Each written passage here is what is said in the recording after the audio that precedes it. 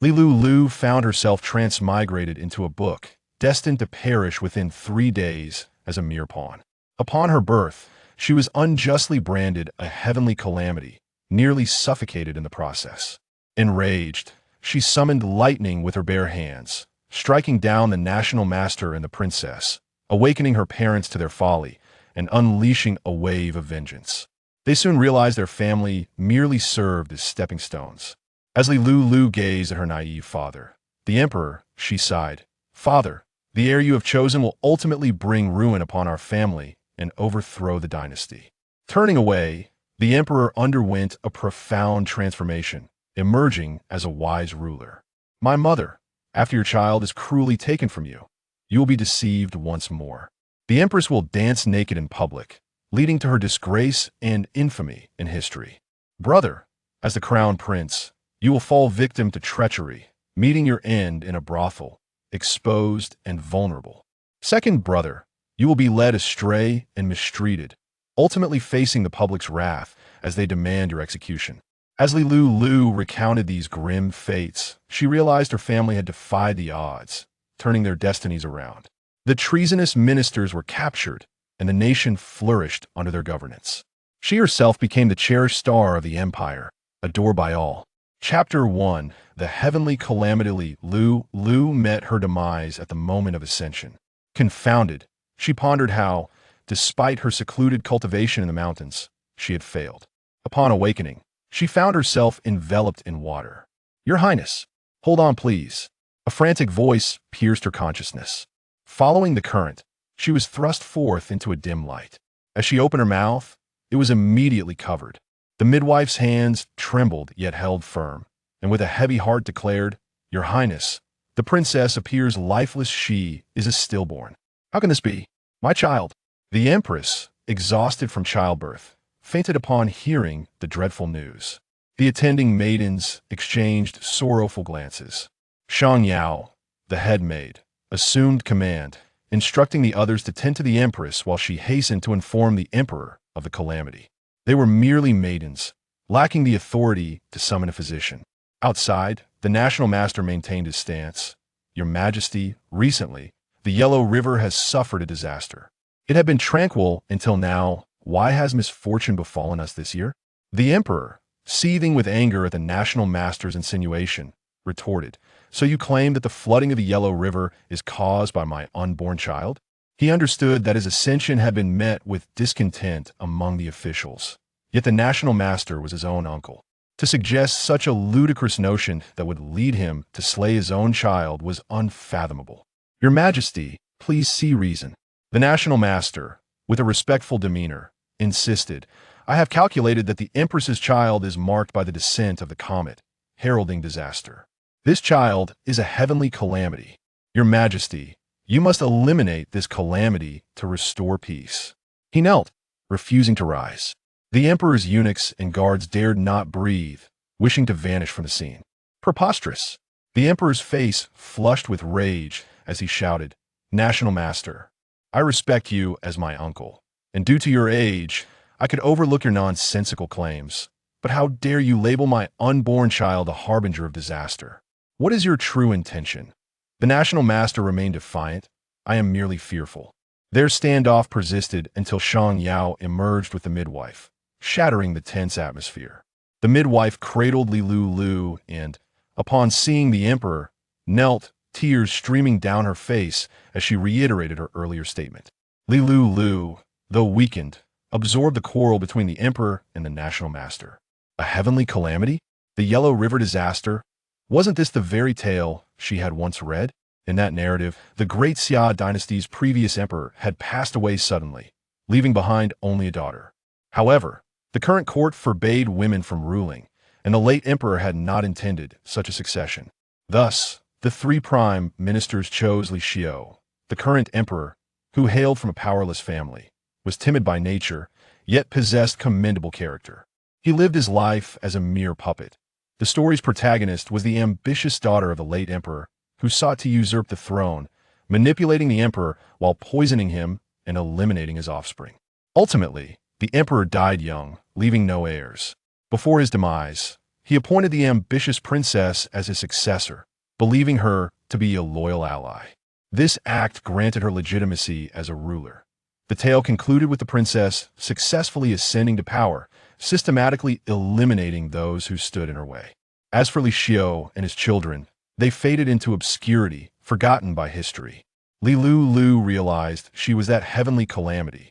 The national master was taken aback by the midwife's words. The emperor, seemingly in disbelief, took a step back, his eyes reddening. "I do not believe it. Bring the child to me. Your Majesty, do not gaze upon her. This is the reason for your divine lineage's arrival in this world." The national master quickly interjected, blocking the emperor. "The comet fears your true dragon aura, otherwise it would not depart at birth. This is a momentous occasion." Shang Yao was weeping. The midwife remained silent, yet her grip tightened. Lulu yearned to protest, but her consciousness began to wane. "Help! Father!" The emperor hesitated, pondering who was speaking. The voice belonged to a female infant. Yet, there was only the child in the midwife's arms. "I can't breathe. Father! My dear father! They are smothering me."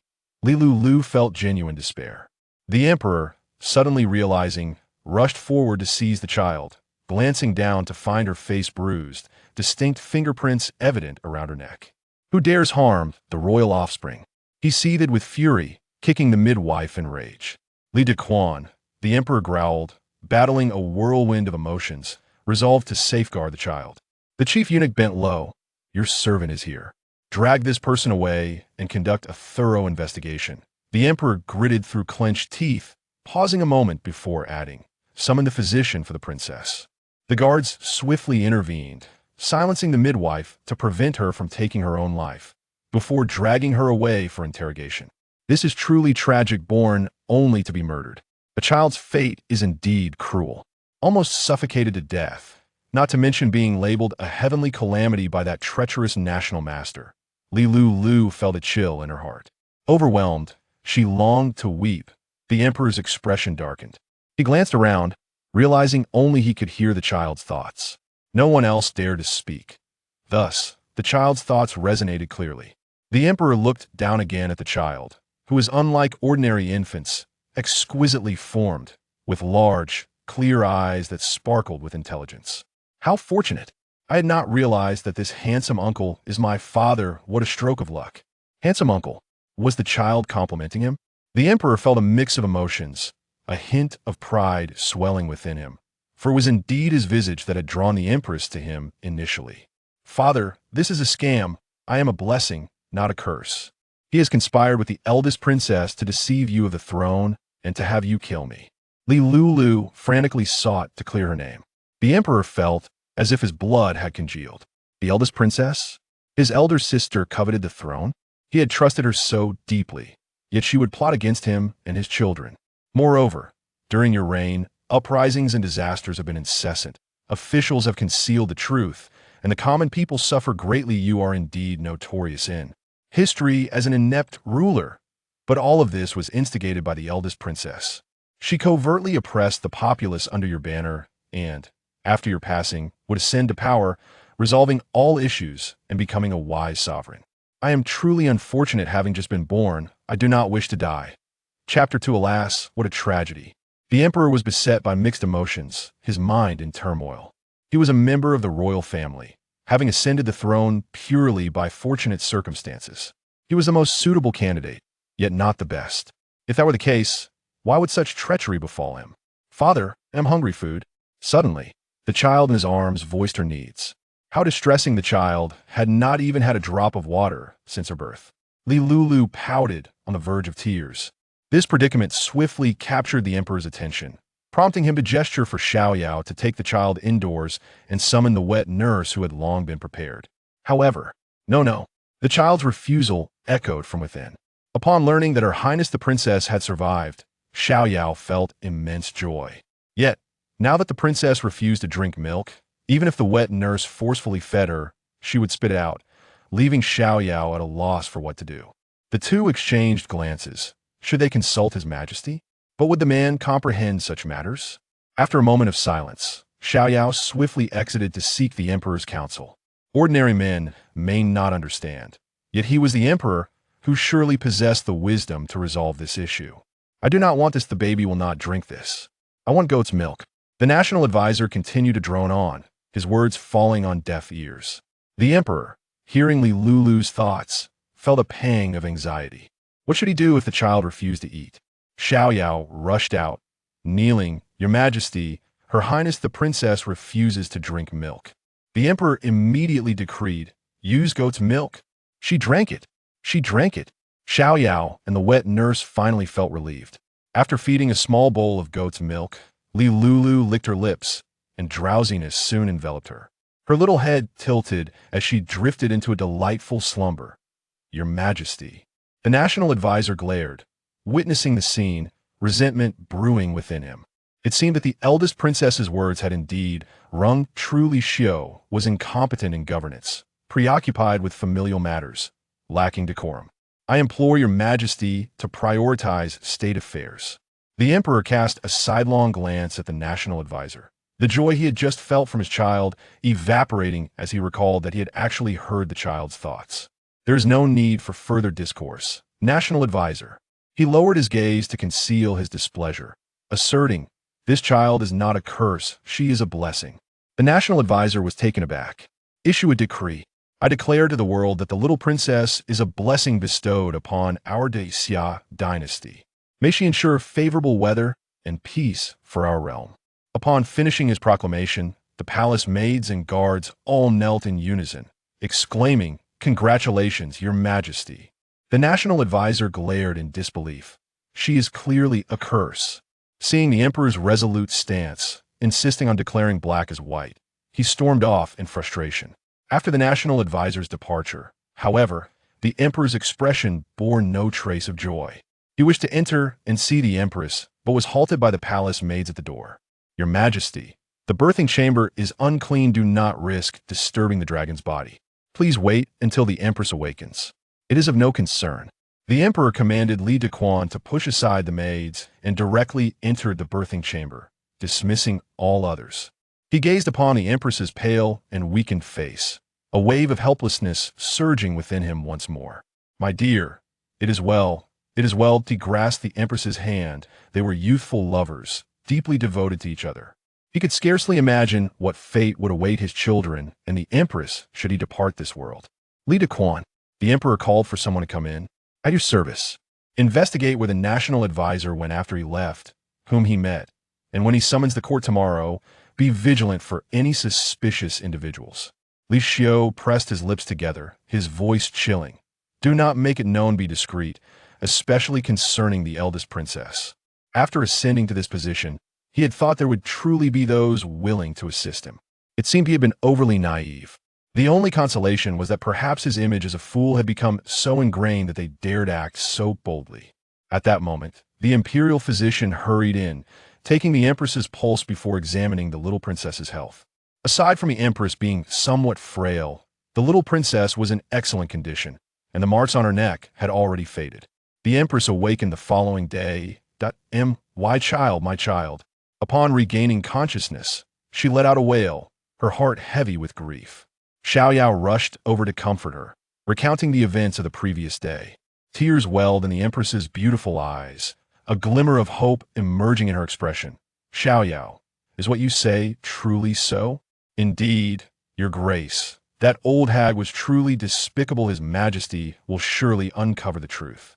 Xiaoyao nodded with a heavy heart. Suddenly, she recalled, "Her Highness the Princess seems to be waking. I shall bring her over." Upon hearing this, the empress's eyes sparkled with joy. Good, Xiaoyao, quickly go." "Yes." Lulu was now awake in the adjoining chamber of the empress's quarters. She was indeed awake, cradled in Xiaoyao's arms, and upon seeing the delicate, pale-faced woman before her, her eyes instantly brightened. "Wow! Pretty sister, pretty sister." The empress, witnessing her child's exquisite and innocent visage, finally revealed a hint of a smile. Yet, in the next moment, her smile faltered. It seemed she had just heard the child speak. But how could a child of such tender age utter words? "Pretty sister is my mother. Ah, I am so happy, bursting with joy. Pretty mother, come close." The empress blinked in stupefaction, instinctively glancing at Xiaoyao, who appeared unaffected, seemingly not having heard the peculiar voice. How strange. Could it be that this child possessed some celestial connection? The Empress continued to listen. But alas, my beautiful mother suffered greatly. In the end, all of my siblings were killed, one after another, and I was the first to perish. Lulu suddenly recalled her current identity, a wave of sorrow washing over her. Her beautiful mother truly endured immense suffering. She too was unfortunate. A curse is a curse, yet to be stifled at birth, what reason is there in this? It is utterly incomprehensible. The Empress's expression grew vacant, her blood seemingly freezing in her veins. What had she just heard? How could her child have perished? Xiaoyao, observing the Empress's countenance, mistakenly believed she was overwhelmed with joy. Your Grace, His Majesty announced to the world this morning that our little princess is a blessing from heaven. She spoke softly to the Empress, so do not worry. Our princess is certainly not the calamity described by the national advisor. After losing several of my children, I encountered a charlatan who convinced me that if I performed a ritual, I would reunite with my children. And what happened? That charlatan drugged my beautiful mother, causing her dance in public wearing only her undergarments. And, alas, she was falsely accused of being possessed by an evil spirit. Wearing merely an undergarment, what difference is there from being unclothed? The mother of a nation was condemned by those pedantic scholars, ultimately deposed and branded as a witch, only to be burned alive. The Empress's hands began to tremble. I doubt a witch. She could hardly fathom the thought of her children departing one by one. How many could endure the agony of burying their own children? Oh, how unfortunate my beautiful mother, as she has done nothing wrong. Lulu lamented, lost in her own little world. Gazing at her lovely mother, her heart ached even more. What transgressions had she committed? In a fit of anxiety, the Empress began to cough violently, her breath becoming labored. Your Majesty, Xiaoyao exclaimed in distress, urgently calling for other palace maids to attend to the Empress. No cough. No need, please withdraw. Cough. The Empress declined the maiden's assistance, her eyes brimming with tears. She extended her arms and embraced Lulu, the most precious treasure of her life. My child. Chapter 3. Another cannon fodder. The actions of the Empress left Xiaoyao momentarily stunned, yet she did not dwell on it. For the feeling of having regained something lost was indeed precious. The events of the previous night had been utterly absurd. How could anyone so brazenly harm a member of the royal family? The Empress's emotions had oscillated dramatically, and her spirit appeared even more diminished. Lulu, however, seemed unfazed, reaching out her chubby little hand to caress her beautiful mother's cheek. Huh, she giggled. Mother's face is so soft. The Empress looked down, seeing her baby nestled in her arms, with fair and delicate skin and a pair of round, glossy black eyes gazing back at her, radiating an endearing innocence. She was certain that the sounds she had just heard were indeed the child's heartfelt expressions. She could hear the child's thoughts, while Xiaoyao and the other maidens could not. What of the Emperor? Could he hear them? Xiaoyao, what of His Majesty? Xiaoyao smiled and reassured. Your Majesty, once I realized you were awake, I sent someone to inform His Majesty. If all goes well, he should arrive shortly. She tucked the blanket around the Empress with a cheerful demeanor. Just then, a commotion was heard from outside. A figure clad in bright yellow appeared at the door. Ching ching, the Empress exclaimed with delight. Your Majesty. Xiaoyao immediately stepped aside to pay her respects, making way for the Emperor. Upon seeing his wife safe and sound, the Emperor's eyes sparkled with joy. Ignoring the presence of others, he approached, sat by her bedside, and gently took her hand, softly inquiring, Are you feeling better? Then a teasing child's voice chimed in, Oh, Daddy and beautiful mother are holding hands. The sound was sweet and tender, yet carried a cheeky undertone. The Emperor and Empress instinctively released their hands. In the next moment, they froze, locking eyes, both reading the unspoken words in each other's gaze. You heard that too? The glances exchanged. TSK. How sweet. A faint blush crept onto the Empress's face. The Emperor coughed awkwardly, glancing down at the child in the Empress's embrace, whose round eyes sparkled with endless curiosity and mischief. This little girl was far too precocious. Xiaoyao secretly observed the shy expressions of the Emperor and Empress, unable to suppress a smile. It seemed they were as fond of each other as ever. Mother! Mother! Suddenly, a mischievous voice rang out from outside. In the next moment, a chubby little boy dashed in. Mother! I came to see father. Why are you here too? The little boy's cheerful demeanor quickly shifted to one of alarm, resembling a startled quail. Oh no, why is father here? Shouldn't he be in the council chamber discussing matters with the ministers? Jinger, the emperor instantly wiped the smile from his face regarding his son, whose round cheeks were nearly all flesh, a wave of helplessness washing over him. At merely 5 years old, the boy's physique rivaled that of several peers combined. Father, I came to see my sister. Little Li Chungjing stood straight, hoping to project an image of obedience. Yet, his darting eyes betrayed his true intentions. Why the rush to see his sister? He must be careful not to fall. The emperor beckoned Li Chungjing to approach. Surprised, the boy noted that his father was not scolding him. He stepped forward and unceremoniously squeezed between the emperor and empress, stretching his neck to catch a glimpse of his sister. The emperor thought to himself, well, I suppose Jinger must be feeling down after my departure. Perhaps I should be less strict. With the child present, he decided to cherish the moment. Suddenly, a round face appeared in his line of sight, startling Lulu. The next second, realization dawned on her. Ah, this is my second brother? Li Qingjing's smiling face reflected a hint of confusion. Who's talking? So chubby. You look so fortunate, just like a little doll. This voice, could it be his sister speaking? Li Qingjing blinked, wondering what his sister had said. A little doll. So fortunate. The little boy felt an immense pride swell within him. Surely, she was praising him. However, the next moment, he heard, alas. But the true fate of second brother has little to do with fortune. Corrupted by malicious influences, succumbing to gambling addiction, and being coddled to the point of arrogance. Believing he can act with impunity simply because he is a prince.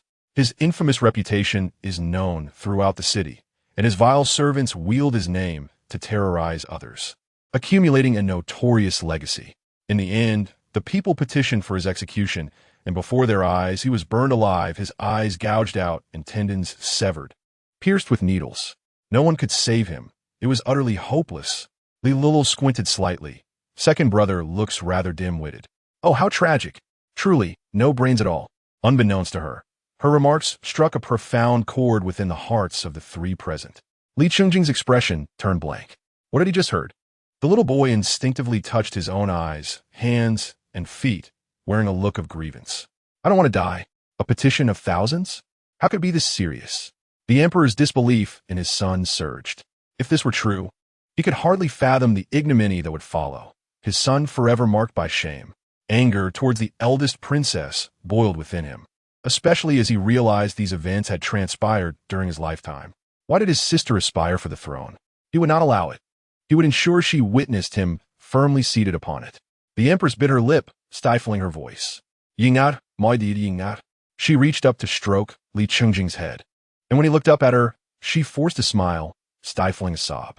Jinger, go play outside for a while. Your father and I have matters to discuss.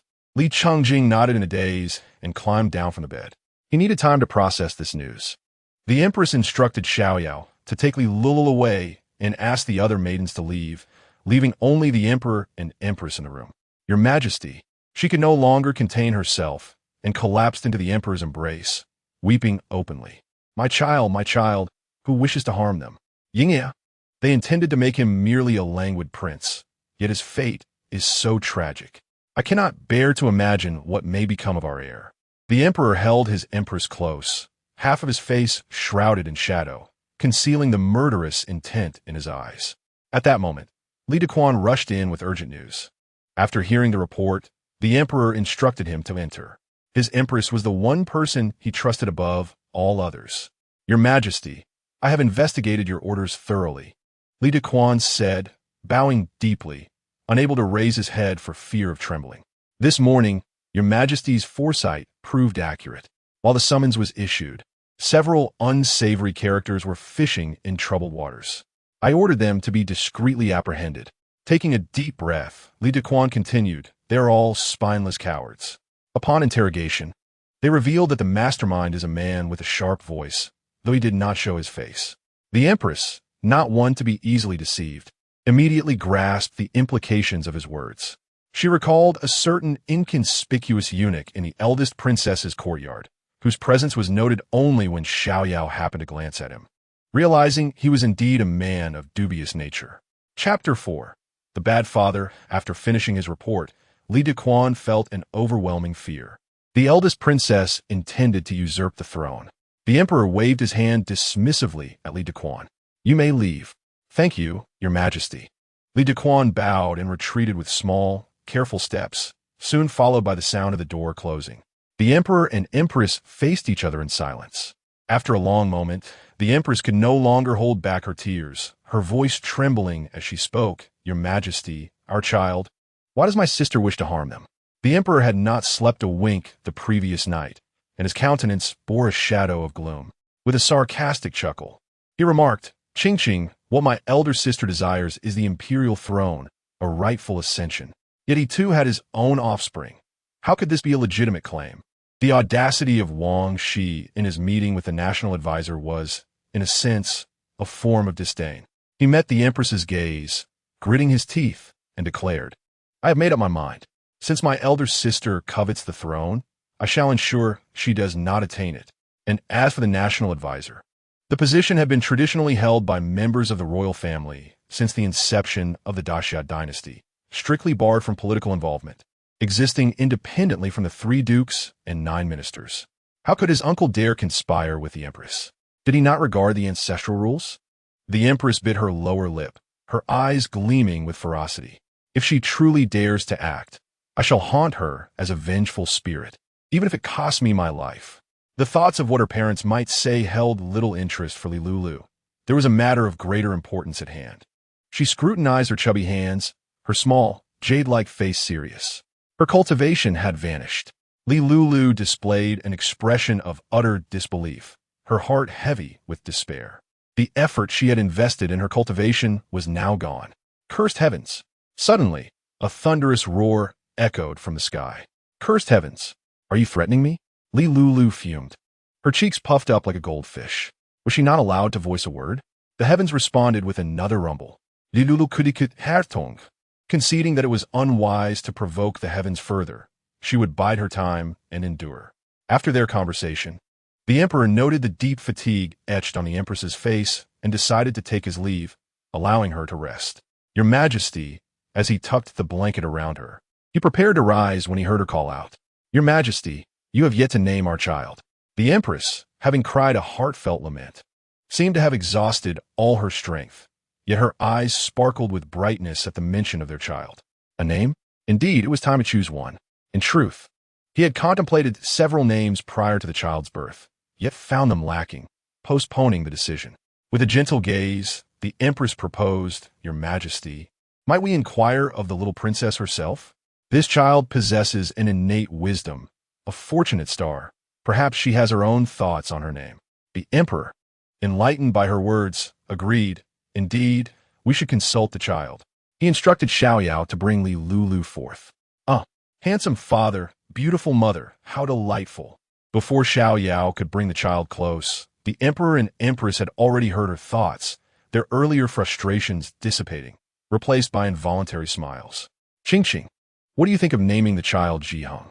The emperor held Lulu, gazing into her sparkling eyes, deliberately stating, "I hope she grows to be honest, upright, and magnanimous." The empress, noticing a mischievous glint in the emperor's eyes, chimed in, "Your majesty, I believe this name is splendid." Not good, not good." Lulu scrunched her little nose in disapproval.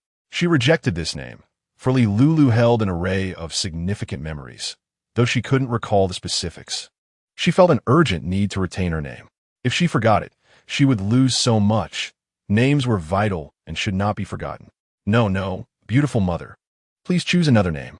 The emperor and empress exchanged glances. Yet, the name was too fitting. The empress suggested, "Perhaps your majesty could think of another?" The emperor feigned distress. Ching, you put me in a bind. How about Shu Yan? I hope our child is both beautiful and graceful." "Oh no, that's also not good. Woe is me. I must be called Lulu." Upon hearing the empress's remark about her not being able to bear that name, Lulu felt an urge to protest. Nonsense. She could certainly bear any name. Yet, The next name that surfaced drew her attention away. Overcome with excitement, she began to babble, her small hands tugging at the emperor's beard, shaking it about. The emperor exclaimed, I don't want that name either. Let go, let go. The empress couldn't contain her laughter, and Xiao Yao stifled her chuckles below. What about the character Lu? Ultimately, the empress rescued the emperor's beard, gently patting Lulu's forehead, her voice betraying her amusement. Our child is so clever at such a tender age. Listen to her delightful coos. Surely, she is a gifted child. She spoke with earnest humor. Oh, is that a thing? Lulu was taken aback. The emperor seized a moment to extricate his beard from her grasp. No, it must be Lulu, a reduplicated name. The emperor, observing her pout, playfully countered, Li is quite nice. Bad father. It's Lulu. Lulu waved her little hands, intent on grabbing his beard once more. However, this time, the emperor was prepared. A large hand enveloped her tiny paws. All right, if a single character feels unfamiliar, how about Lulu? Good. Lulu is great. Thus, the name was settled. Lulu felt immense satisfaction at this fortuitous turn of events. She yawned. The energy of a child was fleeting, and drowsiness began to envelop her once more. After a brief slumber, she awoke to find it was already evening, her tummy rumbling with hunger. Just as she contemplated whether to voice her discontent, Xiao Yao carried her into the empress's quarters, where a wet nurse presented a bowl of goat's milk to feed her. The emperor was also present. After quenching her thirst, Lulu, drowsy once again, overheard the emperor and empress conversing quietly. Having exited, Xiao Yao and the wet nurse left her in the emperor's embrace. Ching. The national advisor yielded no results last night, and I managed to dismiss the morning court session, but tomorrow I shall not be so easily swayed. Your Majesty, Lulu shall never be a harbinger of doom. I know, yet my uncle is indeed the national advisor, a figure of considerable influence, compounded by my elder sister's power. The emperor sighed, I am still too weak. Upon hearing this, Lulu's drowsiness evaporated. Bad guy. That national advisor is a villain. She flailed her limbs in agitation. He is filthy, colluding with those corrupt officials to commit wrongdoing. He ostracizes others and frequents brothels, preferring young girls. Previously, during the flood disaster, he embezzled funds. Woe is me, this flood had nothing to do with me, but he did wrong. He has a habit of burying the list of his accomplices beneath the first pear tree in the national advisor's backyard. The emperor and empress exchanged horrified glances. After a moment's contemplation, the emperor summoned Li Dequan, instructing him to dig carefully.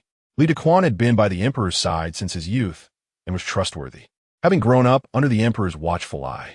As the emperor arranged this, he did not let Lulu hear. I am so furious. If only I could see that national advisor tomorrow, I would summon a bolt of lightning to strike him dead. The emperor's tightly clenched jaw could no longer withstand her fervor. The empress's lips twitched at the thought. It was not entirely impossible. Observing Lulu's adorable demeanor and her fervent thoughts, the emperor suddenly felt that if she were indeed a fortunate star, then she had the right to certain privileges. Your Majesty, this seems rather unreasonable. The empress remarked in surprise. The emperor smiled. I am the reason. Chapter 5. Slay him thus, early the next morning. Lulu awuka amidst the jolt. Did the earth dragon turn over? The emperor, cradling the child as he ascended the dragon throne, felt a twitch at the corner of his mouth. Is my embrace so unstable? The ministers, astonished to see the emperor attending court with a child, were left bewildered by this unusual occurrence. What is His Majesty up to? The national master shook his head discreetly. Indeed, this emperor is truly muddled. Not only does he lack the wisdom and military prowess of his predecessors, but he also seems indifferent to the matters concerning his progeny. It has been so long, and there is only the empress in the rear court. The most critical duty of an emperor is to propagate the lineage. Listen, which emperor in their youth had only 3 children? Seated above, the emperor observed the expressions of the assembled officials, a cold smile curling within. Very well. It seems they no longer conceal their disdain when facing him. As the ceremonial officer announced, the ministers knelt in reverence, beginning to discuss state affairs. The national master was the first to speak. Your Majesty, I have just learned that there has been flooding in the Jiangnan region. Considering the previous calamity along the Yellow River and the coastal tsunamis, such a multitude of disasters occurring in a short span must surely be a divine warning. The emperor's expression hardened. Are you suggesting that my governance is flawed? He retorted, is this not an insinuation of my incompetence? I did not mean that at all. Why will you not listen? The national master replied earnestly. Suddenly, the left prime minister stepped forward, asserting, the national master is merely expressing concern for the nation, your majesty. In my opinion, while the summer brings much rain, the past years have not witnessed such severity. This year is exceptional. It must be the work of malevolent forces. I concur with the left prime minister. The grand commander followed suit. Soon, various officials, such as the imperial physician, the censor, and the minister of granaries also stood in support, comprising nearly half of the court. The left prime minister, Xia, the foremost on the national master's list, had all others following suit. The emperor tugged at the corners of his mouth, casting a cold gaze upon the rising officials one by one. The national master seized the momentum, declaring, Your Majesty, I discerned the celestial signs last night and concluded that the little princess is indeed this malevolent force, the celestial star of calamity. I understand your affection for your daughter, but this matter pertains to the state. I implore you to prioritize national affairs. The officials echoed, urging, we beseech your majesty to prioritize the nation. Liaros, liaros. I am the lucky star. You are the calamity star. Your entire family is a calamity. Lulu grumbled inwardly upon hearing the national master's words. The emperor pressed his lips together. My Lulu, by blood, the national master is kin to us. How could he regard my child as a calamity star? Such a grave error. This person is utterly useless. I am infuriated. I wish to slay this dog of a national master. How to slay him? I forgot. No matter. I shall find the method. Watch. I shall slay him. Hearing Lulu's declarations ignited a fervor within the emperor, who glanced down at the child. Her round, innocent eyes brimmed with indignation as she raised her lotus-like arms, clenched her fists, and struck the air. My Lulu is truly adorable. He struggled to suppress a smile. While the emperor remained attuned to Lulu's thoughts, he responded to the national master. What you say has already been declared on the day of the little princess's birth. On that day, she nearly met her demise in swaddling clothes. Were it not for her being a lucky star descended to earth, how could she have escaped such a disaster? The emperor's voice grew stern. You attribute these calamities to an innocent child, and do you not ponder how history will judge our dynasty? Will you take responsibility for such words? And you, who support the national master, are you willing to bear the consequences? If a little princess is not a calamity, are you prepared to cast off your official caps? He pointed out each official in turn. The officials knelt in unison. We are terrified. The atmosphere in the court turned grave as the emperor regarded the kneeling officials, who were unconsciously pressuring him to yield. The national master, hands clasped, maintained a straight posture despite kneeling, his expression emotionless as he faced the emperor's ire. Yet he felt no fear. He spoke again, Your Majesty, for the sake of the nation, I urge you to refrain from acting out of emotion. If this matter spreads, how will the people regard you? Water can both carry a boat and capsize it. The national master, with a tone of earnestness and a demeanor befitting a devoted minister, implored with a mournful air. The emperor countered, I ask, does the national master dare to take responsibility for his words? I stand by my words. I can swear before my ancestors that yesterday I proclaimed to the world, the little princess is a lucky star, bringing prosperity to the Xia dynasty, ensuring the happiness and well-being of the populace. And you? Dare you, national master? The emperor's gaze sharpened, a sardonic smile gracing his lips. Simultaneously, the emperor heard, I found a method. How delightful. Oh, it seems father is pressuring the national master to swear an oath. Wow, this is truly divine assistance. Let lightning strike and smite this scourge. Upon the emperor's declaration, all eyes in the court turned expectantly towards the national master, urging him to respond. Since this is your majesty's decree, I shall comply. He tilted his head slightly, gazing at the emperor as he began to swear. Your majesty, I swear that every word I utter is true. The little princess is indeed a calamity star, destined to bring disaster to the Xia dynasty. Should my words be false, Let heaven strike me with lightning." Upon his proclamation, silence enveloped the court. The national master appeared righteous, while those aligned with him felt a sense of honor, and the opportunists weighed the impending consequences. "Ah, the heavens! Cursed heavens! Damn the heavens! Strike, strike, strike! Cursed heavens! You and this dog of the national master are a perfect match." Lulu furrowed her brow, cursing the heavens incessantly. In her anger, she directed her ire towards the national master, convinced that the heavens would not spare him either. Simultaneously, she utilized the limited spiritual energy she had cultivated over the past 2 days to shield herself and the emperor. Outside, the previously clear sky darkened ominously. A violent wind swept through, stirring up clouds of dust. Suddenly, a clap of thunder reverberated across the sky. The booming sound echoed continuously, and several bolts of lightning, as thick as tree branches, descended upon the Xia imperial palace, scattering debris in their wake and tearing apart the rooftops. The strikes continued, totaling 9 bolts. After the onslaught, the darkened sky remained unchanged, as if issuing a warning with persistent rumblings of thunder. The emperor, suppressing his trepidation, beheld the lightning strike not only the national master, but himself as well. However, amidst the chaos, no one paid heed to these occurrences. He tightened his embrace around Lulu, a fierce glint flashing in his eyes. Regardless of the circumstances, she is his lucky star. And if I declare the little princess a lucky star, then she is indeed a lucky star. Nearby, Lita Quan was struck on the head by falling debris and remained unconscious. As for the officials below, cries of despair filled the air. Yet the events that had just transpired were vividly etched in their minds. They had witnessed the lightning strike, the roofs collapsing, and only the emperor remained unscathed. Could it be that this little princess truly is a lucky star? The national master, who had sworn his oath, had already been struck down. The guards outside arrived late, and the emperor, seated high above, watched as the ministers were pulled from the rubble. He abruptly turned to the historian beside him and inquired, "Did you record the earlier spectacle?" The historian, having escaped unharmed due to his proximity to the emperor, responded affirmatively. "Very well. Today's events must be proclaimed to the world. I wish for all to know that our Xia dynasty has been blessed by the protection of a lucky star." The historian bowed his head. "Your Majesty is wise." The historian was filled with trepidation, having witnessed the recent events with utmost clarity. The lightning had indeed struck, visible to all in the capital, an undeniable truth. This bolt had even claimed the life of the treacherous national teacher who had slandered the young princess.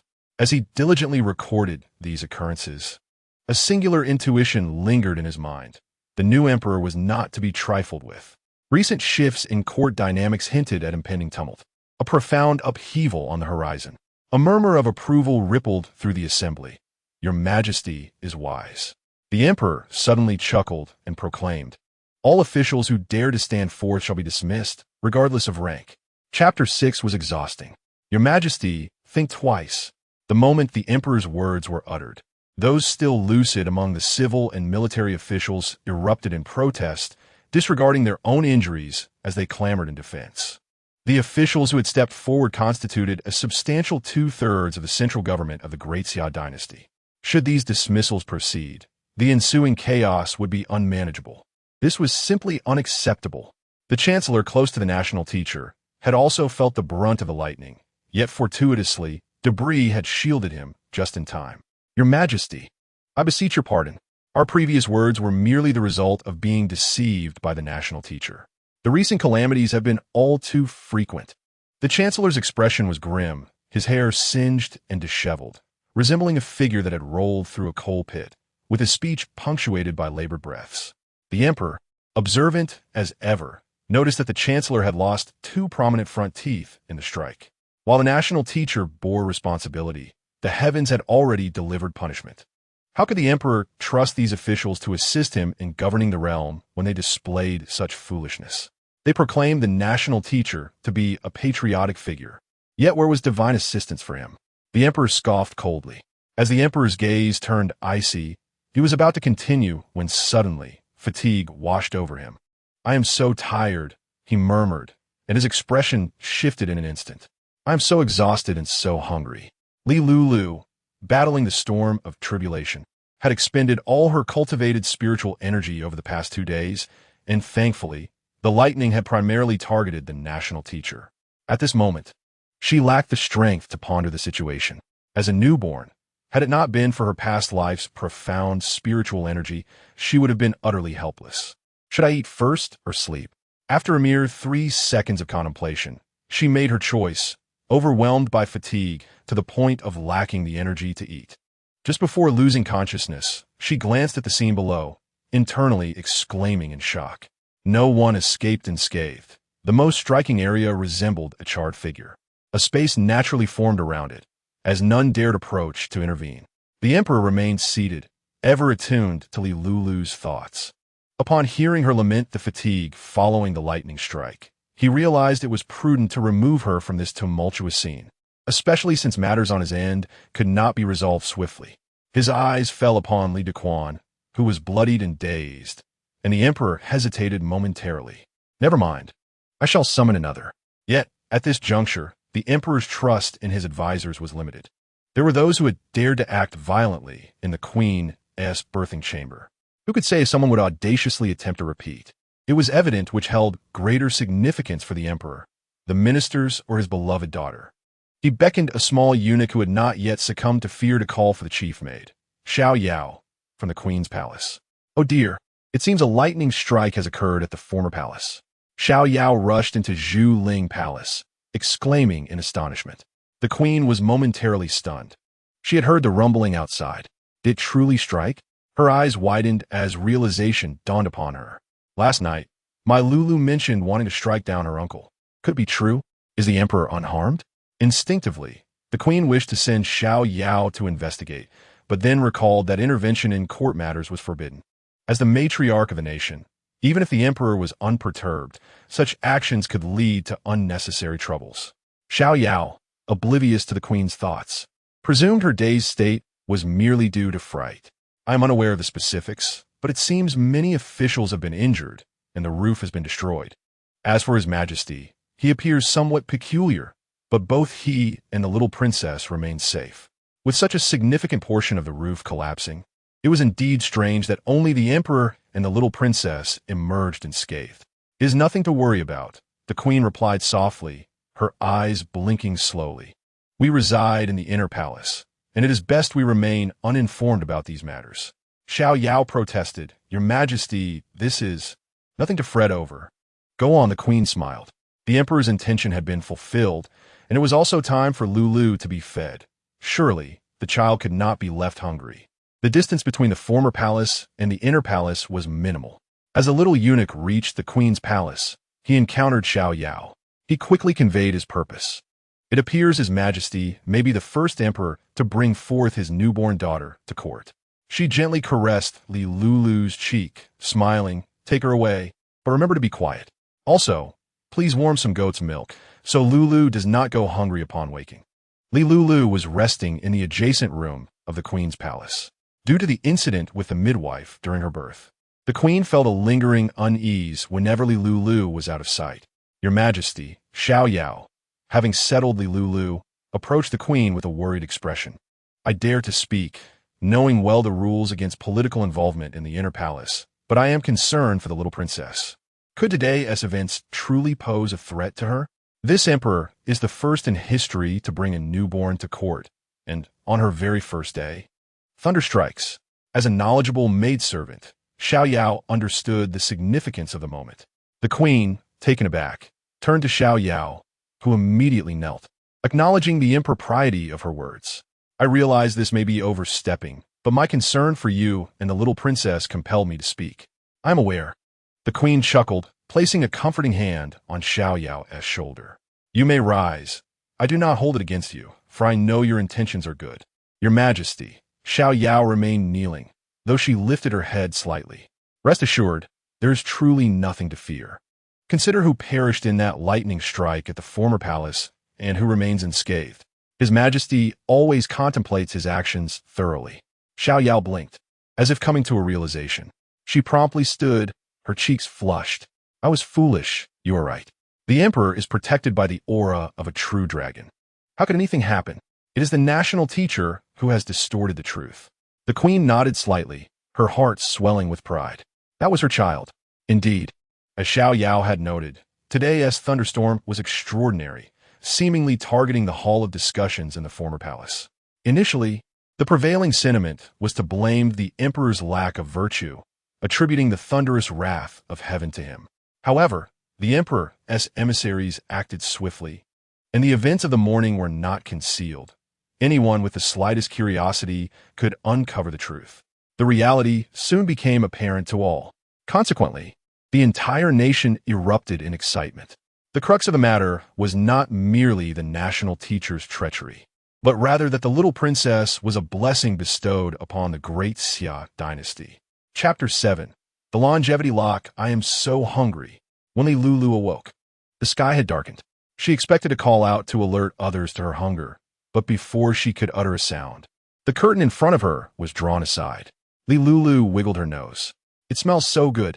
Our little blessing has awakened, the wet nurse exclaimed, beaming as she approached with a bowl of goat's milk. Indeed, gently closed the nearby window before cradling Lulu in her arms, proudly exclaiming, "Our esteemed Empress and the little princess share an unbreakable bond." After a full day of slumber, Lulu was once again brimming with energy. Upon finishing her goat's milk, the wet nurse wiped her mouth before taking her leave. Meanwhile, carried Lulu into the Empress's chamber. At this moment, the Emperor and Empress had just concluded their dinner, gazing at the soft, fragrant child smiling in her embrace. Any worries dissipated like mist. "Hello, beautiful mother." The Empress couldn't help but laugh. Although her health had not yet fully recovered, she feared that her clumsiness might lead to accidentally dropping the child. So she hesitated to hold her tightly. She gently touched Lulu's small, chubby fingers, her eyes brimming with tenderness. How wonderful it was that her child had not yet been taken from her. Seeing her lovely mother smile, Lulu was momentarily taken aback before breaking into a more radiant grin, her spirits lifted. Who could comprehend that upon waking, she was greeted by beauty smiling at her, holding her hand? "Ah, my wife," she exclaimed. "How I wish to grow up quickly and nestle into the embrace of my beautiful mother. Truly, it is a boon for this emperor father," she mused. "Mother, come closer. Come, let me give you a few kisses." Her thoughts flowed, all praise for the Empress's beauty, peculiar yet endearing. The emperor wore an unusual expression. At his stature, how could this little girl fail to notice him standing beside the Empress? He touched his own face, reassured by his own handsome appearance, standing tall at nearly 8 feet. A sight to behold. Though he did not wish to compare himself to the likes of Panin, he considered himself a fine-looking man. Had there not been others present, the Empress would have struggled to contain her amusement, her shoulders shaking with laughter, a blush creeping onto her cheeks. "Why is my beautiful mother trembling so?" Lulu inquired innocently. Indeed, giving birth in ancient times is akin to wandering through the underworld. The recovery is slow, and my heart aches for my beautiful mother. The corners of the Empress's eyes glistened with unshed tears. Her heart swelled with gratitude. The Emperor, too, felt a surge of compassion. Just as he contemplated how to care for the Empress, Lulu's words took a sudden turn. One cannot fathom the hardships of childbirth unless one has experienced it. The Emperor replied, "Well said, my dear daughter. Your longevity amulet is now lost." Though the Empress had recently given birth and was not yet ready for intimacy, he still visited her whenever he could, aware of her struggles and Lulu's remarkable presence. This child was indeed his lucky star. Therefore, prior to Lulu's birth, the Emperor had commissioned a longevity amulet crafted from pure gold, adorned with jade, perfectly suited for a child. He envisioned how adorable Lulu would look wearing it. Yet in the presence of the Empress, the child seemed entirely oblivious to him. The Emperor felt a twinge of annoyance. The Empress, sensing the Emperor's forlorn gaze, subtly took his fingers in her hand, smiling gently. "Lulu also feels for me." The Emperor's affections were not lost on her. She knew that once the child grew, she would surely understand his kindness. This child, too, would come to cherish him. The Emperor was momentarily taken aback by the subtle melancholy in his own words. The Empress remained silent, merely shaking his hand playfully, causing him to relent. "Enough. Why should I quarrel with a child?" He then retrieved the longevity amulet from his robe. Upon seeing it, Lulu's eyes sparkled with delight. Wow, this amulet is beautiful. And this jade, such vitality. Oh, my dear father, you look exceptionally handsome today, even more than yesterday. I truly adore you. Witnessing the child grasp the longevity amulet tightly, along with her internal stream of praises, the emperor found it hard to deny that he was indeed pleased by her flattery. As for the sudden interruption in her thoughts, both he and the empress assumed it was merely the child's excitement causing her to lose her train of thought. Does our Lulu like the longevity amulet? Lulu nodded eagerly, pointing at the jade decoration. This, I want the jade. The emperor was about to suggest that he would procure one each year, but the child only expressed her desire for the jade. Truly, a case of buying the box instead of its precious contents. Yet, upon reflection, he considered that this child was no ordinary one. Her preferences must hold significance. Perhaps this jade possessed unique qualities. He resolved to inquire further the next day to ascertain whether any of this jade remained. Unaware of the intricacies of their emotions, observed the emperor's occasional envious glances at the interactions between the empress and the little princess, which brought her unspoken joy. The emperor treated the empress exceptionally well. Although Lulu had napped throughout the day, after engaging with the emperor and empress and receiving a cherished treasure, she was eager to absorb the jade's vitality. Thus, she stifled a yawn. I'm so sleepy. I want to rest now, having expended too much energy during the day. The empress remarked, It seems Lulu is tired. Please take her to rest. As you command, replied. She then carried Lulu to her specially crafted crib. Just as she was about to remove the longevity amulet to place it nearby, she noticed Lulu holding it tightly. Tried a few times to pry it away, fearing to wake the little princess, yet concerned that the amulet might disturb her sleep. In desperation, she hurried to report the matter to the emperor and empress. Such attachment, even in slumber? The emperor and empress exchanged helpless smiles. No matter. Although this child is small, she knows what she wants. If she clings to it, then it is her choice. Let her be, the empress concurred.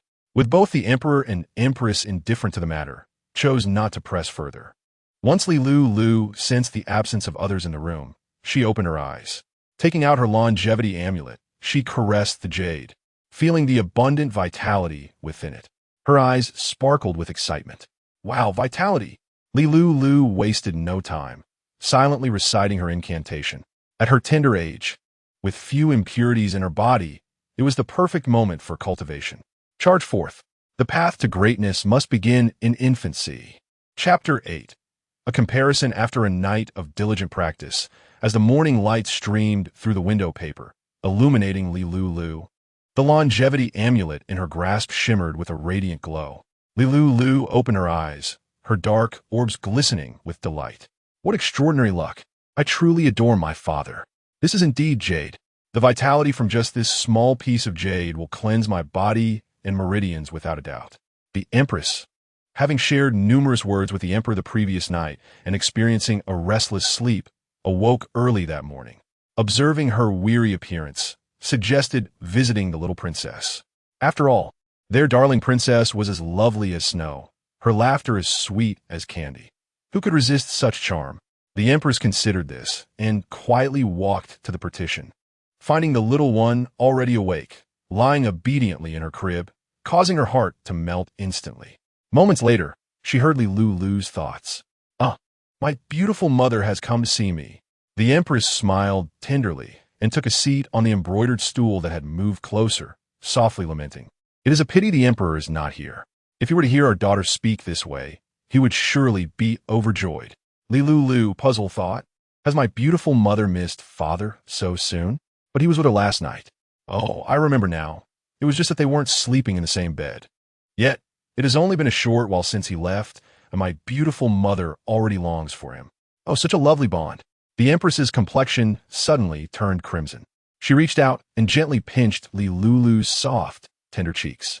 This little girl, so mischievous, one wonders how playful she will be when she grows up. The beautiful mother did not exert much force in her pinch. It felt more like a gentle scratch from a kitten, causing Lulu to giggle heartily, her spirits soaring. In this world where spiritual energy is scarce, The presence of this shard of jade would undoubtedly facilitate her cultivation journey, and at this pace, she estimates she could establish her foundation within a decade. 10 years to merely establish a foundation. Contemplating this, Lulu felt an inexplicable mix of emotions. Caught between tears and laughter, ultimately, she decided it was a stroke of fortune. Later, when the Emperor brought forth news, Lulu felt as though her luck had reached its zenith. The Emperor had procured a piece of jade scrap. I commanded Li Dequan to seek this jade scrap, expecting to find a larger piece, yet this is all that remains, he remarked, seemingly surprised. No matter, this small piece is sufficient, replied Lulu, one hand tightly clutching her longevity charm while the other held a small pouch. The remaining scrap of jade was exceedingly tiny and fragile, and since the Emperor desired the entirety, if given to the little princess in such a state, some pieces would surely be lost. Thus it was wrapped in cloth, securely sewn on all sides. Observing his daughter's contentment with such meager fragments, the Emperor felt a pang of heartache. He resolved that she deserved far greater treasures. Concurrently, Li Dequan arrived with news and hastily reported to the Emperor. Your Majesty, the midwife who attempted to harm the little princess has finally confessed. Initially, the old crone was quite obstinate, refusing to divulge even under duress. It was only with the Empress's guidance that I investigated her family, which led to a breakthrough. Albeit after considerable time, the Emperor listened quietly, refraining from interrupting. I discovered that the mastermind behind this plot is none other than the nephew of the late Tai Fei Tang, namely Tang Yu, the current Duke of Omping's son. Upon hearing this, the Emperor felt a flicker of surprise, yet his expression remained unchanged. What motive could he possibly have to harm Lulu? The late Tai Fei Tang had a daughter who tragically passed away prematurely, leaving her with no descendants. The Duke of Omping shares no grievances with them. Why would he act so? Li Dequan continued. Tang Yu had taken the midwife's family hostage, compelling her to conspire against the little princess. But why target the heir apparent? The Emperor, suppressing his impatience, drummed his fingers on the table, as if declaring the end of his forbearance. The specifics mattered little. He only sought the outcome. I am but a useless servant. I remain unaware, replied Li Dequan. The Emperor furrowed his brow, knowing the identity of the perpetrator, yet lacking understanding of the motive, which stirred unease within him. Presently, they were in a position of weakness, unable to apprehend Tang Yu directly, even if they possessed evidence. Truly, it was a pitiful state for a sovereign. Continue the investigation. Yes. While the atmosphere remained grave on the Emperor's side, it was quite the opposite for Lulu, who basked in a delightful ambience. She and her beautiful mother lounged in the courtyard, soaking up the sun on this splendid day. The Empress, having heard Lulu express that sunbathing could enhance immunity, though she did not fully comprehend, ordered some lounge chairs to be set up in the courtyard. As they basked in the sunlight, the mother and daughter both stretched comfortably. It should have been a joyous day. Lulu squinted her eyes, feeling the spiritual energy within her gently cleansing her meridians, akin to a full-body massage. Suddenly, a palace maid rushed over, presenting the Empress with an item. Your Majesty, the eldest princess has sent a message stating she will visit you tomorrow to see our little princess. What? Lulu's eyes widened instantly. No, I do not wish to see that wicked woman. The Empress maintained a stoic expression. Inform her that I am still recuperating after childbirth and request that she postpone her visit. This woman would go to such lengths for the throne, intending to annihilate their entire family. The Empress harbored deep resentment, yet the Emperor's position was precarious, making this a time for caution. She truly did not wish to encounter this woman, fearing she might lose her composure and disrupt the Emperor's plans. The palace maid hesitated, and upon receiving a glance from Xiaoyao, she firmly stated, what else did the eldest princess have to convey? The maid, trembling, replied, Forgive me, Your Majesty. The message from the eldest princess indicates that she is aware of your suffering during childbirth. She has recently acquired a skilled physician and wishes to present her services to you. Xiaoyao frowned. Is that all? The maid replied, I dare not deceive. She also stated that if you refuse again, she will persist in coming, claiming that the late emperor granted her the privilege to leave the palace at will. And delivering this message is merely a formality. Furthermore, you are her sister-in-law. The family should not be so estranged. After this, she bowed deeply, and her words carried a heavy undertone. Lulu Gaspard. Goodness, is she so audacious? The Empress merely drew a deeper breath, quickly regaining her composure, and forced a smile. Very well, we shall warmly welcome the eldest princess tomorrow. Xiaoyao's face flushed with anger, yet she complied with the Empress's instructions and accepted the message. The eldest princess's words, both overt and covert, belittled those from the Zhuling palace, and not only Xiaoyao, but also the nearby, made felt indignation. Their Empress was such a good person, and the eldest princess was exceedingly rude. The messenger maid retreated, trembling, observing the anger of the palace maids nearby. The Empress intended to lighten the mood with a jest, when Lulu's thoughts echoed once more. Because this physician first administered a substance to weaken beautiful mother's health, causing her body to gradually deteriorate. It was only after that charlatan's intervention that it proceeded so smoothly. The Empress's expression darkened instantly. The thought of ultimately being wed and performing a dance in public, while clad only in undergarments, was a grave insult. The hatred that had been suppressed began to resurge. However, why do beautiful mother and father still believe this person is benevolent, despite the eldest princess's ostentatious demeanor? This malice is overflowing. Is it their fault or mine? Lulu gazed at the Empress with wide, curious eyes, genuinely perplexed. What a vast heart, to be unable to perceive such animosity and superiority in another. The Empress was momentarily taken aback, her emotions complex. Indeed, the eldest princess had previously exhibited a similar attitude, but the Emperor had claimed her intentions were for their benefit, combined with the tangible advantages they had derived, which led them to overlook these matters. In hindsight, it seemed both she and the Emperor had been rather foolish. Chapter 9. An impending storm. The Empress understood that the crown prince would ultimately be victimized by this supposedly benevolent elder sister, yet she remained uncertain of the method. However, she could not voice her inquiries at this moment.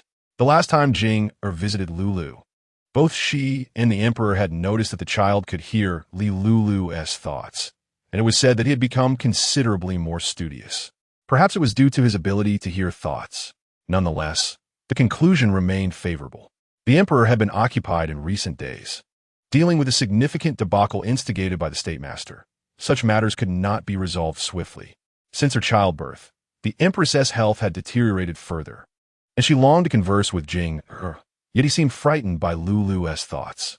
That night, as Lulu prepared for sleep, the Emperor and Empress discreetly dismissed the attendants and began to share hushed conversations. Unbeknownst to them, Lulu lay on the Empress's bed, fully attuned to their whispered exchange. The Emperor remarked, "Has she truly lost all restraint?" Upon hearing the Empress mention that the Changgongzhu would be visiting tomorrow, a surge of anger surged within me. Indeed, this Changgongzhu has grown exceedingly arrogant. It is baffling that the two of you failed to discern this earlier. It is truly a case of blindness. The Emperor then proceeded to discuss the matter of the midwife being bribed. As for Tang Yu, the son of the Omping Ho, I recall he is already over 30 years of age with a daughter. I attended his child's full moon banquet. The Empress, too, was perplexed as to how this individual became involved. It is said that the heir of Omping Ho and his wife respect each other greatly, and their affection is profound. Beyond that, I possess little knowledge. The Emperor echoed this sentiment, having interacted with the heir of Omping Ho, who appears to be a person indifferent to fame and fortune. Hence I am at a loss as to why he is implicated. As he spoke, he discreetly shifted his gaze towards Lulu on the bed. Moreover, it is rumored that this young heir has a strained relationship with the Changgongzhu, as they have been at odds since childhood. His limp is a result of her actions. Thus, neither party suspected any connection between the heir and the Changgongzhu. Is this really so difficult to deduce? Because this fellow harbors feelings for the Changgongzhu. The Emperor and Empress were taken aback. What, beautiful mother, since you have met the young heir's wife, did you not notice her resemblance to the Changgongzhu? The Empress widened her eyes in astonishment. I have only seen the young heir's wife once, and she appeared quite shy, often keeping her head lowered. It was years ago, so how could I recall? The Empress inadvertently remarked that the young heir had his leg injured by the Changgongzhu. Yes, although he lost a leg, he gained love, which could be deemed a significant return. The Emperor and Empress were baffled. What nonsense is this? Because of this incident, the Gongju feels remorse towards the young heir, and his persistent disdain for her is a reflection of his underlying affection. Ah, this seems to be a common flaw among immature young boys. They tend to bully those they like. How juvenile.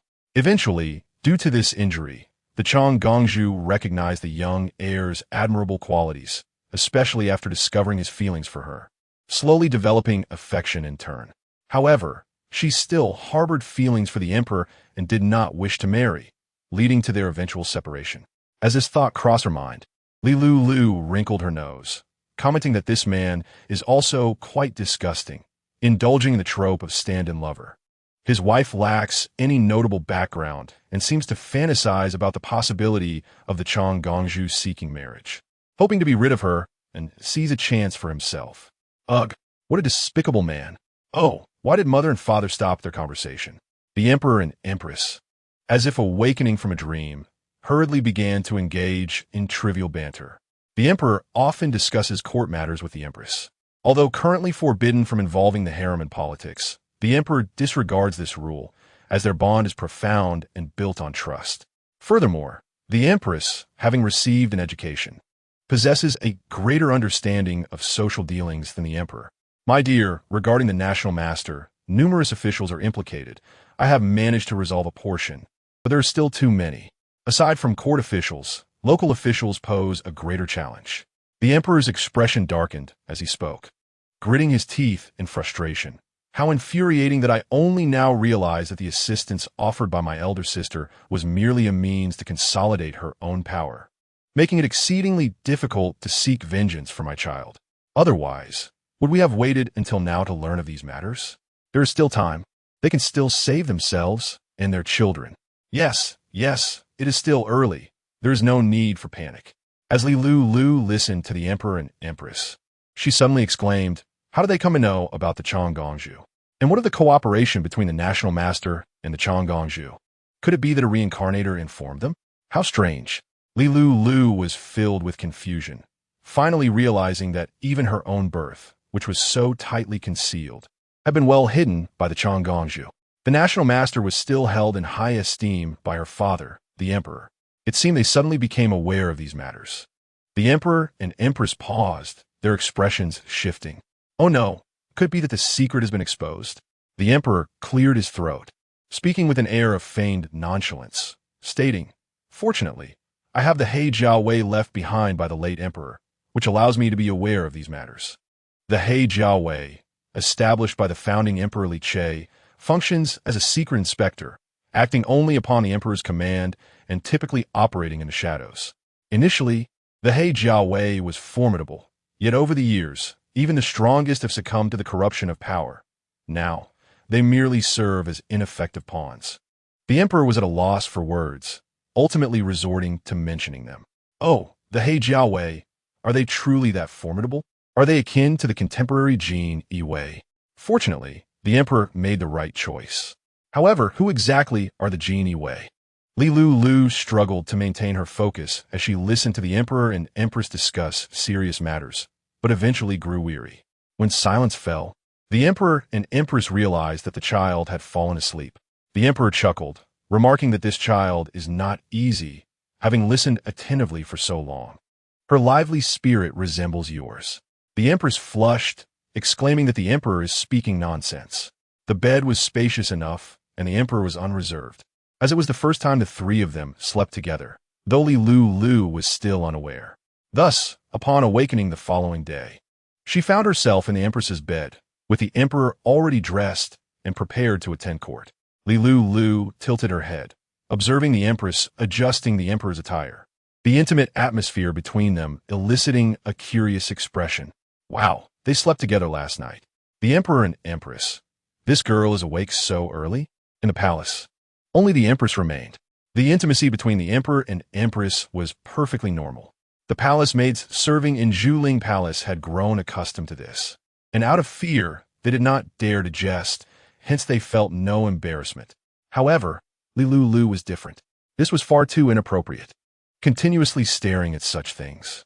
The emperor cleared his throat several times, feeling the weight of Lulu's teasing gaze upon him, his expression faltering. prompting him to hastily depart for court.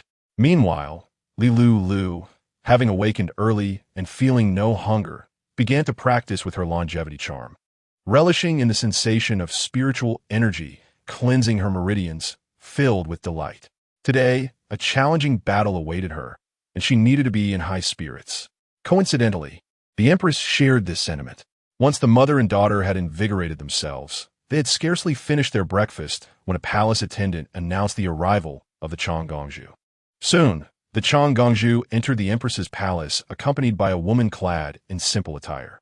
The Changgongju greeted warmly, sister-in-law. The woman behind her offered a slight bow. The Empress replied with a gracious smile, "Elder sister, what a surprise to see you so early. I am not yet prepared to welcome you." This was Lulu's first encounter with the Changgongju.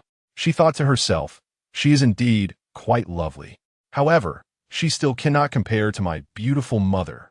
The woman adorned in crimson and green, her elegant red palace gown accentuating her regal presence, moved with a lightness akin to a fairy descending from the heavens. Adorned with golden ornaments and embellished with jewels, her crescent moon brows and cherry-red lips complemented her fair complexion. Her slightly upturned phoenix eyes exuded an air of authority, radiating unparalleled beauty. The Empress, perceiving Lulu's thoughts, felt warmth in her heart. Indeed, the Changgongju's exquisite beauty is renowned throughout the capital. Though no longer in the bloom of youth, her allure remains undiminished, even enhanced by the maturity of her years. Observing the Changgongju's expression closely, the Empress noticed little change, which brought her some measure of comfort. It appeared that the Changgongju could not hear Lulu's thoughts. At the outset, both she and His Majesty speculated whether it was due to blood relations. However, upon reflection, even the Guisher could not hear Lulu's thoughts. And now the Grand Princess could not either. Otherwise, the two of them would not dare to be at ease. The Grand Princess wore a gentle smile, betraying no malicious intent. After exchanging pleasantries with the Empress, she proceeded to the main topic. "Sister-in-law," she said, presenting a young maiden who had accompanied her. "This is the physician I mentioned to you. Her name is Su Xian. Her medical skills are exceptional. She cured the chronic headache that plagued me." The Empress replied, "It is not that I do not trust you, but this physician is indeed quite young." She regarded the girl, appearing to be merely 16 or 17, with delicate features and a gentle demeanor, clad in white, exuding an aura of purity and elegance. "Thus, you can ascertain the quality of her skills, my lady." The Empress maintained her smile, though inwardly she felt a twinge of unease. She was aware that this physician could be one of the catalysts for her eventual tragic fate. Knowing the Grand Princess's capabilities, she recognized that this physician's skills were indeed remarkable. Although the Thai hospital existed, the art of medicine and poison was still fraught with danger. One could never know when poison might be administered. To be cautious, it was prudent to find a reason to dismiss her. Before the Empress could speak further, the Grand Princess continued, "Indeed, sister-in-law, I understand your concerns. It is only through experience that we can discern the truth. I assure you, Doctor, Su Xian's medical expertise is beyond reproach." Her words, though commanding, were delivered with a surprisingly gentle tone. The Empress felt a bittersweet pang in her heart as she gazed at the Grand Princess, momentarily lost in thought before becoming resolute. Regardless of the facade, it was all a ruse.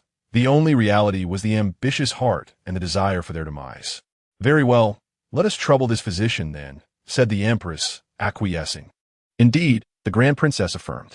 Su Xian then articulated several ailments. While the Empress listened attentively, her mind partially focused on Lulu, touched by her daughter's filial piety. As she spoke, she composed a prescription. The Grand Princess even dispatched someone to the Thai hospital to consult the physicians there.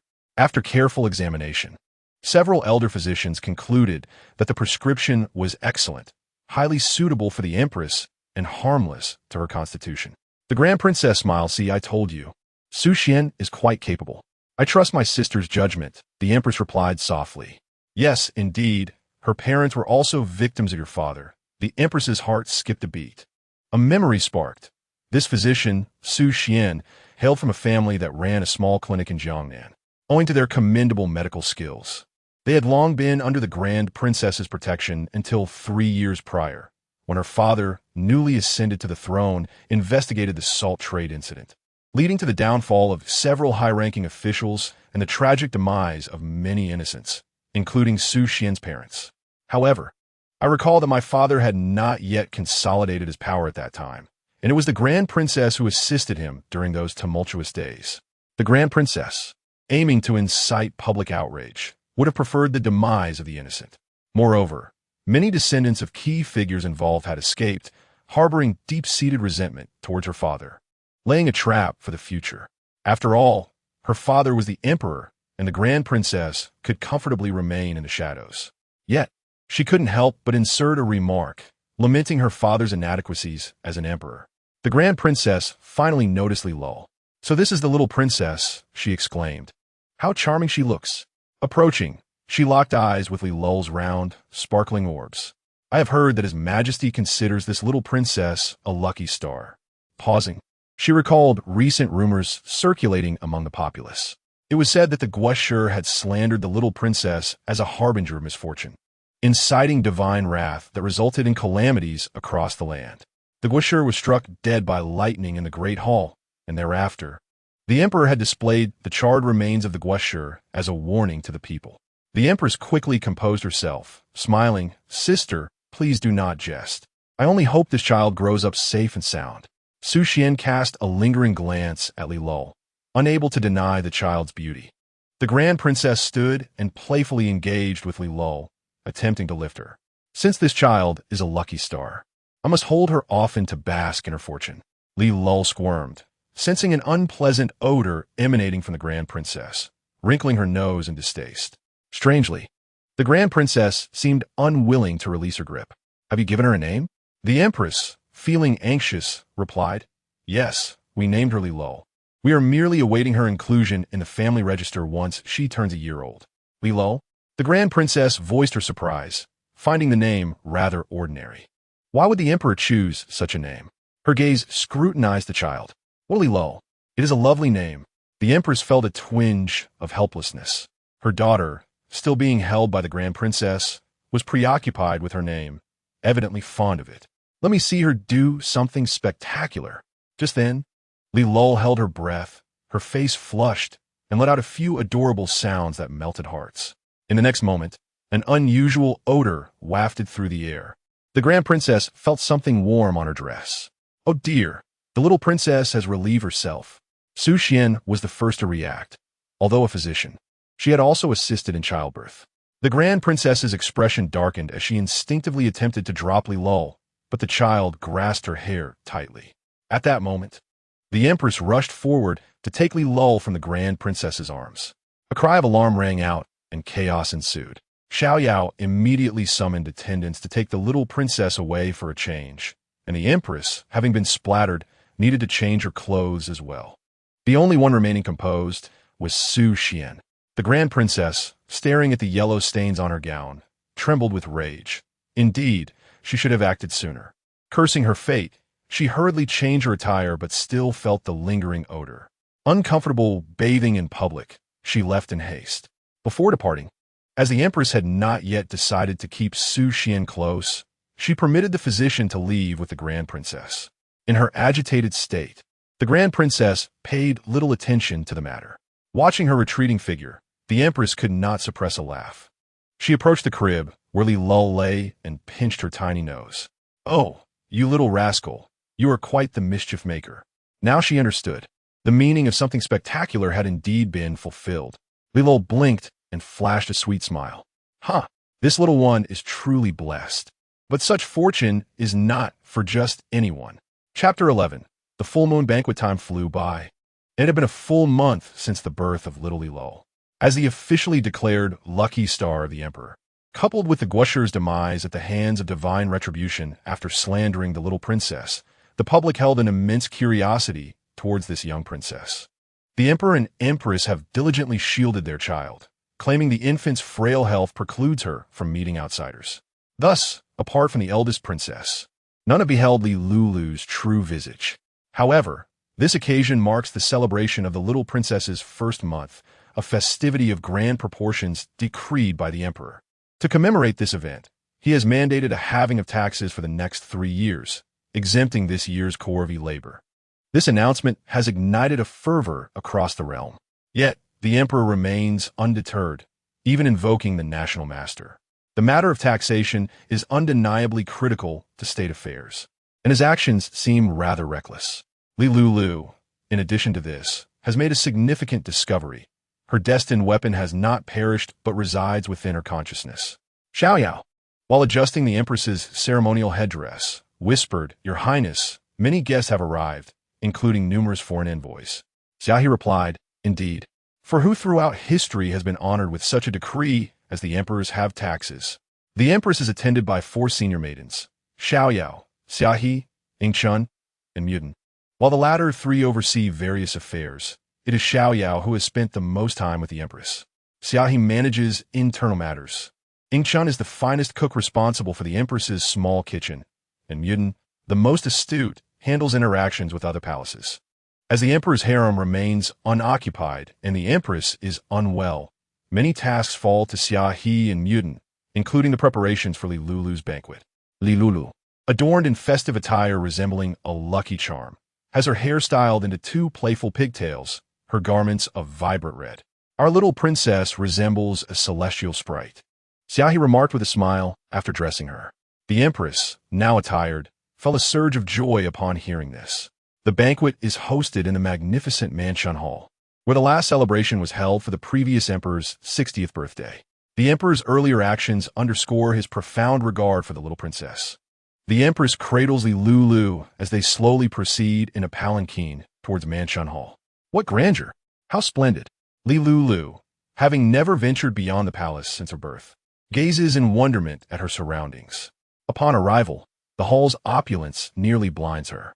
The ceremonial officer proclaimed, "The Empress has arrived." The attending ladies stood in reverence, greeting her with respect. Following the Empress's entrance, it was time for the emperor. Once both took their places, the banquet commenced. The Empress cast a cursory glance and noted the multitude of guests, including several foreign envoys and, notably, the eldest princess. Upon meeting Lulu's gaze, the eldest princess's smile faltered momentarily before returning to its usual demeanor, though resentment brewed within her heart. "Esteemed guests," the emperor began, addressing the assembly. "Today we celebrate the little princess's first month. Previously, the national master overstepped, and heaven has levied punishment upon him. Had it not been for this, I would have remained ensnared in his deceptions for longer." The eldest princess maintained her smile, yet sensed the emperor's gaze linger on her when he mentioned the national master. A foreboding feeling arose among the attendees, comprised of noble ladies and high officials, as they exchanged glances. The matter of the national master pertains to governance. Why bring it up now? The role of the national master serves as a conduit to the celestial realm. Yet how could a member of the royal family assume such a position? Moreover, the little princess is a heavenly blessing bestowed upon us. At this juncture, the emperor paused, taking Lulu from the Empress's arms and raising her above his head. "Thus, I hereby proclaim, appointing the little princess Lulu as the successor to the national master." A wave of shock swept through the crowd, with many gasps and the sound of items falling. Silence enveloped the hall. The Empress was equally astonished. The emperor had kept this revelation entirely concealed. "Am I to assume an official position?" Lulu pondered. No, she declared, "I do not wish to rise early." "Absolutely not." Sitting beside the Empress, Li Chungjing retained a calm demeanor, never aspiring to official titles, merely desiring a life of leisure. Yet, upon hearing Lulu's thoughts, he couldn't help but glance at her. "Your Majesty, this cannot be." Several elder officials, now realizing the implications, rose in protest, citing various reasons against such an appointment. The eldest princess's expression darkened. Had Li Xiu lost his senses? Lulu is merely a month old, barely able to speak. How could she possibly serve as a national master? Furthermore, there has never been a female official in our dynasty. Reflecting on her own father's affection, she recalled that although he cherished her, he never permitted her to wield power, a stark contrast to the privileges granted to Lulu. Why should she be denied her rightful place simply because she is a woman? Clenching her fists tightly, her nails digging into her flesh, The eldest princess was consumed by resentment. Yet, she refused to accept her fate. She would claim that position. The emperor, having anticipated this scene, lowered his arms and watched as Lulu waved at him, suppressing a chuckle. I have considered all your reasons, yet who, if not my little princess, is more worthy of a national master's role? He countered confidently. In essence, who could surpass the little princess in communicating with the divine? Indeed, in this regard, I'm a practitioner of the celestial arts, Lulu declared with pride. Although this realm possesses some spiritual energy, it is scarce, and practitioners are likely few. In such a world, those who cultivate such paths are often outsiders, unlikely to serve in the court. The emperor and empress's eyes brightened at this revelation. A practitioner of the celestial arts? Indeed, Lulu is a celestial blessing bestowed upon the Xia dynasty. Li Chengjing finally understood, realizing that his sister's ability to share her thoughts stemmed from her status as a practitioner, and he alone could hear her. The young boy puffed out his chest with pride. Chapter 12. Bestowing gifts nevertheless, your majesty, this contravenes ancestral edicts. An elder statesman quavered, stepping forward. Zhang Yu, the crown prince's tutor and once a mentor to the late emperor, spoke firmly. The role of national master requires careful deliberation. While we recognize the little princess as a blessing, her age renders her unfit for such a taxing position, especially as she cannot yet articulate her thoughts. His words resonated more profoundly than the prior protests. Lulu turned to observe this esteemed tutor, but alas, she could only see the top of his head as he bowed. The emperor smiled gently. I appreciate your concerns, but we are not in a court setting. I am merely announcing this decision. You may all rise and not dampen the little princess's spirits. Furthermore, we have numerous foreign envoys in attendance. It would be unseemly to discuss such matters in their presence. Upon hearing the emperor's words, the officials suddenly grasped the situation. Indeed, this was not a court session, and given that it was the little princess's banquet, allowing such disputes to unfold would only invite ridicule from the foreign guests. The emperor, noticing that Zhang Taifu seemed to have more to say, interjected before the latter could speak. Taifu, please rise. Any matters can be discussed tomorrow. Today is the celebration of the little princess's full moon banquet. As he spoke, he affectionately patted Lulu's head, who was babbling and playing with her longevity lock. I can't shake the feeling that father is somehow utilizing me. No, it's these officials who are being toyed with. I sense that father's true intentions lie elsewhere. Lulu furrowed her brow, pondering for a moment, only to realize that this plot was absent from the pages of the book. Given the current clues, she could not fathom the emperor's genuine thoughts, and therefore chose to abandon her musings. After all, one should not burden a child with such complexities. The proceedings continued with offerings and congratulations from the attendees, creating an ambience of harmony. Yet, it was clear to all that the emperor's earlier remarks were no jest. This had entirely dampened the minister's spirits for merriment at the banquet, though the female guests remained largely unaffected. Naturally, the foreign envoys exhibited little reaction as well. Their primary purpose for visiting was to celebrate the birth of the Xia dynasty's little princess, rumored to be a divine envoy. The envoy from Nanyugua, Wu Lu Chao, approached the emperor of the Xia dynasty. Clad in exotic garments, the envoys performed the utmost respectful greetings, with the leader stating, Your Majesty of the Xia dynasty, our sovereign has heard of the arrival of your lovely little princess and has entrusted us to convey our heartfelt congratulations and present gifts. Upon finishing, he slightly turned aside, allowing two attendants to step forward, bearing the gifts they had brought. As the envoy unveiled the crimson silk cloth, 10 lustrous, round pearls were revealed, each the size of an infant's fist and remarkably pink. The moment these treasures were displayed, every woman present gasped in awe, for they were simply breathtaking. Following this, other foreign envoys presented their gifts, though none could rival those from Nanyugua. However, from Bayamo, in addition to gifts, a young prince was sent with the intention of studying the advanced knowledge of the Xia dynasty. While ostensibly for education, the underlying motive was to serve as a hostage. This revelation left many astonished. Why would they send a hostage when there had been no recent conflicts? The relationship between the two nations had improved significantly, and with the distance involved, engaging in warfare was unfeasible. The young prince, Tuabalan, was the youngest son of the Bay Mo monarch, merely 5 years old, yet he exhibited a surprising maturity in his demeanor. He approached the emperor of the Xia dynasty, wishing the ruler great fortune. The young prince bowed, his voice tender yet serious, his etiquette impeccable. The emperor responded, "No need for formality. Please rise, young prince."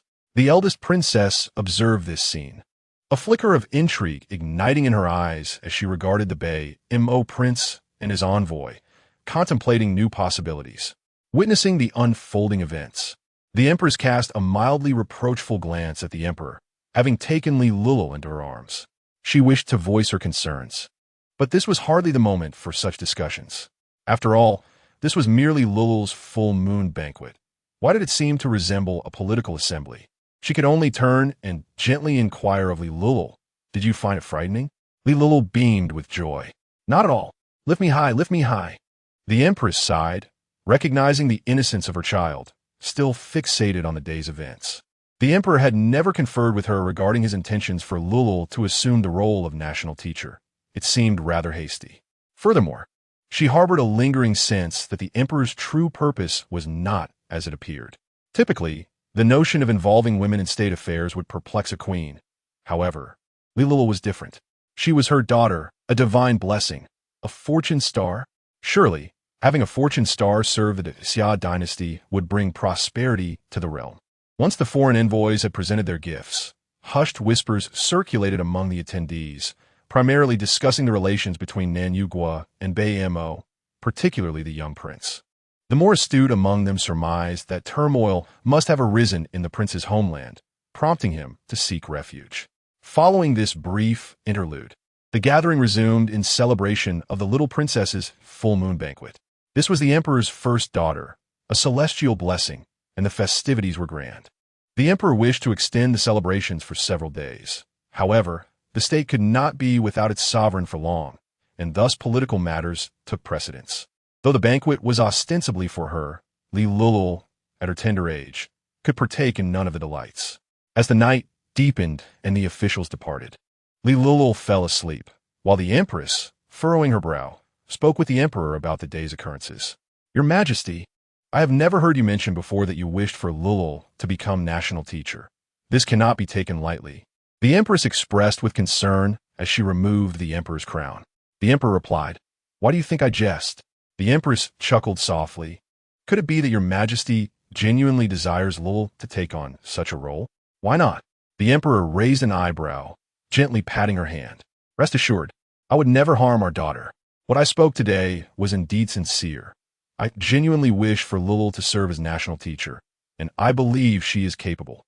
However, I am also aware that she is still quite young, and merely listening to our hearts does not suffice." The empress looked on with uncertainty. "Then why declare it so early?" "Do you know," the emperor began, "that I recently heard something from Lulu that struck me as remarkably insightful." The empress tilted her head slightly, unconsciously slowing her movements, eager to hear what the emperor would say next. The emperor continued, "Human nature tends to seek compromise. For instance, if you say a room is too dark and propose opening a window, they will likely resist. But if you suggest removing the roof, they may agree to open a window instead." Should Lulu overhear this, she would be filled with embarrassment, recognizing the wisdom in the statement. A smile finally graced the empress's face. This reasoning was profound, and, when reflecting on the emperor's earlier words, she initially found it agreeable. Yet upon further contemplation, her brow furrowed once more. The emperor chuckled softly, smoothing the lines of worry from her forehead as he embraced her, reassuring, "You need not worry. The banquet's turn of events was never my intent.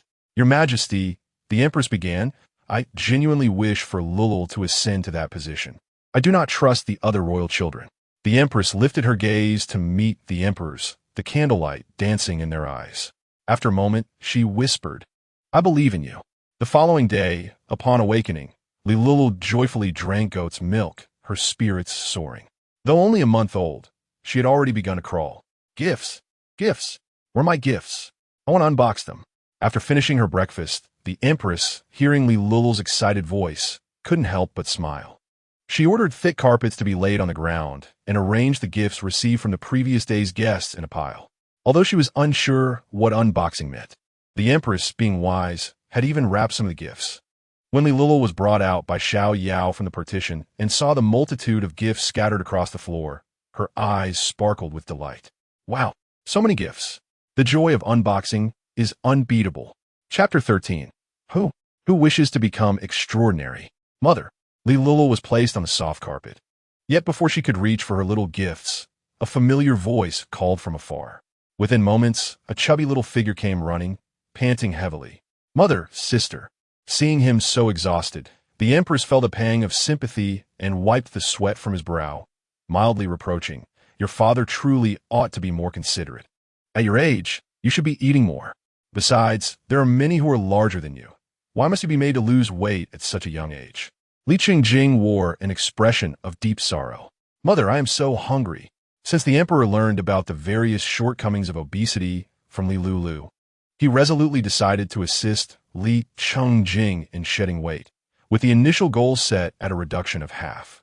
Today marks the 10th day, and each morning, Li Qingjing is required to run 10 laps around the imperial garden. Should he fail to complete it, he must at least walk the distance. After the run, he is to attend his lessons. Wow, is he really not fat? Beautiful mother, your maternal love has truly clouded your vision. This filter is far too strong. The Empress, intending to have Engshun secretly bring Li Qingjing a piece of osmanthus cake, was caught off guard by Li Lulu's remarks, causing her cheeks to flush with embarrassment. Li Qingjing, wearing a pained expression, looked towards the source of the voice and pouted, "Sister." Oh dear, this poor child, tears welling up in his eyes, yet his complexion is rosy, suggesting he hasn't been affected too much. Li Lulu lay on her soft little pillow, slowly unwrapping the gifts before her, and upon seeing Li Qingjing's expression, she giggled softly. Li Qingjing lamented, "Father is not the same as he used to be. He would encourage me to eat more before, but now it's all low oil, low salt, and eat less while moving more. It's quite unbearable." The Empress noticed Engshun nodding at her and raised her hand, signaling the nearby palace maids to withdraw, leaving only Xiao Yao and Engshun to attend to her. "Now, do not overindulge. Your father will surely inquire." The Empress took the osmanthus cake from Engshun and placed it in Li Qingjing's arms, chuckling, "I recall that last sugary hawthorn, which had been exposed, resulting in you running an additional 5 laps. Upon seeing the osmanthus cake, Li Qingjing's eyes sparkled, and he hastily accepted it, stuffing it into his mouth while eagerly nodding. "Is there more, mother?" He devoured the few pieces of osmanthus cake in an instant. The Empress sighed in exasperation. "You, having finished, should take a rest. You still have lessons to attend." "The teacher will not be coming." Li Qingjing shook his head, intrigued by the myriad of gifts scattered around, and gradually moved to sit beside Li Lulu, watching her unwrap her box. The Empress inquired, "Why not?" Li Qingjing removed his shoes, feeling the plush carpet beneath his bare feet as he settled cross-legged next to Li Lulu. "The teacher sent word this morning, stating that he must persuade father on matters of state with Zhang Taifu, aiming to rectify the court's conduct. I suspect it relates to what father mentioned yesterday, specifically about not allowing my sister to become the national master." After speaking, he scratched his cheek, instinctively glancing at Li Lulu, feeling somewhat awkward, as that statement implied a prohibition against her. However, his sister was remarkably intelligent, seemingly a celestial being, so she would undoubtedly comprehend such discourse. The Empress realized the implication. No wonder the Emperor had not attended breakfast today. His duties and state affairs had kept him preoccupied. "Huh, not allowing this baby to become the national master?" Li Lulu exclaimed as she uncovered a painting that appeared to be of some age. Yet, her lack of interest and elegance rendered the artwork useless to her. She diverted a portion of her attention to the conversation between her beautiful mother and her plump brother, displaying a regal demeanor as she smirked, "It matters not, foolish brother. Beautiful mother, you need not worry about father being bullied, for he is no longer the same man. He is now Nyo Kuma and possesses ginseng." Li Lulu gazed at the ginseng, sensing its age of at least 1,000 years, its quality exceptional, on the cusp of attaining sentience. Both the Empress and Li Qingjing were drawn in by Li Lulu's proclamation. It appeared that this ginseng had been gifted from the residence of Prince Yu. The Empress pondered aloud, recounting its origins. She initially thought Li Lulu would be delighted, but upon glancing down, she saw the girl's furrowed brow, indicating a deep conflict within her, Yet at that moment, no sentiments escaped her lips. The Empress was left puzzled by her daughter's turmoil. Lulu was indeed troubled about whether or not to impart some spiritual energy to help the ginseng awaken its intelligence, knowing that doing so would certainly attract the attention of the heavenly Tao, resulting in a tribulation. This tribulation was not a punishment, but rather a manifestation of the natural order. Furthermore, assisting it would entangle her with karmic consequences. In this world, the laws were quite stringent, and she needed to tread carefully. Li Chongjing mimicked Li Lulu's actions, propping a pillow beneath him, laying on the carpet. Observing his little sister's frown, her rosy cheeks scrunched up adorably, reminiscent of an elderly woman. Unable to resist, he reached out and poked her cheek, inquiring, "Sister, what are you thinking about?" Li Lulu turned her head and calmly replied, "Ah. Foolish brother, this baby cannot even speak." Li Chongjing sighed. When will I ever be free from the nickname Foolish Brother? And why is it that whenever I attempt to express my ability to hear my sister's thoughts, my mouth feels glued shut, refusing to open? Even when I write it down, the thoughts in my head and what I put on paper differ entirely, often resulting in a mess of ink. When my teacher saw those ink-stained papers, he reported me to father, and I had to copy a 1,000-character essay 10 times. This incident was the reason Li Chongjing had refrained from visiting the Empress's palace for several days after first hearing Li Lulu's thoughts. Eventually, he pondered and devised a reason for this peculiar occurrence. Perhaps it was the fate of the chosen one. Li Chongjing gazed upwards, a hint of melancholy in his eyes, lamenting this troublesome talent. His younger brother displayed a peculiar expression, glancing up while occasionally sighing, while his little sister clutched the ginseng, her features contorted in concern, seemingly troubled by something. The Empress could no longer suppress her laughter, covering her mouth and nose with a handkerchief to stifle the sound, her shoulders shaking with mirth. They were simply too adorable. It was unfortunate that the Emperor was absent. He truly missed out on this delightful scene, and if the Crown Prince were present, all her children would be by her side, and Lulu could meet her elder brother.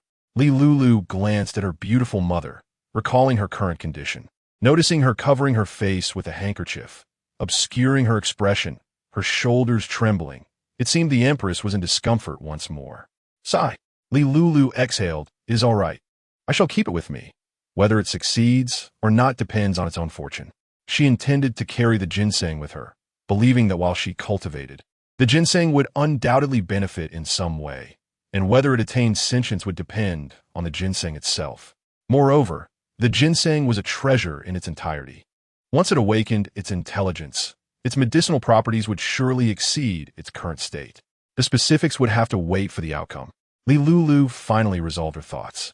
In her past life, she had been abandoned by her family, thus feeling little familial connection, and when it came time to settle karmic debts, it was not particularly challenging. This life, however, was different. Her parents cherished her deeply, and her identity was distinct. Li Lulu sensed a potential intertwining with the fate of a nation. Yet, upon further reflection, she considered it unlikely. The Empress was somewhat taken aback by Li Lulu's intention to keep the ginseng with her, but upon reflection, she recognized the ginseng's significant weight and rarity. After this brief interlude, Li Lulu tucked the ginseng into her embrace and resumed unboxing.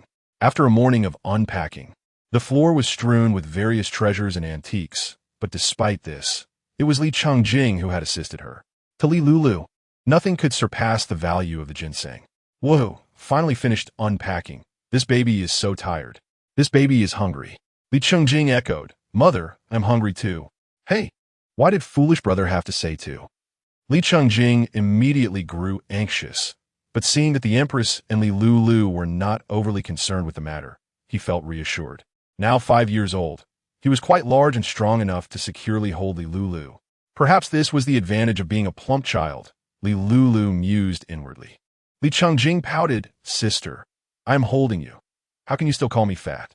If not for this layer of fat, how could I hold you so steadily?" As fate would have it, lunchtime was approaching. The Empress, having learned that the Emperor was still in his study discussing state affairs with the ministers, commanded the small kitchen to prepare additional sweets. This was something suggested by Li Lulu, who believed that sweet treats could easily brighten one's spirits. The Empress wholeheartedly agreed, noting that the Emperor's mood always improved significantly after indulging in desserts. In the days that followed, Lulu did not pay much attention to the events surrounding her full moon banquet, yet the outside world was in an uproar. The charred corpse of the former national teacher was too compelling to ignore. Her father was secretive about his intentions, yet it was evident that he held his own in discussions with the ministers. For Lulu, however, her primary concern remained the ginseng she had received earlier. In her spare moments, she diligently practiced her cultivation, and the Empress allowed her to keep such a precious herb close. Even as the excess spiritual energy from her practice inevitably overflowed, all of this energy was absorbed by the ginseng. Within just a month, Lulu could sense that the ginseng was on the verge of developing sentience, a rare perception unique to cultivators. Oh no, this ginseng is truly becoming sentient. But the palace is not a suitable place for a thunder tribulation, she thought. Is the palace about to be struck by lightning for a second time? Upon hearing these words, both the Emperor and Empress erupted in laughter, unable to contain their coughing. Your Majesty, Your Highness. The attendants rushed to tidy up the surroundings. The Empress shook her head and waved her hand at Xiao Yao, signaling that she was fine, before dismissing the attendants. She raised her head, her eyes slightly reddened from coughing, her voice trembling. Your Majesty, Ching Ching. The Emperor appeared dazed. Who was about to become sentient? Chapter 14. All actors' father, mother. Please do not waste food. Li Chongjing exclaimed, his tone resolute, though his expression bore a hint of grievance as he lamented his inability to eat due to his weight loss. As for Lulu's thoughts, he paid them no mind, as his eyes were solely fixed on the food before him. He could only look but not eat, his mind consumed with thoughts of food. Thus, even if he did overhear Lulu's inner voice, it was as if he had not heard it at all. The Emperor and Empress exchanged glances and both waved dismissively at Li Qingjing, redirecting their attention to Lulu, who lay in a rocking chair. Oblivious to their presence and instead fixated on the ginseng, her brow furrowed in worry. Can you not be a bit slower? Lulu felt somewhat frustrated, at a loss for what to do. Initially, she had misjudged the situation. Even if the ginseng were to slowly absorb the spiritual energy she leaked during practice, it would take several years, yet it had only taken a mere month. The Empress's eyes widened, disregarding any decorum. Did you just say that this ginseng is becoming sentient? My goodness, she instinctively clutched her chest, feeling her heart race uncontrollably. The Emperor shared her sentiment, though his focus was entirely different. Thunder tribulation? Does that mean lightning will strike again? For some reason, he felt an unexpected thrill at the thought. At my age, I cannot go out. Should I let the ginseng go out alone? Lulu pondered this and shook her head. That wouldn't do. What if the sentient ginseng decided to leave? That was unacceptable. It belonged to her. Perhaps it would be best to keep the ginseng at a distance. At least that will buy me some time. If I keep it away, I might be able to delay for another 6 months. 6 months. By then, I should be able to walk, right? Lulu was confident, for she was no ordinary infant, and her father had proclaimed her to be the auspicious star of the Xia dynasty, even prompting heaven to strike down foes. In such circumstances, concealing her abilities was impractical. She aimed to impress and dazzle. I hope the weather is favorable by then. After devising her plan, another dilemma arose. Where can I place this ginseng? The Zhuling Palace was meticulously maintained by the palace maids, who overlooked no corner. Yet the ginseng could be folded, making it manageable. After much contemplation, Lulu concluded that the most suitable place would be the vase in her beautiful mother's chamber, which had just been trimmed and would not require changing for some time. This internal dialogue was overheard by the Emperor and Empress, who exchanged knowing glances. The Empress smiled gently. Your Majesty, rest assured I understand. She immediately grasped the Emperor's unspoken thoughts, but knew they could not voice them. Thus, when Lulu attempted to place the ginseng into the vase, her beautiful mother suddenly interjected. I remember that ginseng must be kept in water after being harvested.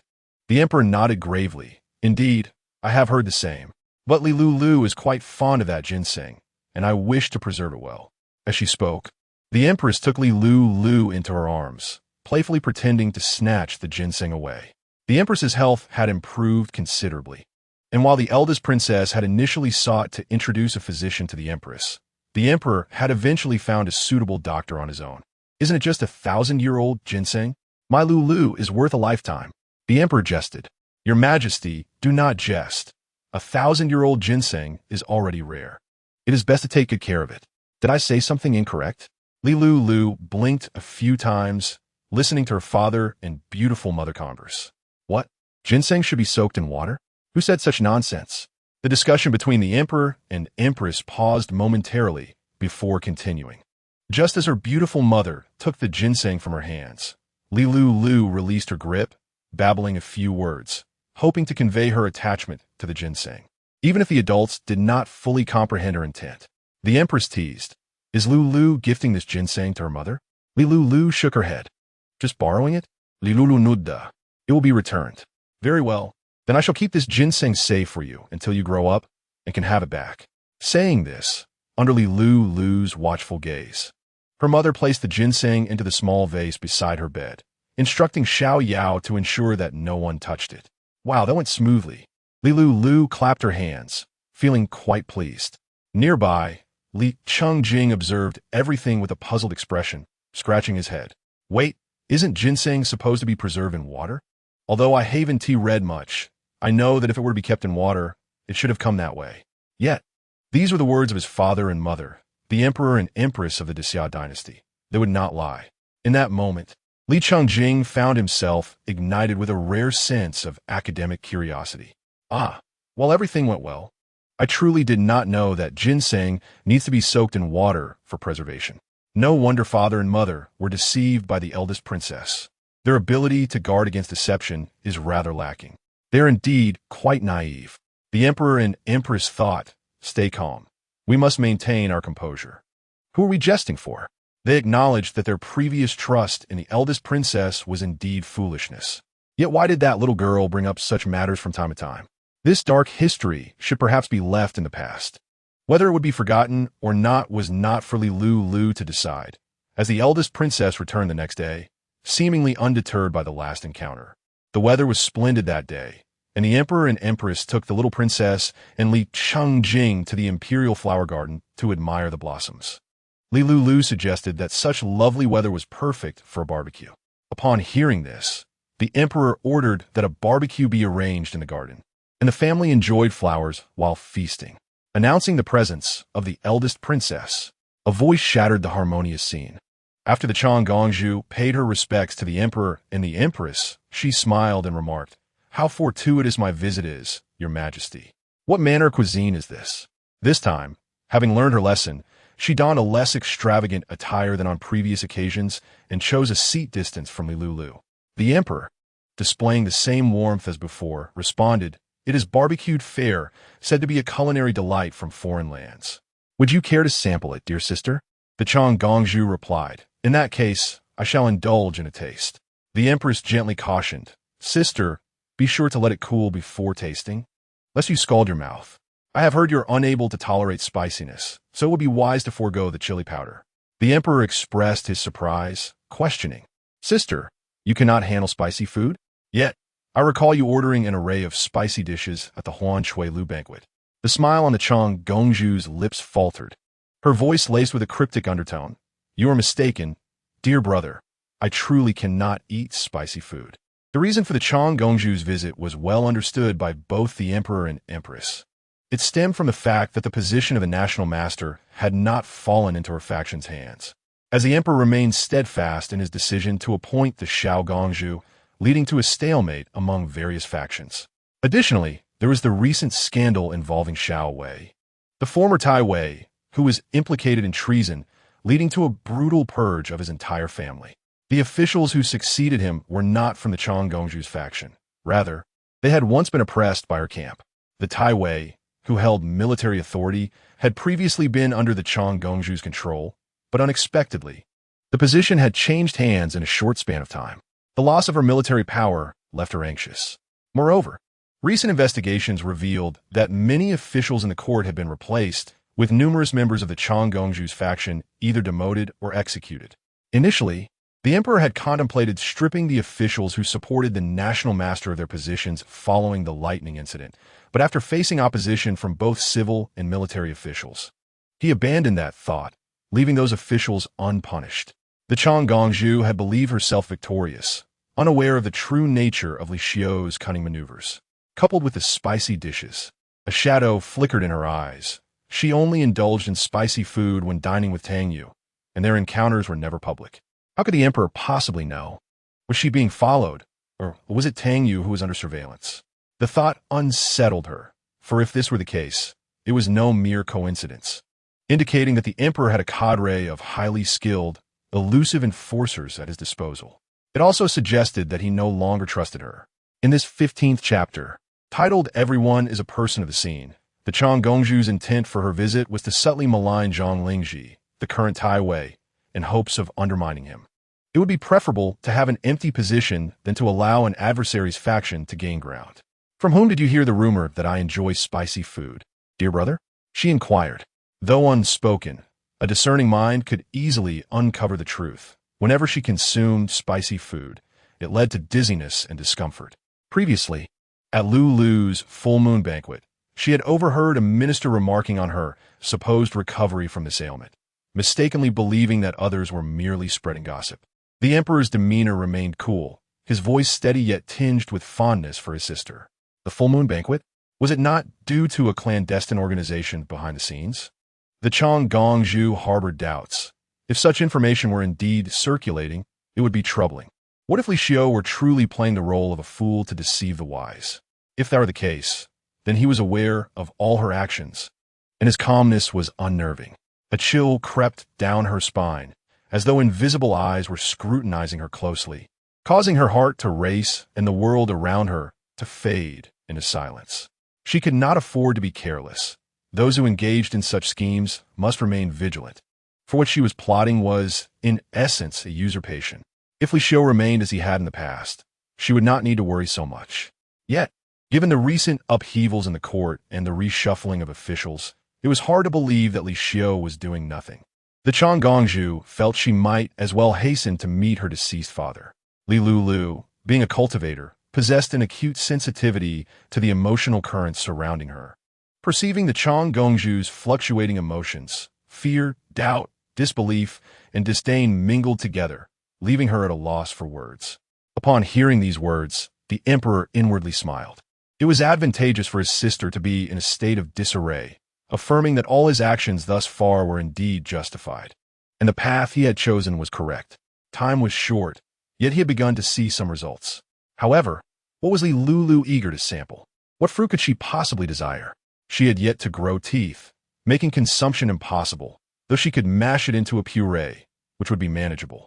The Empress, positioned several individuals away from the Chang'ongzhu, cast a furtive glance at her from behind the emperor, feeling a twinge of satisfaction.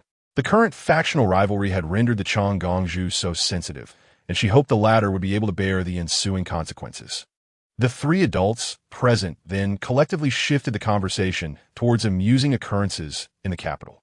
With a bright smile, the Chang'ongzhu remarked, speaking of which, the legitimate daughter of the Right Chancellor recently fell into the water and has since undergone a remarkable transformation, displaying utterly crude behavior and even resorting to physical altercations in public.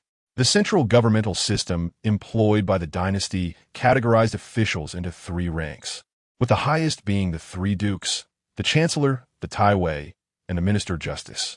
The chancellor's role was divided into left and right chancellors, who maintained a balance of power, overseeing the officials and directly accountable to the emperor.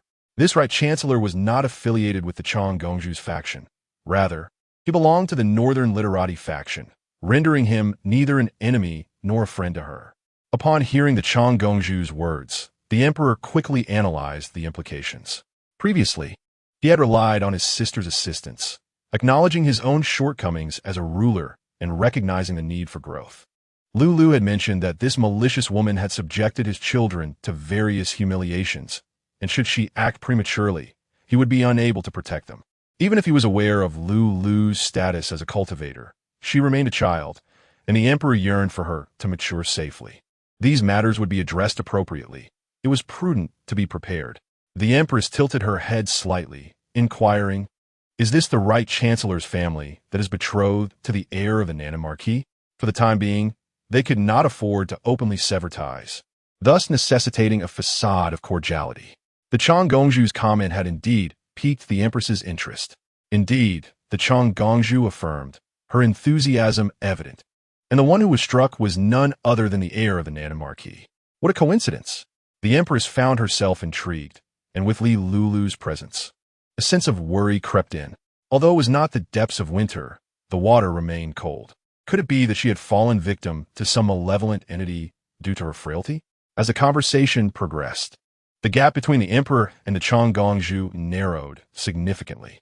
The Changongju shook her head, glancing at the charcoal stove beside her. I believe that is quite possible, considering that this Miss Jiang even disguised herself as a man to visit a brothel, claiming that everyone should be treated equally. At this point, she could not help but laugh. Sister-in-law, how amusing is that? The Empress, taken aback, replied, did she truly say such a thing? The Changongju nodded, indeed. Who would have thought this Miss Jiang, typically well-educated and principled, would one day engage in such antics? The Empress was eager to hear Lulu's thoughts, but upon turning her head, she found the Emperor teasing her with a skewer of grilled fish, eliciting a stream of saliva from Lulu. Despite her inability to eat, remained fixated on the meat.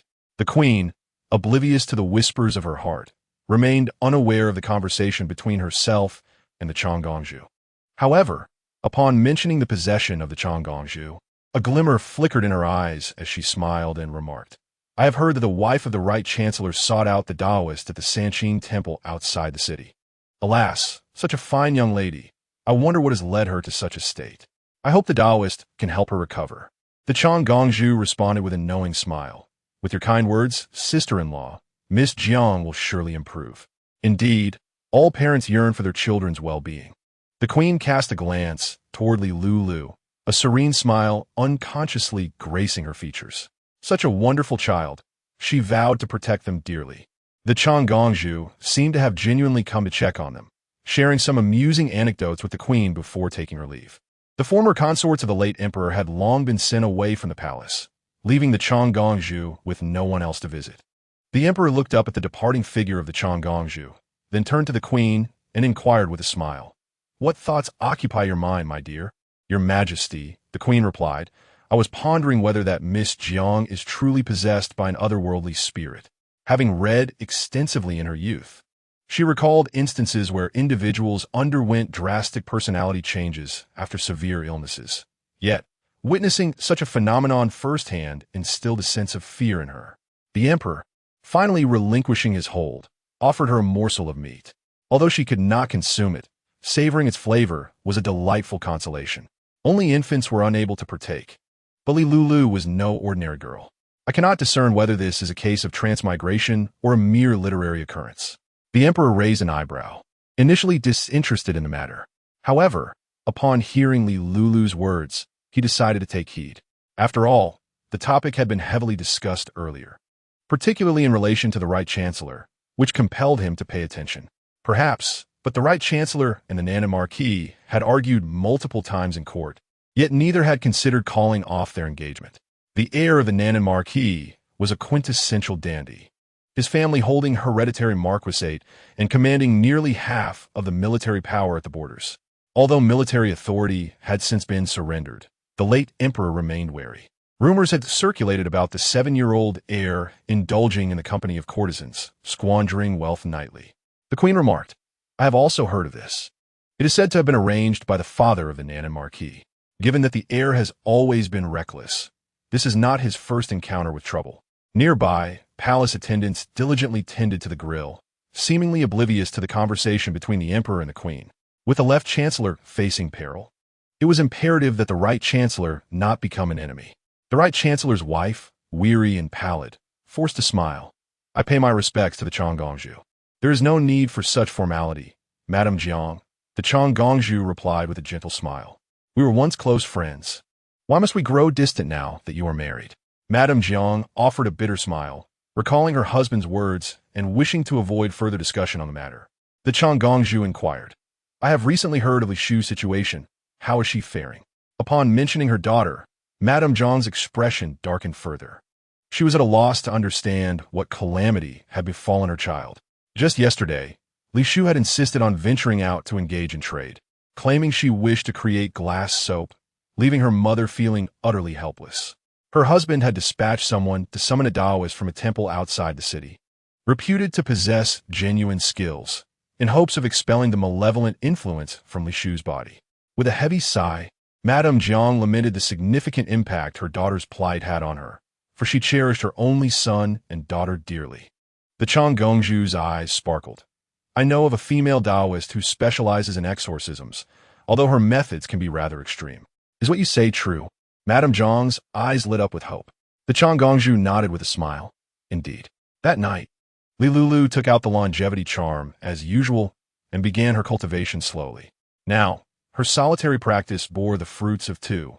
Indeed, Lulu intended to gradually nurture her primary weapon, the Wan Feng Ling. She had paid attention to the news brought by the Chang Gongzhu, casting a spell to discern the fate of Miss Jiang, realizing that she would have some connection with her beautiful mother, though it would not be significant enough to warrant further concern. After all, the current beautiful mother possessed merely a heart longing for vengeance and a nurturing spirit. Yet her abilities and temperament required refinement. Lulu perceived this as an opportune moment. In the 16th chapter, fire consumed the narrative. Lulu's primary weapon was peculiar. As practitioners typically wielded swords, knives, or cauldrons, yet she had chosen a wind chime. For cultivators, a primary weapon is often more intimate than a partner. After severing her worldly ties, Lulu began to contemplate her primary weapon, having resolved to seek seclusion in the deep woods. However, she understood that rewarding herself with small pleasures was essential in her learning journey. With this thought, she waved her hand, and a phantom of a wind chime appeared before her, though it was fragmented. With her other hand, she clumsily formed the spell. Lulu delved back into her cultivation. Although her body was restricted, her inquisitive spirit remained undeterred. As long as she solidified the spirit of the wind chime, its powers would be accessible to her. For the sake of curiosity, she pressed on. Her primary weapon would respond to her, accelerating her cultivation. After persistent efforts over half a month, she achieved her goal. Yet the longevity charm embedded with jade lost its efficacy. Feeling the strength of the wind chime within her, she closed her eyes in delight. What a thrill! Her first taste of excitement post-restoration would be to observe the seemingly transmigrated Jiang family heiress. She was eager to uncover what had transpired in her life recently. Lulu felt as though she had become the village internet connection. I am indeed Jiang Li Shu. A strong voice rang out. Jiang Li Shu's face flushed with anger as she yearned to flee the elegantly adorned room, but the ropes binding her tightened with every attempt. Mother, I am truly your daughter. Why do you not believe me? She pleaded, gazing at Madame Jiang with desperation. Dressed only in undergarments, she was tightly bound, her body adorned with yellow talismans, and she could faintly smell blood. The cut on her right wrist had ceased bleeding, yet her pallid complexion and disheveled hair made her appear deranged. In recent days, Madame Jiang had summoned various Taoists and monks to perform rituals in their home. Jiang Li Shu, unfortunately, had no understanding of the reasons behind her predicament. Her mind felt shattered. She could not escape this place, as the Jiang manor was vast, and being a sheltered young lady, she lacked the stamina for escape. The moment she learned of her situation, Madame Jiang had bound her tightly. Madame Jiang's eyes were red with rage. You wretched creature, you shall not use my daughter's body to commit further evils. Green Sea, a maid clad in green, approached with a basin of black dog blood, showing no hesitation as she threw it toward Jiang Li Shu. Jiang Li Shu felt her body grow cold, acutely aware that she was losing blood and had not eaten. Yet, more distressing was the betrayal of her mother, who had once shown her affection just days ago. Yam truly Jiang Li Shu. Regardless of the world I inhabit, I possess but this one name. You vile creature. Green Sea and Lawn Yin have told me everything about equality and not being enslaved. My daughter would never utter such words. Even now, you remain defiant. Madame Jiang trembled with fury, commanding her attendants to pour a basin of foul-smelling liquid over Jiang Li Shu, forcibly prying her mouth open to administer the talisman-infused water. Elsie, please step outside and check on the preparations of that Niodao regarding the formation. Elsie nodded in response. Yes, my lady. Jiang Li Shu leaned wearily against the back of her chair. The resistance she had just shown caused the wound on her wrist to reopen, and fresh blood began to flow. She hazily gazed at the silhouette of LC, managing a sarcastic smile, her face smeared with blood, yet her heart felt cold. What more could they possibly do to her? Once an ordinary senior high school student, Jiang Lishu had a penchant for novels and daydreams, often contemplating how she would fare in a fantastical world. However, the reality of her crossing over had unfolded. Initially, she felt elated, considering the arduous nature of her high school life. She paid no heed to the gazes of those around her, venturing forth each day, spreading new ideas. She had believed she would achieve something significant, armed with her invaluable knowledge. Alas, Lady Jiang wasted no time in binding her, declaring her intent to exorcise evil spirits, leaving Jiang Lishu in a state of near death. Tears streamed from the corners of Jiang Lishu's eyes. Her nose prickled with discomfort, and regret consumed her heart. Outside, Niu Dao Po was meticulously arranging her Tiangang Shiba Lian formation, reportedly inspired by the tale of the little princess who had slain the national master.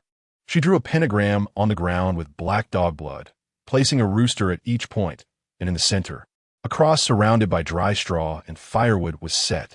Subsequently, Jiang Lishu found herself bound to the cross, another incision made on her left wrist, blood trickling down onto the dry wood. This was to exorcise evil.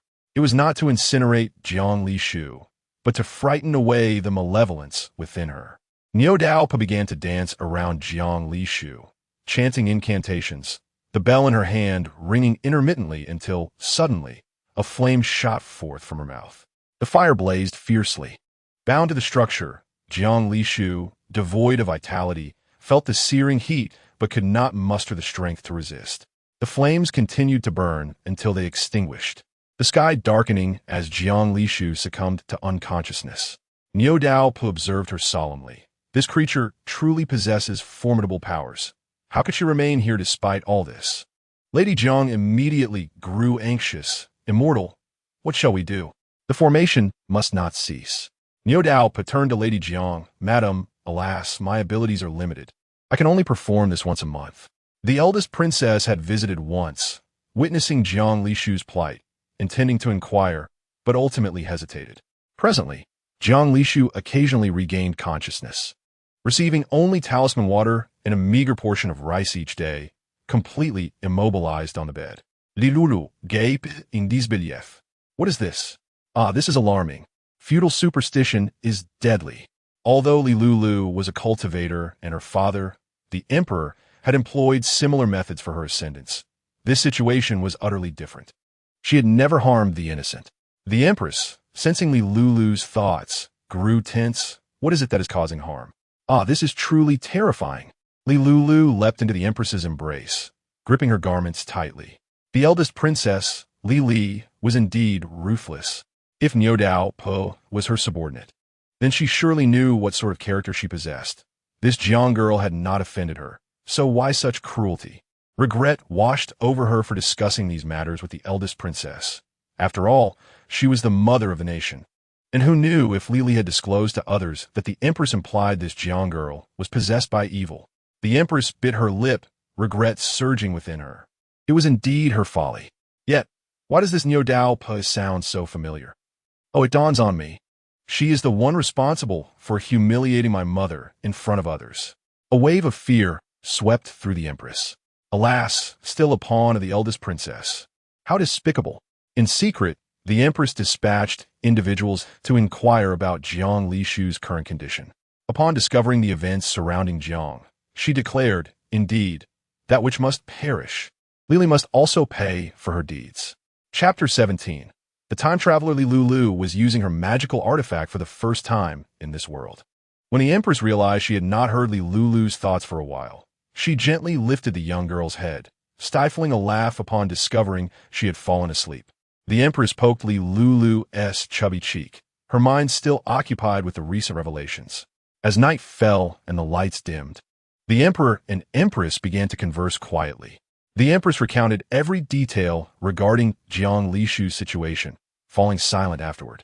Your Majesty, do you think I've been too careless? That my words have led to such dire consequences? After all, This position is coveted by many. Every word and action is scrutinized. I believe if I had not broached the topic of evil possessing her, the eldest princess would not have latched onto it. Jiang Lishu would have suffered some, but not to this extreme. It is said the fire has marred half her face. The emperor frowned, extending his long arm to embrace the empress forcefully, offering comfort. My dear, this is not your fault. Those who wish to harm will always find another way. This Jiang girl cannot escape the clutches of the imperial sister. The empress, taken aback, asked, Your Majesty, what do you mean? Her anxiety heightened. She clutched the emperor's sleeve tightly. What shall we do? Regardless of the reason, I feel compelled to save this Jiang girl, even contemplating summoning her directly to the palace. Yet I hesitate, fearing whether she can withstand the turmoil in her current state. Moreover, what if Lady Jiang refuses? If she declines due to her affliction, then my attempt to forcibly summon her could lead to rumors of mistreating the chancellor's daughter, bringing disgrace upon your majesty. The emperor recalled, I remember, during the banquet for Lulu's first month, this Jiang girl attended with Lady Jiang. Indeed, the empress replied, contemplating, I recall she gifted an exquisite embroidery piece, her skill rivaling that of the palace embroiderers. I had wished to inquire about her techniques. She remembered how Lulu had admired the embroidery, clearly taken with it. The emperor proposed, then let us use this as a pretext to summon her to the palace. The empress blinked and slowly smiled. Ah, that provides us with a legitimate reason. Meanwhile, as the time for Niu Daopo's next ritual approached, the eldest princess deliberately came to inquire about the current situation. Observing Jiang Lishu's dazed expression as she opened her eyes, a faint smile graced the eldest princess's lips. She subtly turned to shield Jiang's mother's gaze. How considerate of my sister-in-law. However, the malevolence within Lishu is truly stubborn. A few more rituals should suffice. Lady Jiang was taken aback. The empress is aware of this matter? Of course, the eldest princess replied, casting a glance at Jiang Lishu, her lips curling into a slight smile. My sister-in-law cares deeply about this issue and has urged me to pay closer attention. Expressing pity for the poor girl who is soon to be wed, yet has fallen prey to such malevolent forces. The empress is indeed kind-hearted. My sister-in-law is right. After all, the right chancellor is a crucial minister. His family matters cannot be deemed trivial. The matter of your young lady's possession will certainly be resolved. Jiang Lishu, still in a daze, could not discern the events unfolding before her, yet her ears were keenly attuned to the conversation between the eldest princess and Lady Jiang. She caught wind of the empress's name, and the implication of the eldest princess's words suggested that the empress was also supportive of her mother's actions. How peculiar the eldest princess's words seemed. Fortunately, that Niu Daopo only conducts her rituals once a month. Additionally, Lady Jiang, fearing that other Dao ceremonies might conflict with Niu Daopo's and thus become ineffective, has suspended other practices. During this period of over half a month, I have subsisted solely on talisman water and a meager amount of rice. The wounds on my body, having been treated, have begun to scab over, indicating a slight improvement. Yet, with less than a week remaining before the next fire, even the faintest glimmer of hope is precious. The Long Princess and Lady Jiang were engaged in conversation, and Jiang Lishu listened intently, striving to glean every fragment of information. The Long Princess had visited several times, and she sensed that this individual did not genuinely care for Lady Jiang. The tone and words she employed instilled in Jiang Lishu an intuitive belief that this so-called Long Princess harbored ulterior motives, often diverting the topic to the Empress. Given this, it was evident that she would not allow Jiang Lishu to perish. Currently, Jiang Lishu harbored no trust in anyone. Her disdain for these individuals had reached a boiling point. Yet, the only path forward seemed to hinge upon the scheming Long Princess. The Long Princess appeared to be merely visiting an old acquaintance and showing concern for her daughter. Yet, Jiang Lishu was acutely aware that this was not the case. Having come to this realization, Jiang Lishu found herself remarkably calm. Since the Long Princess displayed interest in her, it was unlikely that she would allow her demise. However, the nature of this interest remained uncertain. Was it for profit? For resources such as soap, glass, or cement? Perhaps for poetry, strategy, or a belief in her supernatural abilities? Nonetheless, The Long Princess observed Jiang Lishu's tranquil demeanor, noting the stark contrast to the Jiang Lishu she had encountered before. With a slight smile, the Long Princess lowered her voice, remarking on Jiang Lishu's steadier gaze. Lady Jiang, upon hearing this, glanced towards the bed and saw Jiang Lishu's serene face, still marred by burns, yet inexplicably exuding an aura of composure.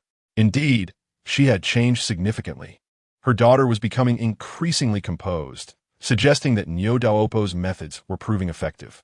Niu Daopo had originally been a part of Lady Jiang's plans, but with the death of the national master and the small princess emerging as a fortuitous star, her plans had been entirely disrupted and had to be temporarily shelved. Reflecting on this, she suddenly recalled the crown prince, who was still engaged in disaster relief outside. She glanced at Jiang Lishu, confident that such an individual would not let the crown prince slip by. However, that was not an immediate concern. Upon hearing the Long Princess's words, Lady Jiang assumed that the malevolent forces afflicting Jiang Lishu were being dispelled. When she visited that evening, she spoke at length. Jiang Lishu remained composed, mimicking the speech of refined ladies from her memory to feign vulnerability. Indeed, Lady Jiang's heart lightened at this sight, believing that success was near, and even agreed to let her maid provide Jiang Lishu with more food. However, Jiang Lishu felt an inner calm. She had witnessed Lady Jiang's rapid changes in demeanor before. Once arrogant and proud, she had suffered greatly, and now she had to tread carefully with each step. Yet, the following morning, an imperial decree from the palace shattered this delicate equilibrium. The Empress wished to summon Jiang Lishu to the palace in 3 days because the young princess had taken a liking to her embroidery. The Right Chancellor, upon hearing this, hastily summoned Jiang Lishu to inquire about her actions that had captured the Empress's attention. After all, the young princess was only 2 or 3 months old. It was far too early to assess her preferences, which must have stemmed from adult admiration. Upon seeing Jiang Lishu's pale countenance and the evident burn marks on her cheeks, the Right Chancellor was taken aback. He had never involved himself in matters of the inner court and had never anticipated that such events could unfold. No wonder Lady Jiang had been evasive, stating that her daughter was ill and thus could not venture outside. He had paid little heed. However, to think that they believed Jiang Lishu was possessed and had specifically sought out a shaman to exorcise her was beyond absurd. He had never believed in such superstitions and was still seeking a suitable explanation regarding the national master's demise. What infuriated him the most was that no one in the household had informed him of these developments. His face turned ashen, and Jiang Lishu, observing his expression, felt a mix of surprise and irony, wondering what could possibly be done. He severely punished Lady Jiang and expelled the shamans and Taoists from his residence. The Long Princess, aware of these events, smirked disdainfully, knowing that the seeds of hatred had been sown in Jiang Lishu's heart and that this meeting would change nothing. Meanwhile, Lulu remained oblivious to these occurrences. After having used her life weapon last time, she had exhausted her spiritual energy and slept for 2 full days, nearly driving her beautiful mother to tears. Even upon waking, she still felt a lingering sense of weakness, leaving her perpetually listless and lacking vitality. Thus, Lulu decided to refrain from using her life weapon until she had solidified her foundation, for she simply could not endure it. 3 days later, Jiang Lishu was welcomed into the palace. Veiled and possessing a diminished stature, the moment the Empress laid eyes on her, a pang of sympathy struck her. How had such a fine young lady come to this? I pay my respects to the Empress. Jiang Lishu spoke in a calm voice, her gaze vacant. Although she was not the original owner of this body, she had no skill in embroidery. Fortunately, Lady Jiang's actions had left her with injuries to her wrist and fingers. Lulu glanced at Jiang Lishu. Is this the young lady rumored to have crossed over? How'd she get in here? Her sweet, childish voice burst forth in Jiang Lishu's ears, causing her legs to weaken momentarily as she nearly collapsed. Had she been tormented too much by those shamans to the point of hallucination? Noticing Jiang Lishu's peculiar expression, the Empress began to doubt and scrutinized her further, waves of astonishment crashing within her heart. Could it be that this Jiang girl could hear Lulu's thoughts? A wild speculation emerged in the Empress's mind. Could this Jiang girl be the illegitimate child left behind by the grandfather? Otherwise, how could she hear Lulu's thoughts? is the 18th chapter a fellow townsman? Jiang Lishu disregarded decorum, staring wide-eyed at Lulu. Not judging by appearances, even her demeanor is quite appealing. Alas, I wonder what will happen in the future. If my family views me as possessed, pretending to be someone else for a lifetime is not an option. Had it not been for her desire to use you, you would have perished long ago. Yet how ironic this is. Jiang Lishu pressed her lips tightly together, acknowledging the irony. Should she be grateful to this long princess, who had seemingly recognized her talents in governance? But why could she not express her intentions clearly and had to put her in such a predicament? To force someone into a corner and then assume the role of a savior to gain their trust? How despicable this person was. Jiang Lishu trembled with anger, while nearby Xiaoyao, mistaking her reaction for physical discomfort, contemplated whether to ask the Empress to take Jiang Lishu away. However, the Empress merely waved her hand, instructing Xiaoyao to wait outside. Lulu smacked her lips and feigned a sigh like an adult. The Empress forced a smile to appear more amiable. Lady Jiang, you are unwell. Do not stand for long. Please take a seat. Lulu is quite fond of your embroidery. As she spoke, she had tea prepared for Jiang Lishu and retrieved the embroidery she had created. Jiang Lishu sat silently, glancing at the piece, which depicted a beautiful scene of flowers blooming in early spring, adorned with dewdrops. Although she lacked knowledge of embroidery, she could tell that the artist possessed exceptional skill. The Empress smiled gently, saying, I have heard that Lady Jiang's embroidery skills are remarkable. This appears to be a double-sided piece. Do not let the young princess's age fool you. She adores it. Lulu eagerly waved towards the embroidery, grinning widely and cooing baby talk. Jiang Lishu replied respectfully, If the young princess enjoys this, it is indeed a blessing for me. She has come to a clear understanding. It is not important why she can hear the words of the little princess. What truly matters is that the eldest princess indeed requires her assistance. Since it pertains to governance, she will undoubtedly be retained. Thus, she is certain that she will not meet her demise, even if death were to occur. It would only be for Jiang Lishu. Now, she finds herself devoid of fear. The words spoken were beautiful, yet the lovely mother summoned this Jiang girl merely to pay her compliments. Did she not? Lulu blinked her eyes. Surely, they did not expect her to embroider another piece, for that would be too late. Jiang Lishu had already undergone a transformation, and even this child possessed sharp eyes to see through it. Another embroidery? Jiang Lishu felt her entire being tense. This was unacceptable. How could she possibly embroider? The Empress subtly glanced at the other's wrist, feigning ignorance of Lulu's unspoken thoughts, and remarked, I am quite fond of this embroidery by Miss Jiang. Might you be willing to create another piece? Ah, how astute, this child thought. She revealed a glimpse of her own hand, wrapped in white cloth, her fingers appearing rather uncoordinated. Looking at Jiang Lishu's hands, Lulu felt a phantom pain arise. Damn, that charlatan. It is one thing to deceive for money, but to inflict torture, to prick the fingertips without anesthetic, must be excruciating. These words struck Jiang Lishu like a thunderbolt, a glimmer of light appearing in her eyes. Anesthetic? Such a substance does not exist in this world. Indeed, when the little princess first laid eyes upon her, she referred to her as a transmigrator. Could it be that they share a common origin? This thought ignited a spark of life in her once dormant heart. If that were the case, perhaps she was not alone after all. The Empress spoke in a calm and measured tone. No matter if it is convenient for Miss Jiang, you may teach the palace embroiderers. Jiang Lishu's mind immediately sharpened. To gain the favor of the Empress and the little princess was a blessing for her. She would gladly impart her knowledge, but success would not come swiftly. This was precisely the response she had been waiting for. Jiang Lishu declared, This is indeed a blessing for me, and it shall be done. She had grown weary of the Prime Minister's residence. Madame Jiang knew her daughter all too well, and who could tell what discrepancies might arise, leading to undue suspicion. The Empress's words alleviated her immediate concerns. This was not a long-term solution, but it would suffice for the time being. Contemplating the eldest princess's intent to frame the Empress, her mood soured. Had today's events not transpired, her impression of the Empress would have been neither good nor bad. The Empress smiled. Very well, I shall order someone to prepare a room for you. Your health is not well at present. I will have a physician summoned when the time comes. There is no need to rush. Soon, the news spread. The Jiang family's daughter, due to her exquisite embroidery, had captured the attention of the little princess and gained the favor of the Empress. Furthermore, she would be staying in the palace for a time.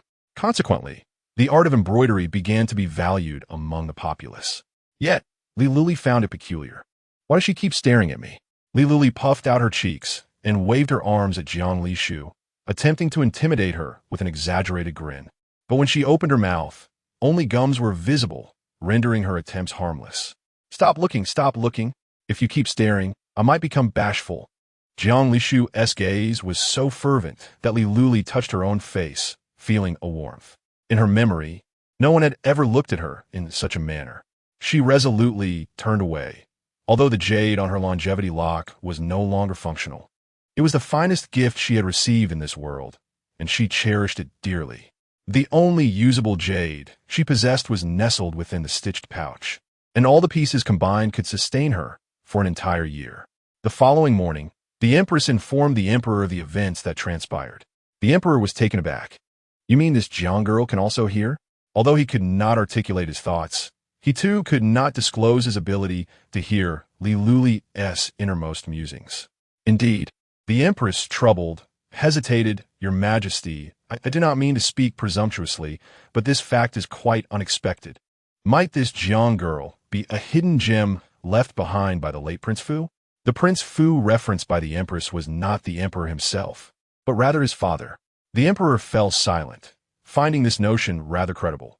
After all, there was no reason to explain why Jiang Lishu could hear Lulu's thoughts. Moreover, it was entirely plausible that his wayward father had secretly fathered a sibling.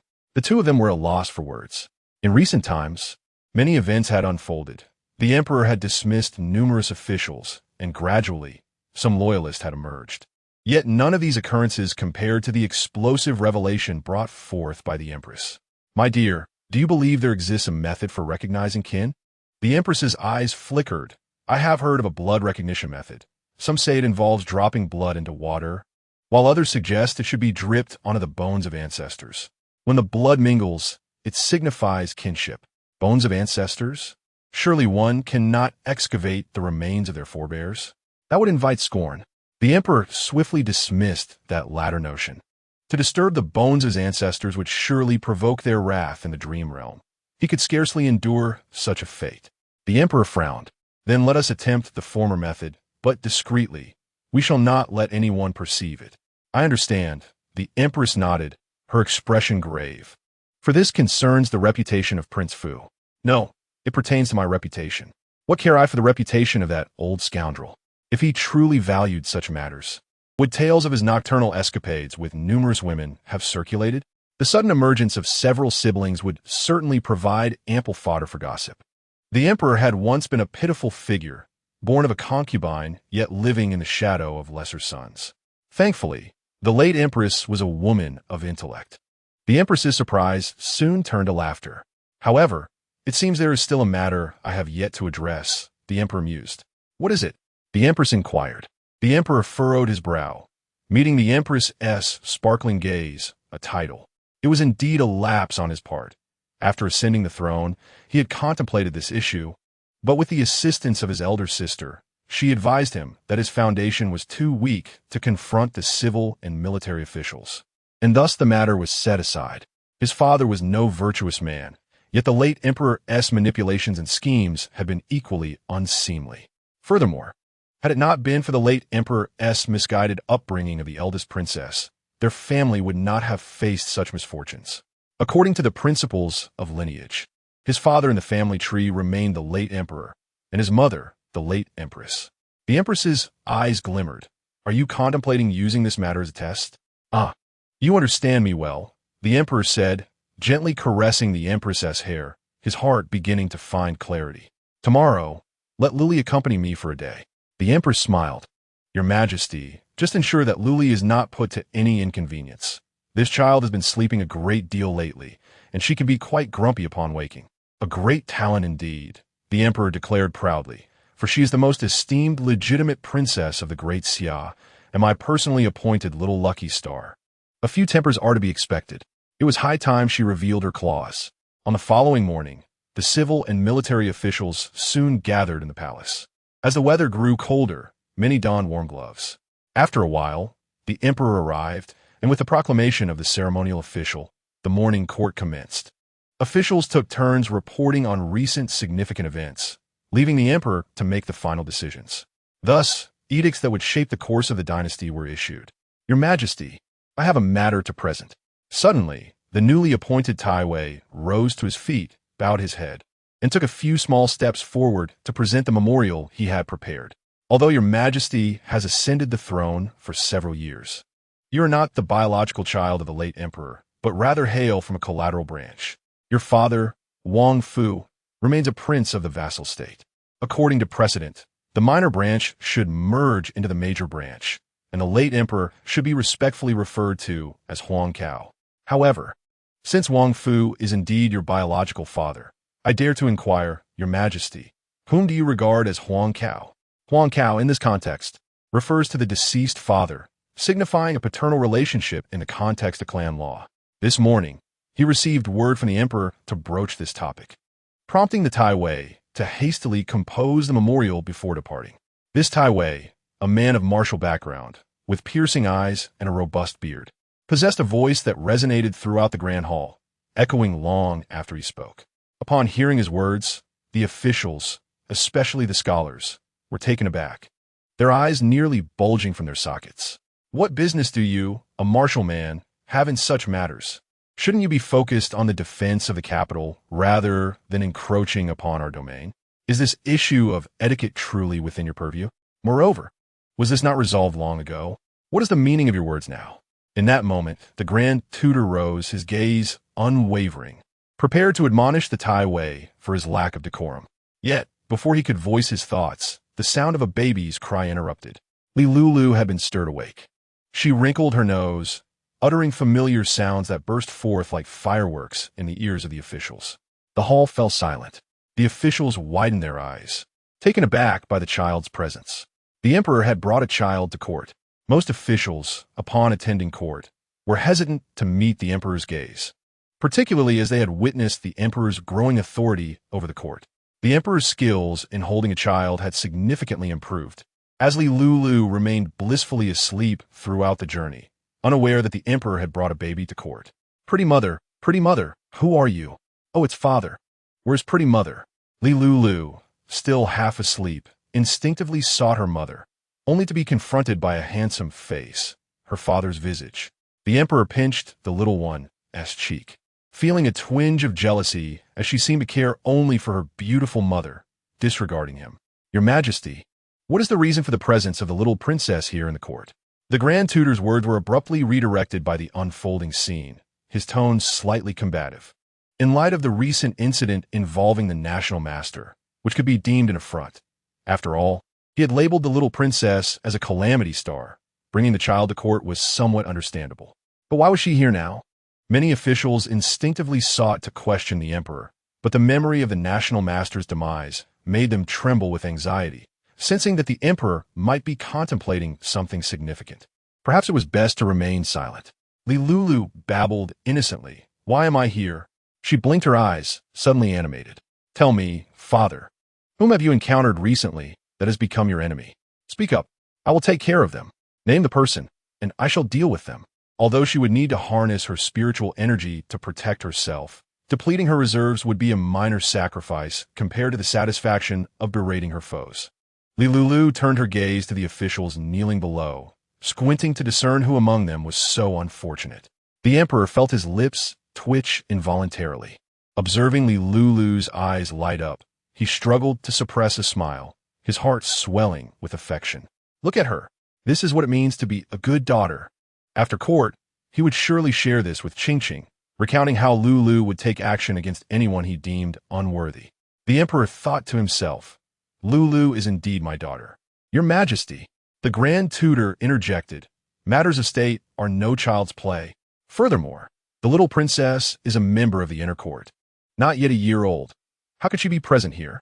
The Grand Tutor implied that once she reached the age of 1 and could move independently from the palace, she could attend court. The emperor, adept at interpreting nuances, feigned ignorance of the underlying meaning. The Grand Tutor felt a surge of indignation rising within him. He wanted to point at the Emperor, but restrained himself, suppressing his emotions and attempting to maintain a calm demeanor. "Your Majesty, you jest." The Emperor chuckled lightly, and Lulu chimed in with her innocent laughter. The two sounds intertwined, resonating sharply in the vast hall. "Ah, it seems that both father and I appear rather villainous at the moment." The Emperor, having encountered the term villain in Lulu's thoughts before, understood its implication but paid it no mind. "Zhang Tai-fu," he addressed, "you are a veteran of 3 reigns, and I naturally respect you. Otherwise, I would not have appointed you as the Crown Prince's tutor." "I am grateful for your Majesty's regard," Zhang Tai-fu replied. The Emperor continued, "The little princess may possess the ability to identify those who would harm the state, invoking heavenly thunder. This is no trivial matter." "What? I have such a skill?" This was the crux of the Emperor's intentions for the day, while Lulu was merely an afterthought. Lulu blinked, listening to the Emperor's words, still somewhat bewildered. "So, I'm not supposed to deal with anyone? That sounds less fun." Her eyes visibly dimmed, and she pouted, her mood soured. "What is Wang Fu?" The Emperor replied, "Wang Fu is not just anyone. He is your grandfather by blood, though he was quite the scoundrel." Chapter 20. Party Politics and Principle. I should have settled this matter at the outset of my reign. However, I was young and unaware of the customs, thus delaying it for many years. "Young? You are in your 20s and still consider yourself young," Lulu thought to herself, mercilessly critiquing her father. The Emperor feigned ignorance and continued, "The legitimacy of the title is indeed significant, yet in my view, familial bonds are of utmost importance. Thus, I wish to change the titles of my parents. Thankfully, the Taiwei has raised this issue, so let us discuss it thoroughly. All of you may present your thoughts." Matters concerning legitimacy were paramount. Despite the fears stemming from the National Master's prior fate, many scholars and officials stepped forward. "Your Majesty, a decision has already been made. Why discuss it further?" "Your Majesty, we are all scholars. Domestic affairs cannot outweigh state matters. Historically, legitimacy has been paramount. Since you have ascended, you should naturally regard the late emperor as Huang Cao. Your Majesty, I believe that the Right Chancellor's statement holds great merit. Legitimacy is of utmost importance. Since your Majesty has ascended, it is only fitting to regard the late emperor as Huang Cao. As for Wang Fu, I understand your filial intentions. If not, one could select another member from the royal family to adopt in his stead, thus ensuring continuity. Indeed, your Majesty, alternatively, you could bestow a title as compensation. Ultimately, in the eyes of these officials, only by holding onto the title of legitimacy could the throne be deemed rightful. Lulu listened to the heated debate among the officials, marveling at the situation. No wonder that esteemed princess had to tread carefully. She had the power to overturn my father's reign. Yet she required a verbal acknowledgement of succession from him. It seems she is truly at a loss. Legitimacy holds such importance in this era. And even though many officials in the court belong to her lineage, the first step they take is to assist her in obtaining this legitimacy. Due to this issue, an uproar ensued, with some individuals naturally believing that Wang Fu should ascend to the throne. After all, regardless of the circumstances, the bloodline connection between the emperor and the late emperor had faded considerably over 3 generations. Lulu could genuinely sense the palpable resistance among the officials regarding this resolution. Their emotions were sincere. However, upon reflection, she thought, if that's the case, father has become quite assertive and is even starting to retaliate. He has a much more legitimate claim than the eldest princess. The emperor pursed his lips, pondering the significance of legitimacy. In his view, it was both important and inconsequential, depending on one's perspective. Yet, for those scholars who had devoted their lives to studying the classics, the notion of legitimacy was paramount. So much so that they seemed unafraid of divine retribution in light of this matter. Nonetheless, the power of the eldest princess was indeed formidable, capable of inciting rebellion. Based on Lulu's assessment, it seemed that should a rebellion occur, it would likely succeed effortlessly. The emperor felt a pang of distress. However, had Lulu heard the emperor's inner thoughts, she would undoubtedly retort that it was not the strength of the opponent, but rather his own weakness that was the issue. Is this drama entertaining? He softly inquired of Lulu. She blinked, having awakened quite early that day, feeling a bit fatigued yet lacking in drowsiness, her mood slightly off. But upon hearing the Emperor's words, a smile broke across her face, revealing her rosy gums as she clapped her hands in excitement. Very thrilling. Typically, one would not witness such fervent verbal sparring among these scholars. She had seen several individuals so animated in their discourse that they nearly resorted to physical confrontations. It's just too monotonous. It would be wonderful if they could actually fight. Let them fight. The Emperor burst into laughter, his mirth abruptly halting the officials engrossed in their discussions.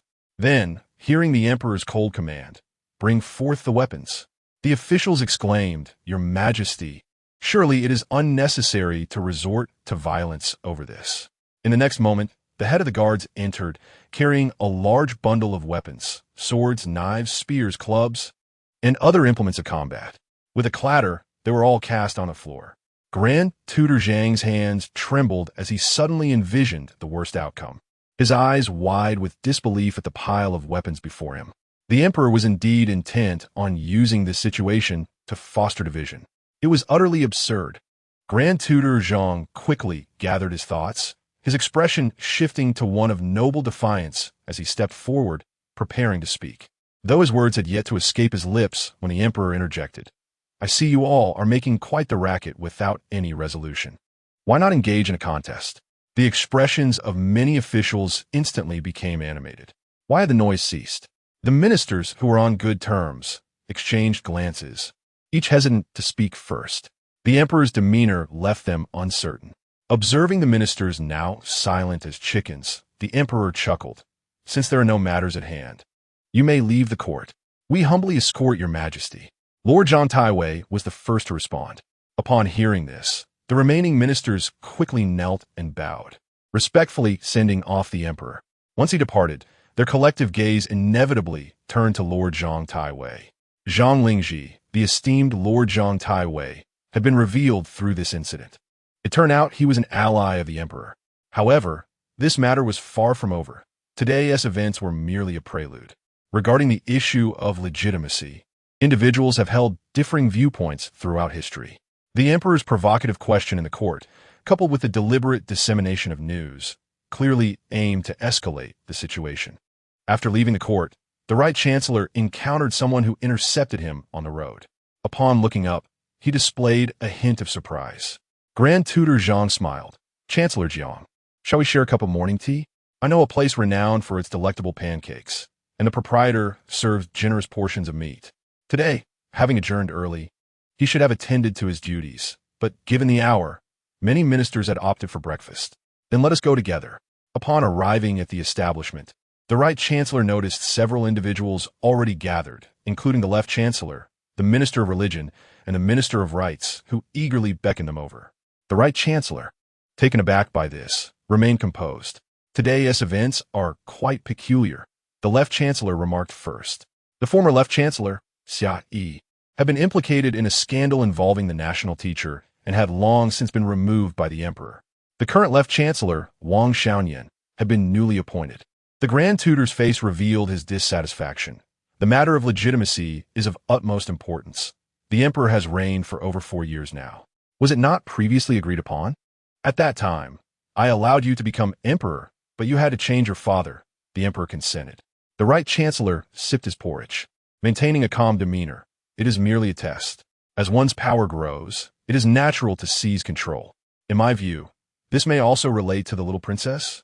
The Minister of Religion took a bite of the pancake, savoring its rich flavor, the thin and crispy exterior indicative of excellent craftsmanship. Little princess? The Right Chancellor suddenly recalled his own daughter, who had been summoned to the palace to present a gift, which had delighted the little princess. That seems unlikely. The little princess is not yet even half a year old. It appears the Emperor is simply overly indulgent. I do not share your sentiments. The Left Chancellor replied with a slight smile. The national teacher remained stationed at the city gate. We all witnessed the divine retribution that day, and the Emperor declared that the little princess possesses innate wisdom. Yet, she is still merely an infant who cannot articulate complete thoughts. The Grand Tutor, being of advanced age, found such challenges intolerable. However, An infant who cannot articulate is still a blessing sent from heaven, the minister of religion interjected. Upon hearing this, the others fell momentarily silent. Such rhetoric had been employed throughout history, with many claiming descent from ancient immortals or reincarnations of some sort. Therefore, when the emperor initially made such claims, few truly paid heed, until the day in the court when the thunderous strikes shattered the roof, and their confidence along with it. Reflecting on that day's events, it seemed inexplicable why lightning would suddenly strike, especially targeting the national teacher. Aside from the emperor's explanation, no other rationale seemed plausible. Yet, as they continued to ponder this matter, it became increasingly apparent that the crux of the issue lay with the little princess. As Lulu observed the emperor cheerfully sharing these tidings with the empress, her smile illuminated by the insufficient light of her position, she thought, "Father is certainly stirring the pot. Oh, how unfortunate it is that they did not actually engage in combat. Yet their quarrels were quite intense." Within her cradle, Lulu flailed her arms and legs excitedly, appearing quite animated. Listening to the scholars' verbal sparring was dull. Witnessing them engage physically would be far more entertaining. The emperor and empress exchanged knowing smiles. The emperor reached out to pinch Lulu's cheek, laughing. "Are you so eager, Lulu, that you cannot wait to assist your father with state affairs?" After saying this, he recalled her earlier proclamations of her disdain for certain individuals, declaring she would strike them down. He leaned in closer to the empress and recounted the incident. The empress chuckled softly. This child undoubtedly possessed a mischievous spirit akin to Jinger. Shameless, shameless. Father is shameless, and the adults are shameless. Employing child labor is illegal. I still wish to enjoy my carefree childhood. Though it appeared she was sulking, she was secretly honing her skills. The debate regarding who constituted the rightful heir to the emperor had persisted for an extended period, with Lulu having eavesdropped on the discussions surrounding the matter. The emperor, through this incident, identified several officials with ulterior motives. Coupled with the list collected by the national master, it became evident that not all names had been crossed off. This development further augmented the treasury's income. Moreover, she overheard a peculiar piece of information. Am I going to have more ants? Lulu's eyes reflected confusion. Had this matter been mentioned in the novel? Even if the original character Jiang Lishu had not been transmigrated, blood relations remained unchanged. Your Majesty, the blood has mingled. It has mingled. The Empress secretly collected Jiang Lishu's blood from her maid and slowly dripped it into a bowl, while simultaneously, the Emperor made a small incision on his finger. After a brief moment, the two drops of blood merged. Lulu sat on the carpet, watching this scene unfold, suddenly feeling perplexed. This is superstition. Chapter 21. This world is utterly absurd. Although Lulu was unaware of the specifics of the situation, she was resolute in one thing. She would not suddenly gain an ant. Such blood ties were particularly sensitive to cultivators, especially someone like her who had experienced severing familial bonds. There was no way she could be mistaken. "What are you two doing, you big fools?" Lulu's innocent words exploded in the ears of the Emperor and Empress. Initially filled with excitement upon witnessing the blood merging, their enthusiasm promptly dissipated with her remarks. "Your Majesty." The Empress looked up at the Emperor, bewildered by Lulu's agitation. Was it just because of their blood recognition today? Acquiring Jiang Lishu's blood was relatively simple, but finding fresh blood was quite challenging, especially since Miss Jiang was astute and could not perceive their true intentions. The Emperor signaled to the Empress with his eyes, implying that they should not reveal their own ability to hear Lulu's thoughts. If fate had not allowed them to disclose this ability, it also indicated that they must keep this child in the dark about the matter. It seems I will have more sisters," the Emperor mused. "Your Majesty, considering the royal matters, should we investigate further? Perhaps she has been swapped, or this Jiang lady is indeed." "That is unlikely, Your Majesty. This Jiang lady is the granddaughter of the esteemed Jiang Xingji, who places great importance on propriety. I had the honor of meeting that venerable scholar once, and the resemblance between the grandmother and granddaughter is undeniable." "Oh, if that is the case." The Emperor and Empress engaged in a serious discussion, noting Lulu's tone. Though they could not comprehend the meaning behind Big Fool, it certainly did not sound favorable. They suspected their current actions might be misguided. Lulu wore a mask of anguish, struggling to comprehend the unfolding events. No wonder those two were deceived by the Grand Princess. The Emperor and Empress responded, "Enough, there's no need to revisit the past. Discussing it further will only cause heartache." They were instantly on edge. The most intolerable subject was their previous manipulation by the Grand Princess. Only one person knew of this. Yet it was that very individual who frequently brought it up. The Empress pondered for a few seconds, then took a silver needle and dripped her blood into it. Moments later, the drop merged seamlessly. "Your Majesty, it appears this method is ineffective," she stated solemnly. The Emperor's smile gradually faded as he coughed lightly to redirect the conversation. "Ching, I shall investigate this matter further. This method seems futile. It was destined to fail, you two big fools. Father is a big fool, and mother is a big fool too. Yet, I am still curious as to why they believe Jiang Lishu is a lost member of the royal family. How vexing. If only I could speak, but alas, I must practice quickly. I am truly fed up with uttering it every time." "What? Lulu is going to speak." The Emperor and Empress exchanged surprised glances. This was splendid news indeed. The Empress smiled gently and said, "Your Majesty, the night is deep. I shall have someone carry Lulu to rest." The Emperor nodded in agreement. At this age, children should indeed be asleep. Although the Empress had already completed her confinement, the private moments between the Emperor and Empress were scarce. "Your Majesty." The Empress's face flushed, and she exclaimed in mock anger. The Emperor grasped the Empress's hand, gazing at her with affection.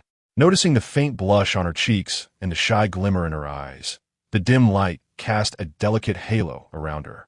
"Ching, oh dear, I cannot stand this. There is still a child present. Heaven bear witness, I truly did not eavesdrop intentionally. If only I could walk, I would have run away by now." The Emperor and Empress, like they had been electrocuted, immediately released each other. The entire sequence transpired in less than 3 seconds. The Emperor looked at the empty space before him, momentarily stunned, then chuckled helplessly. He approached and personally picked up Lulu, meeting her mischievous, sparkling eyes, and pinched her small nose. "You, at your age, should be asleep. Your second brother is so soundly asleep that he wouldn't notice if the house collapsed. Second brother sleeps so blissfully, he is so happy. I'm not surprised at all. But mother suddenly became shy. That was deliberate. What will you do about it? Regardless, father cannot understand my words." Lulu squinted her eyes, peering closely, revealing a hint of pride in her expression. "Deliberate. Excellent. One would not have guessed that this little girl harbored such mischief." As these thoughts swirled in his mind, the Emperor cast Lulu a tender smile. She erupted into giggles. At this moment, both father and daughter felt an overwhelming sense of joy. Additionally, the Empress was indeed wonderful, having summoned the royal physician to tend to her facial scars and improve her health. With no one left in the harem, the former emperor's concubines had long been dismissed, leaving a multitude of vacant palaces. Yet, being the imperial palace, the decor was truly extravagant. Over these past few days, Jiang Lishu felt invigorated. "Miss Jiang, do you think this embroidery is correct?" A nearby embroiderer presented a piece of work to Jiang Lishu. In truth, Jiang Lishu found it quite splendid. The craftsmanship was impeccable, and she could not identify any flaws. Thus, she chose a different path, teaching these embroiderers how to innovate, to embrace unconventional ideas. Initially, these embroiderers were resistant to the notion of being taught embroidery by a 16-year-old girl, as this was their livelihood. A mistake could lead to dire consequences for their families. However, as they interacted, Jiang Lishu's injury prevented her from demonstrating her skills, yet her innovative ideas intrigued them. Their initial hostility gradually faded due to her warmth and kindness. "Yes, Wan Jiang, your embroidery is excellent, and your imagination is remarkable. The future is bright." When Li Chongjing strolled in with Lulu, he observed this scene and, noticing a corner of the embroidery, inquired, "What are you discussing?" The few people in the room promptly rose to bow. "Greetings, second prince. Greetings, little princess." Rising, Li Chongjing waved his hand and approached Jiang Lishu, while the palace attendant carrying Lulu followed closely. Being held by an adult gave Lulu a height advantage. Hearing Li Chongjing's question piqued her curiosity, and she craned her neck to look. Above the clouds, a plump pig soared through the air. adorned with tiny wings embroidered on its back. The pig's face was flushed, radiating joy. "The pig is flying," Li Chengjing exclaimed. "A flying pig? This surpasses my understanding. This world is utterly absurd." Chapter 22. Lifting a stone to smash one's own foot, the embroideress known as Wan Yang felt an overwhelming sense of anxiety. For before her stood the second prince and the little princess. Though the little princess was still quite young, both the Empress and the Emperor had proclaimed that she possessed an innate wisdom, a celestial blessing bestowed upon her. Unlike ordinary infants, the little princess was surely capable of discerning the intricacies of embroidery. Lulu's eyes sparkled with excitement as she fixated on the absurdly whimsical creation. With enthusiasm, she reached out toward the embroidered piece. Observing this, the attending maid immediately grasped the situation and presented the handkerchief adorned with a flying pig to Lulu. A radiant smile illuminated her face as she clutched the handkerchief tightly, caressing the fantastical flying pig. The sheer absurdity of such an item delighted her immensely. It was evident that the little princess adored the embroidery. Li Chengjing regarded Lulu with a bewildered gaze, filled with profound incomprehension. How could his sister possibly favor such a thing? He had not missed her earlier exclamation of delight. In her heart, Jiang Lishu silently connected the dots. Indeed, she and the little princess were compatriots, both enchanted by the whimsical flying pig. The embroideresses in the palace were exceptionally skilled, and this flying pig was rendered with remarkable lifelikeness. Despite his reservations regarding his sister's taste, Li Chengjing decided to procure the exquisite piece for Lulu. In an instant, envious glances from the other embroideresses were cast toward Wan Yang. Li Chengjing, lacking any valuable possessions, contemplated for a moment before tearing off the jade tassel from his pouch and presenting it to Wan Yang with a flourish. "This I shall take," he declared. "To earn the favor of the little princess is indeed a fortune for a servant." Wan Yang hastily waved her hands. "Anxious, Your Highness, you need not offer anything." Li Chengjing was insistent. "Must I truly take your belongings without recompense? Accept it without further ado. Your sister's delight is sufficient reason." Trembling with trepidation, Wan Yang accepted the jade tassel. It was of standard design within the palace, yet the jade pendant attached was of considerable worth. Lulu was pleased with Li Chengjing's gesture, bestowing upon him a generous smile, while he merely frowned at the handkerchief he held, evidently wishing to discard it. Lulu thought to herself, "Alas, brother has no discernment. He shall understand when he matures." Suddenly, she felt an intense gaze upon her. However, she refrained from looking up, fully aware of the source of that gaze. "Oh, how I wish for Jiang Lishu to know what our beautiful mother and father are up to," she mused. Her expression would surely be amusing. Though Lulu was but a child, she often felt an inexplicable sense of maturity, as if she had lived a grand life in a past existence. As this thought crossed her mind, she couldn't help but chuckle mischievously. This trivial incident revealed her true nature, despite the lengthy discussions of the previous night. Jiang Lishu was momentarily taken aback. What could she possess that would warrant the Emperor and Empress's attention? Another individual present, Li Chengjing, was equally perplexed. Or were their parents engaged in that necessitated Jiang Lishu's awareness? Li Chengjing cast a few wary glances at Jiang Lishu, relieved that her focus remained on Lulu. Otherwise, he feared her thoughts would wander. "Sister, let us proceed to the study. It is almost time for my reading." Lulu, clearly distracted, protested, No. You read on your own. Do not include me." She shook her head at Li Chengjing, turning her back to him. The two siblings had been wandering about for days, and Li Chengjing felt as though he had developed an affliction that rendered him averse to books, a malady that the palace physicians had failed to diagnose. Few understood his plight. Only his sister, despite her youth, could comprehend the woes of studying. Thus, he readily took on the responsibility of caring for her. Seeing the bond between the siblings, the Empress, after placing several trusted maids nearby, chose to leave them be. With her health restored, she intended to tackle the myriad issues that had accumulated during her convalescence. If his sister remained silent, it meant her agreement. "Come to the study. Lulu's excitamen surja." "Ah, you villain, a great villain. Brother, may you read for a lifetime and never graduate." She struggled in the arms of a maid. who dared not use force and instead sought Li Chengjing's assistance with a pleading look. Li Chengjing, with his strong arms, embraced Lulu and dashed toward the study. Studying alone was daunting, but the presence of a companion made it bearable. Thus, when the old tutor arrived at the study that afternoon, he found not only the second prince, but also an unexpected student. The old tutor and Lulu exchanged challenging glances. Lulu flailed her arms and shouted incessantly. The old tutor, exasperated, inquired, "Your Highness, why is the little princess here?" She expressed a desire to study. Li Chengjing replied, batting his eyelashes, unashamedly fabricating the truth. The old tutor fell silent, and after a lengthy pause, he finally spoke, his voice trembling. "Your Highness, though I'm already 65, my health is robust, and my mind remains sharp. I can still walk for half an hour each morning.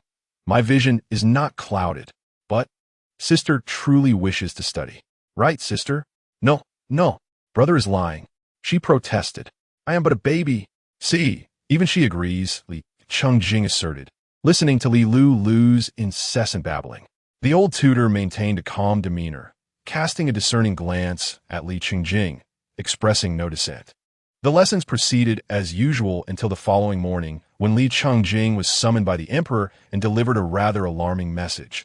Additional classes were to be added. Strategy, poetry, the 6 rights of a gentleman. All would be included from dawn until dusk, with no respite allowed. Li Chengjing lamented, "I have erred." Lulu clapped her hands in delight, overjoyed at the prospect. Heaven knows how exasperating it was to endure an afternoon filled with pedantic discourse. Brother deserved it. Meanwhile, after Li Chengjing and Lulu departed, the other embroideresses flocked around Wan Yang and Jiang Lishu. It seemed that Jiang Lishu indeed possessed a certain talent, as evidenced by the embroidery that had been completed under her guidance, which the little princess genuinely adored. As Jiang Lishu listened to the flattery, her thoughts wandered elsewhere. What was it about her that had captured the emperor and empress's attention? Past experiences warned her that such attention often boded ill. Yet the little princess's tone had suggested an air of anticipation. What could it possibly entail? Furrowing her brow, Jiang Lishu resolved to seek an opportunity to probe further. Of course, under the guise of legitimate inquiry. Chapter 23. The unveiling Li Chengjing had received a stern reprimand from the old tutor, who indicated that he would have little time for leisure with Lulu henceforth. Lulu relished the newfound freedom. "Your Majesty, Miss Jiang has arrived," announced Xiaoyao, her voice echoing as footsteps approached. "Esteemed maidens, I pay my respects to Her Majesty the Empress." Jiang Lishu, veiled and radiant with a gentle smile, entered. "Excessive formalities are unnecessary," the Empress replied warmly, instructing a maid to fetch an embroidery stool for Jiang Lishu. "Thank you, Your Majesty," Jiang Lishu expressed gratefully. The Empress took the little princess into her arms, smiling as she inquired, "How is your injury healing, Miss Jiang? How is your hand and the wound upon your face?" "Thank you for your concern, Your Majesty. I am pleased to report that my injuries have improved significantly." Jiang Lishu sat upright and produced a small pouch, requesting a nearby maid to present it to the Empress. Though her injury has significantly healed, the imperial physician advised that it is prudent to refrain from excessive movement. This pouch, although not embroidered by the maiden herself, was meticulously overseen by her in terms of design and material selection. She hoped the young princess would not find it displeasing. After speaking, she discreetly observed Lulu and the Empress, particularly her subtle reactions when Lulu's thoughts surfaced. Lulu, licking her lips, suddenly felt a pang of hunger. Children often face the dilemma of wanting something to eat while being constrained by their ability to indulge, considering the potential harm to their growth and health. Upon receiving the pouch, the Empress's lips twitched as she examined it. She found herself increasingly concerned about her daughter's taste, pondering why she had a penchant for such an unattractive item, which was quite repulsive in its appearance. A few nights prior, when Lulu had beckoned her mysteriously, she had anticipated a precious treasure akin to a ginseng with near sentience, only to be presented with a handkerchief featuring an unusual embroidery. "Is this pouch meant for me?" Lulu exclaimed, reaching out eagerly. She tugged at the tassel, causing the Empress to lose her grip, and the pouch fell onto her face. Fortunately, it contained only cotton, soft to the touch. As she picked it up, she exclaimed, "Oh, a sad frog." The pouch was indeed petite, perfectly suited for a child. Its tassels were a lovely green, and at its center was an embroidered lotus leaf, upon which perched a frog, weeping and wearing a visage of melancholy. The green hue rendering the scene somewhat unsettling. "I adore it," she exclaimed, evoking mixed feelings among the onlookers. Jiang Lishu felt a surge of happiness, recognizing that this local girl likely had only a fragment of memory, perhaps having consumed mangpa soup. She bore no malice, making her a good neighbor. She pondered why she could hear this girl's thoughts, concluding it must be a result of the gift bestowed upon her, though the girl likely had no knowledge of her thoughts being overheard. The young princess appeared to take great joy in the gift. Xiao Yao, observing Lulu's cheerful expression, softly remarked, "Indeed, she adores it. On behalf of the young princess, I thank Miss Jiang for this lovely present." Jiamli Shurablia, "Your Highness is too kind. As long as the young princess is pleased, that suffices." The Empress, contemplating a fitting reward, deemed gold and silver too mundane and insufficient in weight, considering the pouch's significance to Lulu. She thought it paramount that her daughter was pleased. Jiang Lishu, feeling a sense of trepidation, humbly declined. Hearing their exchange, Lulu tilted her head and caught sight of the Empress's veil. Come here. She beckoned Jiang Lishu. Instinctively, Jiang Lishu moved forward but quickly realized this was the young princess's thought, inaudible to others. The Empress smiled. "The young princess wishes to see you. Step forward." Thus, Jiang Lishu approached slowly, bowing her head. Unexpectedly, Lulu reached out and pulled down the veil, eliciting gasps from those around. "Get better quickly," she said, her chubby little hand exploring the scar on Jiang Lishu's cheek, touching every part of it delicately. Jiang Lishu felt an unusual warmth spreading from the points where the young princess had touched her, akin to a gentle heat, yet it was not painful. "The scar will fade," Lulu assured her, handing back the veil she had just removed. "However, this touch alone isn't enough. It requires soaking in water infused with 1,000-year-old ginseng." But how to express that? Jiang Lishu was puzzled by Lulu's words. Yet having heard of the National Master's lightning strike incident and her own time travel experience, she remained quite superstitious. She sincerely thanked the young princess for her blessing. Lulu waved her hand dismissively, indicating no need for thanks. Jiang Lishu seemed merely to have come to deliver a gift, leaving happily with the promise of a reward. The Empress, however, had deeper thoughts. After ordering a palace made to take Lulu for a stroll, she personally prepared the ginseng water and summoned Xiao Yao, handing her a small vial. "Xiao Yao, deliver this to Miss Jiang," saying it is water infused with 1,000-year-old ginseng. Though puzzled, Xiao Yao complied, wisely opting to call Jiang Lishu out when no one was around. As the Empress watched Xiao Yao depart, her eyelids lowered slightly, waiting to see how Jiang Lishu would choose to respond. Outside, Lulu's soft, melodious laughter rang out intermittently, a clear sign of her joy. The outcome of the bloodline recognition would remain unchanged, and upon discreetly consulting the imperial physician, the Empress learned that such recognition could indeed be fabricated, rendering this method unreliable. Thus, they resolved to directly disclose the matter to Jiang Lishu, while ensuring that those who could hear Lulu's thoughts were kept under control. If they cannot be controlled, they must at least pose no threat. Otherwise, the only option would be to eliminate them. The weight of Lulu's future words was too grave. Any hint of a path leading to that future must be stifled in its infancy. After leaving Zhuling Palace, Jiang Lishu's relaxed smile gradually faded. She could not afford to keep a watchful eye on the Empress's expressions, as it would arouse suspicion, yet the brief moments of observation were insufficient to glean any insights. For several days, she contemplated what might pique the Empress and Emperor's interest, whether it be her time travel or her ability to hear the young princess's thoughts. Today yielded little fruit. As she ambled along slowly, someone called out to her from behind.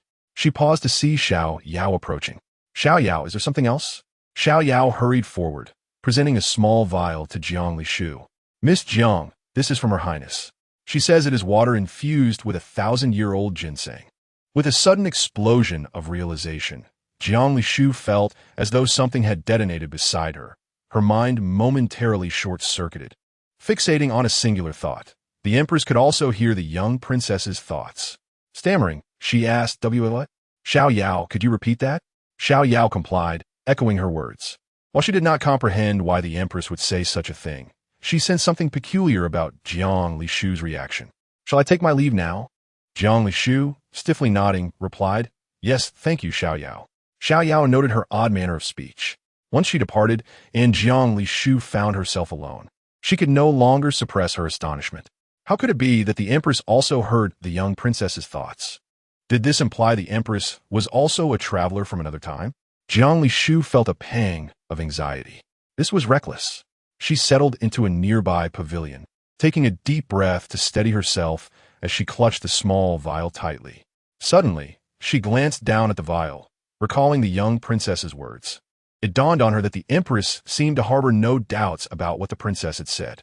After a prolonged silence, Jiang Lishu rose slowly, making her way back to her chamber. There was no need for haste regarding this matter. She would first observe the efficacy of the ginseng-infused bathing water. She firmly believed that in due time, all questions would find their answers. Chapter 24. A visit to grandmother that evening, as was customary. The Emperor and Empress convened to report on their respective progress. The Emperor's updates were somewhat halting, yet overall, they unfolded smoothly. His true intention was not to secure a posthumous title for his disreputable father. The ministers in court had been embroiled in heated debates over this matter. Yet no resolution had emerged, and it was anticipated that the stalemate would persist for quite some time. However, the Emperor remained unconcerned. After all, he was not the one embroiled in the disputes. Even if the outcome were not to his liking, he could always feign innocence and suggest a title for his mother instead, while letting his father's legacy slide. Initially, he contemplated whether to support an alternative faction, particularly the eunuchs, who were devoid of roots and could only rely on the Emperor. Nevertheless, he ultimately abandoned this notion, for he had a precious little princess to consider. Once she reached an appropriate age and was able to articulate her thoughts, she would be fit to assume the position of Guashur. The ancestors had stipulated that this role was to be held by a member of the royal family, yet they did not specify that it must be a male. The Emperor had already devised a plan, and his appointment of Lulu as Guashur was made in earnest. With the crown prince firmly established, whose character was both benevolent and virtuous, the Emperor felt assured in entrusting the nation's future to him after a century had passed. However, Lulu's circumstances were different. Having faced such dire challenges from birth, he needed to secure a robust protector for his little princess. The position of Guashur was indeed an apt choice. Meanwhile, the Empress was navigating her own affairs successfully, having identified numerous unsavory characters infiltrating the harem. She did not intend to oust them. Rather, she simply needed to ascertain their affiliations, facilitating the dissemination of false information while avoiding unnecessary alarm. When the name Jiang Lishu arose, both paused, recalling Lulu's merciless laughter, and fell into silence. Eventually, the Empress broke the quietude. "I perceive Miss Jiang as a person of integrity, with a simple and kind heart. She is a clever child, and I have already provided her with subtle hints." The Emperor nodded in agreement. "You shall manage these matters as you see fit. I trust you." In the initial days, Jiang Lishu did not appear, yet the Empress remained unperturbed, spending her time playing with Lulu, following Li Chengjing's additional lessons. The only companions left in the palace were the maids and eunuchs, who were not children. Observing this, the Empress, though Lulu seemed indifferent, naturally preferred her child to be surrounded by lively company. Therefore, that very evening, she proposed to the Emperor that they select suitable girls of the same age to come to the palace to entertain Lulu. The Emperor had no objections and suggested that the Empress consult with Lulu on the matter. Upon hearing the Empress's suggestion, Lulu wrinkled her nose, promptly protested with her characteristic enthusiasm, shaking her head vigorously. The Empress chuckled. "Child, you are barely a year old. How could you possibly be responsible for other children? Do you truly not desire a playmate?" No, not even a beautiful one. Not even an unattractive one." Lulu blinked her eyes and grinned. "Pretty sister. Yes, a pretty sister." Xiaohua, unable to hear Lulu's inner thoughts, found the exchange between the Empress and the little princess delightful. At the same time, a swell of pride arose within her. Truly, the little princess was born wise. Children of her age typically only wet the bed. If she could comprehend her mother's words, Lulu acquiesced, prompting the Empress to take action. Initially, she sought assistance from her maternal family. The Empress, known as Yin Minru, hailed from a scholarly lineage, not particularly noble, and having ascended to the role of Empress, she had never exploited her position to benefit her family. Nonetheless, like all, she harbored a desire for her daughter to maintain good relations with her maternal kin. Of course, if it proved unfeasible, she would not impose. Thus, the Empress issued a decree for the Yin family to enter the palace, accompanied by suitable girls from their household, under the pretense of longing for her family. On the day the Yin family was to arrive at the palace, Lulu noticed her beautiful mother appeared quite anxious upon awakening. She found her already dressed in fine garments. During breakfast, her mother sat with her head bowed, lost in thought. Lulu extracted a teething stick and observed her mother quizzically. She was unsure of what was about to transpire, but sensed a need to comfort her mother. She raised her hand to gently caress her mother's face. "Beautiful mother, do not be nervous." The Empress felt a stirring within her heart. Looking down at Lulu and whispering, "Lulu, you are soon to meet your maternal grandmother. Are you happy?" "Happy, happy. Your grandmother is a straightforward and vigorous woman. She delights in martial pursuits. However, your grandfather is a scholar. Since I became Empress, they have not been in touch as frequently." The Empress stroked Lulu's face, smiling softly. "They fear attracting envy and worry about causing trouble for His Majesty. Since ancient times, maternal relatives have existed, and they are cautious of public scrutiny." "I understand. Beautiful mother, you miss your grandmother and grandfather." Lulu nodded earnestly, then embraced her mother, planting a slobbery kiss on her cheek. The Empress was overwhelmed by the sweet scent of milk wafting toward her. "A kiss for you, beautiful mother. Do not be sad. With Lulu here, I will accompany you." The Empress, diverted by Lulu's affection, found her spirits lifted and the frown upon her face vanished. As the hour approached, the sounds of eunuchs calling from the entrance finally echoed through the halls. Following the Empress's gaze, Lulu beheld two small figures accompanied by a larger one, gradually advancing towards them. "Your servant pays respects to your Majesty, Empress, and the little princess. May you both enjoy longevity and peace." "Your servant pays respects to your Majesty, Empress, and the little princess. May you both enjoy longevity and peace." The Empress repressed her excitement, speaking gently, "Mother, please rise. Attendants, provide seats." Yin Shi appeared vigorous and sprightly, moving with the grace of youth, her hair only slightly graying, her complexion radiant, a clear indication of a blessed matron. The two little girls, both around 5 years of age, wore their hair in hanging styles. One donned a pink skirt while the other wore yellow, their features lively and adorable. The Empress felt a pang of emotion. "It has been too long. Mother, how have you fared these years?" "I have been quite well, surrounded by my children and grandchildren, all flourishing and joyful," Yin Shi replied. "As long as you are well, my daughter, I find peace." The Empress felt a slight alleviation in her heart. Though the Yin family wielded little influence at court, the Empress recognized that after the Grand Princess's ascension, they would not be spared scrutiny. The mere necessity of preemptive caution was sufficient reason. After exchanging pleasantries, the conversation soon turned to the children. Yin Shi beamed with warmth, patting the girl in the pink skirt. "This is your elder brother's child, named Yin Xingshi, aged 4. And this is your cousin's child, named Yin Zil, also aged 4 but younger by 2 months. Your cousin, alas, fell into unfortunate circumstances. After giving birth to this child, she departed from this world, leaving Chunjiu, a man of ill repute. I took it upon myself to welcome the child into our home, even changing her surname." The Empress displayed a hint of sorrow, her voice tinged with discontent. "Your cousin departed so abruptly. We have taken this child in. Yet what of the man? Is he still alive?" Her cousin had always been gentle-natured. She recalled the hopeful expression before her marriage, filled with joy at marrying her beloved. Over the years, as her cousin married away, the Empress assumed she was content with her chosen one, not inquiring further, especially as letters overflowed with expressions of happiness. Yin Shi's tone grew somber as she shook her head. "We have been unable to locate him. After these years of searching, there has been no word." It is grandmother. Chunjiu, that name sounds somewhat familiar." Suddenly, a sweet voice erupted beside Yin, startling her to the brink of slipping off her chair. "Be careful, grandmother." The two children grasped Yan's sleeves, their hearts still laden with tension. A hint of confusion flickered in Yan's eyes, who had just spoken in such a childish tone. "Oh, I remember now. Isn't that the capable eunuch beside the princess?"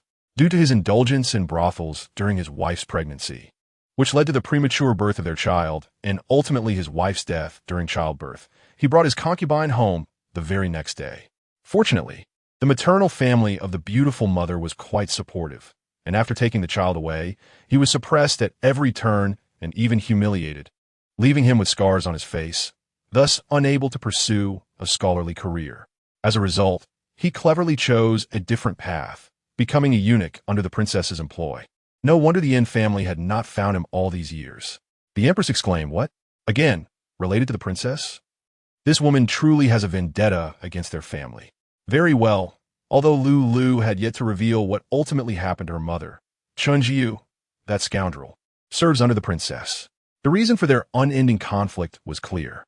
A fierce glint appeared in Yan's eyes. In her youth, she had been reckless, having once secretly ventured onto the battlefield, now filled with a murderous aura. The two little girls beside her trembled in fear. "Mother!"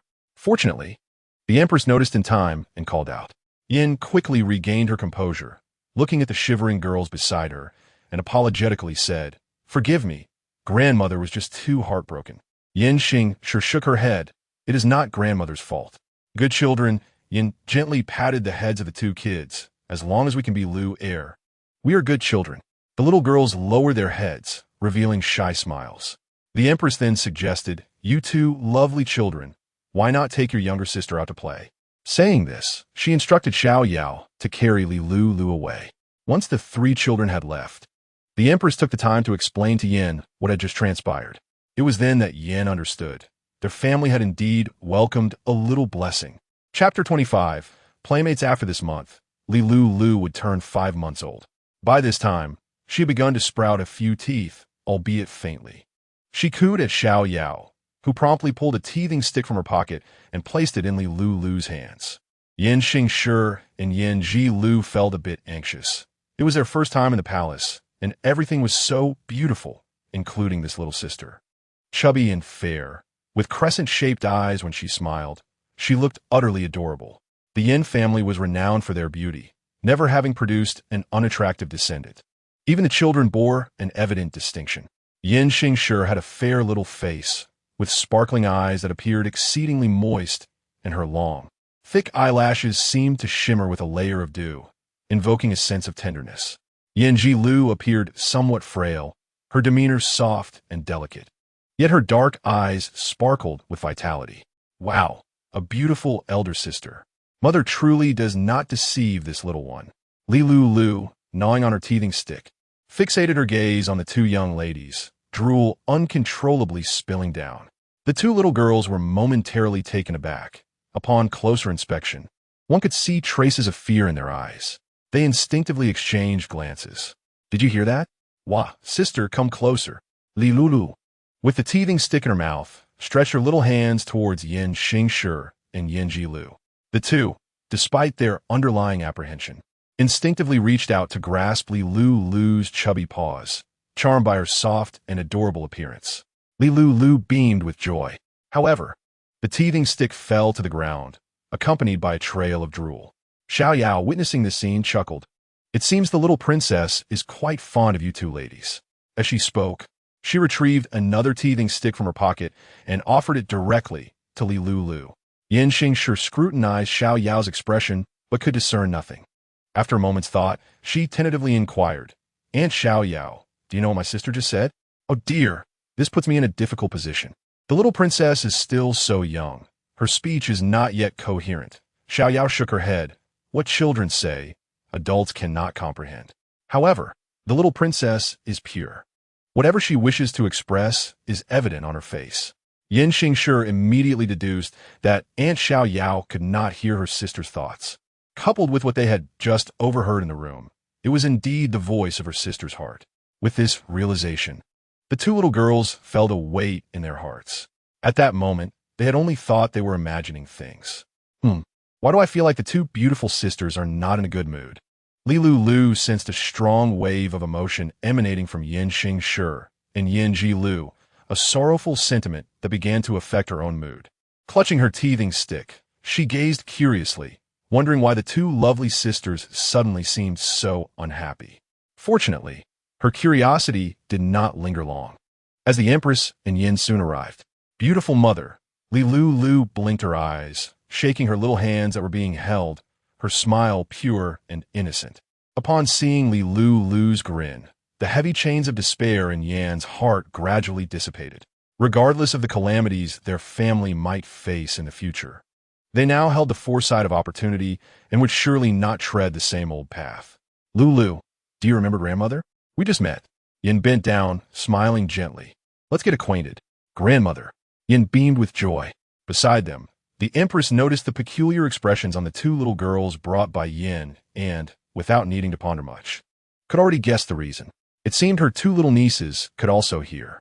Yin and Lulu continued to share laughter for a while, primarily with Yin speaking, while Lulu chuckled, demonstrating a harmonious bond between the grandmother and granddaughter.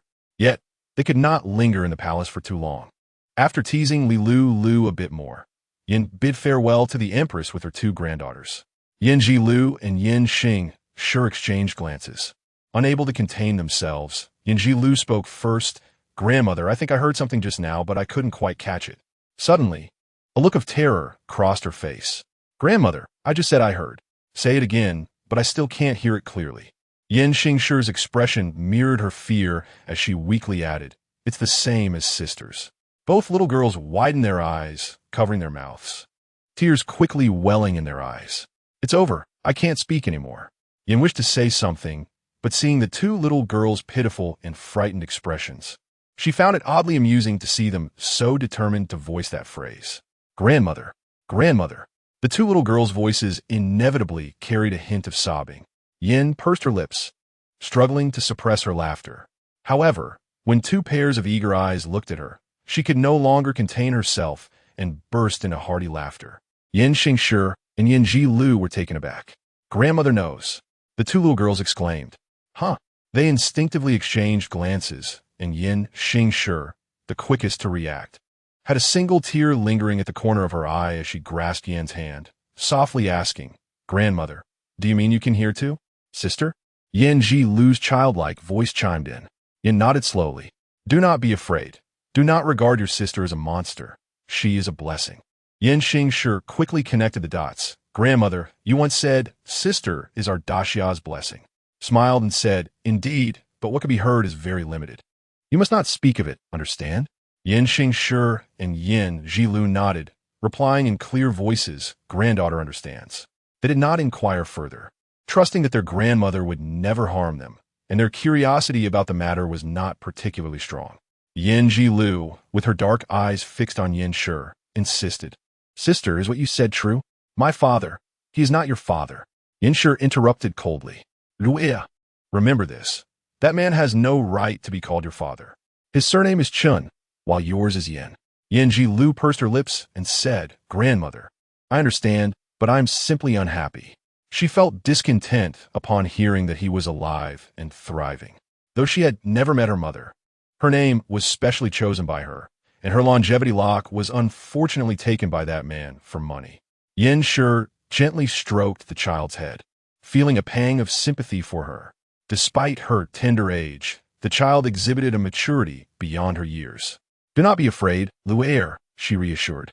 That evening, Yin Shi discussed with her husband the matters talked about with the Empress earlier that day.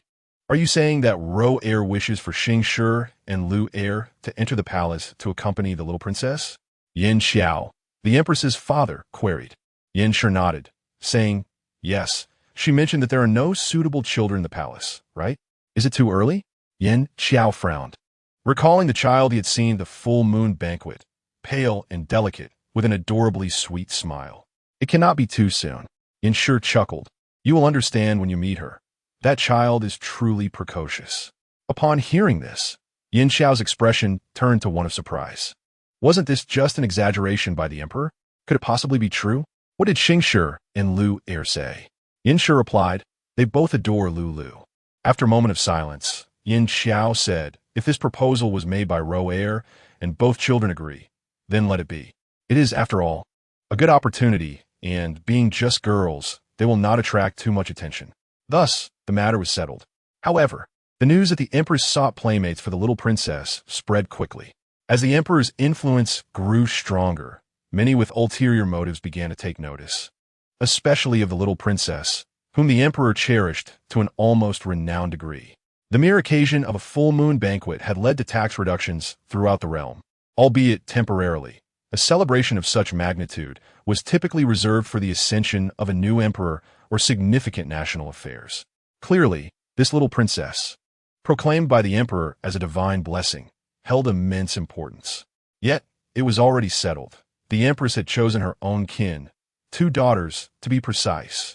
When Lulu encountered these 2 beautiful young ladies once more, she astutely sensed a faint metallic scent on one of them. She twitched her nose. What is wrong with Sister Heir? Chapter 26. The case is solved. Upon hearing Lulu's heartfelt inquiry, Yin Shi's eyes immediately reddened. Just as she was about to speak, her wrist was grasped by Yin Lu, who subtly shook her head in warning. Do not act rashly. Do not let our sister realize we can hear her thoughts. Grandmother has advised us not to stir trouble. Yin Shi appeared determined to persist. But under Yin Lu's pleading gaze, she felt a hint of defeat.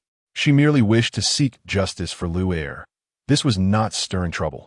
Lulu observed the silent exchange between the 2 young girls, perplexed by the unspoken tension, but intuitively sensed their current mood was far from joyful. What is happening? What is going on? Her curiosity piqued. She mused, at such a young age, it cannot be that time of the month. Something must be wrong. The thought ignited a fierce determination within her, and her expression shifted to one of indignation, puffing up her cheeks adorably. Sister. Yin Lu looked helplessly at Yin Shi. The little princess is still very young. Yin Shi turned away, huffing, and approached Lulu, lowering her voice. Sister, do you still remember us? Although she knew her sister undoubtedly remembered them, Lulu was unaware that her thoughts were being overheard. Moreover, she recalled how, during previous gatherings with her grandmother, the adults would often greet infants with similar questions. Why does everyone ask me this? Lulu echoed, her tone familiar. Regardless of whether the adults comprehended her words, she received a positive reaction. Observing Lulu's familiar yet helpless gestures, Yin Shi's troubled mood began to lighten.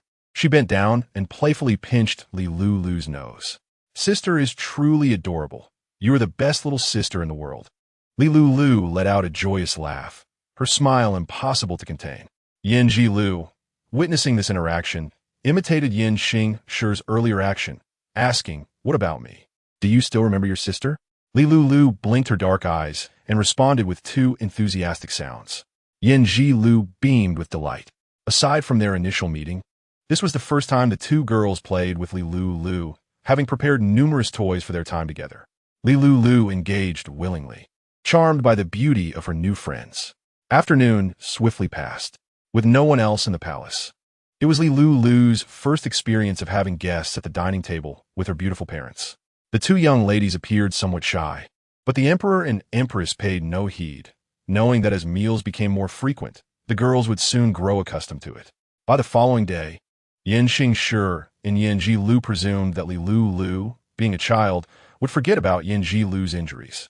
However, upon seeing each other, Lulu exclaimed, "Oh no, how bothersome. I can sense it. Lu's sister has a metallic scent, and the 2 of them seem unhappy. They must have been bullied." Yin Shi and Yin Lu exchanged glances, conceding that they had been too naive. Lulu wrinkled her nose, her dark eyes fixed intently on Yin Lu, conveying her seriousness. She placed her hands on her hips.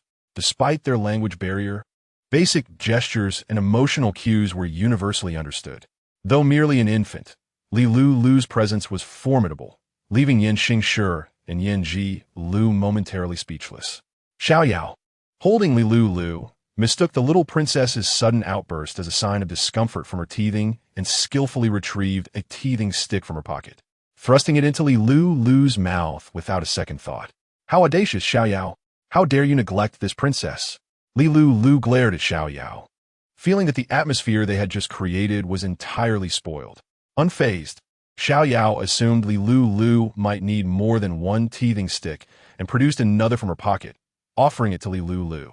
There you go, little princess. These two should suffice for the day. It is not about that. Lulu protested, gripping one stick firmly. Yin Xingshi and Yanji Lu exchanged knowing glances. Yin Xingshi seized her companion's wrist and tilted her head slightly, striving to conceal her smile from Lulu. Yanji Lu mirrored her actions, biting her lower lip to stifle her laughter. This baby is merely concerned for you. Ah, how frustrating. Why can't you learn to speak? Do not be angry, sister. Yanji Lu approached, gently tugging Lulu's wrist, and chuckled. Though I do not understand why you are upset, I apologize on behalf of Lu Heir. Please do not be angry, all right? Can you forgive us?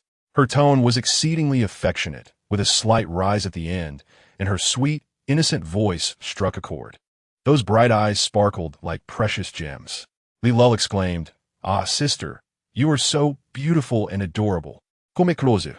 The little girl quickly forgot the earlier incident, lost in the enchanting allure of Yin Zil, and generously offered her a teething stick, her eyes shining brightly, akin to a dragon's spotting gold. What about me? What about me? Yin Xingshi jumped over. Lulu blinked, without much hesitation, and handed her the other teething stick from her other hand. Here you go. I have plenty. The onlookers, including Xiao Yao, were somewhat astonished. It seemed that these two Yin sisters were indeed favored by the little princess, as it was quite rare for her to share her treats. Yin Zil gazed at Lulu's innocent smile, and the stone in her heart loosened slightly, thinking that perhaps she should sprinkle more perfume on herself tomorrow, for her sister had a keen nose. However, her relief was premature. By afternoon, the group was playing in the Imperial Garden. Primarily, it was Yin Xingshi and Yin Zil who were playing, while Lulu nestled in Xiao Yao's embrace, squinting her eyes and chewing on the teething stick, observing the scene. What sound is that? Lulu was sensitive, hearing footsteps nearby. Along with the footsteps, she also discerned some voices. Clearly, someone was approaching the Imperial Garden. Sure, your aunt has said that this little princess is favored by His Majesty, and the Empress Dowager is currently seeking new companions for her. You must be chosen. Rest assured, Mother, I will definitely be chosen. Although the Empress Dowager had selected two young ladies from her family, the Yin family had no standing in court, possessing only beauty and a beguiling demeanor. One could tell they were not of good character. Mother is right, especially that one called Yin Zil, who is so adept at playing the victim and flaunting herself. Last time, she merely pushed her a little, and who would have thought she would cry so easily over the slightest injury? Truly pretentious. Indeed, my child is the best. Do not imitate those beguiling tricks. The voices drew nearer. Lulu's gaze deepened. She had solved the mystery. She had wondered why she detected the scent of blood on Zil, and it turned out the instigator had come to her door. Chapter 27. Spitting curses at you, the voices grew closer, and even those around Lulu could hear them. Yin Zil's smile froze. She pursed her lips, and the wound on her waist, which had nearly healed, seemed to throb again. Why is she here? Yin Xingshi blurted out, her expression sour. Lulu glanced over and stretched her neck to look outside the pavilion. Indeed, a group was walking toward them. At the forefront was a woman, leading a little girl who appeared to be of similar age to Yin Xingshi and Yin Zil, dressed in a red gown, exuding arrogance. Oh, aren't these the two ladies from Yin family? The woman smiled, as if she had not just been speaking ill of others, and continued. What a coincidence to meet you here. Oh, I almost forgot. You two are now the little princess's companions. The emphasis on companions was heavy. The little girl beside her could not help but interject, Mother, why waste words on them? We still need to see the little princess. She cast a disdainful glance at Yin Zil. Despite being an orphan, she still bore the Yin surname, which had caught the Empress Dowager's eye, leading to her selection as a companion for the little princess. What status did the little princess hold compared to hers? How dare she aspire to such heights? That position rightfully belonged to her. She was the one deserving to be the little princess's companion. What were these lowly girls worth? Yin Xingshi, with a sulky face, retorted fiercely, the little princess could never like you. The woman remained unfazed by this remark, but the young girl was not so composed, her patience wearing thin. And she exploded. "The little princess doesn't like this county princess. Does she like you instead?" She scoffed, her voice laced with indignation. "Have you looked at yourself? Your father is just an ordinary teacher. If it weren't for the Empress Dowager being your aunt, you probably wouldn't even get near the palace." "Do not speak of my father." Yin Xingshi was equally furious, her eyes wide as saucers, resembling an angry lion.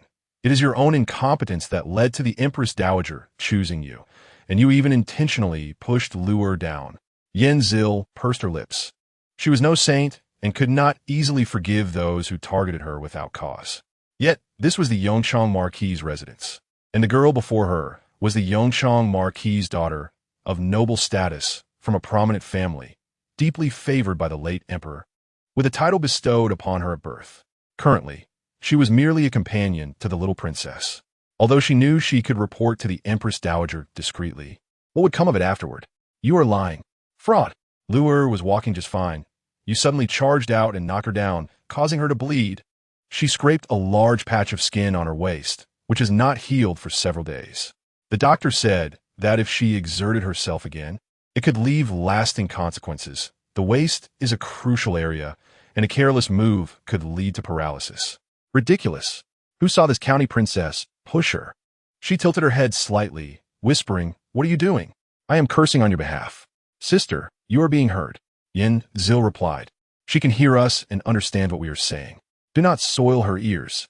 Yin Xingshi froze, glancing at the quarrelsome mother-daughter duo, hesitating for a moment before stamping her foot in frustration. Xiaoyao, observing the situation, furrowed her brow slightly. Having been by the Empress's side, she had seen much and, listening to their words, deduced the main conflict. However, she looked down at Lulu. It was evident that the little princess adored these two young ladies from the Jiang family, a fact she could confirm, as could all the servants of Zhuling Palace. Hearing the mention of the Empress Dowager, Xiaoyao was about to speak when her sleeve was gently tugged. "Little princess?" she whispered. Lulu looked at Xiaoyao with a serious expression and shook her head, conveying a clear message. "Do not speak." Xiaoyao blinked and nodded. Understood. She would remain silent and observe how the situation unfolded. She intentionally shifted her body to block their gaze, temporarily concealing the little princess. "Does this person wish to play with me? Dream on." Lulu narrowed her eyes, glaring at the mother and daughter, feeling an ominous aura rising. Goodness, how much resentment must they harbor? "Ha ha ha. Mother, don't say anything more. Can't you see they're at a loss for words?" The little county princess laughed uproariously. Suddenly, she noticed Xiaoyao, who was facing away from her, and with a sharp gaze, arrogantly called out, "Hey, which palace maid are you? How dare you not kneel upon seeing this county princess? Where did you learn your manners?" A maid guiding them stepped forward upon seeing Xiaoyao's attire, promptly saying, "County princess. She appears to be from Zhuling Palace." "Zhuling Palace?" The woman beside her exclaimed, her eyes lighting up.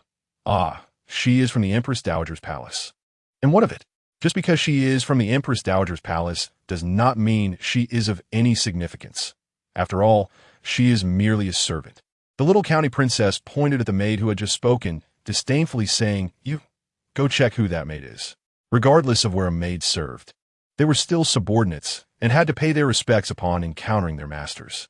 After receiving the command, the maid strutted over to Xiaoyao. "Which palace do you serve? How dare you not bow to County Princess Ningen?" She was truly brazen. Her eyes widened as she beheld Lulu cradled in Xiaoyao's arms, and she scornfully remarked, "Oh, you're holding a little baby. How audacious! Whose child is this? How outrageous it is for a palace made to engage in such clandestine dealings with a man and give birth to an illegitimate child. What did you say?" Upon hearing herself called a baseborn, Lulu's temper flared. She set aside her teething stick and prepared to unleash her formidable prowess. However, midway through her preparation, she noticed another group approaching. She glanced over. Pretty mother. The beautiful mother had arrived, leaving no room for her to shine. She would just have to cry later. Xiaoyao's expression darkened as she sternly retorted, "Who do you think you are to speak to our young mistress in such a manner? If you inquire about the palace maids, I must ask you, which matron taught you such vulgarity?" She rose, standing on the steps, looking down at the people below. A little baby? The smile on the woman's face gradually faded as a thought crept into her mind. In the harem, There was only one child of such an age who fit the description. This was the little princess. Instinctively, she turned her gaze to Lulu, who was obedient and adorable, still an infant and surely unable to comprehend the adult conversations around her. Instantly, her heart relaxed. Oh dear, is this the little princess? She met Lulu's round, bright eyes and attempted to approach her affectionately, unceremoniously shoving aside Yan Xingshi and Yan Lu. Yan Xingshi's face flushed with anger, ready to unleash a torrent of curses, but fortunately, someone restrained her. Yan Lu held her arm, gently shaking her head, urging her not to act impulsively in a fit of rage. Are we really going to let this go? They have insulted you. I know, sister. But before she could finish, Yan Xingshi understood the unspoken sentiment in her eyes. She grasped Yan Lu's hand, her face etched with concern. That wretched little princess, always targeting Lu heir, using her status as an orphan against her, when in truth, she is outmatched in every regard.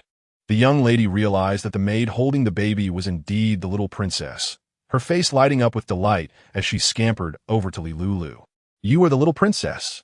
You are so beautiful. Most children look like skinny monkeys, but you are completely different. After saying this, she chastised the earlier maid. What kind of blind eyes do you have? This is the little princess. Someone slap her. Spare me, my lady. I was merely following your orders.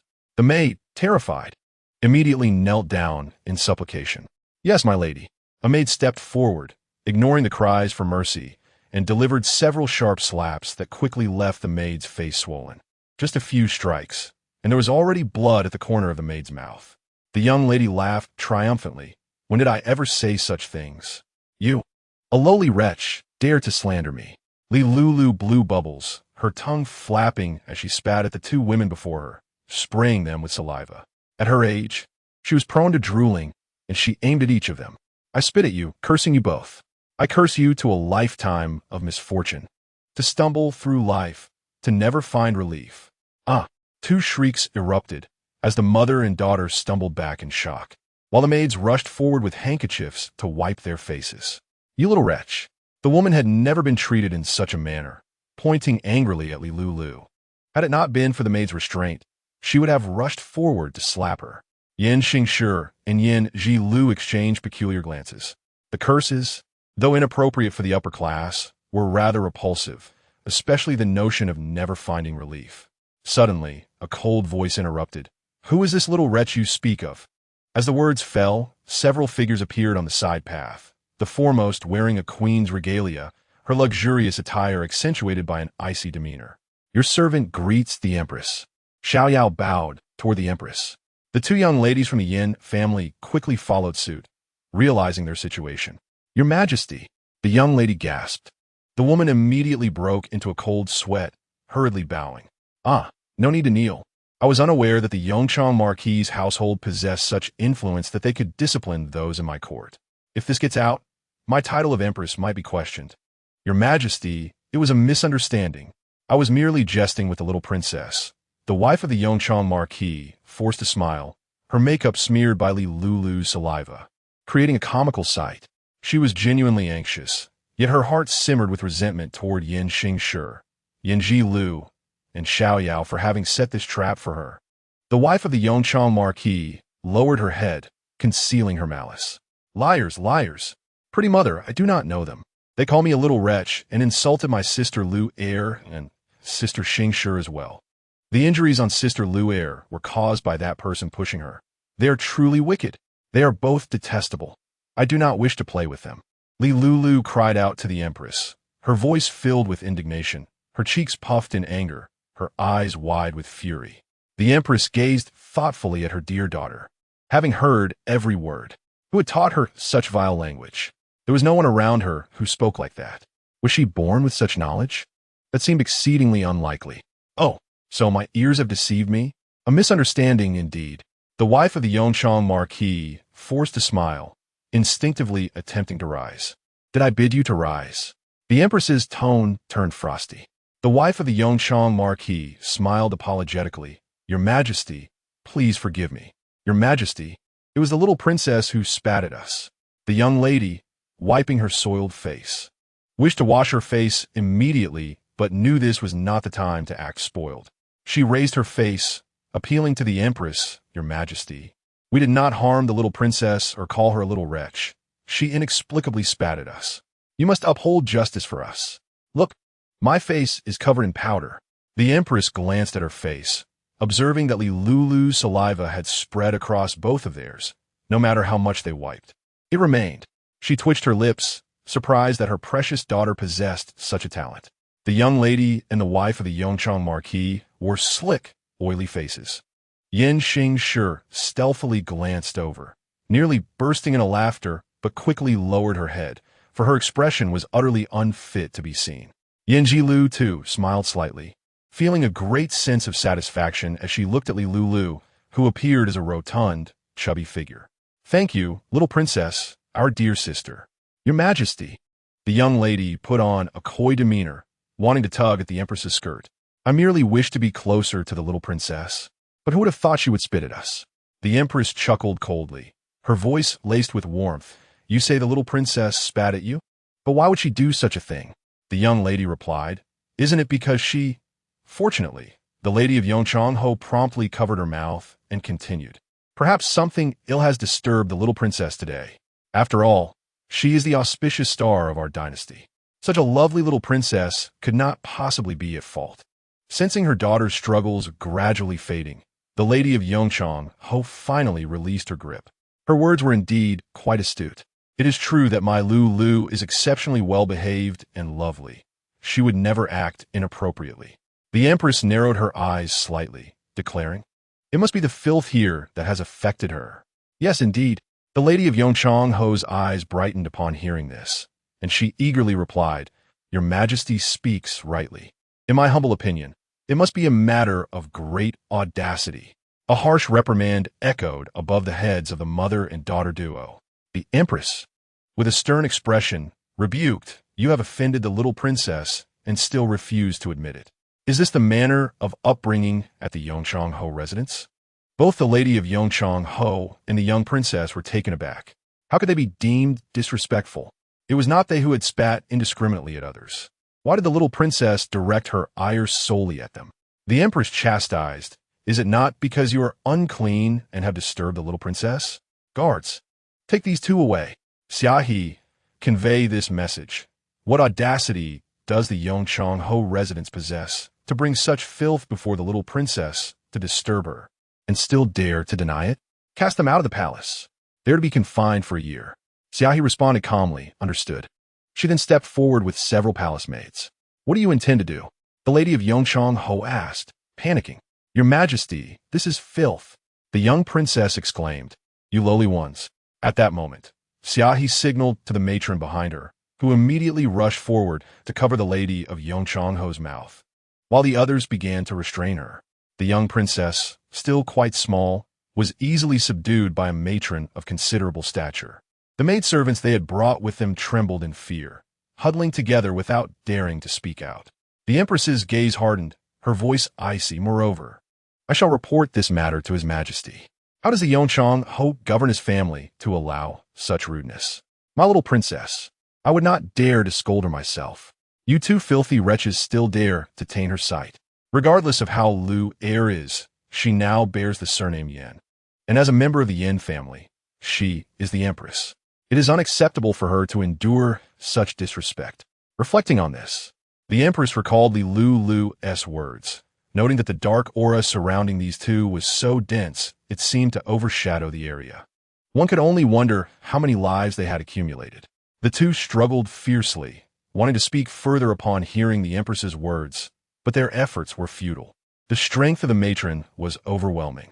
The distance from the imperial garden to the palace gates was considerable, and Xiaohe was determined to quicken their pace, ensuring that the matron and maids did not relent. Upon reaching the palace gates, the guards respectfully greeted, "Greetings, Miss Xiaohe." "Greetings to you all, noble guards." Xiaohe replied with a faint smile. She then slightly turned, listening to the clamorous voices outside, a smirk gracing her lips as she instructed, "Dispose of them." Yes, the palace maids and matrons wasted no time, unceremoniously casting the two into the bustling street. Two cries of surprise rang out simultaneously. People immediately took notice of the commotion. halting in their tracks and murmuring among themselves. Who are they? Were they just thrown out of the palace? Whose wife or daughter are they? Oh dear, to be tossed into the street like that, what a disgrace. I believe I recognize their attire. They seem to be from a Yongchang-ho residence. What crime could they have committed to be treated this way? Oh, it seems they have met their comeuppance. So it is the Yongchang-ho residence. This is hardly surprising. It is not uncommon for wealthy families to discard troublesome individuals, but this is the imperial palace. Regardless, those in high society should maintain their dignity. The young princess, still indignant, shouted, "On what grounds does the Empress cast us out?" It was clearly that little princess who was spitting. The lady of Yongchang-ho quickly covered her daughter's mouth, preventing any more scandalous words from escaping. She shot a fierce glare at her daughter, who instantly fell silent, trembling in fear. The lady's glare was one the young princess had only witnessed when her mother dealt with her father's concubines. Xiaohe observed the two of them rising in disheveled defeat, and at that moment, the maidservants, realizing the gravity of the situation, rushed to cover their mistress's face. However, the lady of Yongchang-ho and her daughter had encountered an unexpected turn of events, and their carriage would not arrive for some time. Seeing the mother and daughter duo's frustrated but restrained demeanor, Xiaohe chuckled and announced loudly, "Ladies and gentlemen, this lady of Yongchang-ho and her daughter," fully aware of their uncleanliness, still dared to disturb the little princess. Thankfully, the Empress is merciful, only confining them for a year. I hope they will not repeat such offenses in the future. Otherwise, should the little princess become incensed, the former national master serves as a cautionary example. With that, she paid no heed to the ensuing chatter and departed with her entourage. It turns out they had dared to offend the little princess. How audacious. The little princess is indeed the auspicious star of our Xia dynasty. What ignorance on their part. After the birth of the little princess, it is said that the floods of the Yellow River ceased, despite days of incessant rain. One might wonder what crime they had committed to be expelled from the palace. It was indeed due to their offense against the little princess. The Yongchang-ho residence has displayed remarkable audacity amidst the murmurs of the crowd. The lady of Yongchang-ho contemplated taking action against them, but given the current situation, she had no authority to do so. The mother and daughter climbed into their carriage, looking utterly defeated. The personal maid frowned, saying, "Madam, there are too many people outside. It will be difficult to pass." The lady of Yongchang-ho's eyes glinted with fury as she gritted her teeth. "Pay them no mind. If anyone obstructs us, simply ride through. A whip will suffice to keep them in line. How dare these commoners revel in my misfortune? They are no better than nothing." The young princess wept incessantly, having never experienced such humiliation in her life. After relaying her mistress's words, the maidservants heard the crack of a whip followed by a groan, accompanied by continuous wails from the crowd. At last, the carriage began to move. Chapter 29. Ceremony. Wow, what a magnificent mother. Huh. Lulu squinted her eyes, stretching her arms toward the Empress, attempting to break free from Xiao Yao's embrace, her intentions clear. "Beautiful mother, hug me." Seeing that her mother still had not approached, Lulu assumed she was not trying hard enough, thus opening her arms wider. Flailing like a small fish in Xiao Yao's hold, she opened her mouth to exclaim, but instead uttered indistinct words. Cool, hug me." The surrounding people instantly displayed expressions of surprise. "Your Majesty, the little princess can speak," Xiao Yao exclaimed excitedly. The Empress, initially intending to maintain her aloof demeanor and tease her daughter, found her resolve crumbling as she hurried over, enveloping Lulu in her arms. "Oh, my obedient daughter. What did Lulu just say? I wish to hear it again." Lulu beamed, her tongue swirling as she said, "Mother." The Empress was overjoyed, her previous anger dissipating in an instant. She nuzzled her nose against Lulu's soft cheek, marveling that her precious child had called out to her first, rather than to the Emperor. How delightful! Lulu blinked her eyes, grinning widely, drooling in delight. However, not everyone was pleased with this. Why is it that Lulu first called out to her mother, and not to me? The Emperor lamented, his expression one of discontent. The Empress fed Lulu while calmly saying, "You are eating now. Your Majesty, please do not cause a commotion. You are quite grown, and yet you act so childishly." She added, Ching is delighted. She can already call for her mother. What about me? They say the little princess can speak, but apart from calling for her mother, all I hear is hungry.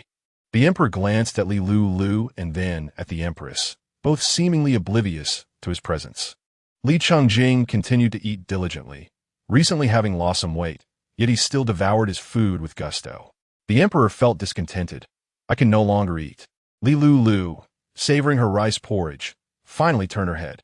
If you don't eat, go wash the bowl. Do not stir up trouble. The emperor wore an incredulous expression. Li Chongjing paused, burying half his face in the bowl, secretly observing the scene with eyes that resembled crescent moons. Sister is impressive. Sister is formidable. The empress's hand trembled slightly as she held the bowl, her lips curling into a wild smile. After clearing her throat a few times, she finally raised her gaze to the emperor and remarked, "Your Majesty, excessive anger is detrimental to your health." She then signaled the palace maids to leave. It was clear that the emperor would cause a ruckus, and it was uncertain whether the maids would face repercussions for witnessing the incident. The emperor remained displeased, grumbling. The table is filled with dishes, yet there isn't a single sweet one. Which royal chef prepared this fish? It is overcooked, and this chicken, laden with so many spices, who is it meant for? And you, Li Chongjing, have you gained weight again? Li Chongjing paused, pouting in a pitiful manner. Meanwhile, the empress had finished feeding Lulu and leaned in, whispering, "Lulu, you should coax your father." Lulu licked her lips and wiped away the white rice residue from the corners of her mouth. "Well, he is still my father. I suppose I should indulge him a bit." The three present, aside from the emperor, could not help but chuckle at her thoughts. Lulu turned, tugging at the emperor's robe, and parroted, "Father, Lulu loves you." As she spoke, she formed a heart gesture with her hands. The emperor was momentarily stunned. Noticing his lack of reaction, Lulu slowly repeated her earlier words. "Father." She looked up at him with glistening eyes, her soft face beaming with joy, before jumping into the emperor's embrace, planting a big kiss on him. At last, the emperor was appeased. "My obedient daughter." Li Chongjing watched the scene unfold, observing the most esteemed man in the realm, grinning foolishly with a smear of drool on his face. He shook his head, realizing that adults are indeed unreliable. Even his father, the emperor, was so undependable. Having successfully placated her father, Lulu finally allowed him to resume his meal. After dining, Lulu bid farewell to her beautiful parents, afterward being carried away by Xiao Yao.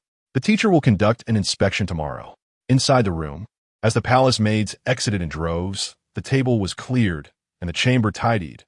Only the emperor and empress remained. The emperor finally realized how foolish his earlier reaction had been. He cleared his throat and, glancing at the empress, who bore a knowing smile, initiated a conversation. "Qing, today I heard that you expelled the wife and daughter of the Yongchang Marquis. Does your majesty have any doubts?" The empress fluttered her eyelashes. The emperor shook his head. "I do not doubt you, but I wish to understand what transpired." The information from the secret guards was rather too succinct. "If your majesty does not take the initiative to speak, I shall relate the matter," the empress declared, her expression darkening as she recalled the day's events. "The mother and daughter publicly insulted my family. Regardless of the circumstances, they are still members of the Yin family. How dare they be so brazen?" She continued, her face growing even more severe, her teeth clenched. "They even insulted Lulu. How could I possibly endure such a thing?" As she spoke, the empress's expression soured further. "It was merely a year-long confinement, your majesty.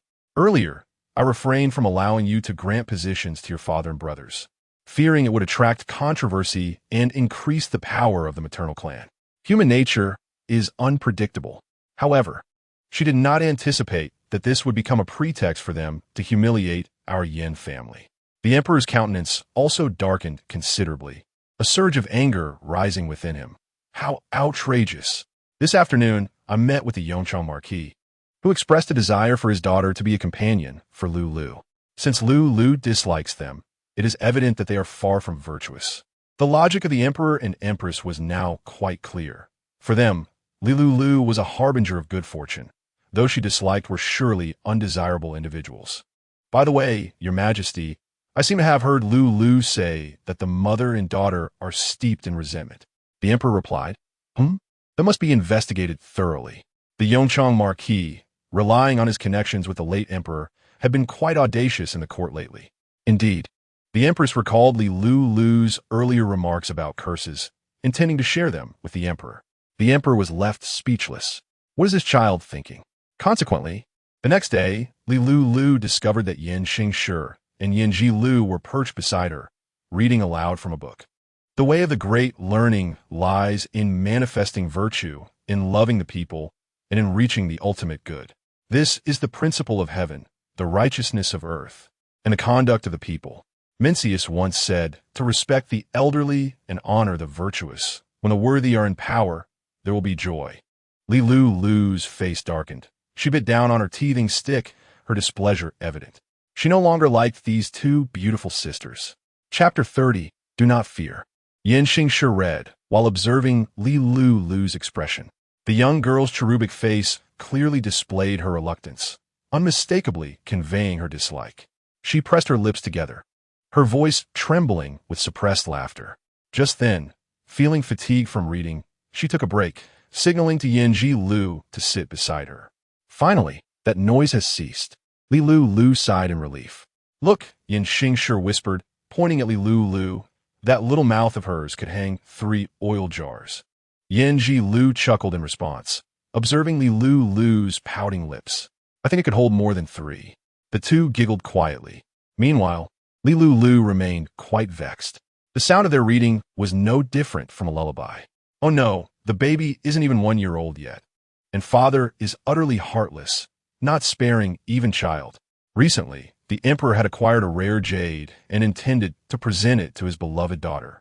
However, before he could enter, the little one's accusatory voice rang in his ears. The emperor glanced at the jade in his hand, stunned for a few moments, before turning to leave. Forget it, forget it. I am unworthy of being her father. Lulu remained unaware of this incident. Had she known, she might have muttered a few curses herself.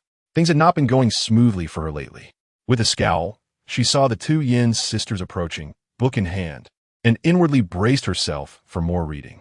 Soon, the sound of their recitation echoed once more. Lulu rolled her eyes. Help! When will they finish reading? Why must I endure such torment? Just then, Yin Xingshi read aloud. When friends come from afar, though distant, they must be punished. Lulu silently completed. Though distant, they must be punished. Yin Xingshi.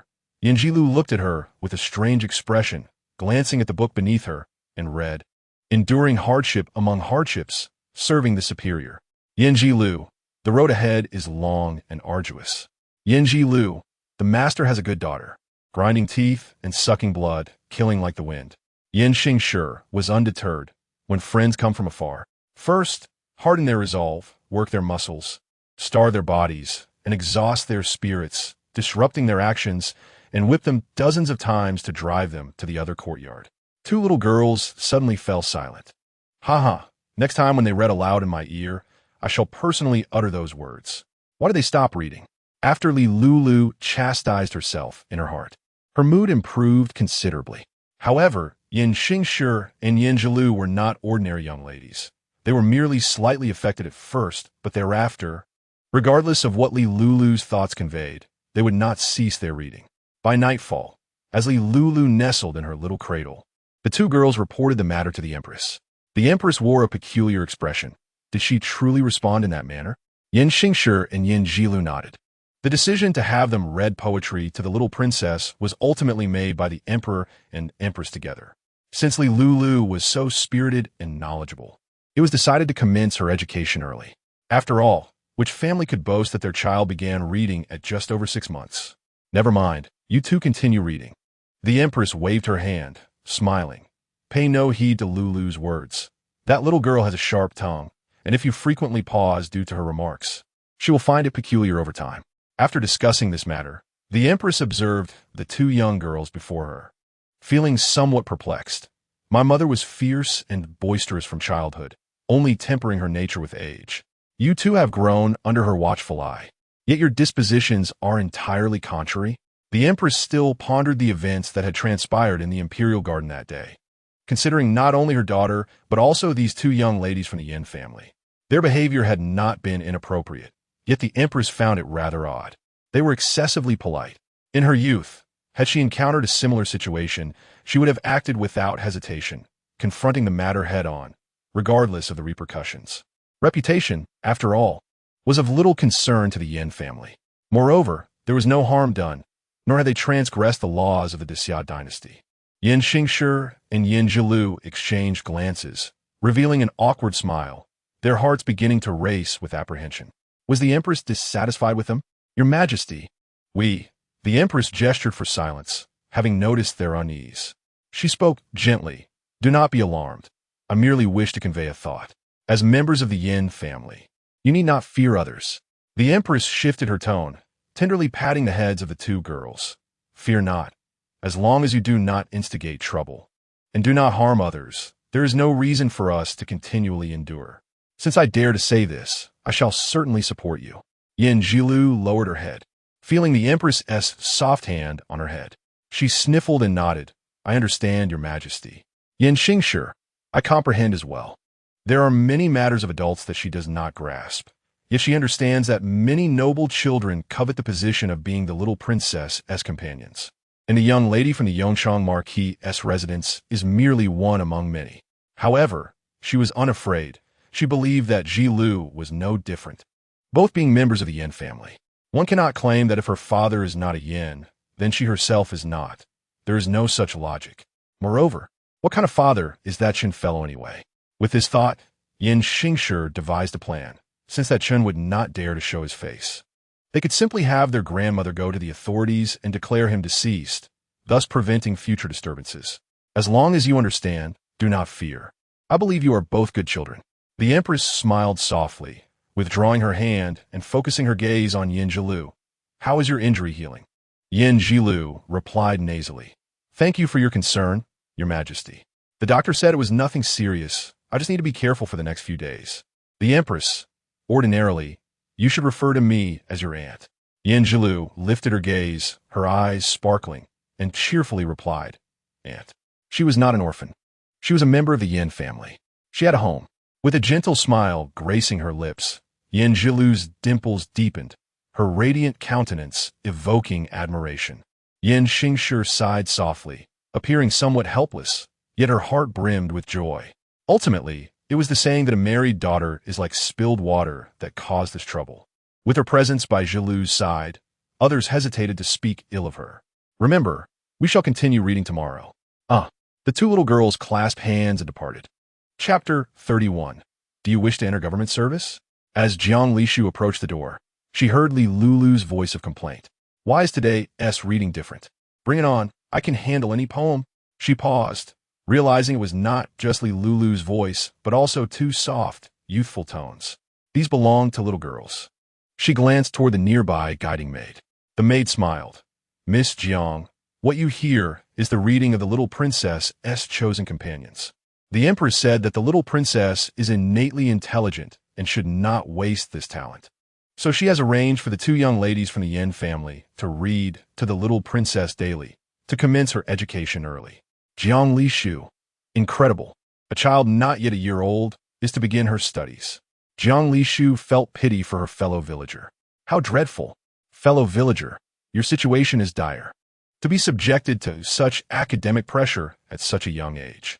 Miss Jiang, the Empress wishes for you to enter. A small maid emerged from the room, kindly gesturing for Jiang Lishu to enter. Thank you. Jiang Lishu expressed her gratitude and stepped inside. The Empress reclined on an opulent couch, beside which a crib was placed, where two graceful young girls were reading. Miss Jiang has arrived, the Empress smiled, raising her gaze. Jiang Lishu's scars had fully healed. She was not wearing a veil. Her bright eyes sparkling, her fair features reminiscent of a rare beauty. I pay my respects to your Majesty, wishing you eternal fortune and peace. She lowered her head, feeling the Empress's gaze upon her, alongside another very prominent and friendly gaze. The time traveler has arrived. Upon hearing the news of Jiang Lishu's arrival, Lulu quickly looked up, craning her neck to catch a glimpse. The scars on her face have healed. There are no marks left. So soon? She beamed upon seeing Jiang Lishu's smooth face. This is much better, as wearing a veil constantly is rather cumbersome. Yin Xingshi blinked, quietly glancing toward Jiang Lishu. So this was the young lady who had recently been summoned to the palace for her exceptional embroidery skills. Yet, what kind of embroidery does her sister favor? Suddenly, she felt a surge of curiosity. The Empress, having surmised the purpose of Jiang Lishu's visit, instructed Xiaoyao to escort Lulu and the two Yin girls outside, while dismissing the remaining attendants. At this moment, only the Empress and Jiang Lishu remained in the room. The Empress's actions gave Jiang Lishu a sense of reassurance. I dare to ask your Majesty a question. Speak. When did your Majesty first hear the little princess's words? To be candid, since you can hear them, it indicates that you harbor no ill intentions toward Lulu. The Empress sat up, tracing the rim of her cup with her fingers. According to His Majesty, we have heard them since the child was born. Jiang Lishu nodded. It seemed to be innate. Of course, one cannot dismiss the possibility that her fellow villager possesses other opportunities. The Empress chuckled lightly. Pray tell, Miss Jiang, what does Lulu mean by time travel? These matters must be clarified, especially since the Long Princess is attempting to use Miss Jiang against me. Moreover, His Majesty is quite intrigued. If Miss Jiang is unwilling to speak, if she is indeed reluctant, the Empress contemplated, her cup before her steaming, obscuring her brows and eyes. Surely there must be a way to entice her. Both she and His Majesty would not mind making a deal with Miss Jiang, if only for Lulu's sake. Lulu held a fondness for this Miss Jiang. Thus the prior notion of silencing her through threats could not be entertained. Moreover, it was evident that someone cherished by Lulu could not be a rogue. To be candid, at this moment, Jiang Lishu found herself in a state of hesitation. Since her arrival in this world, barely a month had passed. Initially, she had acted recklessly, disregarding everything, only to learn a hard lesson. Now that she had finally grasped the situation, especially considering this was an alternate dynasty from the history she recognized, she knew she must proceed with caution. Jiang Lishu raised her gaze to the Empress, who was sipping her tea with an air of elegance, her beautiful features betraying a sense of composure. Your Highness, she began after a long pause, if I were to tell you, would you ensure my safety? Naturally, the Empress replied without a moment's hesitation, smiling as she added, Miss Jiang, you are neither a criminal nor have you violated any laws. Moreover, since Lulu holds you in such high regard, you are in no danger. With this assurance, Jiang Lishu felt a wave of relief wash over her. Your Highness, as the little princess mentioned, I hail from another world. As she recounted her tale, the Empress listened attentively, not uttering a single word until Jiang Lishu concluded. Then she gently inquired, Miss Jiang, in your world, does everyone have the opportunity to read and write? Jiang Lishu blinked in surprise, not expecting the Empress's curiosity to lean in this direction. She nodded. Indeed, everyone must learn, regardless of gender, and the curriculum is the same. However, during the final year of high school, there is a crucial examination that determines each student's fate. Noticing the Empress's serene expression, Jiang Lishu feared she might not fully grasp the concept, so she elaborated on the 9-year compulsory education and various educational policies. Understand, the Empress said, handing Jiang Lishu a cup of tea. Jiang Lishu was taken aback by the gesture, feeling somewhat flustered. It is merely standing on the shoulders of giants. I am not as remarkable as you think. The Empress observed Jiang Lishu thoughtfully and then posed another question. In your world, can women hold official positions? Yes. Jiang Lishu affirmed with a nod. I see, the Empress smiled. I promise, Miss Jiang, to protect your safety, but I also ask that you keep this secret. Few are privy to Lulu's story. Of course, Your Highness. Even without your request, I would remain silent. After their conversation, Jiang Lishu felt a newfound lightness and engaged in more discussions with the Empress before stepping out to play with Lulu. As the Empress watched Jiang Lishu depart, she pondered a pressing question. Surely, His Majesty could afford to be more lenient. With that thought, the Empress's eyes gleamed, though she decided to withhold this matter from Miss Jiang for the time being. Outside, Lulu nestled amidst peonies, initially expecting a leisurely stroll, only to find Yin Xingshi and Yin Lu had begun to recite poetry. Their cheerful banter filled the air. No, she shouted at Yin Xingshi and Yin Lu, her voice adorably childish. Not saying it. Lulu shook her head seriously, puffing her cheeks, insisting, not saying. This is overwhelming. I truly sympathize with my second brother. No wonder he comes home each day with a weary expression after studying. Endlessly listening to this. Who wouldn't be distressed? When Jiang Lishu arrived, they were seated at the lakeside pavilion, with only the two young girls reading aloud and Lulu playfully causing mischief. Little princess, she called cheerfully. Lulu turned, still fuming, and pointed at the others, declaring, "They are bad. You, Jiang, are good." The fragmented words were easy to interpret. Jiang Lishu blinked, momentarily taken aback. Her heart warmed. Indeed, it felt good to have a fellow countrywoman, even if this one had consumed a bit of Meng Po's soup. "Thank you for the compliment, little princess. I believe I am quite wonderful too." Lulu's eyes widened with delight. Then she grinned, her expression radiating joy. "Baby," she pointed at herself, "also good." She puffed out her small chest, prompting laughter from those around her. The adorable little girl, with her chubby cheeks and fluffy face, looked quite proud. "Yes, the little princess is also wonderful," Jiang Lishu said, producing a small rabbit from her sleeve. "Here, this is for you. I wish for the little princess to be happy." The rabbit was indeed tiny, barely fitting in the palm of an adult hand. "Is this the embroidery of Miss Jiang?" Yan Xingshi and Yanji Lu exchanged curious glances, slowly leaning in to see what Li Lulu held. The rabbit stood awkwardly, its plump body appearing both comical and adorable, with large eyes and a somewhat mischievous expression. Yet overall, it was undeniably charming. Li Lulu's eyes sparkled. "Wow, a rogue rabbit. So impressive." "What?" The two Yan sisters were taken aback. No wonder it looked so cheeky. It turned out this rabbit was a rogue.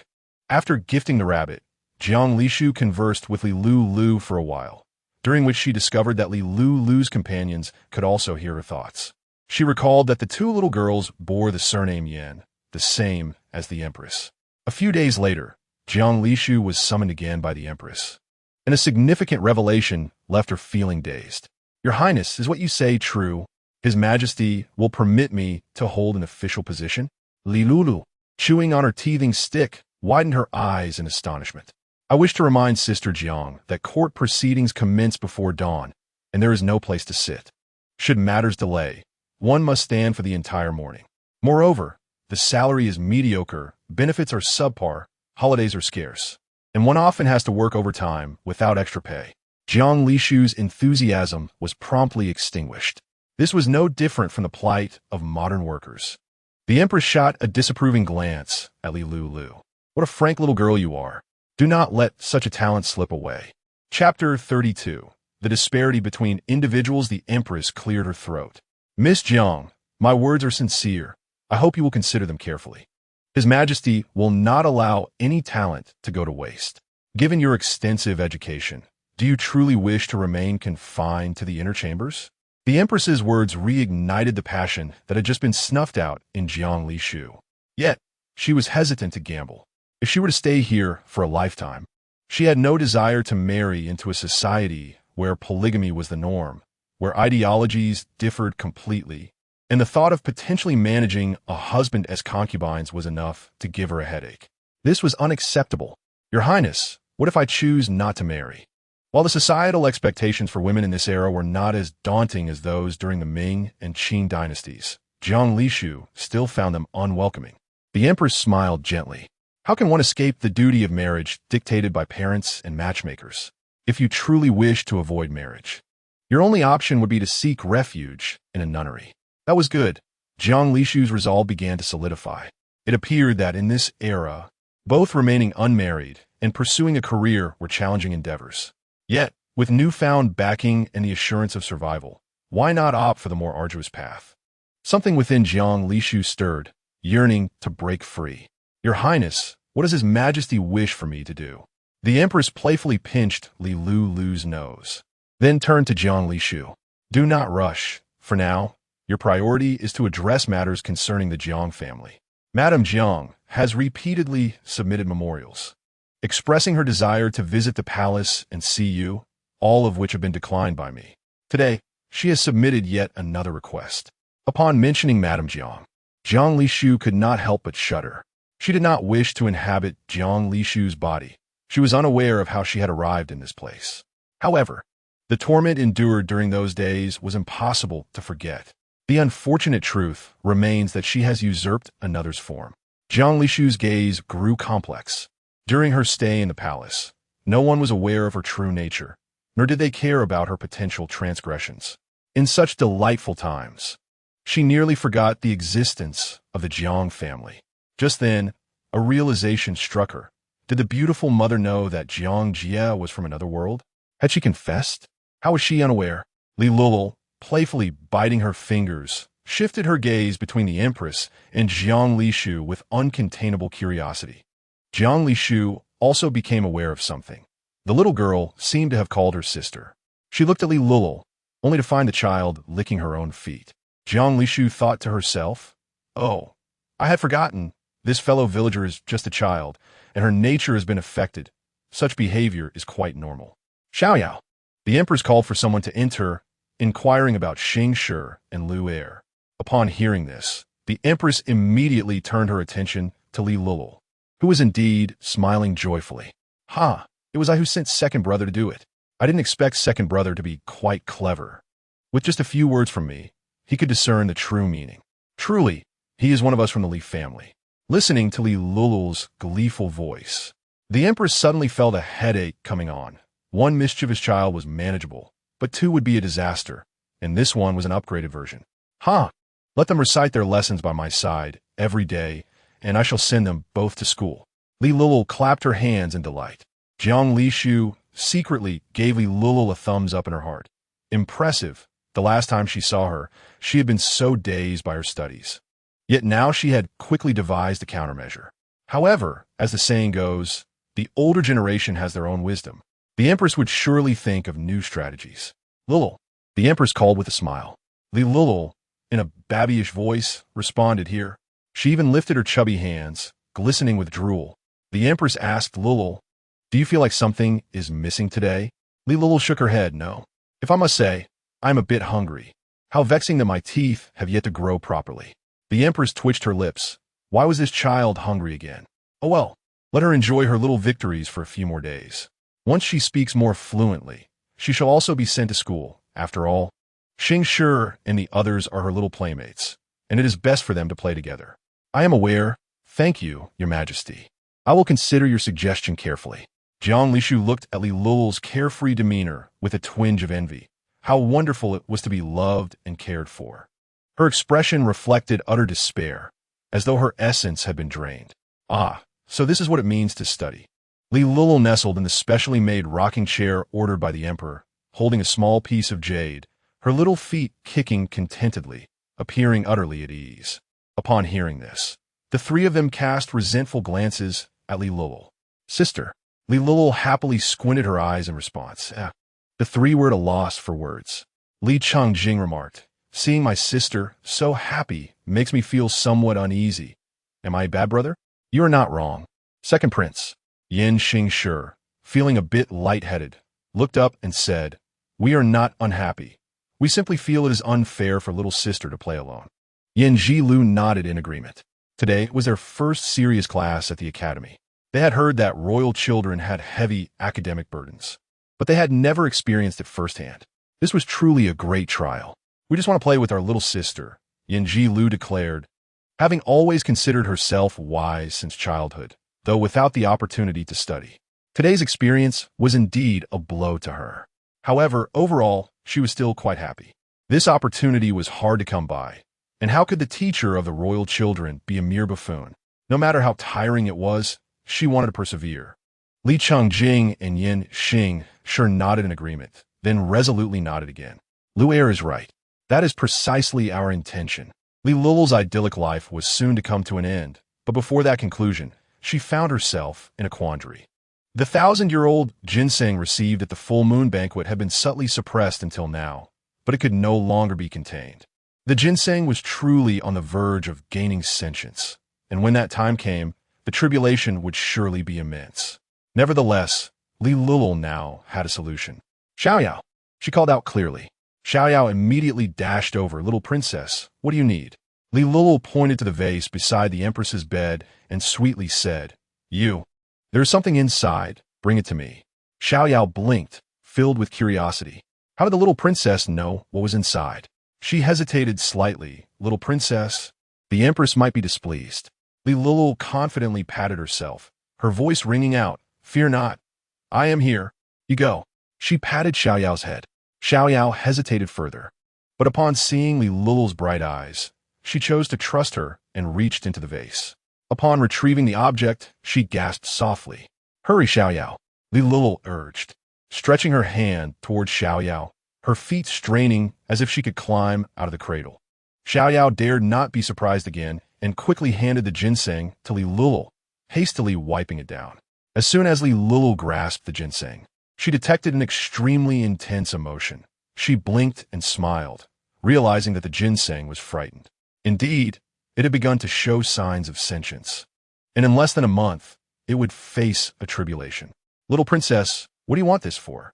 Xiaoyao asked curiously, looking down at the ginseng's stout body. "Ah." Xiaoyao's eyes widened as she suddenly bit into it. "No, little princess, you cannot." Xiaoyao quickly reacted, rushing forward to prevent Lulu from biting. But the latter clung on tightly. Lulu bit down hard, absorbing the ginseng's cultivated spiritual energy, and when she felt it was sufficient, she finally let go. Xiaoyao gazed at the tooth marks on the ginseng, helplessly amused, thinking to herself that the little princess was far too greedy. "Xiaoyao, I'm going to sleep." "All right. Little princess, how long will you sleep?" Lulu pondered, then raised 5 fingers, 5 days. Xiaoyao thought Lulu was joking. Who would have guessed that by nightfall? The little princess had yet to awaken, prompting her to rush to inform the Empress. "It is my fault. Please punish me, Your Majesty," she lamented, her voice tinged with tears. The Empress waved her hand dismissively. "Do not blame yourself. That child will find her own way. You may leave now.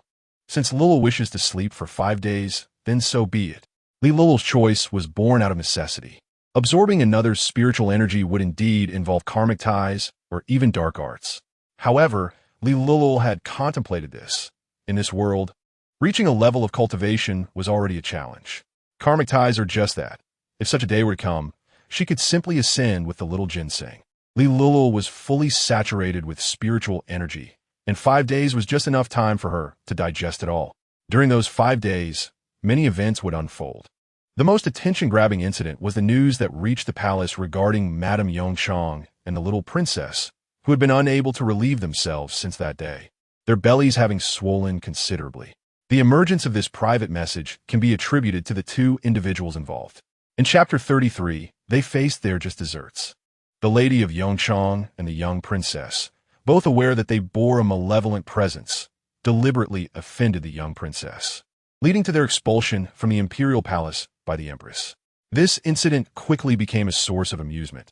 Yet who could have anticipated a sequel to this farce? Initially, it was believed that they simply suffered from food poisoning, but when they found themselves unable to relieve themselves, they realized the severity of the situation.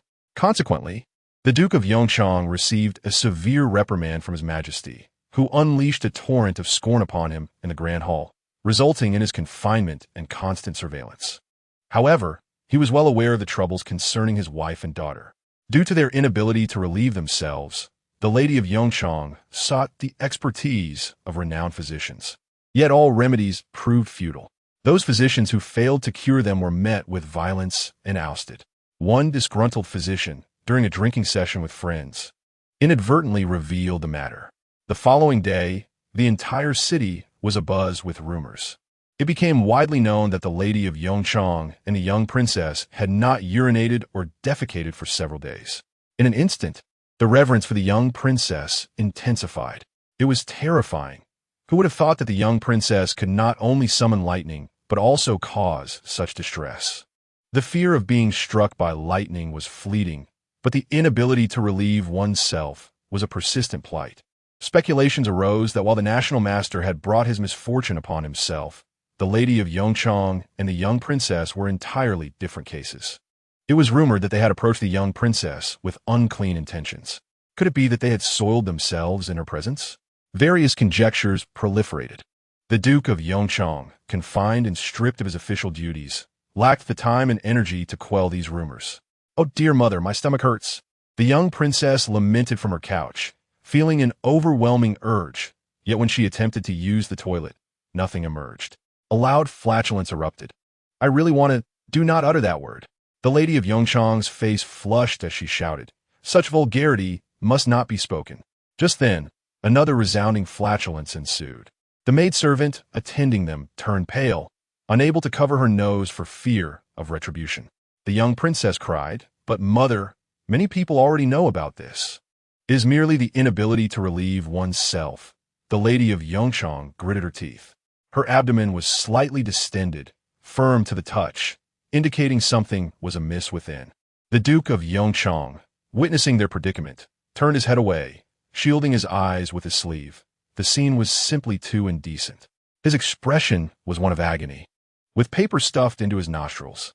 To make matters worse, the Empress had confined the entire family together, and the window remained open, allowing the foul odor to linger. "Husband, think of a solution," the lady of Yongchang pleaded. Upon her utterance, her stomach protested again, producing another sound of flatulence. The Duke of Yongchang was on the verge of leaning out the window, responding dismissively. All right, my lady, I am thinking." Thinking of what? This is unbearable. The sound of flatulence continued throughout the day. "Xiao LV," he called for a maidservant, the young princess's personal attendant. "Do you think their condition began the moment they were expelled from the palace?" Xiao LV, lowering her head, replied, "Indeed, my lord. It was due to the offense against the young princess." The Duke of Yongchang glanced at the lady of Yongchang and the young princess, both seated on the commode, attempting to relieve themselves. Though they knew it might be futile, they clung to hope. "Very well, go attend to the lady," he instructed, feeling a throbbing headache from the stench. Seeking an audience with the young princess was far more challenging than appealing to the emperor, especially since his wife and daughter had shown disrespect. Should he give up? Just as this thought crossed his mind, another loud flatulence erupted, enveloping the air with an unbearable stench. The Duke of Yongchang thought, "No, I must persevere for the sake of my wife and daughter." Surely, His Majesty would be inclined to aid them. He decided to seek the intervention of the trusted Princess Chang. Once resolved, he penned a letter and dispatched it to her. He was aware that this action would soon reach the emperor's ears, yet he cared little. Perhaps the emperor would feel pity and grant them leniency. The letter quickly found its way to Princess Chang. Upon reading it, her expression turned peculiar. "What is it?" a deep male voice inquired nearby. Princess Chang handed the letter to him, saying, "You should read it for yourself." The man, puzzled, chuckled after perusing the contents. "The Duke of Yongchang is quite amusing. Why seek out the young princess for assistance with such a peculiar ailment?" Princess Chang recalled her own recent tribulations involving Lulu, and her countenance darkened. "That little wretch is fortunate. I do not believe in such auspicious stars. Li Xiu's audacity has grown. It seems he intends to ruin me." The man's expression soured as well. He wrapped his arm around Princess Chang's waist, offering comfort. "Whatever you desire, I shall ensure it comes to fruition. No need. You have already done enough for me," she replied, her expression softening. "Should the emperor discover this, it matters not. My father holds a prominent position, commanding troops and defending against external threats. The emperor would not dare act against me. And you express concern. What of you? I have heard your recent circumstances have been rather unfortunate." The young child had been peculiar, having learned of Princess Chang's plans without informing her, secretly arranging for a midwife, only to narrowly escape detection. They were uncertain how the emperor had learned of it. Princess Chang raised an eyebrow and suddenly smiled. "No, I must go." In Chapter 34, the emperor and empress reacted with bewilderment upon hearing of these events, unsure whether to laugh or reveal any emotion. The empress recalled Lulu's earlier curses directed at the lady of Yongchang and her daughter. Was this not the fulfillment of those words? Her eyes widened as she exclaimed, "Your Majesty, indeed, is this truly the work of our Lulu?"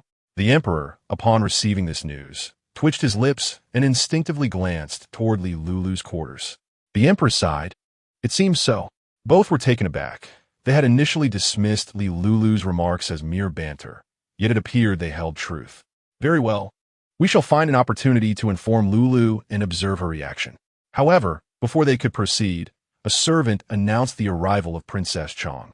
Lulu, pausing mid-sip of her rice porridge, stared wide-eyed at the emperor and empress. "Mother, who is it?" she asked, then quickly added, "Father."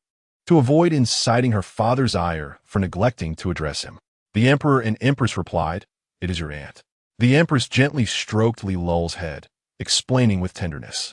Li Lul tilted her head slightly, questioning. "Aunt?" She was reluctant to address her as such. The Empress nodded affirmatively. Just as the two were conversing, the eldest princess entered the room. Now, at 7 months old, Li Lul was able to sit up steadily, holding a specially designed little spoon for children. Upon hearing footsteps, she turned her gaze towards the entrance. The eldest princess, adorned in gold and silver, appeared as extravagantly dressed as before. After observing her for a few moments, Li Lul noticed that the outfit she wore today seemed somewhat worn. She recalled that wealthy families typically did not wear their garments more than once. The royal family was even more particular, as garments worn once were rarely donned again.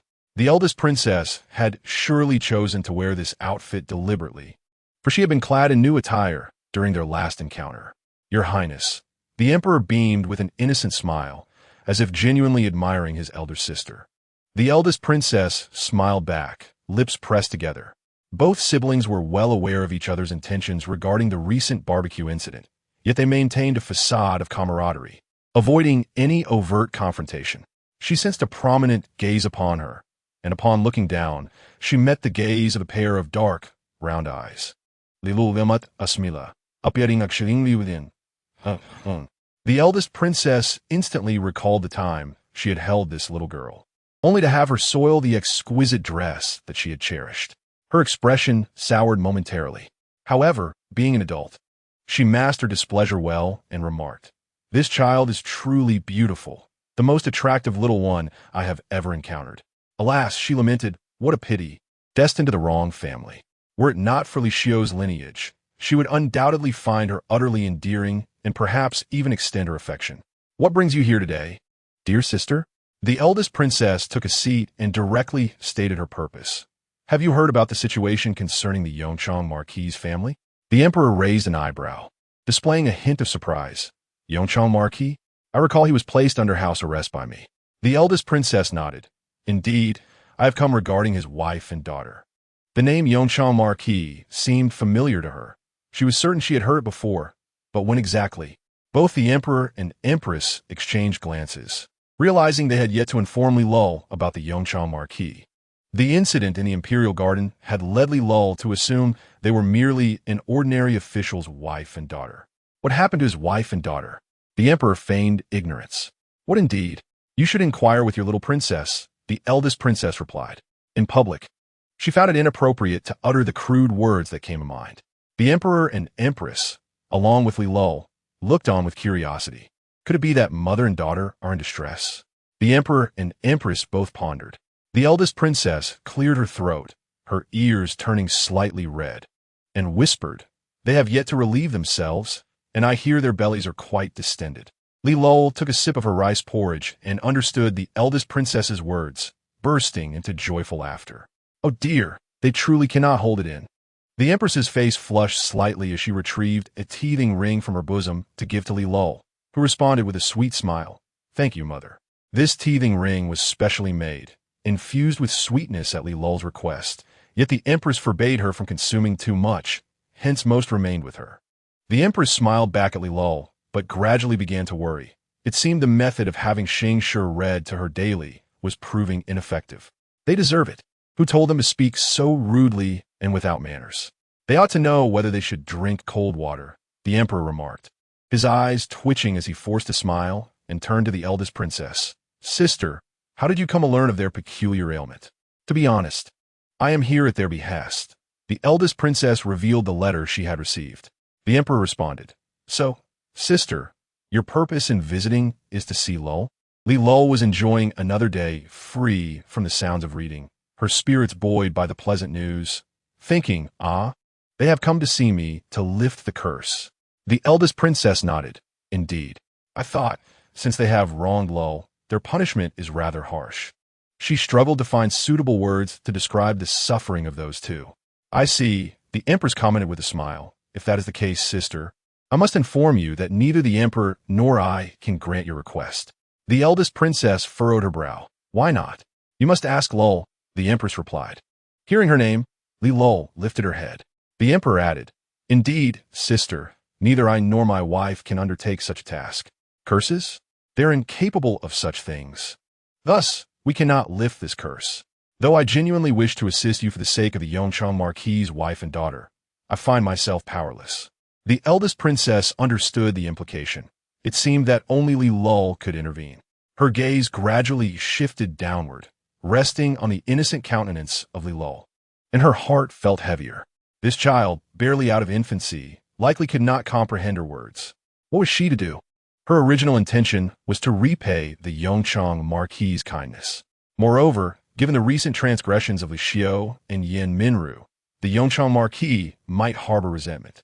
The title had endured through 3 generations and held considerable military prestige, which she currently lacked. Additionally, it would not be amiss to plant a seed of discord among Li Xiu's faction. "Do you wish for me to rescue them? Beg me." Lulu placed her hands on her hips, raising her chin with an air of arrogance as she gazed up at the eldest princess. However, the stark difference in their heights rendered her demeanor adorable rather than intimidating. The eldest princess, witnessing this scene, could not help but think, "Your stature is so diminutive, akin to a mayfly attempting to shake a tree." The two, one large and one small, exchanged looks. Am I to plead with this little girl? The eldest princess's expression darkened, wishing she could subject this child to 1,000 tortures. Were she an ordinary child, she would not mind chatting and teasing a little to showcase her benevolence. But Lulu was different. The moment she smiled at her, the eldest princess was reminded of the incident when Lulu had soiled her exquisite dress, and the child had laughed heartily afterward, mirroring her current expression. Her disdain for this child was palpable. Truly, she was a child of Li Xiu, utterly unlikable. Such a shame for her lovely appearance. Lulu could only see the eldest princess's chin, yet she sensed her displeasure. The eldest princess was undeniably upset, and this brought Lulu joy. If one wishes to be a good person, one must possess the means to do so. Ha ha ha. Lulu teased, her little mouth clicking. She appeared quite pleased with herself. The emperor and empress observed the scene, finding it amusing, while also curious about how the eldest princess would persuade Lulu. Their anticipation was evident on their faces. The eldest princess forced a smile, enduring the intense gazes upon her as she bent slightly to meet Lulu's gaze. Softly stating, "Lulu, I am your aunt." With that, she produced a rattle drum from her sleeve, seemingly well prepared for this encounter. Lielelo blinka us, indicating her inability to comprehend the words of the princess. Elel, could you tell your aunt how you caused the lady of YNGCHNHU and the young princess to fall ill? The princess inquired kindly. Tell your aunt, and I shall give you this rattle drum.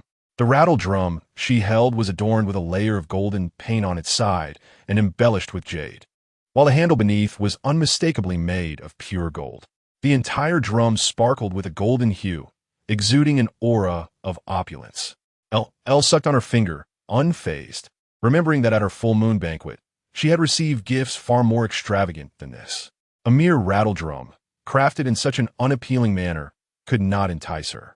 Suddenly, she recalled the exquisite embroidery that GLSH had made for her. She pulled out a handkerchief from beneath her bottom and proudly displayed it. "Look at this, it's beautiful." In the center of the handkerchief was a large, sorrowful frog, its tear-filled eyes exuding an inexplicable sense of repulsion. The princess's smile faltered. "What an ugly thing. Is this what you like, LL? I have heard that you admire GLSH's embroidery, but is this truly the kind of work she produces? Utterly hideous." The princess's voice trembled. "LL, do you genuinely like this?" LL earnestly nodded, her voice soft and sweet. "It's pretty. I love it. I want this." The princess could no longer bear to look at the sorrowful frog and averted her gaze. "LL, what if I had someone paint this frog on your rattle drum?" LL pondered over the suggestion. A rattle drum made of gold. The princess is indeed wealthy. However, given her penchant for gold and silver, should I have my father investigate the source of her wealth? Perhaps I should discreetly mention this to him. The emperor, initially a mere spectator, perked up upon hearing LL's thoughts.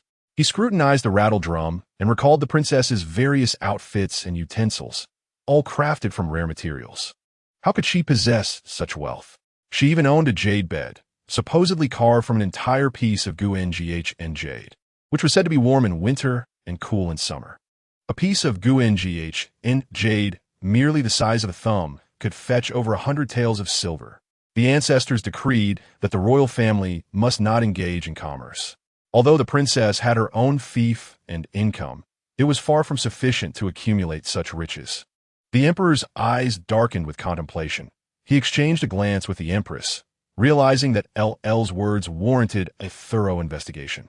Furthermore, recalling how much LL cherished the jade longevity lock he had gifted her, he believed she would surely adore the jade bed. LL's contemplation was brief. She merely aimed to teach those two individuals a lesson. Unexpectedly, her casual remark seemed to have invoked a peculiar power. Upon realizing this, LL's eyes narrowed with delight. Who would have thought that the heavens would be so benevolent? Just then, outside, a peculiar sound arose amidst the sunlight and rain. What is going on? Am I both happy and angry? And it exclaimed.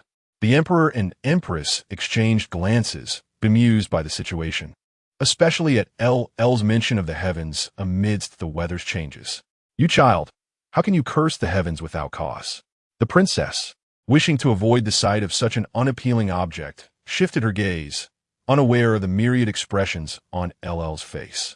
LL, what do you think of your aunt's suggestion? LL clutched the handkerchief, beaming. Yes, Auntie, please make it for me. LL would love it. At this moment, her speech was restricted to only a few words at a time.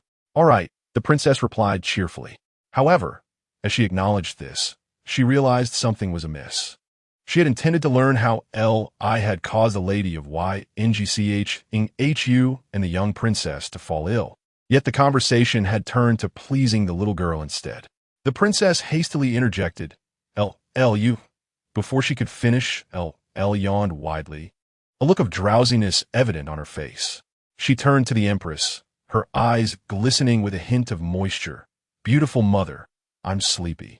The empress quickly embraced LL, shushing the princess as she sensed her intent to speak further. Sister, LL is tired. Tired? This child was just so spirited while holding the handkerchief. How could she be tired so soon? Is she attempting to deceive me? The princess thought, bemused, as LL's eyes darted about with more energy than a chick pecking at grains. The empress gently coaxed LL, patting her back as they walked toward the inner chamber, moving as if a ferocious beast were in pursuit. The emperor offered an apologetic smile. Sister, LL will sleep until nightfall. Perhaps you should find a better opportunity to return tomorrow? The princess's expression darkened. Her fingers tightened around the rattle drum. Turning pale, there's no need. Since LL likes that design, I shall take care of this rattle drum myself. That hideous thing is an affront to the eyes. With no progress made, she felt an overwhelming sense of irritation. The chief steward of the Yngch approached cautiously, his eyes brightening. I have come on behalf of the Lord to inquire if you have devised a solution, Your Highness. The princess lowered her gaze, her tone icy. Soon. How soon is that? The steward's expression turned anxious, his words hurried. Your Highness, you may be able to wait, but Our Lady and the young princess cannot. Do you question my authority? The princess's eyes glinted with menace. When did a lowly person dare to challenge her? She shot a glance at the guards behind her, striding into the estate, followed by sounds of struggle. What do you intend to do? I am a member of the Yngch family. Even if you are from the princess's household, this is unacceptable. The cries echoed through the air. How could the princess act in such a manner? Furthermore, she had stated that the young princess was not unwilling to assist Our Lady and the young princess, but needed to discuss it further. Upon learning this, Yngch nodded in agreement. Very well, as long as it proves useful. As for the steward, having offended the princess, he was of no further use. Whether he had offended her or not was inconsequential. Who would heed the words of a mere steward? Even as a steward, he was still a servant, a slave. Chapter 36. Foolish parents on the other side. After the empress had placed LL in the inner chamber, she observed the child's bright eyes, which sparkled with mischief, showing no signs of sleepiness. Not tired? She asked playfully. LL beamed with pride. Beautiful mother, I was just pretending. The empress caressed LL's head, feigning seriousness, LL, that is your aunt, your kin. You must not behave like this. After all, the child was unaware that both she and the emperor could hear LL's innermost thoughts. Given LL's limited encounters with the princess, it was prudent to maintain some pretense. Upon hearing this, LL pouted, shaking her head with a loud voice. No, in this space, it was just she and the Empress. There was no need to mask her true nature. Beautiful mother, that auntie is a bad person. LL clenched her small fist, indignantly declaring, a big bad person. Ah, I almost forgot that my father and beautiful mother are still being deceived by this princess, unaware that she is a great villain, and they trust her so much. This cannot stand. This absolutely cannot happen. If they continue to trust her, our family may end up reunited in the underworld. The Empress's eyes twitched. What talk of the underworld was this? Was she not cursing them for no reason? Beautiful mother, LL tugged at the Empress's clothing, her eyes brimming with tears, appearing pitiful as she said, LL does not tell lies. If I lie, I shall be struck by lightning. Upon hearing these words, the Empress quickly covered the Lulu's mouth, anxiously exclaiming, Child, how can you speak so recklessly? Hush, hush. Do not utter such things. What if it truly comes to pass? Even if what Lulu says holds some truth, I have witnessed the previous thunderstorms. What if the heavens decide that they cannot strike down our Lulu and choose to unleash a bolt at random? Lulu, striving to rise on her toes, supported herself on the railing with one hand while playfully patting the Empress's cheek with her other hand. The chubby little hand was quite gentle. I truly do not tell lies, she insisted. The Empress lowered her head slightly, feeling a twinge of conflict within her heart. Ordinary folk would not believe a child's words. Yet her Lulu was different. Should she feign belief in her words? In this little girl's heart, she and His Majesty held great trust in the crown princess. Would that not be akin to dancing with a venomous serpent? Mother, Lulu looked up, her snow-white cheeks tinged with a delicate blush. The Empress gently grasped Lulu's hand and softly asked, How do you know that the crown princess is not a good person? I just know, Lulu replied solemnly, nodding her head. Well then, let Mother ponder over it carefully, shall we? The Empress bent down and said, After all, she is the crown princess. She has aided us greatly, though she can be rather arrogant. That is no ordinary arrogance, Lulu remarked, clicking her tongue. Mother is still too kind-hearted. The Empress chuckled softly at these words, affectionately ruffling Lulu's hair. After exiting, the Empress relayed their conversation to the Emperor, and the two began to contemplate the matter. Indeed, they had both concealed their true feelings regarding the crown princess. Therefore, to outsiders, it appeared as though they held a profound belief in her. As for the various changes within the court, it was possible that their acting was so convincing that even Lulu had not perceived the truth. The Emperor chuckled, resting his forehead in his hand. Shall we not put on a performance ourselves? The Empress agreed. That sounds feasible.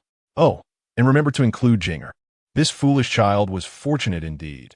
He had not revealed the fact that his thoughts were being overheard by Lulu, though perhaps it was due to the limited time he spent with his sister. The Emperor nodded in understanding. What about Jinger? He inquired. The Empress shook her head. It matters not. Jinger is still young and has had little interaction with the crown princess.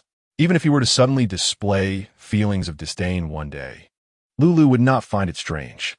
Her daughter, at times remarkably astute, yet at others quite oblivious, resembled one who had only sipped half of Meng Po's soup. After the Emperor and Empress reached a conclusion, they set forth with determination, immediately diving into crafting a script. Coincidentally, the recent incident involving the Yongchang Marquis's household provided an excellent pretext. All of this remained unbeknownst to Lulu. She gazed at her small hands and feet. Recalling the Empress's earlier words, she had not fully believed them. Feeling frustrated, she muttered to herself, already contemplating whether she should scold the heavens during her next encounter with the crown princess, calling for a lightning strike to smite her. Yet she swiftly dismissed the thought. No, the crown princess was entangled with far too many matters. Before she entered this narrative, she had no knowledge of the outcomes for her father, the beautiful Empress, and the crown princess. Even for the sake of the throne, the crown princess was excessively malevolent. All were left with a lasting stench, mere jokes. If death were to befall her, it would come with humiliation, and this struck a nerve with Lulu. She could not allow her to be easily smitten by lightning. However, Lulu still felt indignant. As she stewed in her frustration, her energy waned, and drowsiness crept in. She yawned, momentarily incapable of resisting the biological effects. Her eyelids fluttered before gradually closing. In this slumber, she unexpectedly slept through to the next day, missing the previous night's dinner. When Lulu awoke, she was met with the anxious visage of the Empress. "Lulu, you have finally woken," the Empress exclaimed in concern. "You slept for a full 10 hours. How do you feel?" Lulu blinked her eyes. 10 hours? Is that so long?" The Empress gently inquired. "Are you hungry?" Lulu raised both hands, exclaiming, "Hungry? Beautiful mother, I am so hungry. Food."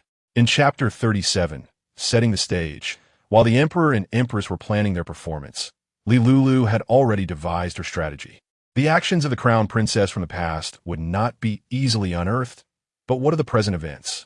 What if her beautiful mother or father witnessed the crown princess acting against her? If that were the case, a single seed of doubt would surely take root and flourish.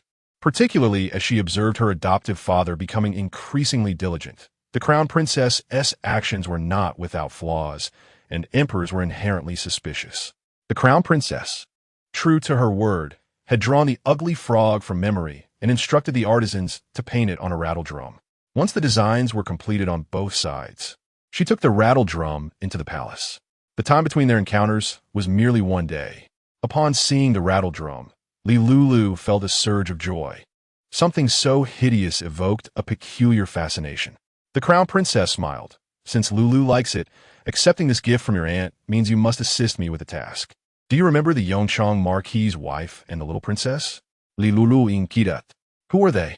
The crown princess, noticing only curiosity on Lulu's face, patiently explained who the two were, recounting snippets of the events in the imperial garden. However, to her astonishment, Lulu furiously shouted, "You villain!" and with that, hurled the rattle drum forcefully at the crown princess. "Leave!" With a loud crash, the crown princess had not anticipated such a direct assault and was struck on the forehead. Momentarily dazed, the rattle drum, though not pure gold, was certainly substantial, adorned with gold and silver, making its weight no trifling matter. Her forehead instantly turned an ominous shade of purple. "You," she began, but was abruptly interrupted by Lulu's voice, which boomed like thunder. Boom! A peal of thunder resonated across the clear sky, causing the crown princess's imposing demeanor to falter. "What trickery is this, you wretched creature? What are you scheming now?" she scolded sharply. Lulu, with a sulky expression, retorted, "Villain, big bad villain. If you have the ability, strike me with true lightning. Do not just rumble." The crown princess, with her vibrant crimson nails digging in her flesh, glared fiercely. "I tell you, do not think that just because Li Xiu has bestowed upon you the title of a lucky star, you can rest easy. You are nothing but an evil spirit. You still dare to frighten me? You ought to weigh your own worth." The thunder continued to rumble outside, each crack sounding as though it struck at the very core of the crown princess's heart. Humanity has always held a deep-seated fear of nature's might. She advanced, seizing Lulu's face, lamenting, "How did that midwife not strangle you at birth? Look, see, you have revealed your wicked nature." Lulu ceased her complaints about the heavens, for she sensed that the lightning would not descend.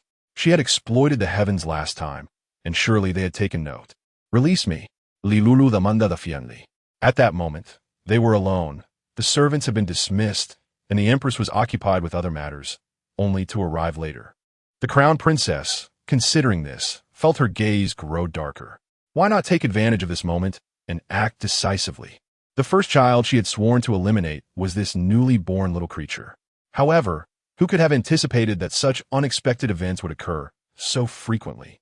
Not only had she failed to extinguish Lulu, but the child had also been granted such lofty honor. The crown princess pondered how Li Xiu had conferred such prestige upon Lulu, a privilege that even her own father had never achieved. Why should she be deprived of it while this little infant possessed everything? Lulu sensed the crown princess's murderous intent intensifying, yet her heart brimmed with delight. This was precisely the situation she desired to witness. Her beautiful mother had also concluded her affairs and was approaching her side. Li Lulu shouted, "Beautiful Nyang Nyang."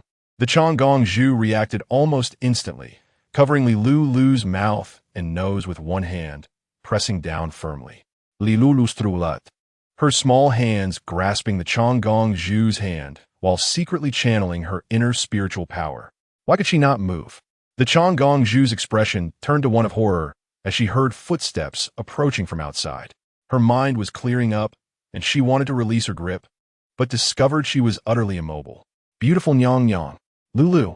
The Empress, upon hearing Li Lulu's voice, rushed over without regard for her dignity. Upon witnessing the scene, her eyes widened in fury. Lulu, she cried out. The palace attendants behind her also screamed, disregarding the identity of the Changong Zhu, and pushed her aside. The Empress embraced Li Lulu, as if they had just escaped a calamity. Elu, elu, mu elu, elu. She hurriedly checked for injuries, and, upon seeing the red marks on her neck, found her giggling as if unaffected. Beautiful Nyang Nyang.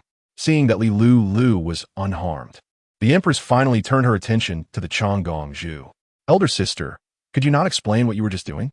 The Changong Zhu appeared quite disheveled, her hair in disarray, and having just collided with a rattle drum, she was already bleeding from the two impacts. What do you want me to say? The Empress retorted, casting aside any pretenses. Are you going to claim that this little monster you birthed is how you accuse me? Elder sister, be cautious with your words. The Empress's eyes darkened, her tone icy. Lulu is not even a year old, yet you, elder sister, are already 31. How could Lulu possibly accuse you? The weight of the words 31 was emphasized with each syllable. Unexpectedly, the Changong Zhu lost her composure, resorting to violence within the palace, driving the Empress to the brink of madness. She knew Li Lulu was capable and would be fine, but as a mother, she could not overlook anyone who would dare to harm her child. The Changong Zhu slowly rose, a disdainful look in her eyes. Your Majesty's words are biased. This is not just a simple child. She is an evil being, a monster you birthed. Today, it was merely my oversight. Having been caught trying to suffocate the child, there was no room for her to argue. Furthermore, she no longer needed to feign affection for Li Xiu and his family. Changong Zhu, be careful with your words. The Empress commanded sternly. Be careful with my words? Yin Minro, who do you think you are? You are only able to secure your position on the throne due to my contributions. The Empress declared with authority, I am naturally the matriarch of the Xia dynasty. Guards, the Changong Zhu has attempted to harm the little princess. Take her away and await His Majesty's judgment. As her words fell, several palace maids rushed in, robust and fierce, directly restraining the Changong Zhu while covering her mouth to prevent her from screaming. The Changong Zhu could hardly believe that the Empress would dare to imprison her. Wow, beautiful Nyang Nyang is so powerful.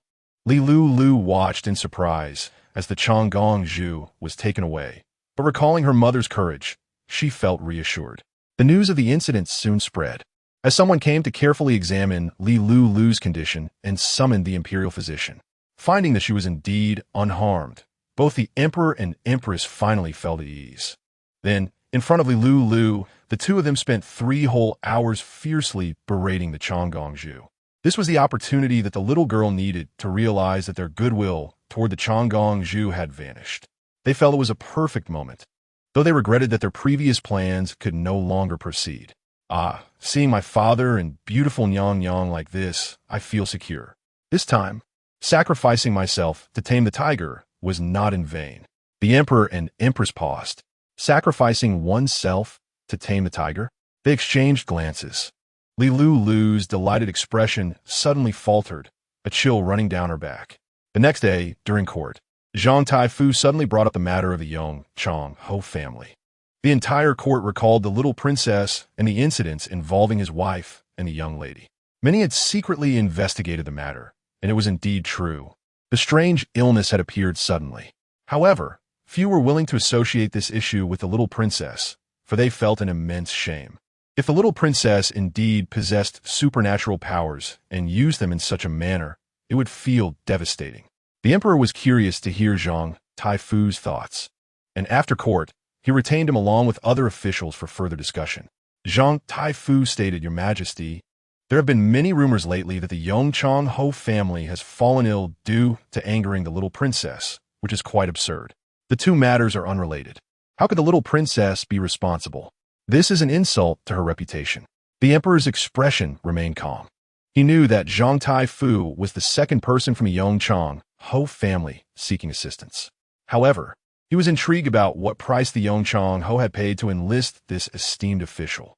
Zhang Taifu, a rare voice of integrity, was known for his stubbornness and temperament that resembled a foul stone in a latrine. However, his remarks were unexpected. He had anticipated that the old tutor would first mention the Yongchang Ho's past merits, and then advise him to have Lulu lift the curse. "I understand your meaning, your majesty," the emperor responded. "However, if this matter is indeed the doing of Lulu," Zhang Taifu stammered, "Your majesty, I—" His words halted abruptly. Was it that direct? For a moment, his expression faltered in astonishment. Not only him, but the officials close to him also shared the same disbelief. None expected the emperor to acknowledge the matter so openly. "Your majesty, why are you not following the usual protocol?" Zhang Taifu thought to voice his concerns. "Listen, this concerns the little princess, a significant matter," the emperor replied with a smile. How could he deny it? Besides, Lulu was more than eager for the entire world to know her involvement. From her words, it seemed that it would enhance her credibility. Though he did not comprehend fully, he recognized that being evasive was not advisable. Zhang Taifu, having lived for 50 or 60 years, quickly regained his composure. "While the Yongchang Ho may not govern strictly, Your Majesty, given his father's long-standing defense of the borders and safeguarding of the Xia dynasty, has the Yongchang Ho not been fairly diligent since his succession?" The emperor smiled slightly. "Thus, I have merely reduced his salary and placed him under house arrest. Have I not? Your Majesty, I have recently heard that there have been significant changes at the borders," Zhang Taifu pointed out. Though the Yongchang Ho appeared dull-witted, he was indeed from a prominent military family, with 3 generations serving. Should he not have been ill, he would have been stationed at the borders now. The emperor understood the implication behind Zhang Taifu's words. However, it was precisely this way.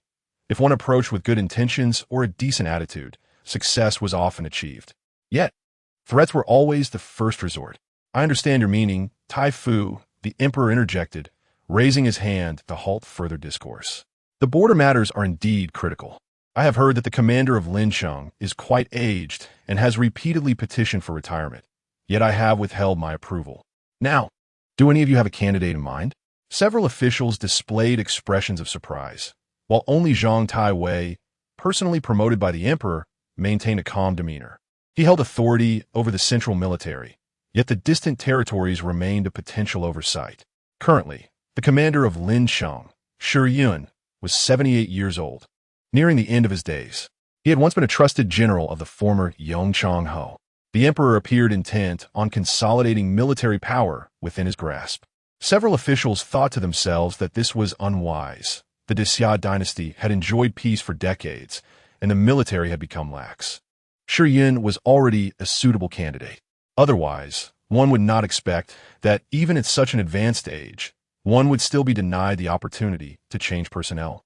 Zhang Taiwei was the first to stand up and said, "Your Majesty, I recommend General Wang Qi, the grandson of General Wang Lizi." Chapter 38. A question, no response. The emperor maintained a stoic expression and inquired, "What of the other ministers? Are there any recommendations?" The few individuals exchanged furtive glances. In times of peace for the current Xia dynasty, the only concern was the quality of life, as there was no war.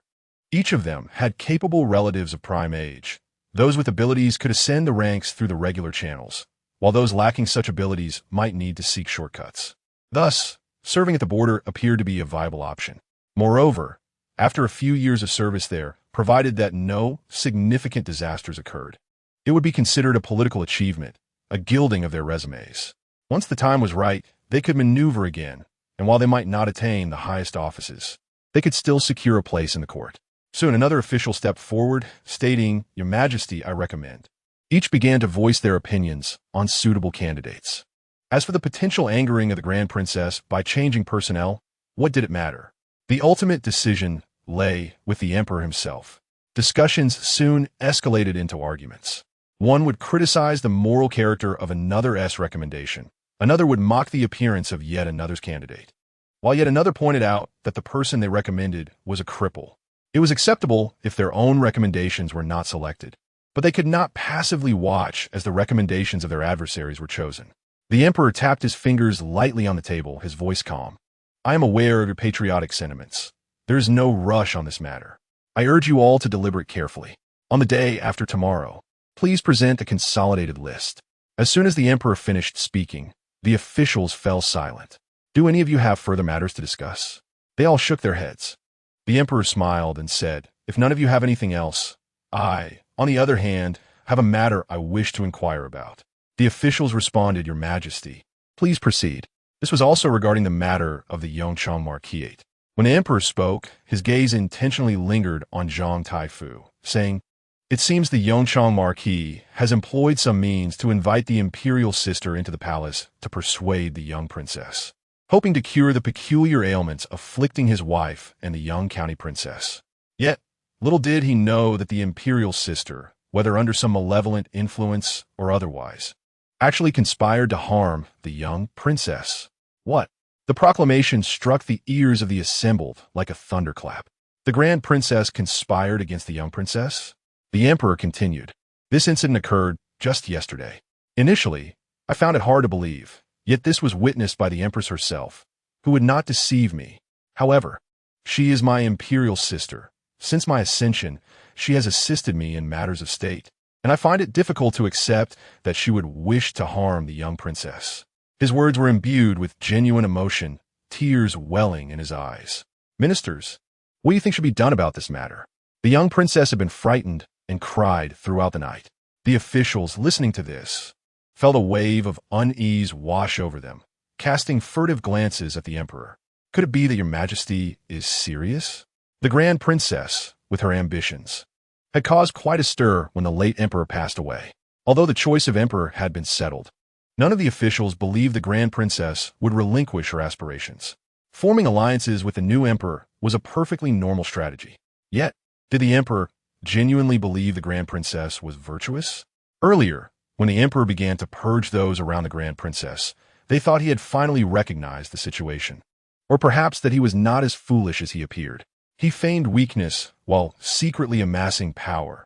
Otherwise, he would not have so swiftly gained control over a significant portion of the military. Even the left chancellor had been dismissed, ultimately facing confiscation of his estate. Now, with the emperor's words, it became evident that he still held considerable trust in the grand princess, but did not foresee her treachery. This was truly disheartening. Do not start to be naive on such matters.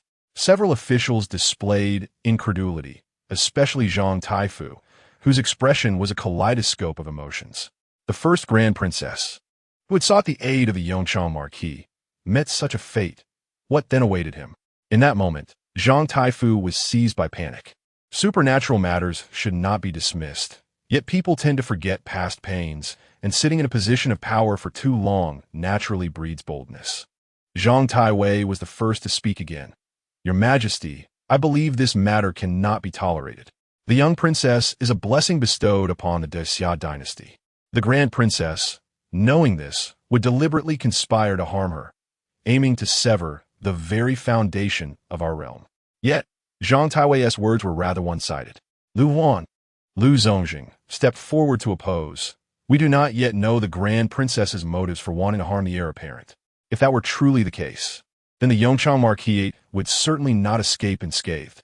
What does this have to do with the Yongchang Marquisate? Does that man harbor such treacherous intentions? Jiang Chengxiang's voice was steady. Zhang Taiwei retorted, That is hard to say. For who in the capital is unaware of the strange afflictions affecting his wife and the young county princess? They have truly suffered greatly. If we take Zhang Taiwei's words at face value, does that not imply that the grand princess may have been influenced by the Yongchang Marquisate, and that her desire to harm the young princess is not genuine? Lu Zongjing spoke again. Moreover, the grand princess has always been known for her kind and virtuous character. The young princess is merely a child. What reason could she have to harm her? There must be a motive. Indeed, even the emperor himself was puzzled as to why the grand princess would suddenly wish to silence Lulu. were it not for hearing Lulu's words yesterday. He might have thought this woman had lost her senses. A motive? The left chancellor interjected. Surely there should be a motive. Your Majesty, could you not interrogate her? The emperor's expression grew somber. I have not dared to confront my imperial sister. The officials responded. Then what significance did our earlier debate hold? Were we merely speculating? Even a usually composed Jiang Chengxiang appeared speechless. The atmosphere in the hall fell into an immediate silence, with no one daring to speak. The emperor, wishing to inquire gently, asked, "Why do you all remain silent? Are we to remain silent? Is it not because of you?" "Oh," the emperor replied, "then might you propose a solution today?" The crowd fell momentarily still. Of course, that was impossible. The emperor clearly recognized this and sighed, revealing a look of regret. If so, then this matter shall proceed, just like the appointment of the border commander, to be discussed together the day after tomorrow. However, it was evident that the discussion was far from concluded. The emperor added, "There is yet another matter that I feel cannot be postponed any longer. A few months ago, in the Grand Hall, I intended to bestow titles upon Prince Fu and Princess Fu. At that time, you all debated vigorously over the matter, yet it has remained unresolved for several days." The mood of the emperor could shift swiftly, and whether genuine or feigned, at least Li Xiu had proven himself adequate in this regard. A sense of resolution washed over the officials, who, for reasons unknown, felt a sense of closure. After the previous debate in the Grand Hall, there had been an unspoken agreement not to revisit such matters. Yet, unexpectedly, only a month or two had passed, and the emperor had brought up again. His words were met with an even longer silence. The emperor, undeterred by their reticence, merely wore a faint smile. It appears that no conclusion has yet been reached. The officials immediately knelt, declaring, "We have failed in our duties." "No matter," the emperor replied. Now, the officials could no longer remain seated. "Do you all feel too old and feeble to continue?" the emperor queried. "If that is the case, then perhaps I should appoint a personal aide to assist you all in managing state affairs." The officials were taken aback, realizing, was this not the emperor's true intention? To decentralize power? They could not agree, yet any delay in proceedings would be beneficial. Ultimately, these matters, along with the complications surrounding the Grand Princess, had become an entangled mess, and with the emperor demanding results by the day after tomorrow, it was clear that this was unmanageable. They were all too old to bear the burden. After the emperor concluded his discussions on various matters of state, including which officials were to be promoted and how the upcoming imperial examination should be conducted, he shifted to other topics. As the morning passed quietly, he invited his courtiers to dine within the palace before resuming discussions in the afternoon. Considering the discomfort of some elderly ministers who had been standing for an extended period, he ordered chairs to be brought in. While the emperor diligently attended to his duties, the empress was equally engaged. Lulu, still tender in age, was the subject of the emperor and empress's ire for using her innocence to expose the malicious nature of the eldest princess. However, she was but a child, not yet a year old, unlike Li Qingjing, who was older. Chapter 39. The first lesson of the school year. Yet, the prohibition against punishing a child did not imply they were devoid of means to address the mischief of a young one. The emperor and empress, after a brief discussion the previous night, devised a solution to enroll her in school ahead of time. Furthermore, the emperor specifically instructed the tutors not to show leniency in assignments merely because of the little princess's youth. The tutors remarked among themselves, incredulously, at the absurdity of having a child so young commence her studies. Had it not been a decree from the emperor, they would have surely chastised him for such an impractical decision. When Lulu learned of this, it was evidently too late, as she was already in the study. Beside her were two young ladies from the Yan family, with Li Qingjing seated behind them. For reasons unknown, Jiang Lishu was also present, sitting next to Li Qingjing. Li Lulu, with a small frown on her face, thought, surely, the tutors will understand if I sleep through class. After all, I am just a baby. Li Qingjing turned to the person beside him, asking, "Why are you here?" The presence of additional classmates brought him joy, as it indicated that the tutors would not focus solely on him, yet he was also curious about why this young lady, Jiang, was there to study. In truth, the empress was concerned and sought someone who could hear Lulu's thoughts while being composed and reliable, options were limited. Li Chengjing, somewhat perplexed, inquired, "Do you enjoy studying?" Jiang Lishu remained silent for a few moments. Had she been asked this before arriving in this world, her answer would have certainly been negative. However, at this moment, she firmly nodded. Opportunities for education were rare and not afforded to everyone. The old tutor surveyed the group of children, his expression darkening, particularly at the sight of the little princess, who could barely articulate her words. How could she possibly attend class? Although they acknowledged Lulu's innate intelligence, the thought of a child so small attending lessons was far from their minds. They were generally content with their arrangement. The second prince was already restless in class, and the presence of two young ladies could serve to motivate him. Yet, the little princess and the older young lady posed a challenge. "Tutors, why have we not begun class?" Li Chengjing asked, sitting up eagerly, his tone laced with anticipation. In response, several tutors collectively snorted in disapproval. "Since the second prince is so enthusiastic, let us accommodate you. With a larger class today, would each of you kindly share what you have learned thus far?" Lulu yawned, turned to the side, and cuddled her little rabbit plushie, drifting off to sleep. The tutors exchanged glances, questioning the purpose of bringing such a young child to class. The emperor's eagerness seemed excessively ambitious. It would be prudent to gently advise him against such notions, as it was hardly normal to send an infant to school. Li Chengjing gazed at Lulu with envy. How fortunate she was to sleep in class without fear of reprimand from the tutors. As for Jiang Lishu, her learning differed significantly from this world, yet she possessed knowledge across various domains. After listening to the girls, the tutors conducted a brief evaluation, and their dissatisfaction lessened somewhat, reassured by the children's solid foundation. However, they found Jiang Lishu's case puzzling.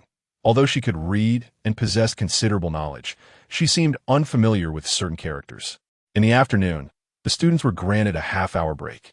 Lulu awoke, her eyes fluttering open, immediately expressing her hunger. Li Chengjing, with a hint of annoyance, prepared milk for her. "Sister, you must have slept soundly. Missing out on class.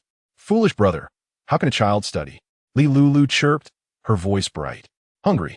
Li Chengjing pausa suddenly attentiva. "Sister, what did you call me?" His hands trembled slightly with excitement. Lulu blinked, her smile sweet and her voice clear. "Brother." Upon hearing her call him brother, Li Chengjing felt an overwhelming wave of joy, despite not having fixated on being the first to receive such a title. "Brother, hungry," she repeated. Li Chengjing's movements quickened. "Coming right up, sister. Brother will prepare your milk shortly." The Empress had instructed that Lulu would not be accompanied by a maid, leaving the task of attending to her in the capable hands of Li Chengjing, who had never performed such duties before. Having listened to Xiaoyao's guidance, he remembered her instructions and was now putting them into practice for the first time. Lulu, hearing his words, felt a warm comfort in her heart, clapping her hands and giggling with delight. Jiang Lishu, witnessing Lulu's joy, felt her spirits lift as well. In truth, she had met with Madame Jiang the day prior. She had no intention of concealing the fact that she was not her daughter. Madame Jiang had been taken aback, her lips trembling before she managed to ask, "Where's my daughter?" Jiang Lishu replied, "She has gone to a better world." Since arriving in this body, Jiang Lishu had not sensed any emotions or feelings from the original owner, confirming that the former occupant was no longer present. Considering this, she was reluctant to engage in lengthy discussions with Madame Jiang. She thought about her future path and recognized that the Jiang family could not lag behind or be abandoned. After contemplating, she reassured, "Madam, do not grieve. Miss Jiang has merely found a better place." Yet, she sensed Madame Jiang's concern and took it upon herself to summon the little princess to help maintain their familial ties. With tears in her eyes, Madame Jiang asked, "Is what you say true? Is my Shu'er truly well?" Jiang Lishu nodded firmly and, noting the emotional turmoil in Madame Jiang's expression, candidly suggested, "If you wish to be certain, I implore the little princess to grant you a favor, allowing you to meet in your dreams." Immediately after speaking, she felt a wave of panic. How could she rectify this? Then I must thank the little fairy. Without hesitation, Madame Jiang knelt before Jiang Lishu, bowing deeply. "In the past, I wronged the little fairy. Should I descend to the underworld, I shall harbor no resentment. It turned out that she was aware of the wrong she had committed. Jiang Li Shu, initially intending to assist her, found herself momentarily speechless, her heart heavy with unexpressed emotions, culminating in a soft sigh. This meeting had placed her in a precarious situation, leaving her to ponder how to navigate such a deep pit she had dug for herself. Did her compatriot truly possess supernatural abilities? If all else failed, she recalled having encountered some rudimentary knowledge of hypnosis online and considered trying her hand at deception. As Lulu drank her milk, Li Chungjing was busy preparing rice porridge and adding some lotus powder. Suddenly, she sensed a strong gaze upon her. Turning to investigate, she found Jiang Lishu observing her intently. "What is it?" Lulu asked, taking a sip of her milk, her big eyes sparkling with curiosity. Jiang Lishu paused momentarily. "Little princess." She leaned closer and whispered, "I have heard that the little princess is an immortal." Lulu squinted her eyes, feigning ignorance. "What is an immortal?" "Indeed, I am one." Jiang Lishu suppressed a smile. "Then, may I request the little princess to assist with a matter, of course with compensation?" Lulu recalled her persona. "What is an immortal? Can one eat?" Jiang Lishu touched her nose. "Little princess, an immortal is someone who is all-powerful, able to traverse the heavens and the earth, and possesses magical abilities." "Oh," Lulu burped. Jiang Lishu lowered her head slightly. "Little one, your burp is quite unpleasant." Chapter 40. The little princess is the most powerful. Lulu felt somewhat surprised. To be honest, she thought her father had established this auspicious persona merely to silence outsiders. She never expected that someone would genuinely believe it.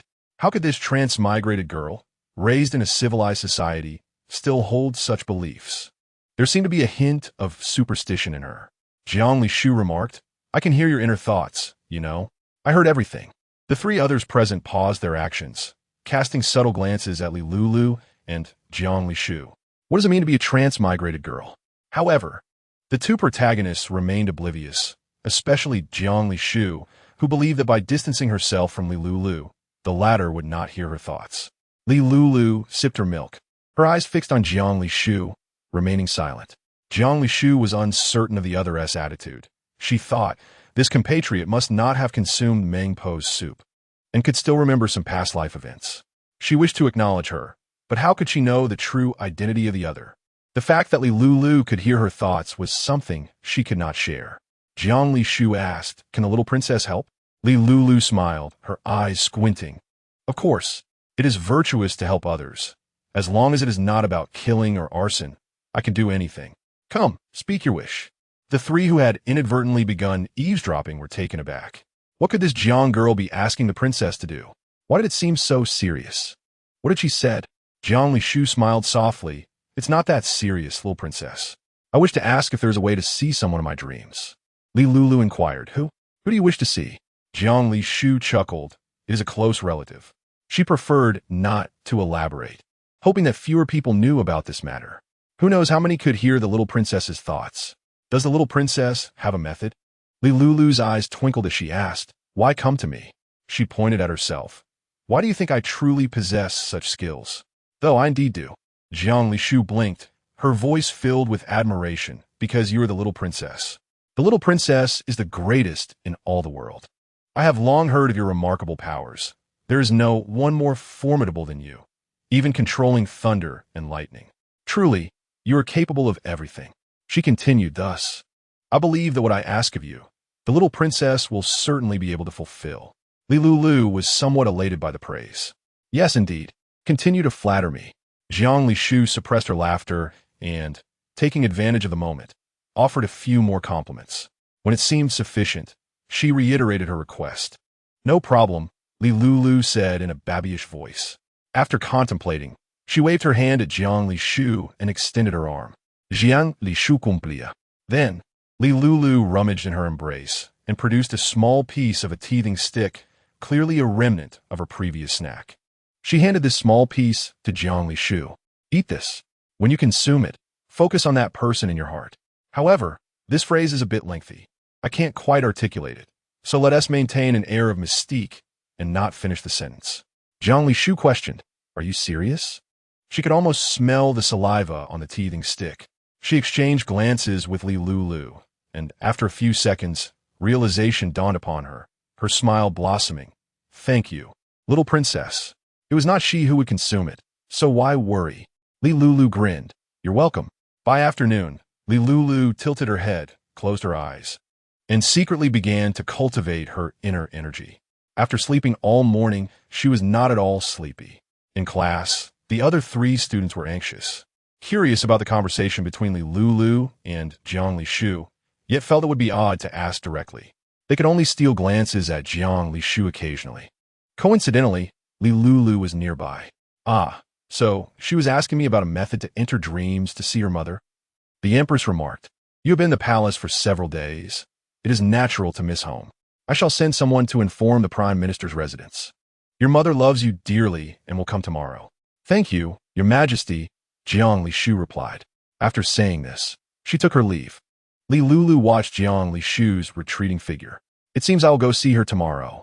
The Empress, noticing Lulu's eager expression, smiled and asked, What are you thinking about, Lulu? Why do you keep staring at Miss Jiang's back? You, my dear, truly love excitement and want to be part of everything. Why intrude on their mother-daughter conversation?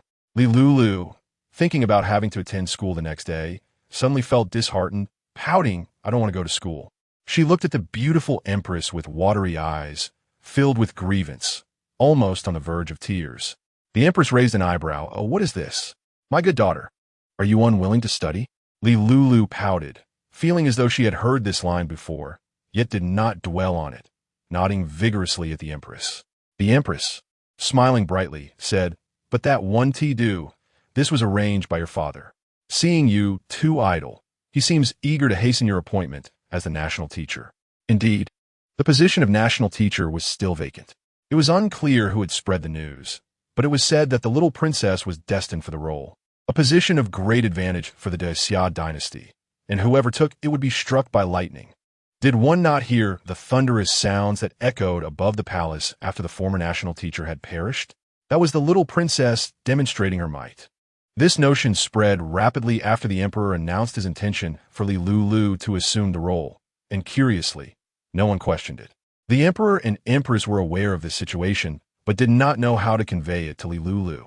They decided to keep it to themselves, knowing she would eventually find out. Upon hearing the empress's words, Lulu felt even more wronged, ignoring the emperor all night. This left the emperor perplexed, unable to comprehend how he had displeased his little daughter. The teachers had little to say about Jiang Lishu's absence. After all, she had only attended 1 day of school, so her presence or absence was inconsequential. The focus was solely on the second prince. Lulu nestled among her classmates, her face full of reluctance. I want to skip class. Li Qingjing mused while reading. Sister, I want to skip class too. Lulu siga. The teacher, hearing her, set down his book and looked at Lulu, teasing. The little princess is still young. What could trouble you at such a tender age? You cannot possibly want to gossip. Lulu played with her toy, disregarding the teacher's words. She was but a few months old and could not grasp adult conversations. A child, after all, is capable of understanding, and yet, it is equally normal for them to be perplexed. He is not a tyrannical emperor, demanding that underage children engage in studies. The incident of the little princess being sent to study at such a tender age could not be concealed any longer. Within a mere day, it had already spread far and wide. The crowd could not help but exclaim, Truly, she is the little princess. In Chapter 41, it is revealed that the celestial forces are at play once more. As for Jiang Lishu, upon meeting Madame Jiang, she promptly shared the method of entering dreams. Madame Jiang, holding a small piece of a teething stick, was overwhelmed with excitement. Thank you, little fairy, for procuring the elixir from the little princess. I previously questioned your sincerity, and I beseech your forgiveness. Do not kneel, Jiang Lishu interjected, pulling her back up with a cool demeanor. Simply consume this while thinking of Miss Jiang, and all shall be well. Now, Madame Jiang asked. Indeed, at this very moment, Jiang Lishu affirmed, nodding, as she preferred to resolve matters swiftly, lest they linger and complicate further. Madame Jiang's eyes brimmed with tears of gratitude, expressing her thanks profusely. Yet she noticed a hint of unease on Jiang Lishu's face and fell silent. Jiang Lishu had already prepared a bed for her and had even acquired some calming incense from a close maid. The incense was lit, and they awaited Madame Jiang to consume the elixir. Jiang Lishu felt a bit uneasy, noting that the teething stick appeared moldy, speckled with spots of decay. Consuming it would likely only result in a few days of discomfort, though she hoped nothing worse would come of it. She observed Madame Jiang, without hesitation, swallowing the elixir and chewing it a few times, her expression momentarily revealing peculiarity before quickly returning to normal. It was to be expected that expired and moldy food would have an unusual taste. Jiang Lishu remained silent, refraining from making any noise. After Madame Jiang had consumed the elixir, she lay down on the small couch and closed her eyes. Jiang Lishu drew the curtains and exited the inner chamber. Initially, Madame Jiang found no inclination to sleep. She lay on the couch, her mind swirling with thoughts of her daughter.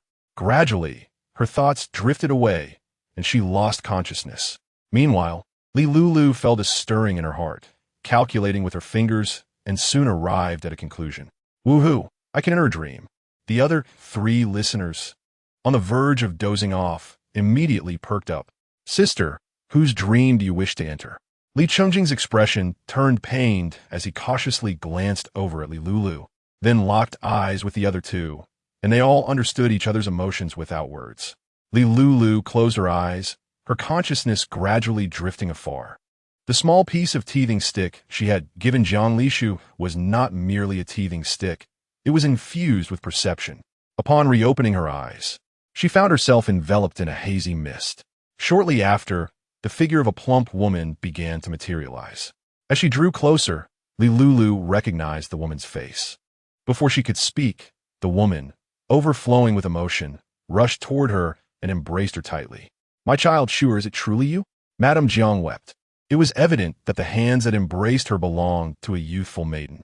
With the context of Madame Jiang's earlier words, Lulu instantly realized that she now bore the appearance of Jiang Lishu. Sure, are you well in that world? Madame Jiang, noticing Jiang Lishu's prolonged silence, finally ceased her tears, releasing Lulu, her expression filled with anxiety. The little fairy said you have gone to another world and that you are doing well. Is that true?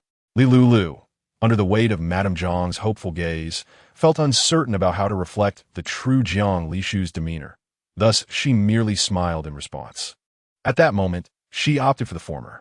Seeing this, Madame Jiang pieced together her own narrative. Is it that you cannot speak? Indeed, in the realms of yin and yang, how could one hear the other's words? Being able to gaze upon one another was already a blessing. Sure, are you well now? Lulu smilat. How did you come to meet that little fairy? Madame Jiang pressed on. Lulu continued to smile. Have you attained immortality, Shua? Madame Jiang inquired again. Lulu maintained hersimide. She observed the faint threads of causality emanating from Madame Jiang, gaining insight into why Jiang Lishu had arrived in this world. Madame Jiang's daughter had indeed passed away, yet fate had intervened, summoning another, chaotic Jiang Lishu to take her place. The celestial order was merciless. Should the original Jiang Lishu's family become aware of this, how would they feel? Or what fate would befall the summoned Jiang Lishu? The celestial forces remained indifferent, solely concerned with maintaining order. Upon realizing this, Lulu clenched her teeth, instinctively wishing to curse the heavens, but refrained, fearing retribution from the divine. Instead, she began to contemplate a pressing matter. If the original Jiang Lishu's fate was not meant to end, then why had she perished? Was it merely a coincidence? As Lulu's spiritual energy surged, though not yet at the foundational level, the increasing energy allowed her to unlock more memories. The memories of her past life, combined with the characteristics of her current infant form, made her feel as though she were 2 entities split apart. If she were to investigate the circumstances surrounding the original Jiang Lishu's demise, it was a task that rightfully belonged to Jiang Lishu herself, for she had taken on another's body and thus bore the responsibility of addressing this karma, regardless of her own willingness. Having come to this understanding, Lulu redirected her focus back to Madame Jiang. It was apparent that Madame Jiang had much to say, yet most of it pertained to the current Jiang Lishu, and Lulu remained reticent.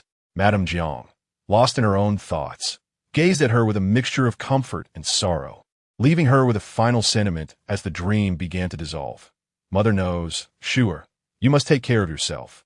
As she witnessed the dreamscape collapse, Madame Zhang's figure gradually faded. After a moment of contemplation, Lulu finally spoke. "Mother, please treat the little fairy kindly." Madame Zhang's face registered surprise, and she wished to say more, but time was short, and her form had already transformed into a wisp. She cried out, her back drenched in sweat, awakening with the same expression she had prior to sleeping. Hearing the commotion, Jiang Lishu immediately pushed open the door and rushed in, lifting the curtain to find Madame Jiang weeping profusely. She opened her mouth to say something but hesitated, unsure of what to say. She did not know the specifics of Madame Jiang's dream. What if her words were inappropriate and only added to the chaos? Madame Jiang had naturally noticed Jiang Lishu's actions. She looked up at her. "Little fairy, may I call you Shu'er from now on?" Jiang Lishu was taken aback for a moment.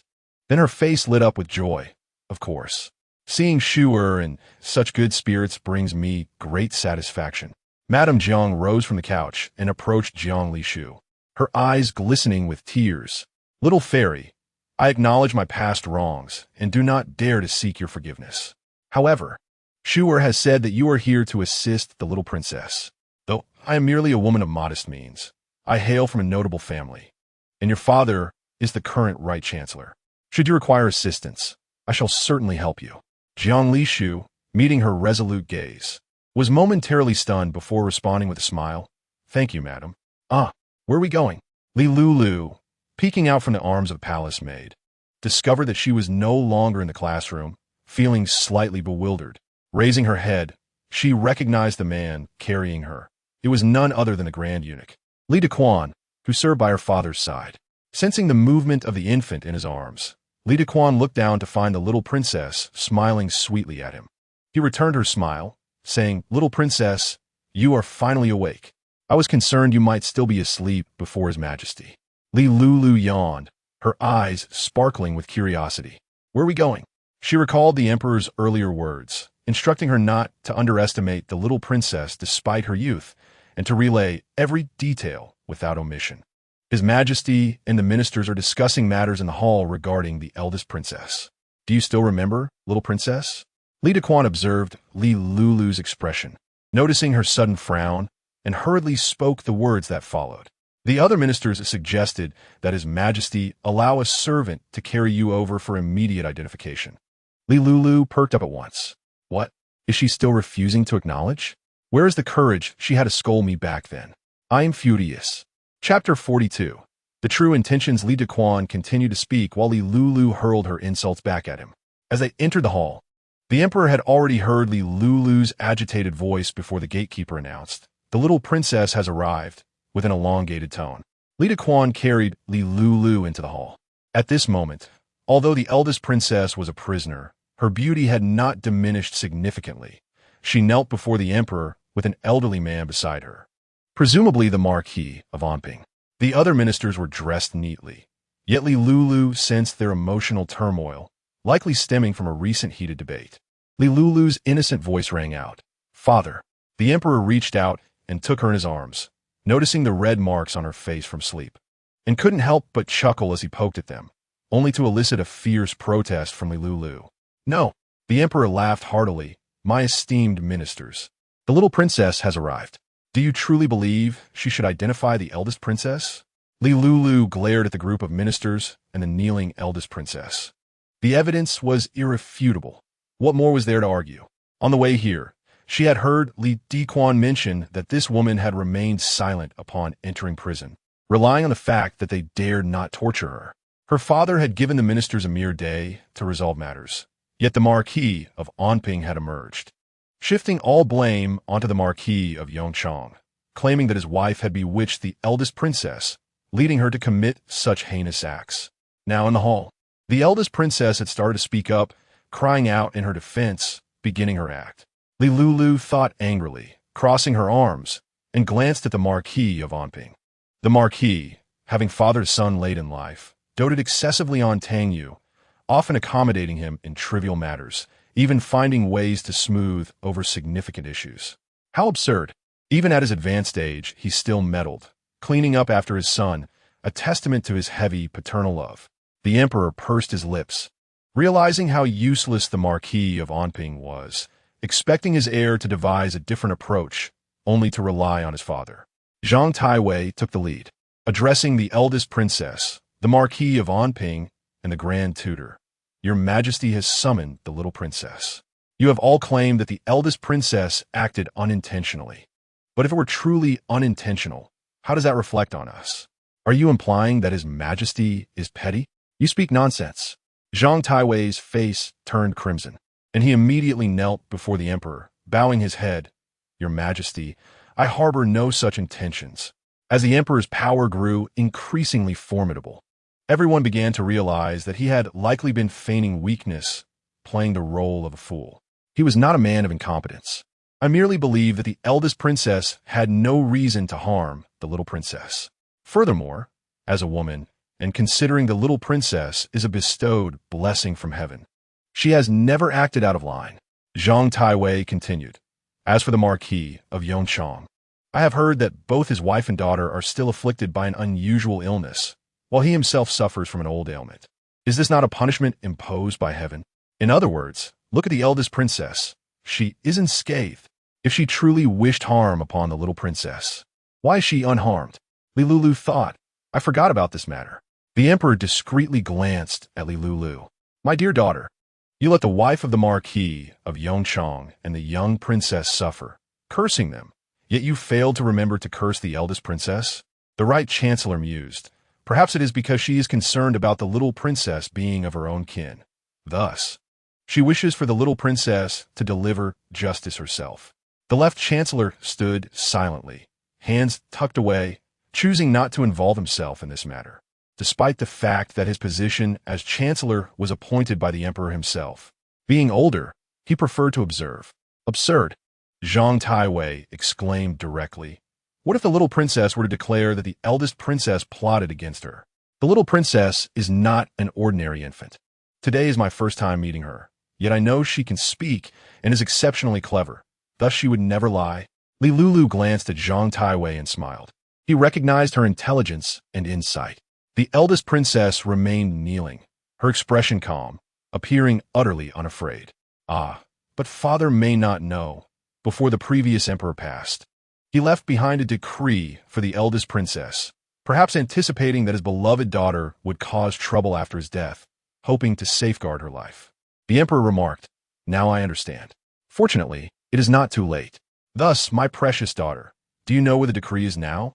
She surely treasures such a thing. I wonder if she will use it today to shield herself. Lulu had already devised a plan, if necessary. She would summon 2 bolts of lightning, one for the eldest princess and one for the former emperor's grave. The heavens are not foolish. Knowing she would secretly utilize them, they would likely only send distant thunder.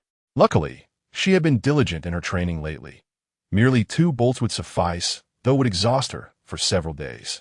At this moment, all eyes were on Lulu.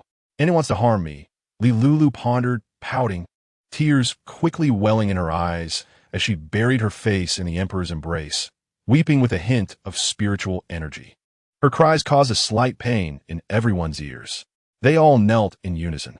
The emperor's expression soured, yet as he reminded himself of his position, he stifled his feelings, observing the pained expressions on those below. He leaned closer to Lulu's ear. All right, Lulu, that's enough. Upon hearing this, Lulu immediately ceased her crying, sniffling. Father, anyone wants to harm me. This time, her words flowed much more smoothly. The emperor raised an eyebrow. Gentlemen, do you have anything further to say? His gaze swept from the Marquis of Anping to the ministers who had subtly defended the eldest princess, ultimately resting on the eldest princess herself. Elder sister, do you have anything to say? Since the emperor had asked, the eldest princess naturally had words to share. Yet before speaking, she declared, But I do not have a monstrous niece. At this moment, the eldest princess gradually straightened her back, sweat beading on her forehead. She exchanged a glance with the Marquis of Anping, who understood immediately and interjected, Your Majesty, do you still remember the national master? The emperor's expression darkened instantly. Yet it was not over.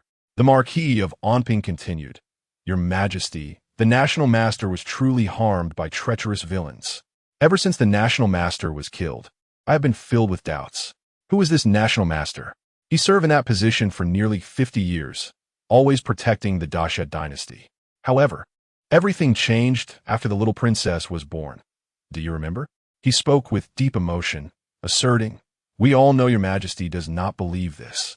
But what about Taoist Yunhai? He is a true practitioner." The emperor's ministers reacted. How amusing. The Marquis of Anping, this old coot, turns out to be aligned with the eldest princess, attempting to pin everything on the little princess. How bold. The emperor chuckled in anger. "I have heard that Taoist Yunhai has passed away. Your words are utterly treacherous." Lulu bit her finger, yet her gaze remained fixed on the eldest princess. No wonder she is so calm. It turns out she was waiting for father all along.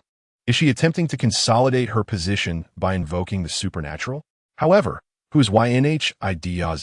LL recalled that there was no such character in the original text. NPHU, with a righteous expression, replied, "I am terrified. I am merely purging the treachery from the D11 dynasty." He glanced at LL, his intention clear. The Grand Princess wiped away tears from the corners of her eyes and said, "Your Majesty, your elder sister understands your reluctance to part with your little girl. But you are finally the son of heaven." In the 43rd chapter, QNZ, the Grand Princess continued, "Your Majesty, your elder sister is aware that you may not wish to believe at this moment, for indeed this monster could be quite beguiling, and both you and the Empress are quite taken with it. The National Master is a person who serves the country and the people, without fault in any regard. Yet, on that peculiar day, did your Majesty not find it strange? I encountered a disciple of that YNHID Ozing a month ago, and he spoke of a monster disrupting the court, bewitching your Majesty, and even causing the death of the National Master." Lies, lies.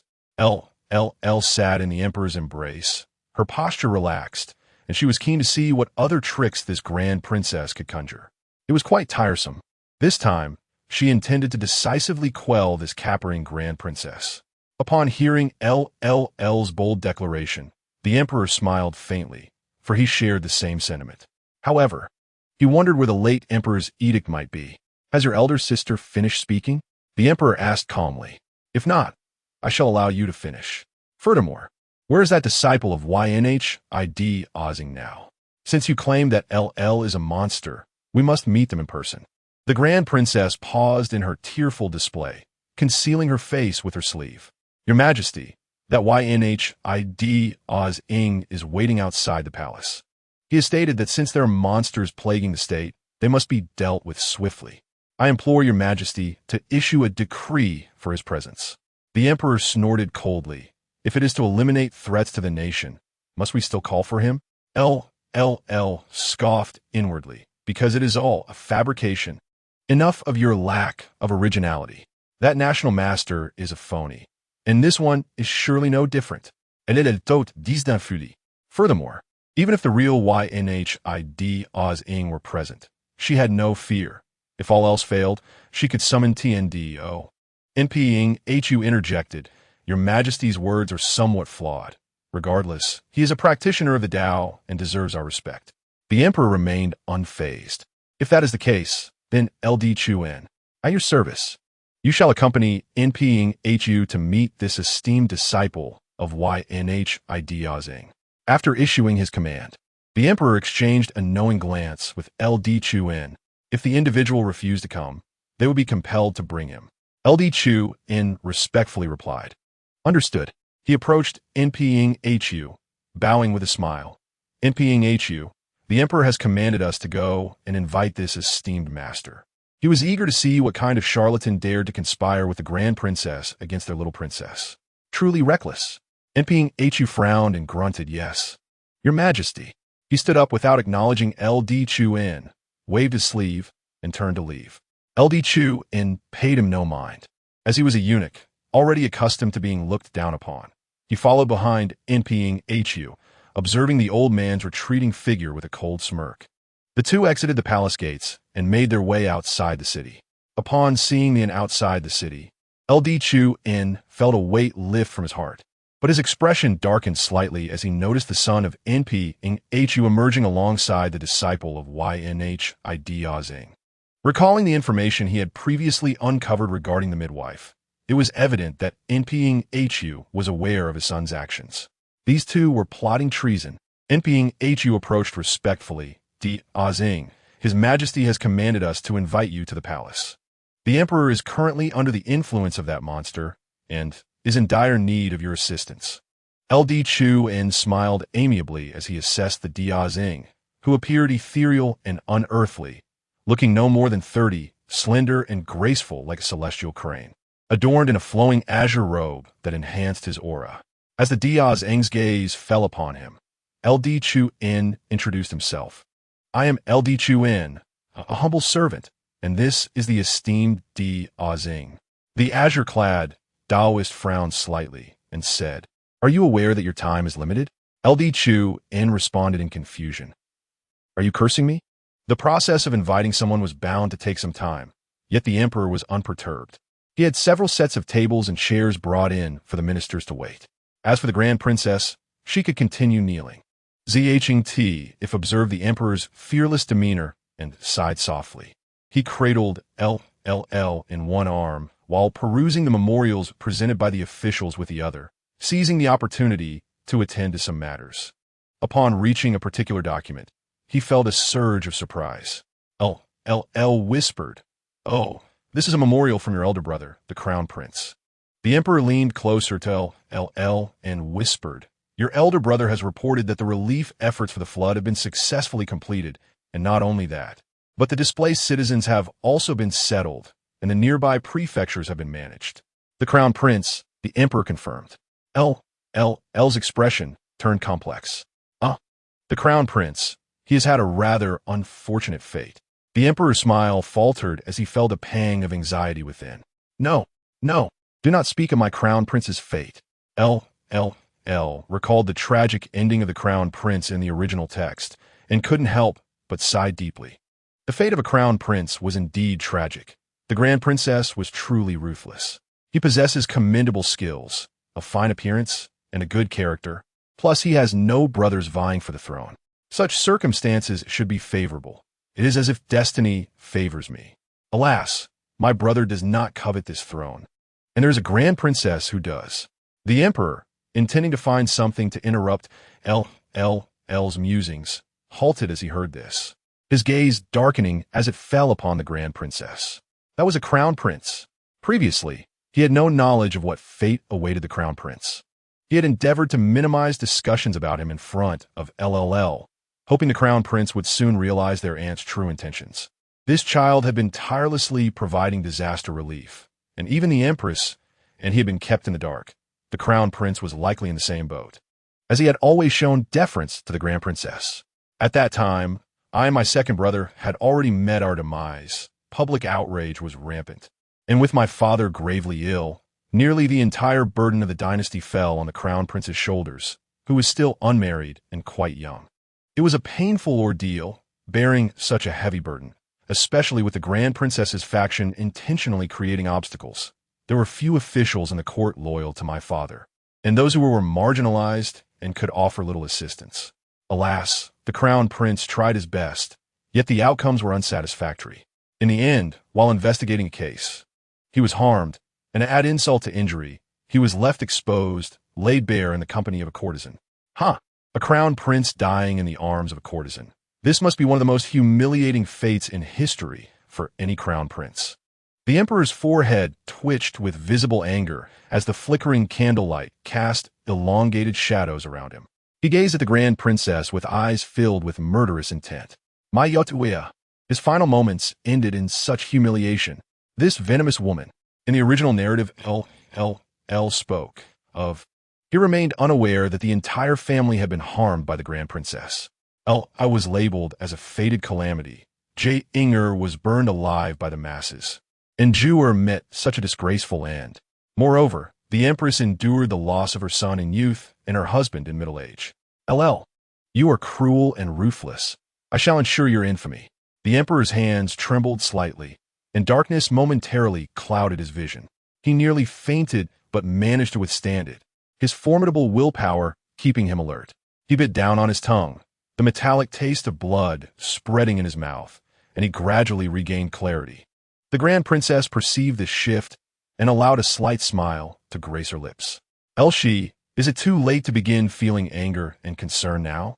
The ministers crammed together nearby were acutely aware of the emperor's change in aura, instinctively preparing to kneel. Father, recently, Lulu has been particularly sensitive to the emotional fluctuations of the emperor. She reached out to gently touch his face, expressing her concern. Father, please do not be angry. She wondered if the crown prince had sent any distressing news. Lulu sensed the tremors in the arms that held her, albeit briefly, but she could not misinterpret it. The emperor lowered his head, revealing a smile that was more sorrowful than tears. Lulu nodded, reassured, yet puzzled by the emperor's sudden demeanor, certain that something egregious had transpired. Li Dequan, not wishing to engage the Taoist priest further, made his way to the emperor and the little princess, knowing that any malevolent entity would reveal its true form in their presence. By the time Lulu arrived, it was nearly noon. The Taoist had entered the palace in the afternoon, under the radiant sun, a rare sight. Clad in a blue robe, the Taoist, Qinjianzi, stood tall and poised, slightly bowing as he addressed the emperor.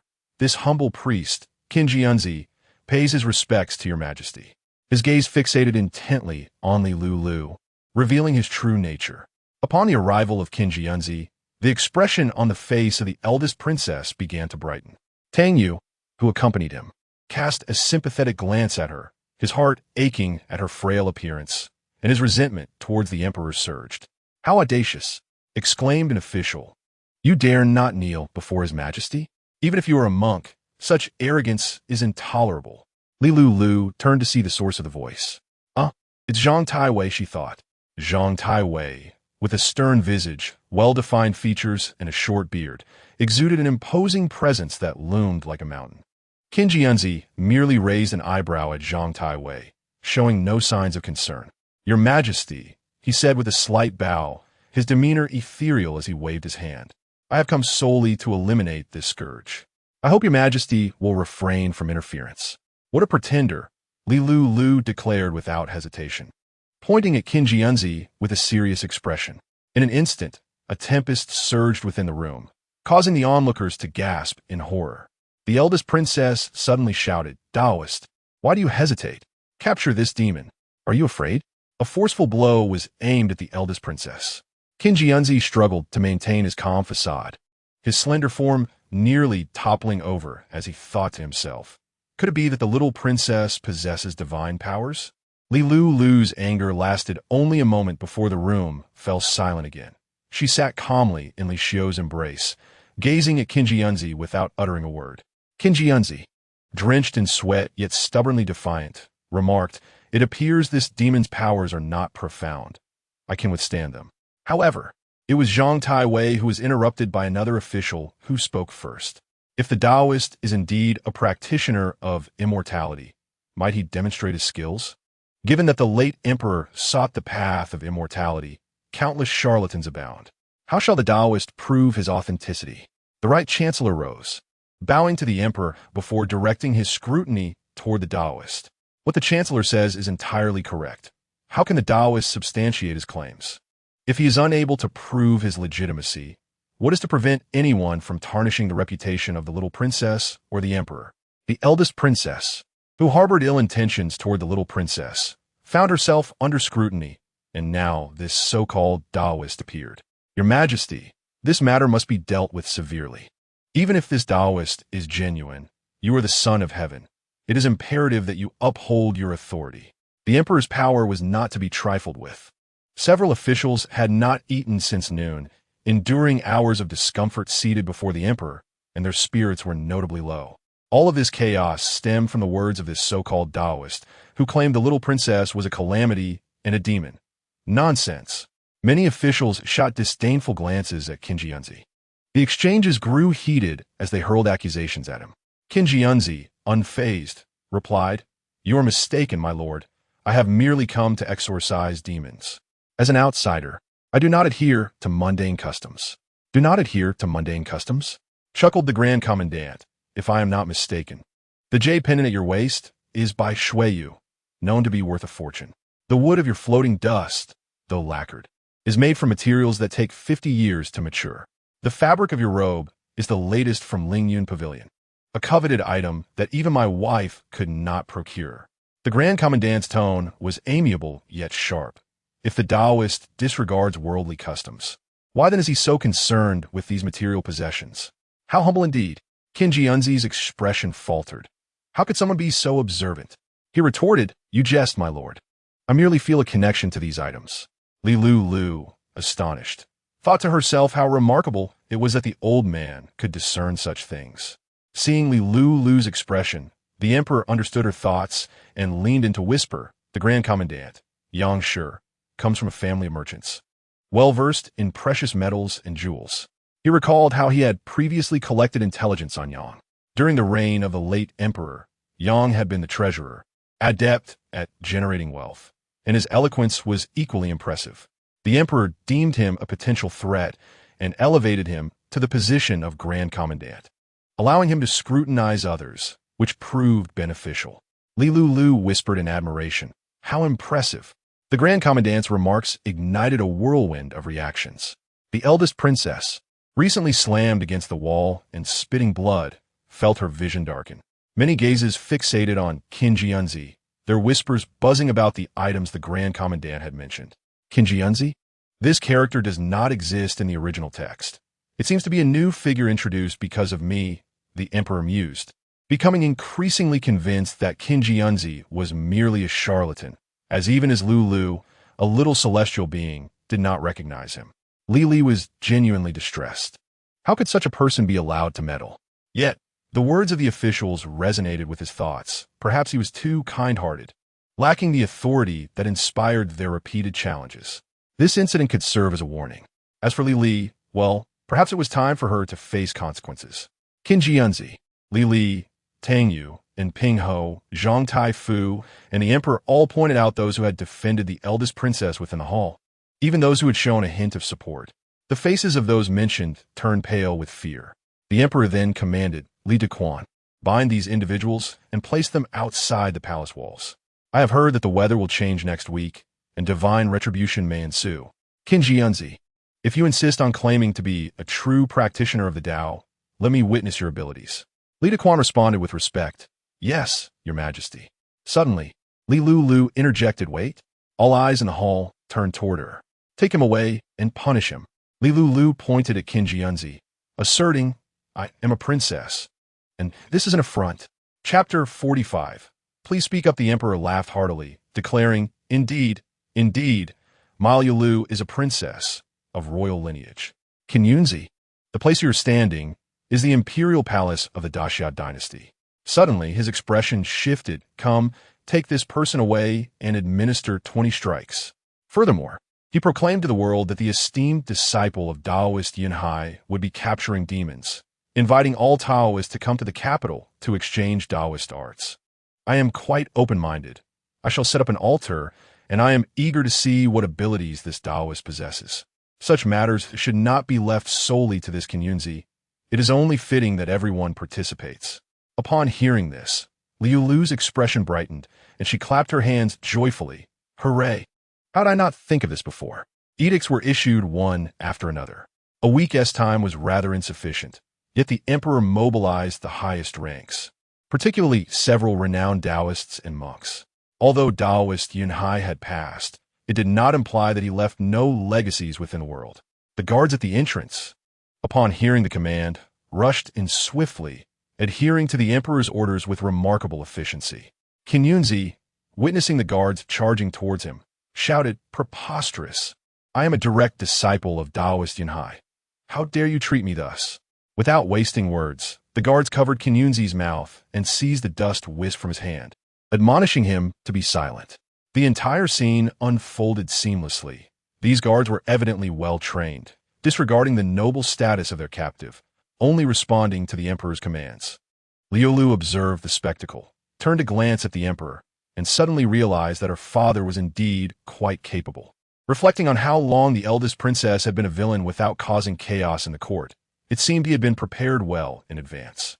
Indeed, those who ascend to the throne are not fools. It appears I have misjudged my father.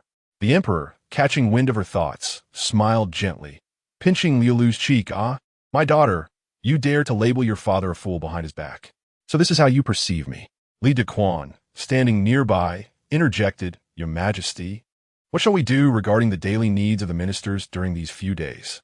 And concerning Taoist Qinyunzi, after his punishment, will he be incarcerated or tied up with the others? The emperor's expression remained unchanged. Since that Taoist Qinyunzi is a cultivator, this punishment should not harm him. There is no need for treatment. He shall be directly imprisoned in the dungeon and brought forth next week. Additionally, I must thoroughly investigate this matter to understand how these individuals are connected. While the servants of the eldest princess had not been imprisoned, the guards outside were strict, allowing not even a fly to escape. Recently, individuals have been taken out for questioning, returning with not a single good spot on their bodies, unable to express their grievances.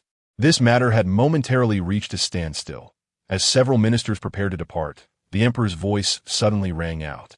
Loyal ministers, the matters I spoke of the other day have yet to be resolved. Why the haste? The sunlight outside had begun to dim, and the ministers recalled that today's discussions primarily revolved around 3 issues. However, the eldest princess had mentioned something about Qinyunzi causing delays. The Right Chancellor inhaled sharply. Your Majesty, I have something to say. The emperor smiled. Speak freely, my minister. Your Majesty, the ancestral teachings must not be violated, and there is no spare position in the ancestral hall. Are you suggesting to relinquish your own seat? The Right Chancellor continued. I implore your Majesty not to place us in a difficult position. A chorus of voices echoed his sentiment. Solutions are always devised by the people. The emperor appeared unfazed, smiling while saying, You ministers are all dragons among men, holding high positions. How could you lack a solution to such a trivial issue? The ministers exchanged bitter smiles. The left chancellor pondered the emperor's true intentions. He had investigated previously, noting that when the emperor was the son of the Prince of Fortune, the prince had not been attentive to him, neglecting his duties as a father. Since childhood, the prince had never exhibited any paternal affection towards the emperor, and their relationship had remained lukewarm, continuing into the emperor's adulthood with little communication. The left chancellor was engulfed in worry. If this were the case, why would the emperor insist on legitimizing the Prince of Fortune? When the ministers had previously selected the next emperor, they had considered the familial ties between the princes. Why, then, was the emperor suddenly so intent on this course of action?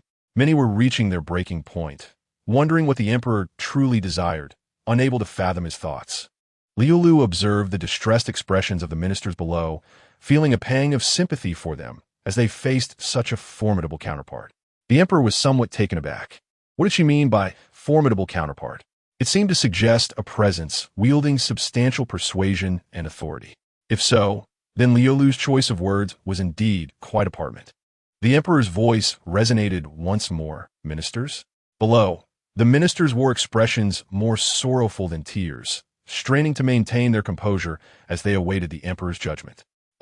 This is power, Lulu mused. The emperor paused, startled that this girl had grasped the concept so early. Hey, why not address them directly? Those not called out are merely pretending to be indifferent, unwilling to speak up. Lulu grinned mischievously, glancing at the emperor, their eyes meeting. Her smile quickly transformed, and she blinked softly, saying, Father. The emperor narrowed his eyes slightly, calling out, Zhang Taiwei, what are your thoughts? Zhang Taiwei, taken aback, bowed, I am here. Speak your mind. Let us hear your ideas for discussion. Zhang Taiwei hesitated but quickly regained his composure, his voice booming, Your Majesty, I believe. As long as Your Majesty finds it agreeable, that is sufficient. Other officials reacted with disbelief. The emperor chuckled. So, Zhang Taiwei, does that mean you agree to move the Prince of Fortune's tablet to the ancestral hall? Zhang Taiwei protested, I do not. He blurted out, Your Majesty, that is not my intention. The emperor, smiling, reminded him, Did you not say that as long as I am pleased, that is enough? If there is not enough room in the ancestral hall, shall we not add another? Your Majesty, that would be utterly unacceptable. Then we shall remove one. Your Majesty. Lulu observed that the ministers genuinely looked as if they might weep, and she patted the emperor's hand. Father, that is enough. If that fellow, the Prince of Fortune, were truly to be enshrined in the ancestral hall, he would be the most distressed of them all. The Right Chancellor was still deep in thought when he suddenly glanced at Lulu, unbeknownst to him, had been placed atop the table by the emperor. seated upon a pile of memorials. The Right Chancellor felt his temper rising. Suddenly, it was quelled. After all, this was the little princess. Yet, it was rather blatant. Despite being a young princess, she was still quite young. What if she needed to relieve herself? Lulu was taken aback, feeling a chill run down her spine. Who is speaking of me? Chapter 46. Compromised Lulu turned to meet the Right Chancellor's gaze. Is this the father of his sister Jiang? In terms of nominal kinship, he could be considered a father. Lulu and the Right Chancellor exchanged glances, and he felt as if he had grasped something, yet remained perplexed. Suddenly, Lulu bared her teeth at him. The small child made this gesture without a trace of menace, appearing rather playful. Lulu did not have a deep impression of the Right Chancellor, but her father had described him with a single term, old fox. This spoke volumes about his character. Additionally, he did not belong to the faction of the eldest princess or the emperor. How had he managed to remain neutral within the court? Lulu harbored considerable skepticism regarding this notion, though she could not recall where she had heard it. Nonetheless, it was clear that in the realm of political strife, neutrality was the quickest path to demise. One must affiliate with a party. The Right Chancellor paused, perplexed as to why the little princess was baring her teeth at him. Not only did she bare her teeth, but she also gazed at him with an intensity that left him bewildered. He instinctively thought of his daughter, who was still in the palace learning embroidery. Could it be related to Shua? Observing her, he noted how cunning she appeared. Indeed, such cunningness implied formidable political acumen, making her a most suitable instructor. The emperor raised an eyebrow. Such an old fox was indeed fit to serve as a teacher. Presently, the crown prince was still young, and although his virtues and various abilities were commendable, his grasp of governance remained rather superficial. The Right Chancellor was a fitting candidate, a consideration he had previously entertained. However, if he were to appoint him as the crown princess tutor, he would certainly need to replace this Right Chancellor. Yet he found himself at a loss for suitable alternatives. The emperor, unwilling to wait idly, picked up a nearby memorial and began to read. Suddenly, he noticed a droplet of water hanging precariously and watched as it fell onto the document. The emperor turned to Lulu, who, at her tender age, was prone to drooling. She curiously stared at the documents, sucking on a finger glistening with saliva. The emperor sighed, gently removing her hand from her mouth and taking a small handkerchief from her embrace to meticulously wipe her finger clean. "Thank you, father," Lulu said, wiggling her chubby fingers and flashing a sweet smile at the emperor. He inquired, "Can you understand this memorial?" Lulu shook her head, furrowing her brow. She pointed at the document with a finger and, in a childlike voice, remarked, "But this baby feels that it is not good." "What's not good about it?" the emperor asked patiently.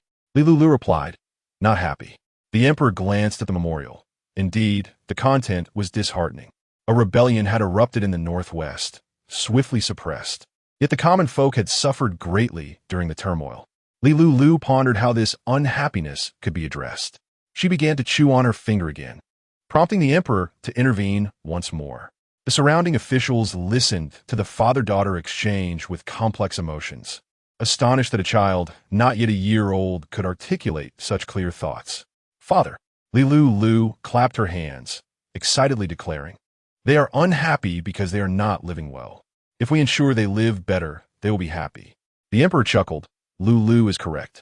Do you have any specific methods in mind?"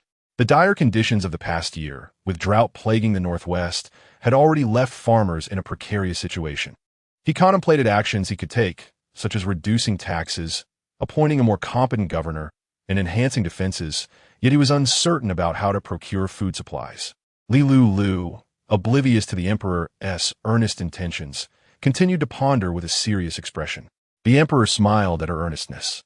He tucked the memorial into her embrace, saying, "Since Lulu is so concerned, let her resolve this matter." Lulu, puzzled, finally reacted.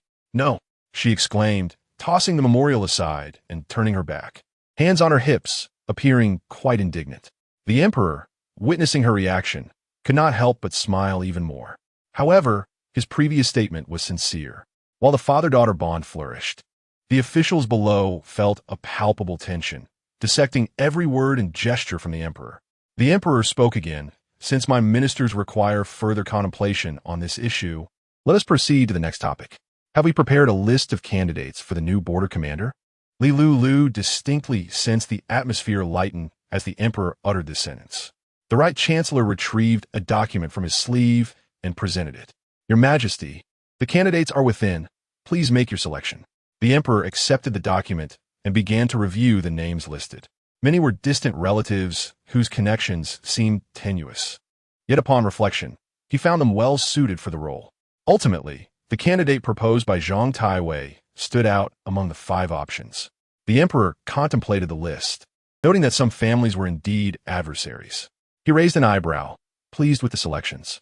The officials, sensing the emperor's solemn demeanor had lifted, felt a wave of relief wash over them. It appeared that the emperor favored one of the candidates. Excellent, the emperor's satisfied voice resonated. All 5 candidates are commendable. Fortuitously, I intended to replace those deputy generals, and the numbers align perfectly. The ministers exchanged bewildered glances. What? Are you selecting them all? The emperor's eyes gleamed. If he was to replace individuals, it was only logical to replace them entirely. Merely changing the leader while leaving the subordinates in place would serve no purpose, effectively undermining his authority.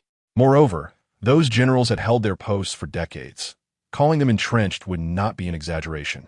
Lulu, absorbing the dialogue, began to deduce the underlying implications. Replacing individuals? Is it because they are connected to the Long Princess? The emperor gently patted Lulu's head and continued, Very well. This matter is settled. Now, for the final issue, have you all considered the resolution? Upon hearing this, the ministers' hearts sank once again. After a prolonged silence, the Right Chancellor, deeply conflicted, thought that if the emperor did not dismiss them soon, night would fall, and he was unwilling to spend the night in the palace. With this thought, he bravely stepped forward. Your Majesty, I reiterate, the ancestral laws must not be abolished, but they can be adapted. He took a deep breath. The title of the Duke of Fu, established by our forebears, should not be altered.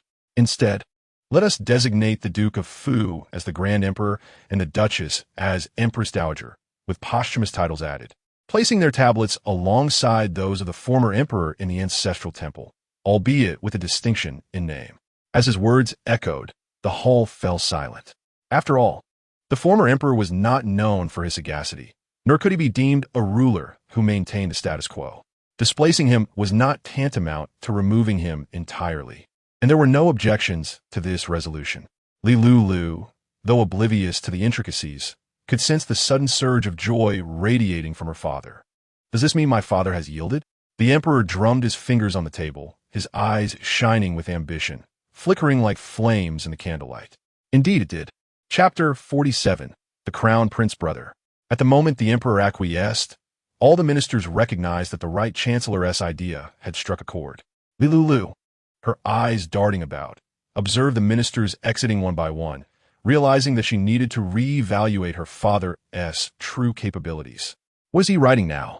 As her attention momentarily wavered, she turned to see the emperor penning another memorial. She leaned closer, attempting to decipher the unfamiliar characters, recognizing only the initial few. My son, is this addressed to the Crown Prince Brother? With a swift gallop, a week's time would suffice, provided no unforeseen circumstances arose along the way. In truth, their concerns were well-founded. The Yellow River region was experiencing the most severe flooding, and the Crown Prince, burdened by his concern for the nation and its people, personally ventured into the disaster-stricken areas to manage the crisis. His absence stretched nearly 6 months. However, during this time, his presence ensured that central officials dared not stir trouble.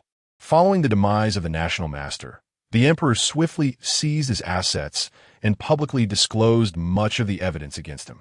Moreover, he will expel that branch of his lineage from the clan and forbid them from using the surname Li. However, certain local officials, lacking in discernment, have been covertly instigating trouble, engaging in the embezzlement of disaster relief funds and provisions.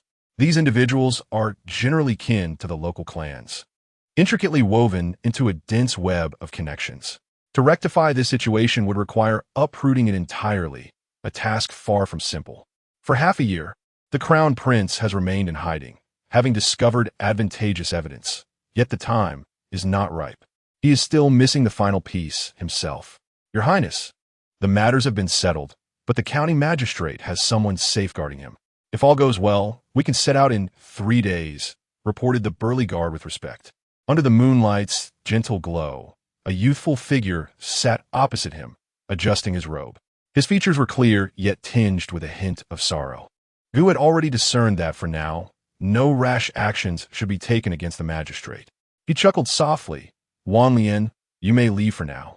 "Yes, your highness," Wan Lian replied, bowing slightly as he withdrew. The crown prince gazed at the document before him, his heart heavy. The only way to reassure those individuals was for them to witness the consequences firsthand. Preparations for a secondary plan were necessary. With a sigh, he rose and retrieved an inner garment from the wardrobe. As he was about to write, he felt the fabric was too thin, prompting him to search for 2 additional black garments. The sizes of the 2 black garments were slightly different, distinguishable only upon close inspection. He stacked the 3 garments, with the white one in the middle, the candlelight casting indistinct shadows. Although the black garments were lightweight, they were not transparent, allowing him to breathe a sigh of relief. Time was short, and he needed to transcribe the document swiftly. Thus, beneath the flickering candlelight, the crown prince knelt on the ground, one hand holding the candle and the other grasping a brush, diligently copying the contents of the document. Finally, he pressed his seal upon it. After completing this step, he set down the candlestick and slowly rose, exhaling deeply and gently tapping his somewhat stiff waist. Once the ink on the white garment dried, Crown Prince Li Chengjue resumed his work. In the dim light, he compared the sizes of the garments, tucked the white one into the center, and picked up an embroidery needle to commence delicate stitching. Truly, he was remarkably diligent. When his father was not yet the emperor, their family's treasury was scarce, even relying on his mother's dowry for sustenance. Though they were impoverished, their bonds were strong. At a tender age, the crown prince learned the value of thriftiness. Torn garments were no issue, for he could mend them himself, and pants that were too small could be adjusted. The various holes in his clothing, through countless needle and thread sessions, had become second nature, making this task considerably easier than the previous transcription. As night deepened, once the crown prince finished sewing, the sound of the watchman's bell signaled the hour of the pig. He swiftly removed the garment he wore and donned the newly sewn piece, placing the document in a discreet yet accessible location. As for the assorted ledgers, he had already determined their hiding place. He intended to personally deliver them to his father, for he did not trust the interim relay station. Once everything was prepared, a faint smile graced the crown prince's face as he extinguished the candle and retired to bed. By the following evening, the crown prince received a hastily delivered document from the capital, presented by his father. Upon opening it, he read the contents with a hint of perplexity. Beside him, Wan Lian, noticing his reaction, inquired with curiosity, "Your Highness, what did His Majesty say?" Wan Lian added reassuringly, "The Emperor must be missing you. After all, it has been over half a year since we left, and you have yet to see the little princess since her birth. The news of her being named Little Fortune Star by the Emperor has spread far and wide, and a tax reduction was even initiated due to her full moon celebration, an unprecedented occurrence." The crown prince turned to him. "Wan Lian, have you heard of the Dao-seeking conference?" "I have heard a little," Wan Lian replied. "It is said that His Majesty has summoned Taoists from across the realm to discuss matters in the capital, but the time frame is tight. It is rumored to be next week, initiated by a Taoist claiming to be a direct disciple of the YNHI Taoist, who has accused the little princess of being a monster, similar to what the National Master once did. However, it is said that the one behind this is the eldest princess, which is perplexing. Didn't she have a close relationship with His Majesty? Those lacking insight would struggle to comprehend the underlying motives. And that little sister of mine, I have heard she is both clever and adorable. The contents of my father's letters reveal much. I am eager to meet her. Wan Lian, prepare for our departure tomorrow." "Yes, Your Highness. I shall inform everyone at once." The crown prince affirmed, "Go. I believe that once the news of our departure spreads, many will become restless." Later that night, the crown prince extinguished the candle and lay in bed for a while. Drowsily, he sensed movement outside, instantly rousing him. In the next moment, he noticed a slender tube reaching through the window. This method is rather antiquated, he thought, pulling up the covers and pinching his nose to hold his breath. Soon, he lost consciousness. Upon hearing the latch drop at the door, he finally released his grip on the dagger, exhaling in relief. Yet before he could fully relax, another shadow appeared at the doorway, this one even frilier than the last. A slender tube pierced through the window paper. He began to mentally recite, in the Huanghe region, there are 10 prominent families: Su, Zhang, Lu, and Lin. Among them, the most severely impacted by flooding is Shaozhou County, ruled by a member of the Su family. Most of this territory belongs to Shangling County, where the governor is centrally appointed and his wife hails from the Zhang family, a family that harbors a long-standing feud with the Su family. The other 2 families have their own complex dynamics. Notably, the Lin family, known for their integrity, has recently been tainted by a rogue who has seized disaster relief funds and resorted to bullying. This rogue has carved out a faction for himself. The current generation of the Lin family is notably lacking male heirs, with only 2 daughters and 1 young master, who is thus doted upon excessively. The crown prince intended to involve himself in this matter as well. The loophole he had identified stemmed from the rivalry between the Zhang and Su families, leaving behind a small issue. Thus, who did these 2 individuals belong to? Furthermore, was the Lin family also entangled in this? By dawn next day, the crown prince rose and first checked the place where he had hidden his belongings. Inside lay a document, which he did not need to examine closely to know it had changed. He then stepped outside to inspect the inexplicably punctured window paper, counting a total of 5 holes. The forces here run deep, their influences intricately entangled, he mused. When Wanlian approached to inform the crown prince that they could set off, he was incensed upon seeing the damaged window. These ruffians have gone too far. Your Highness, this is unacceptable. There is no need, the crown prince interrupted. Do not concern yourself. You should even spread the word about this. At this point, those stolen items have likely been disposed of. If it becomes known that others have come for the documents, it would be quite amusing. And as for the little sister I have yet to meet, I am truly looking forward to the moment we finally cross paths. Wanlian comprehended the crown prince's intentions, a glimmer of amusement in his eyes as he bowed. Yes, Your Highness. Chapter 48. The little sleeping fairy. Meanwhile, Li Lul animatedly recounted the day's events in the palace to the Empress, her words flowing with enthusiasm. She was adorned in a specially crafted tiger hoodie, fluffy and complete with a sewn-on fuzzy tail, giving her a delightful and plump appearance. Accompanying this ensemble were adorable little gloves fashioned to resemble tiger paws. This exquisite attire was personally designed by Jiang Lishu and meticulously sewn by the talented seamstresses in the palace. Those who beheld it could not help but agree that it was perfectly suited for the little princess. The Empress chuckled, remarking, "It seems our Majesty will be quite pleased tonight." Lulu proudly replied, "Of course. However, this is also the Emperor's wish, and with this, he has once again proven himself. I suspect it is time to settle the accounts regarding the future events I learned from Lulu, as well as the transgressions committed by the eldest princess against us." As Lulu drifted into slumber, the Empress turned to Xiaoyao and said, "Xiaoyao, it is time. Clean out the eyes and ears of those spies in the palace." The capital city, located in the north, had now entered winter, with snow beginning to fall in many regions and the temperature dropping steadily.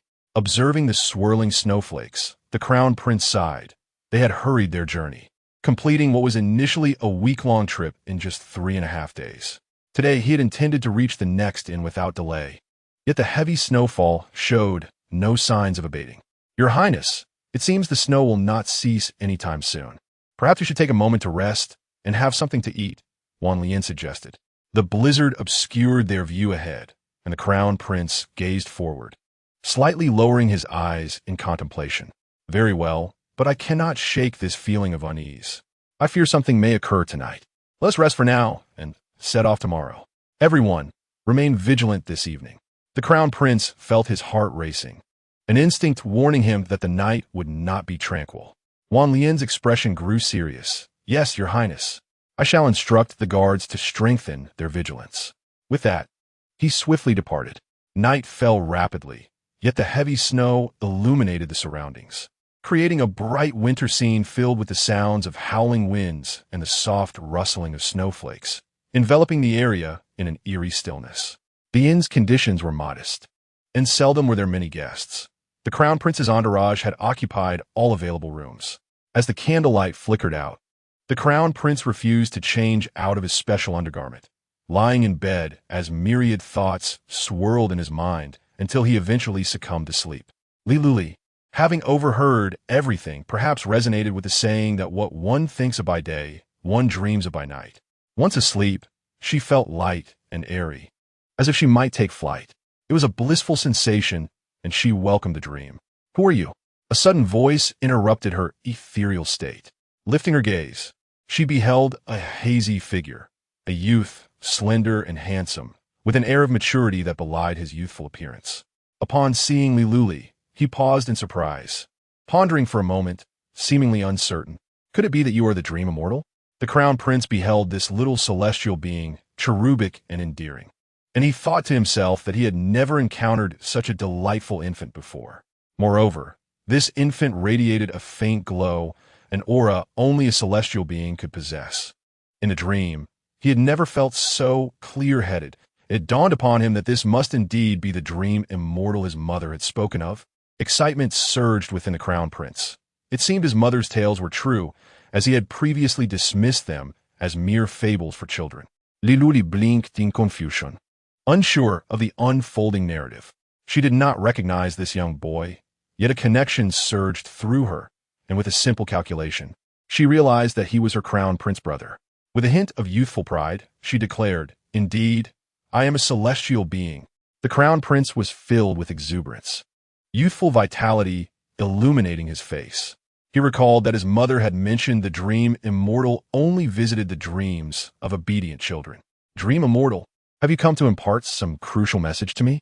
Lulu paused and nodded. "You are about to face a life-threatening ordeal." She made a gesture with her hands, initially intending it to be merely symbolic, yet discovered some newfound power within herself. The crown prince's realization dawned upon him. "I knew it. Ever since the snowfall began today, I have felt a sense of foreboding, wondering if I was being overly cautious. Indeed, there are villains who seek to harm me." His excitement dissipated, replaced by a grave demeanor. "Little dream immortal, do you know who they are?" Lulu lowered her hands, her tone shrouded in mystery. "You already know." "Indeed." The crown prince's expression darkened, and Lulu could discern his discontent, though she lacked the insight to fully grasp his thoughts. However, she reassured him. "But I can help you." Upon hearing this, the crown prince's eyes sparkled with hope. "Is what you say true?" Lulu raised her chin slightly, "Of course. Also, you owe me many gifts." The crown prince bowed slightly, performing a grand gesture of respect. "Please, dream immortal, guide me." Lulu leisurely floated before Li Qingjue, meeting his gaze as if peering through his very eyes. The crown prince remained still, fearful that any movement might disrupt the dream immortal's magic. "The snow will cease in a quarter of an hour," Lulu declared in a childlike voice, before playfully tapping Li Qingjue's face gently, as though it were merely a light pat. "I have cast a protective spell upon you, effective for 1 day. No one may approach you." The crown prince's face lit up with excitement. "Thank you, dream immortal. If I survive, I shall build a temple in your honor." Lulu feigned indifference, waving her hand dismissively. "It is merely a name. I do not care for such things. You must awaken now, for I must take my leave." "Build a temple." "Yes, yes. My statue should be grander, more majestic." The vision of the little dream immortal began to fade, and as the crown prince wished to bid farewell, he suddenly heard her voice in his ear. Awakening from the dream, the crown prince opened his eyes to a dim ceiling and the howling wind outside, realizing he was in that little inn. The voice he had heard was reminiscent of the dream immortals, yet she had not spoken. Who then had uttered those words? Wan Lien. A figure appeared at the door. "At your service." The crown prince's expression hardened. "Awaken everyone. We must leave the inn in a quarter of an hour. There are assassins pursuing us." Whether the snow would cease was uncertain, and those who sought to kill him would endure the harsh conditions to fulfill their mission. The crown prince sneered. He quickly donned his clothing and gathered his belongings. Lulu, suddenly aware, thought to herself, "I dreamed of my crown prince brother. He is in danger." She sprang from her bed, forgetting to put on her shoes, and dashed barefoot across the carpet, like a gust of wind, into the Empress's chamber. Beautiful mother. Chapter 49. A truly good daughter, who goes there? A voice thundered from within the bed curtains. Lulu swiftly darted behind the curtains, and upon hearing the commotion, The palace maids rushed in, their faces filled with concern. "Your Majesty, Your Highness." They entered in a flurry, instinctively wanting to approach. Yet mindful of the presence of the Emperor and Empress, they hesitated. A clever maid quickly lit the lamps. "Beautiful mother." In the darkness, Lulu grasped a waist, only to realize it was not soft. This was not her beautiful mother. Just as she was about to release her hold, a large hand seized her head. The voice, laced with anger, spoke deliberately, Lulu. Lulu chirped innocently, "Oh, father." The candle was lit, and the Emperor and Empress observed the spirited demeanor of Lulu, feeling somewhat exasperated. Why would this girl not rest properly? What could possibly be of such importance in the dead of night? "Your Majesty, Your Highness, how are you?" Xiao Yao, summoning her courage, gazed at the figure behind the bed curtains, sensing something unusual about the Emperor's waist, as if he had grown a tumor. The Empress, caught between laughter and tears, playfully tapped Lulu's forehead and exclaimed, "It's nothing, just that Lulu had a nightmare and ran over." "Lulu, you can run now." The Empress's eyes widened in astonishment, her voice involuntarily becoming sharper. Her daughter was barely a few months old, first speaking and now running. Lulu squinted her eyes and declared, "Pretty mother, Lulu is very capable. Not only can I run, but I can also jump, and one day I might fly." The Emperor and Empress replied, "No one wishes to praise you. Thank you." The Emperor, somewhat taken aback, lifted Lulu by her collar, noticing she was barefoot. He reached out to touch her, and indeed, she was cold. "What business did you have that required you to come here tonight? It's been snowing these past few days, and it's quite chilly." Though his words were not particularly pleasant, he nonetheless lifted the covers and wrapped the little girl tightly. The palace maids outside were bewildered by this development. Why did the little princess rush into her mother's bed? How did she get here? Can a little princess really run? A series of mysteries hung over their heads. It was not until the Empress declared that all was well that everyone breathed a sigh of relief, extinguishing the candles, except for one, before departing. Lulu lay nestled between her parents, utterly oblivious to having disturbed their sweet dreams, still grinning playfully. Once the maids had exited, the Emperor and Empress turned their attention to Lulu. The Emperor stifled a yawn, sleep still clinging to his visage, while the Empress chuckled helplessly. "All right, now it's just mother and father. Did Lulu have a nightmare?" Lulu shook her head. "Brother Taizi is in danger." Upon hearing this, the expressions of the Emperor and Empress grew serious. The Emperor instantly awakened. "Lulu, how do you know that?" As he heard this, he sat upright, his countenance grave. "Really?" Lulu nodded, flailing her arms and legs, glancing at the Empress and then at the Emperor. "In my dream, Brother Taizi looked handsome." The serious atmosphere held by the Emperor and Empress was shattered by her words. "You indeed." The Empress chuckled despite herself. It was only natural for one to appreciate beauty. Yet this girl's affinity for such matters was becoming increasingly evident. One should not judge solely by appearances. Lulu blinked and smiled. "I know that liking someone isn't just about their looks. One must also consider their own appearance. That saying is quite famous, but why are you telling me this?" "Pretty mother?" The Emperor and Empress exchanged glances, the Empress feeling a twinge of frustration. The Emperor, however, did not doubt the news brought by Lulu. If Brother Taizi was in danger, preparations must be swift. Lowering his head, he met Lulu's sparkling eyes. They shared a moment of mutual amusement, suddenly bursting into laughter. "Little rascal," the Empress gently teased, playfully pinching Lulu's nose. Lulu shifted closer, wrapping her arms around the Empress's neck, nestling into her embrace, and cheerfully stated, "Today, Lulu wants to sleep with pretty mother." The Empress laughed. "I see that you, little girl, have no intention of sleeping. You dare to run over here barefoot. Are you not cold?" Lulu shook her head. "The palace is very warm. Lulu is not cold. Mother need not worry." The Empress held her little daughter, a soft and warm bundle, and suddenly realized, "Lulu, when did you learn to walk?" Just like how she had suddenly begun to speak. It was as if she had mastered walking in no time at all. What child is like this? Lulu shrugged. "I don't know." "You don't know?" the Empress asked, astonished. "Uh-huh." Lulu nuzzled against the Empress, affectionately saying, "I just knew Brother Taizi was in danger, so I came to tell you." Hearing Lulu's words, the Empress's gaze lowered slightly, the flickering candlelight casting shadows that felt heavy on her heart. Was it common for children to speak and walk before their time? Lulu sensed the Empress's mood and lifted her head, gently stroking the Empress's chin, leaning in to say, "Pretty mother, don't worry. Lulu is the best. Lulu is the most capable and does not need to hide. I have always been exceptional since birth. Like gold, I will always shine. Who am I? I am formidable, and I shall deal with anyone I dislike." Listening to Lulu's self-admiring words, the Empress couldn't help but laugh. All right. Our Lulu is indeed remarkable. Has Lulu gone to sleep?" The Empress nodded. She slept soundly. The Emperor raised an eyebrow, slowly lifting Lulu into his arms, then turning to carry her to her little bed in the adjoining room. He felt the warmth of the hot water bottle. It was still warm. The Empress leaned gently against him. "When she wakes up tomorrow, she will certainly blame you." "Let her blame me. This little girl is no ordinary infant." The Emperor, unperturbed, paused for a moment before continuing. "I have ordered men to go and assist you, heir. If all goes well, we shall have news within 2 days." The Empress nodded softly, silently praying for Taizi. Chapter 50. A warm daily life on the Taizi side. The group hurriedly organized themselves, and within a quarter of an hour, they were all assembled downstairs. Just then, the snow ceased. How miraculous! The snow truly stopped. Everyone felt astonished. Having been pulled from their warm beds in the dead of night, they bore some resentment that they dared not express.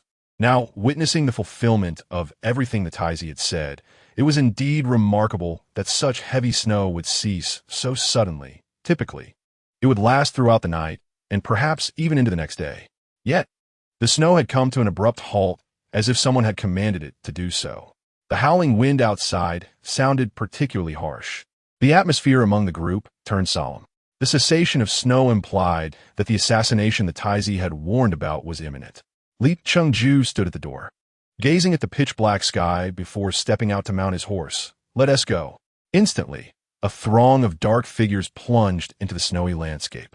Among them was a peculiar figure, the station master, tightly bound. The swift approach of those pursuing, as described by the little sleeping fairy, indicated that someone had betrayed them. However, when the Taizi had planned the route, only Wang Lian was aware of it, and he would never betray him. The Taizi could not guarantee the loyalty of the others he had brought along. Yet, one certainty remained. He had received word that this station master was the brother of a mistress raised outside by the Lin family. Thus, the Taizi was assured that this station master was the one who had leaked their plans. As they set out at that very moment, the Emperor had discreetly dispatched a team of elite guards to assist the Taizi. As for who intended to harm the Taizi, Lulu had not revealed this. But the Emperor had his suspicions. This night felt exceedingly long, causing many to lose sleep, especially those tied at the palace gates, where the heavy snow fell relentlessly. It was not until the palace attendants came to provide them with clothing, just as the cold began to take hold, that they finally appeared. The next day, Lulu opened her eyes, still groggy, and wiggled beneath the covers for a long while before finally peeking out. "Is the little princess awake?" A little maid stood by her bedside, clearly having observed her for quite some time. Lulu rubit herius, toastet hermesihev, her face bearing the rosy imprints of sleep. With her flushed cheeks and fine downy hair, she looked utterly adorable. Seeing this, Lve could hardly contain herself from rushing over for a cuddle, but managed to restrain herself just in time. It was already noon.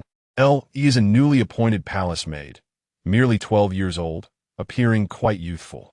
However, she possesses a kind heart and a lively spirit, which prompted the Empress to assign her to the side of Lilul. "Where's my beautiful mother?" Lilul reached out her hands towards Lve. Upon noticing this, Lve immediately understood and lifted Lilul into her arms, murmuring, "The Empress has already risen. She attended to some palace matters this morning and checked on the studies of the second prince and the 2 young ladies, Yin Xingshi and Yin Jilu. Currently, she is engrossed in reading." Speaking of Yin Xingshi and Yin Jilu, they are ostensibly Lilul's playmates. Recently, with the snowfall and after taking a leave of absence, neither Lilul nor the Emperor and Empress insisted on sending her back to the academy. Consequently, the scholar's expressions have lightened considerably. After all, no matter how clever a child is, it is rather cruel to commence their studies at such a tender age. When Lilul approached, she sweetly called out, "Beautiful mother." The Empress looked up at her. Have you awakened? Li Luo raised her head and reached out, and the Empress embraced her, now feeling much better and able to lift Li Luo with ease. You gained weight. Indeed, with her round little belly and chubby hands. Her cheeks are so plump they could be pinched, making her resemble a little Tang Yuan. The Empress remarked, why not give you a nickname? How about little Tang Yuan? Tang Yuan? Li Luo exclaimed in surprise, instinctively swallowing. The Empress chuckled heartily, playfully patting Li Luo's belly, feigning astonishment. Oh dear, Luo's little tummy is so round this morning. Did you sneak a treat last night? Mother is naughty. Li Luo nuzzled against the Empress's chin, resembling a weaned little creature. Mother, can we have Tang Yuan for lunch?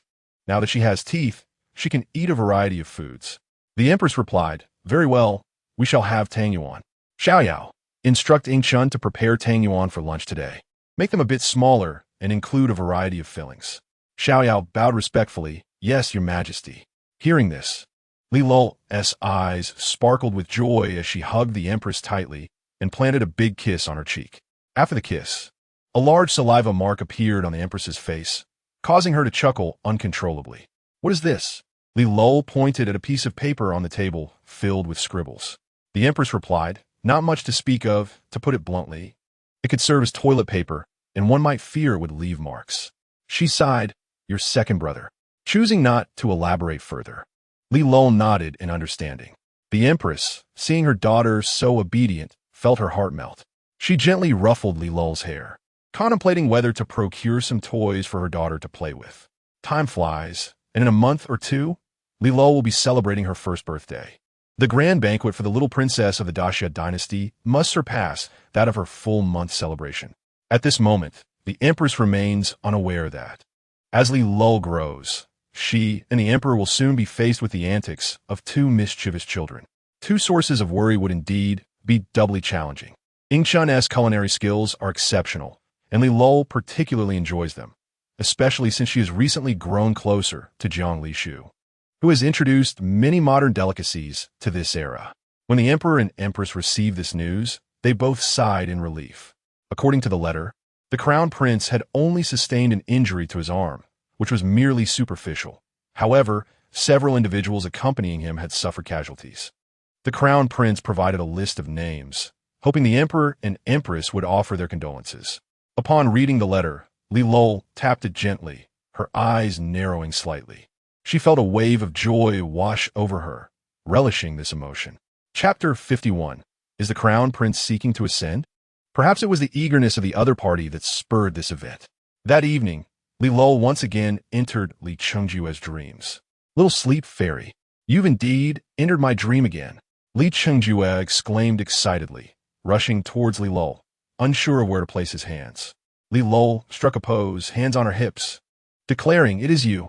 I remember you well. Upon hearing this, Li Chengjue appeared even more elated. The little sleep fairy actually remembers me. How thrilling. So, what business brings you to summon me? Li Luo assumed a serious demeanor, though her appearance was rather comical and did not convey the intended gravity.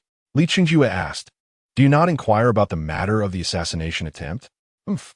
Li Luo glanced at Li Chengjue and shook her head. There is no need. Your presence here indicates you are unscathed. The little sleep fairy is astutely aware of everything. Could it be that she cares for me?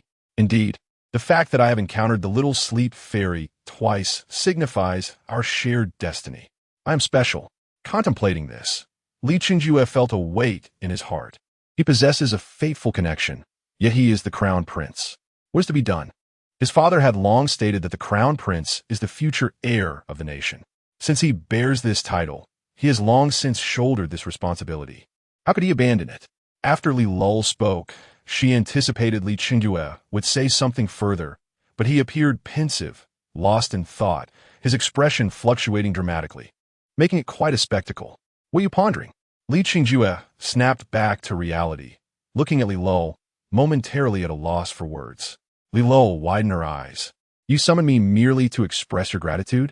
No, Li Chengjue blurted out, still wrestling with his thoughts, uncertain how to articulate them. Little sleep fairy, may I pose a question to you? Of course, ask away, Li Luo encouraged. Gathering his courage, Li Chengjue asked, little sleep fairy, have you ever heard of the concept of a national ascension? What? My dear brother, How did you arrive at such a conclusion? Lulu fronat. What makes you wonder about this? Father never mentioned that you, my dear brother, are fond of pursuing immortality and enlightenment. Why the sudden interest in such matters? This cannot be. Upon waking, I must remember to discuss this with father. After all, the future heir of the Daxia dynasty cannot be distracted by such thoughts. If so, it would suggest the presence of dubious individuals nearby, and they must be dealt with promptly. Her expression gradually turned serious. Li Qingjue felt awkward at her question. Surely he could not boast of having a fateful connection, especially in the presence of a true celestial being. That would be excessively embarrassing. He hesitated for a moment before replying. I merely saw it in a storybook, and, having encountered many Taoists along the way recently, I was merely inspired. Is that so? Li Lul was skeptical, yet her intuition told her it was not that simple. Li Qingjue nodded resolutely. Very well, but I must inform father. The crown prince cannot afford any mishaps. I have no desire to assume the throne. That would be too burdensome. Deep down, I still wish to pursue immortality. If something were to happen to the crown prince, and my second brother is of no use, unless mother and father were to have another child, I would have to step up. This is unacceptable. In an instant, Li Lul realized that the crown prince must not falter. After all, his younger siblings rely on him. Thus, I trust you. Li Qingjue felt a surge of emotion. The little sleep fairy is indeed kind and pure. Li Lul yawned. Is there anything else you wish to ask? No, Li Qingjue shook his head, smiling. I simply wanted to converse with you, little sleep fairy, to foster our celestial bond. The concept of national ascension lingers in my mind, but it must be approached with caution. After all, this fateful connection must not be wasted. Following their conversation, Li Lul did not awaken in the middle of the night as she had previously. Instead, she slept soundly until the next day. Upon awakening, my mind was in a state of confusion, unable to recall the specific details of the dream, save for the memory of my elder brother, the crown prince. Encountering danger once more, Lulu sprang from her bed, calling for Lu Yi to assist her in dressing, and then she leaped into the embrace of the Empress. This ritual was a daily occurrence for Lulu. Ah, my beautiful mother, are you reviewing heir Good Ji's studies again? The Empress replied with a smile. Indeed. In addition to him, I am also overseeing the studies of your two Yan Jiejie. Yes. Do you still remember your two Yan Jiejie? Lulu nodded. Of course. How could I forget such lovely people? The Empress chuckled softly. The two exchanged a few words. Now that Lulu was capable of walking on her own, she still preferred to nestle in the warmth of an adult's embrace. Oh, right. I came to find my beautiful mother for a reason, she suddenly remembered. Upon hearing this, the Empress raised an eyebrow, wondering what significant news Lulu had brought this time. Ah, I recall now, is about the crown prince. Oh dear, how shall I convey this matter to my beautiful mother? Is it true that the crown prince wishes to renounce the world? What? The Empress's heart raced, her mind buzzing with uncertainty about how to respond. Fortunately, she held someone in her arms, which offered her some support. What had transpired with the crown prince? Was he truly considering such a drastic step? This was entirely unforeseen. Who had influenced my son in such a manner? A glimmer of determination flashed in the Empress's eyes. Though she remained unaware that while she was lost in her thoughts, Lulu had sensed the emotional turmoil within her. Beautiful mother, she tugged at the Empress's sleeve. When the others in the palace learned of this news, they were all stirred with excitement, though they maintained a composed demeanor, as they were servants of the Empress. Only the Empress's reaction seemed peculiar. Her thoughts swirled with anxiety, fearing that when she next saw her son, he might have shaved his head or donned a Taoist robe, which would undoubtedly provoke the Emperor's wrath. Lulu narrowed her eyes, pondering, I wonder if my elder brother remembers me after our encounters in my dreams. That evening, during family dinner, Li Qingjing leaned closer to Lulu and whispered, Sister, tomorrow I have managed to secure a day off. Shall we venture out to play? Out to play. Lulu blinked in surprise. Li Qingjing nodded eagerly, glancing outside to see their parents engaged in conversation, his heart settling slightly. Indeed, I've heard that the new year is approaching, and the streets will be bustling with activity. Would you like to see for yourself? His voice was laced with enticement. Aware of Lulu's temperament, deliberately mentioning the delightful treats and amusements that would abound, causing Lulu Lu's mouth to water. "When shall we go?" she inquired with eager anticipation. Li Chungjing's eyes widened in excitement. "Really?" Lulu affirmed. "Mother said so. During the New Year festivities, Father has lifted the curfew. The nights are illuminated, and there's even a light snowfall. It's simply enchanting." Lulu exclaimed, "Wow, I want to go play." Li Chungjing grinned. "Then it's settled. I shall come to fetch you tomorrow." "Just the two of us?" Li Xinjing azitata. Lulu's expression shifted. "It seems there are others involved." "What exactly are you planning, ergugu, that requires such secrecy?" He chuckled awkwardly, merely nodding without elaborating. While the siblings engaged in hushed conversation, the Emperor and Empress remained oblivious to their exchange. The Emperor, having heard rumors of the Crown Prince's potential desire to renounce his title, felt as though he had been struck by a heavy blow, his head spinning. "Ching, Your Majesty." The Empress's expression mirrored his concern. The Crown Prince was their chosen heir. Since the Emperor's ascension, they had long decided upon the future ruler. Unless the Crown Prince were to perish, this choice would remain unchanged. Fortunately, Jinger was still young and rather indolent. One could only wonder how he would develop in the future, but for now, this arrangement was ideal. "Is this what Lulu spoke of?" The Empress confirmed with a nod. "I fear that Jewer may be hiding something," she expressed her worry. "If that is the case, we cannot prevent it." Meanwhile, outside the capital, before retiring for the night, the Crown Prince hoped to encounter the little sleeping fairy once more in his dreams. Only well-behaved children could meet the fairies of slumber. With this hopeful thought, the Crown Prince drifted off to sleep. Alas, that night, the sleeping fairy did not appear. The following morning, eager to play with her elder brother, Lulu awoke early. Upon seeing her up, Lulu remarked in surprise, "Why is the little princess awake so early today?" "It's a secret," Lulu replied, allowing Lulu to assist her in dressing. Li Chungjing also arrived at the Empress's palace early, learning that she was currently occupied with official duties. He approached her and requested permission to take his sister out. Without a moment's hesitation, the Empress consented. "Sister, let us hurry," Li Chungjing exclaimed as he carried Lulu out, heading directly for the exit. Lulu felt a pang of anxiety. "Your Highness, if we go any further, we will be leaving the palace." Li Chungjing halted, both siblings turning to face her. Lulu broke into a cold sweat. "Your Highness, little princess, the Empress has instructed." "Lulu, be quiet." Lulu shushed her. "I almost forgot about you. Let's take you along. Since you're in on this, you wouldn't betray my beautiful mother, would you?" Li Chungjing agreed with his sister's reasoning. Lulu looked as though she might weep, realizing the two were resolute in their decision to venture out. Resolutely, she said, "Your Highness, little princess, if you must go, the main gate is not advisable due to the crowds. We could use a side entrance." Moreover, she knew there were several individuals tied up at the main gate, which would be quite alarming. What if it frightened the two siblings? Li Chungjing and Lulu's eyes sparkled with excitement. "Lead the way." With the path provided by Lulu, Li Chungjing and Lulu successfully exited the palace. Lulu still wore a fearful expression. The palace attendants around Li Chungjing remained calm and composed, suggesting that such escapades were not new to them. Lulu found Lulu's fearful demeanor amusing. It seems one cannot judge a person by their appearance. Despite her fright, she facilitated our most critical step. "Sister, you have quite the way with words," Li Chungjing thought proudly, glancing at Lulu's expression, marveling at how fortunate it was that his sister's sentiments were not easily perceived by all. Otherwise, Lulu would surely be even more terrified upon hearing such remarks. Do Sha, Li Chungjing's personal eunuch, had been with him for 3 years and, noticing Lulu's distress, offered her some comfort. "Lulu, fret not. The prince is well aware of what he is doing."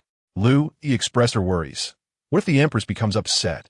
After all, the little princess is still so young, and the prince is merely over 5. "That cannot be helped," Do Sha chuckled. "But do not worry. Our prince and the little princess are both wonderful individuals, as is the Empress," he reassured her. Observing Lulu's expression, he added, "Furthermore, consider that the second prince has not been discreet. It is likely the Empress and Emperor have already sent someone to follow them." After Do Sha's words, Lulu's expression brightened considerably. Indeed, throughout their journey, the second prince had not hidden his intentions. and it was quite possible that the Empress was already aware. However, the moment Li Qingjing and Li Lulu stepped beyond the palace gates, someone had discreetly reported this occurrence to the Emperor. The Emperor raised an eyebrow, laughingly scolding. This rascal seems to have everything planned. Perhaps he has been harboring this intention for quite some time. Your Majesty, I have heard that a few days ago, the son of the right minister, the grandson of the Grand General, and the twin brother from the right assistant minister's family made a wager with the second prince. Oh, the Emperor, intrigued, inquired further. What was the wager? It appears they bet on whether the little princess could indeed speak and walk before her first birthday. As the dark guard spoke, his head was bowed so low it seemed he might disappear. The Emperor's expression was enigmatic, but eventually transformed into a smile. What were the stakes? The dark guard momentarily faltered, but was relieved that the Emperor did not notice. As he continued, since there is a wager, what is at stake? The dark guard replied, it seems the second prince has been overwhelmed with his studies lately, and after consistently failing to answer the tutor's questions, he was punished with copying texts. The wager was that if the second prince lost, he would have to wash their clothes for a month. If he won, they would assist him with his studies. Upon hearing this, the Emperor chuckled softly. He understood that this frivolous wager was likely proposed by Li Qingjing himself, merely to alleviate his academic burdens. Very well, let them play. Do not hinder them. We shall discreetly assign more guards for protection, and inform the Empress as well. The dark guard respectfully acknowledged, yes. On the other hand, Li Lul was accompanied by a servant clad in green, while Li Qingjing was attended by two young eunuchs, one in a brownish hue and the other in green. Exiting through a side door, they followed the main road until the lively sounds of festivities greeted them around a corner. The snow lay thick on the ground, and lanterns adorned every household. Every face radiated joy, glowing with a festive spirit. Li Lul's eyes sparkled with delight. She relished such vibrant scenes. What a commotion! Li Lul, now of considerable stature, appeared as a plump bundle, swaddled in thick winter garments. Carrying her for any length of time would leave the arms of a typical 5-year-old sore. The servant in green contemplated speaking but hesitated, fearing it might tire the second prince. However, noting the latter's enthusiasm and lack of fatigue, he quelled his thoughts, not wishing to dampen their spirits. Li Qingjing seemed to be familiar with the area, having ventured out several times before. Remembering precisely which vendor sold the tastiest tongholu and the sweetest yuan shao, not to mention the renowned braised beef from shop in the east of the city. Brother, I want that. Li Lul's eyes gleamed as she pointed to a freshly baked pastry. Li Qingjing approached, asking, which one do you like, sister? To his surprise, Li Lul shook her head. For our beautiful mother. This pastry was artfully shaped like a little rabbit, and upon steaming, it puffed up, appearing adorably plump. What you say is true. Upon hearing this, Li Qingjing's lips twitched, momentarily reflecting on himself for not thinking to buy something for their lovely mother. Why not for father? Li Lul, licking the sugary coating of her tongholu, replied cheerfully. Father likes sweet things, but this pastry isn't sweet. It's for our beautiful mother. After hearing this, Li Qingjing cast an admiring glance at Li Lul. The young eunuchs, familiar with the second prince's penchant for purchasing various treats upon outings, had brought along a food box. All the remnants of Li Lul and Li Qingjing's snacks were carefully stored within. As the appointed time approached, Li Qingjing made his way to the predetermined meeting spot with his playmates, oblivious to Li Lul, who was blissfully enjoying her tongholu. It was not until Li Qingjing entered a tea house, ascended to the second floor, and opened the door to a private room that he encountered several young boys. Second prince, you have finally arrived, they chimed in unison. Li Lul finally looked up, noticing several boys, all of similar age to her elder brother, some plump, others slender. Yet she quickly discerned that Li Qingjing outshone them all in appearance. Wow, I didn't expect my elder brother to be quite handsome. It truly takes a comparison to appreciate. Li Lul once again recognized the exceptional beauty of her family. Indeed, bringing her sister out for a day of fun was the right decision. Li Qingjing felt an unexpected sweetness in his heart as his sister praised his looks, knowing she usually only complimented their mother. Of course, their mother was indeed the most beautiful in the world. After exchanging greetings with the others, Li Qingjing took a seat and adjusted Li Lul's position. She could sense several gazes fixed upon her, and upon looking up, she met their sparkling eyes, feeling a wave of warmth and happiness emanating from them. The boys seemed quite fond of her. Second prince, do not forget our wager. Fortunately, Jiang Liyuan, the youngest son of the right minister's family, remembered the wager. Right. The wager. The others finally caught on. What wager? Li Luo immediately turned to Li Chengjing, unabashedly pinching his cheek. Brother, what wager? There were 5 boys awaiting Li Chengjing. Yet it was evident that only 3 were invested in the wager, while the other 2 merely sought excitement. Heavens! She can really talk. The Grand General Wang, Li's grandson. Wang Yu exclaimed first. Jiang Liyuan calmly added, and quite fluently. The others chimed in, their voices overlapping. Li Luo listened intently, narrowing her eyes, exuding an air that suggested they had better explain themselves if they wished to leave the room today. Sister, do not be upset. Brother is only acting in your best interest. In your best interest? What exactly did you wager, brother? If you do not explain properly, I shall tell our beautiful mother. Li Chengjing leaned close to Li Luo's ear, whispering, Sister, if I win, when you start school, these boys will help you with your homework. This statement struck a chord with Li Luo. How could she refuse such a proposition? Li Chengjing grinned mischievously. They do not believe you can speak and walk. In an instant, Li Luo understood. They were bound to lose, and she would have dedicated assistance with her studies in the future. The thought ignited a warm excitement within her. Brother, you are amazing. Li Chengjing beamed with pride. Naturally, not only will your studies be taken care of, but mine as well. Fortunately, when he proposed the wager, he had wisely included provisions for Li Luo's future educational needs. The tutor's teachings held much wisdom. Binding cooperation through vested interests is the most steadfast method. The tutors, incensed. We never uttered such nonsense. You little rascal, is this what you learned from us? While the siblings engaged in whispered conversation, the young boys felt an inexplicable chill run down their spines, as if 1,000-pound weight had settled upon their shoulders. Besides speaking, she must also walk, Jiang Liyuan remarked. Li Chengjing laughed heartily. Of course, but just a few steps. We still have many places to explore. With that, he allowed the servant in green to carefully carry Li Luo and set her down at the entrance. Li Chengjing opened his arms. Sister, come here. Li Luo's eyes sparkled as she dashed toward him, leaping into his embrace and laughing joyfully, clearly delighted. Not only could she walk, but she could run as well. The expressions of the boys who had wagered with Li Chengjing suddenly fell. It's over. Our study time will hardly suffice, and now we must help the second prince. And if the little princess grows up, we will have to assist her too.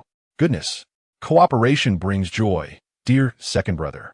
Observing the unreserved, mischievous grins of the siblings, several boys finally comprehended that they had been duped. Li Chengjing, noticing their inability to conceal their expressions, promptly remarked, Ah, are you perhaps contemplating a change of heart? Our wager is clearly documented in black and white. This prince has not deceived you. It was you who proclaimed disbelief in the capabilities of a girl of your sister's age to speak and run. The 2 onlookers felt a sense of relief.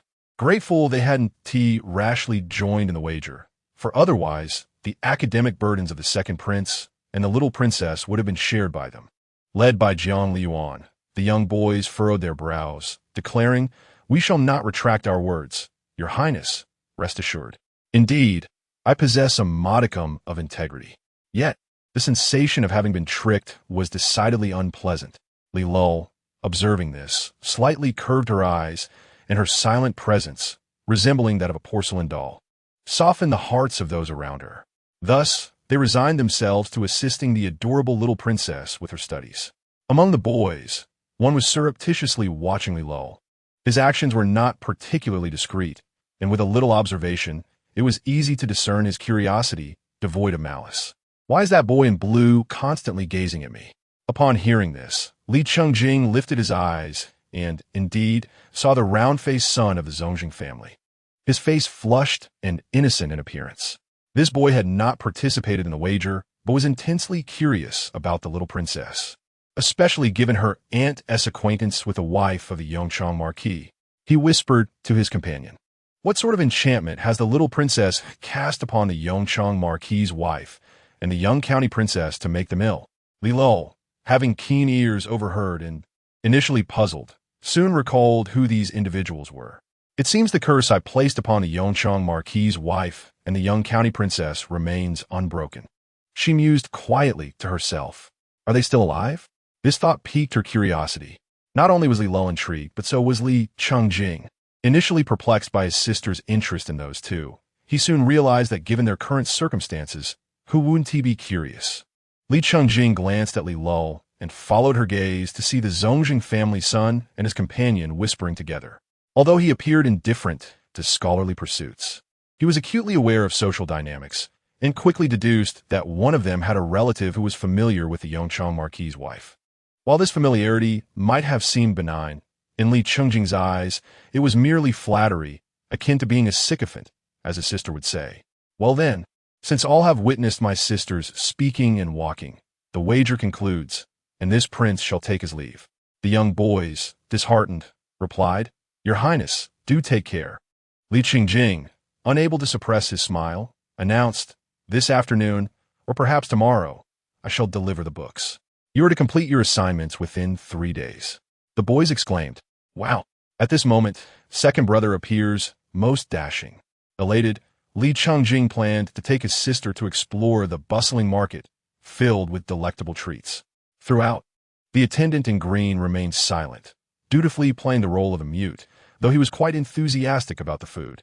As they indulged in merriment, the crown prince entered the city with his retinue, discreet yet attracting numerous onlookers. Along the route to the palace, esteemed ministers observed from their lofty perches as a carriage passed below. News of the crown prince's substantial gains had spread. It was uncertain how many officials would fall from grace next, and the executioner's blades might soon be sharpened. Many officials with ties to the Huanghe region had already severed connections in a bid for survival, having heard that the ledgers had been obtained, thus assuming they were safe. Amidst the murmurs, someone quietly remarked, Let us not forget, the former state preceptor's ledger remains unaccounted for. The others exchanged knowing glances. No one had found it, suggesting that it likely rested in the hands of the emperor. This emperor had played the role of the unsuspecting fool masterfully, ensnaring them all in a web of deception. In the current court, nearly every official was entangled with the state preceptor, and should the emperor choose to exact retribution, none could evade the consequences. The ministers wore expressions of uncertainty, yet one, the right chancellor, appeared notably unperturbed. Your Highness, do not gaze at that. It may taint your vision, remarked one Lien disdainfully. Li Chungjing waved dismissively, it matters not. To his surprise, their father had gone so far as to bind individuals outside, a blatant affront, while the others were indifferent. The Long Princess held royal status. Would no other members of the clan voice their objections? Contemplating this precedent, it was crucial to the royal family to maintain their dignity, and their father was directly trampling upon it. The palace, the very heart of the capital, occupied a vast expanse, particularly at the entrance, which had been cleared to facilitate public viewing. With several days of neglect, the surroundings had become disheveled, and following a heavy snowfall, some of his students had spontaneously lit a fire, with the brave ones even draping him in warm clothing. At his advanced age, Zhang Taifu should have been enjoying a peaceful retirement, yet he remained embroiled in matters of the royal household. Teacher, a worried scholar observed Zhang Taifu, who appeared frail, holding a simple meal in a food box. Please eat something. Zhang Taifu's lips moved, his voice hoarse. You ought to leave, while the emperor has yet to pursue matters. Do not wade into this murky water. Long exposure to the elements had left his lips chapped and bleeding, the pain momentarily sharpening his focus. The scholar shook his head earnestly. As a student, how can I abandon my mentor? You have taught me for 20 years, as both teacher and father. Now that you are in distress, how could I pretend not to see?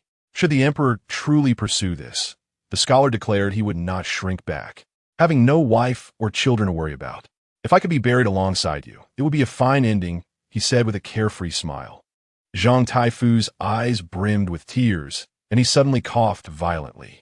After this ordeal, even if he survived, his time was undoubtedly limited. Very well. You are indeed my esteemed pupil. He smiled weakly.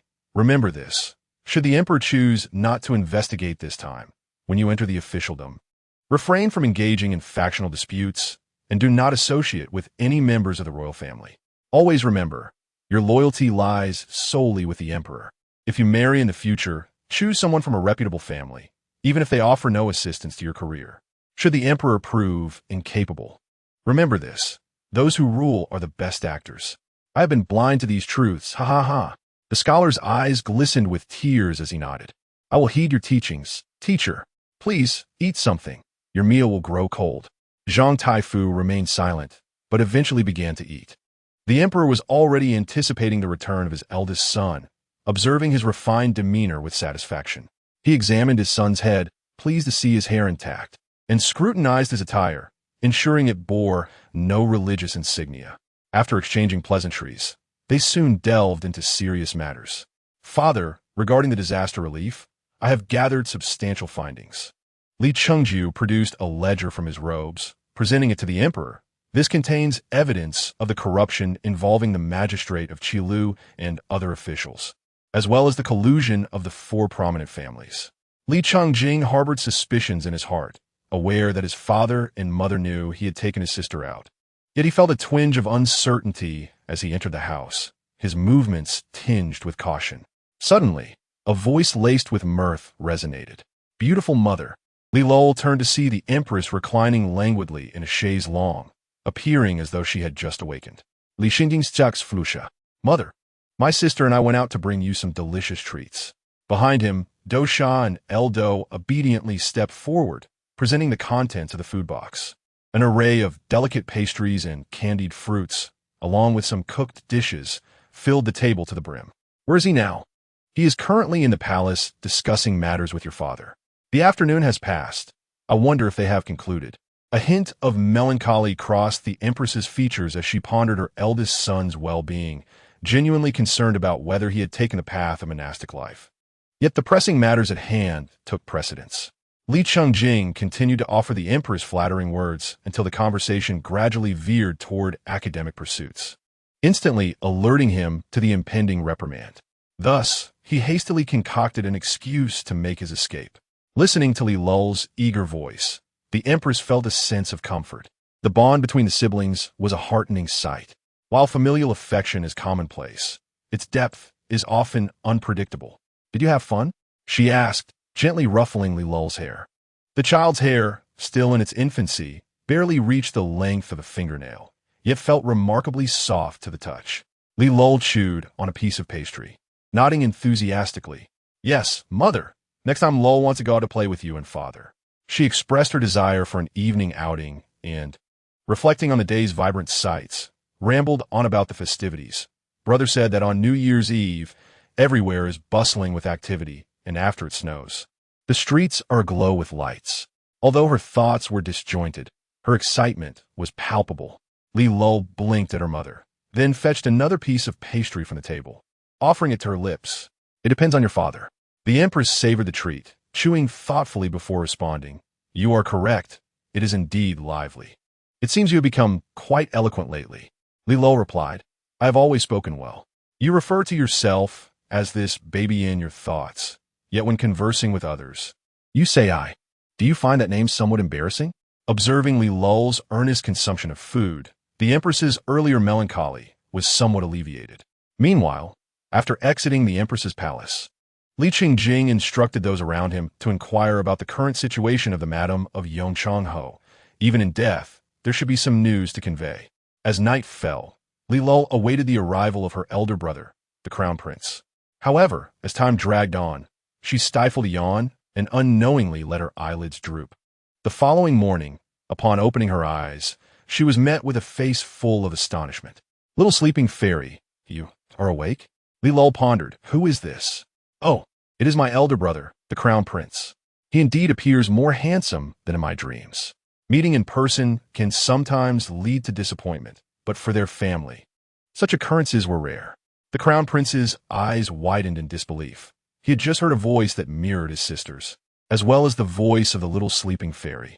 Convincing himself that his sister was indeed the little sleeping fairy had already proven challenging enough. Chapter 54. Sister and the little sleeping fairy. After concluding discussions with the emperor, Li Qingjue found the night had fallen. He executed a courteous bow. Yes, father. I shall take my leave. Go ahead, the emperor nodded. Slowly, Li Chengjue exited the palace, observing the youthful vigor of the boy's figure. The emperor felt a surge of emotion. He was indeed the offspring of him and Qingqing, destined to become a renowned figure in the capital in a few years. On the other hand, Li Chengjue eagerly anticipated reuniting with the Empress, longing to share his experiences with the little sleeping fairy. At Zhuling Palace, the palace attendants, upon spotting the crown prince's silhouette, promptly dispatched a messenger to inform the Empress. Moments later, the announcement echoed, "The crown prince has arrived." The Empress's face lit up with joy. It was quite late, and she had assumed he would not arrive until the following day. "Mother." Upon entering, Li Qingjue knelt before the Empress. "Oh, what is this?" The Empress rushed forward to assist him, her eyes softening as she noticed the fatigue etched on his youthful face. "We share a bond, my child. What wrongdoing could necessitate such a gesture?" As her words fell, a sudden unease gripped her heart, a premonition of something amiss. At this moment, she had already believed 8 parts of Li Lul's statement, leaving the remaining 2 dependent on this child. Li Qingjue replied, "No, mother, I truly have erred." This declaration elicited astonishment not only from the Empress, but also from the attending maidens. Xiaoyao discreetly glanced at the crown prince, recognizing the gravity of his expression. It was evident he was not jesting, and her countenance grew somber. As the Empress's personal maid, Xiaoyao keenly sensed that the ensuing conversation was not for outsiders. Hence she signaled to the other maids, and they promptly lowered their heads and exited. The Empress urged the crown prince to sit, her mind racing with thoughts. Uncertain of how to broach the subject without directly addressing her child's desire for asceticism. Yet, gazing at the guilt on Li Chengjue's face, her heart ached with compassion. This child, kneeling upon their reunion, revealed his inner turmoil and conflict. Indeed, it was a remarkable predicament for a crown prince to seek enlightenment. If such a situation befell an ordinary person, they could overcome the obstacles, but he was the crown prince. Contemplating this, the Empress's eyes glistened with unshed tears. Li Xinjue, oblivious to his mother's thoughts, felt a profound struggle within himself and was at a loss as to how to convey the matter of the little sleeping fairy to her, especially since he had previously been unwavering in his disbelief of the supernatural. The 2 remained in silence, the room enveloped in a heavy stillness. Finally, breaking the quietude, Li Qingjue spoke earnestly. "Mother, I have erred. I should not have doubted your words." The Empress responded, "Jewer, in this world, spirits do indeed exist." Li Qingjue, filled with fervor, grasped the Empress's hands and shook them vigorously. "Mother, I have witnessed it with my own eyes. Do you remember the sleeping fairy you spoke of? Only obedient children can see her." The Empress asked, "What fairy?" She forced a strained smile, suddenly recalling the myriad tales she had spun for her children about deities and fairies, momentarily forgetting the specifics of the sleeping fairy. Li Qingjue continued, his words tumbling forth. "Mother, I was myopic. It turns out that spirits truly exist. I have encountered the sleeping fairy twice, and she is indeed a genuine fairy. Moreover, her appearance matches your description, a mischievous little child. She is very kind. I never anticipated that despite my past disrespect, she would still save my life." As he spoke, his eyes brimmed with reverence, his cheeks flushed with excitement, and his gaze moist. "Wait, she saved your life." The Empress seized upon this critical information, but it was Li Lul who came to inform us in the dead of night. A thread of connection seemed to weave through her thoughts, but she could not discern it just yet. Li Qingjue, resolute, continued, "Mother, I wish to forge a golden body for the little sleeping fairy." The Empress, "Jewer, this matter has captured your Empress's attention at once." Observing the excitement and anticipation on the crown prince's face, it was evident that he was not merely speaking for the sake of conversation. This issue shall be deliberated upon later. She needed to discuss it thoroughly with His Majesty first. Upon hearing this, Li Qingjue felt a twinge of disappointment, though he concealed it adeptly. "By the way, have you seen your younger sister?" Li Qingjue closed his mouth, sensing that if he continued speaking, his mother's demeanor seemed somewhat off. It was late now. His sister must have already gone to sleep. There was no need for his mother to worry. "I shall visit her first thing tomorrow morning." The Empress smiled. "That would be good. You must see her. Only by seeing her will you understand your own fate. So stop dwelling on your dreams of that sleeping fairy." The Empress nodded, Go on. Li Qingjue expressed his intent to meet Li Lulu early the next morning and indeed rose at dawn. He had presented all the information and evidence he gathered to his father, after which the matter was no longer his concern. Arriving at the palace early, he learned that the little princess was still asleep. The maid in green guided Li Qingjue towards the chamber of Li Lulu and whispered softly. Li Qingjue also lowered his voice. It's no trouble. I can wait. Since her birth, Li Lulu had resided in this chamber. The Empress had not instructed her to change rooms, so she was quite comfortable there, being still so young. The room was very quiet, with a thick carpet covering the floor, strewn with various small toys, and the air was filled with a sweet scent. Li Qingjue halted, gazing at the carpet, pondering for a few moments. Without needing the maid's prompting, he removed his boots and stepped onto the carpet. Taking a few steps forward, he spotted the child sleeping in her small bed. Li Lulu was in deep slumber, her cheeks adorned with rosy imprints, her hair tousled at the forehead, and her tiny face as porcelain white as jade. This little being appeared exceedingly adorable. Although Li Qingjue had not encountered many children, he felt that this was indeed the most charming child in the world. The only incongruity lay in his sister's appearance. This face was identical to the little sleeping fairy he had seen. At that moment, Li Qingjue felt as if struck by lightning, his body frozen, his eyes wide in disbelief at this revelation. Sister, why do you resemble the little sleeping fairy so closely? Who could explain this to him? The maid in green observed the crown prince's fixed gaze upon the little princess with some curiosity, but lacked the courage to inquire about his expression. Retreating quietly to the side, Li Qingjue stood there, conflicted, watching Li Lulu. Once he regained his senses, he extended a finger and gently poked her cheek. It was soft and warm, imbued with the unique scent of childhood. Li Qingjue, excellent, my sister is alive. Chapter 55. The Crown Prince's Fate. His sister slept soundly, nearly missing the breakfast hour. Li Qingjue silently calculated the time, while still processing the absurd notion that his sister looked exactly like the little sleeping fairy. An outrageous conclusion began to surface in his mind. Otherwise, he could not explain this phenomenon. His sister was the little sleeping fairy. Just as he struggled to digest this revelation, Li Lulu awakened, initially not recalling who this older brother was. It was Li Qingjue's first encounter with the little sleeping fairy, and he was quite nervous. Then, he heard his sister's words. Li Qingjue could swear he did not see his sister move her lips, yet he distinctly heard her thoughts. If he lied, he would never see the little sleeping fairy in his dreams again. Why does the crown prince look so foolish? Li Lulu yawned, casually tousling her hair, her eyes glistening with moisture as she blinked, the corners of her eyes quickly becoming damp. Who are you? Li Lulu inquired. Ah, to be precise. This is my first meeting with the crown prince, so I do not recognize you. Li Qingjue, I have heard everything. What is happening? Why can he hear his sister's thoughts? Instinctively, he glanced at the maid in green, standing nearby. She appeared composed, showing no signs of concern. So she had not heard his sister's thoughts? I am your elder brother. Li Lulu blinked and suddenly smiled, radiant as the sun. Is it truly the crown prince? Oh, crown prince, our family's genes are truly remarkable. Li Qingjue displayed a gentle smile, intending to say more, but was taken aback by his sister's next remark. Crown prince. What a miserable man. The way he died was quite humiliating. He was initially filled with great expectations. Normally, he would inherit the throne, possessing looks, capability, and character, with a heart for the world.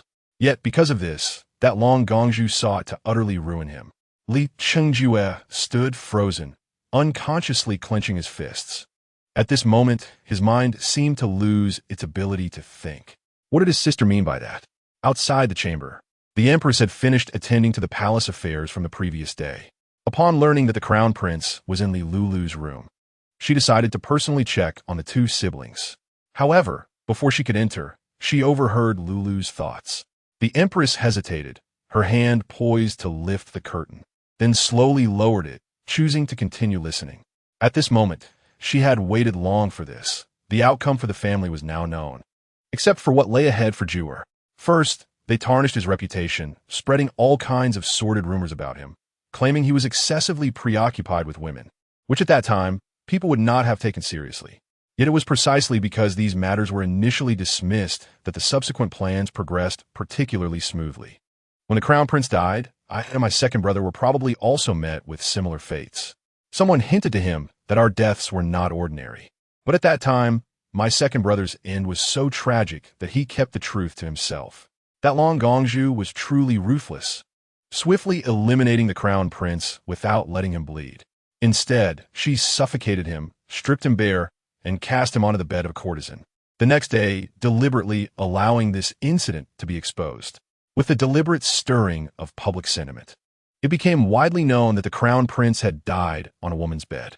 Ironically, after this revelation, not a single person found it strange. Indeed, that Long Gongju had long ensured that the crown prince's chaotic private life was common knowledge, so when this incident surfaced, people merely thought the crown prince deserved it. Moreover, this incident likely became a cautionary tale for future generations, teaching their offspring not to indulge in carnal pleasures. However, that Long Gongju was quite clever, having begun to employ public relations strategies so early. The Empress outside listened intently, bracing herself against the wall to prevent herself from collapsing. Li Qingjue felt darkness envelop him, nearly collapsing to the ground. He bit his tongue, the pain sharpening his focus significantly, his mouth filled with a metallic taste as his entire being trembled with fury. How could this be? How could his cause of death be so humiliating? Li Chengjue's ears buzzed, as if he could hear nothing. Upon receiving such earth-shattering news, he felt he should have fainted. Yet the pain in his tongue kept his mind remarkably clear. Brother? Suddenly, a tender voice pulled him from his thoughts. Li Chengjue trembled his eyelashes, gradually lowering his gaze to meet Li Lulu's pure and clear eyes. He steadied himself, took a deep breath, and spoke in a slightly hoarse voice. Is it time for my sister to get up? Li Lulu nodded and opened her arms towards him, saying, Brother, carry me. All right, Li Qingjue replied with a smile, bending down to lift Li Lulu into his arms. The child's body was soft, akin to a bundle of cotton. It was his first time holding such a small child, and he felt somewhat clumsy at first. Burdened by heavy thoughts, he held Li Lulu uncomfortably until they gradually adapted by attuning to her heart's voice. Let's go find our beautiful mother. Li Chengjue's eyes flickered. Yes, let's seek mother. He also recalled the ant tied at the door, the woman who had caused his demise. If he could hear his sister's thoughts, could she and he also hear the whispers of that woman? If she intended to harm him, what of his sister, Jing'er, and their parents? It seemed their father and mother must have known something, possibly even heard Li Lulu's thoughts like he did. Otherwise, the drastic changes in such a short time were inexplicable. As Li Chengjue pondered this, he recalled how Li Lulu bore a striking resemblance to the little sleeping fairy, leading him to believe much of what she had just said. Mother? Beautiful mother.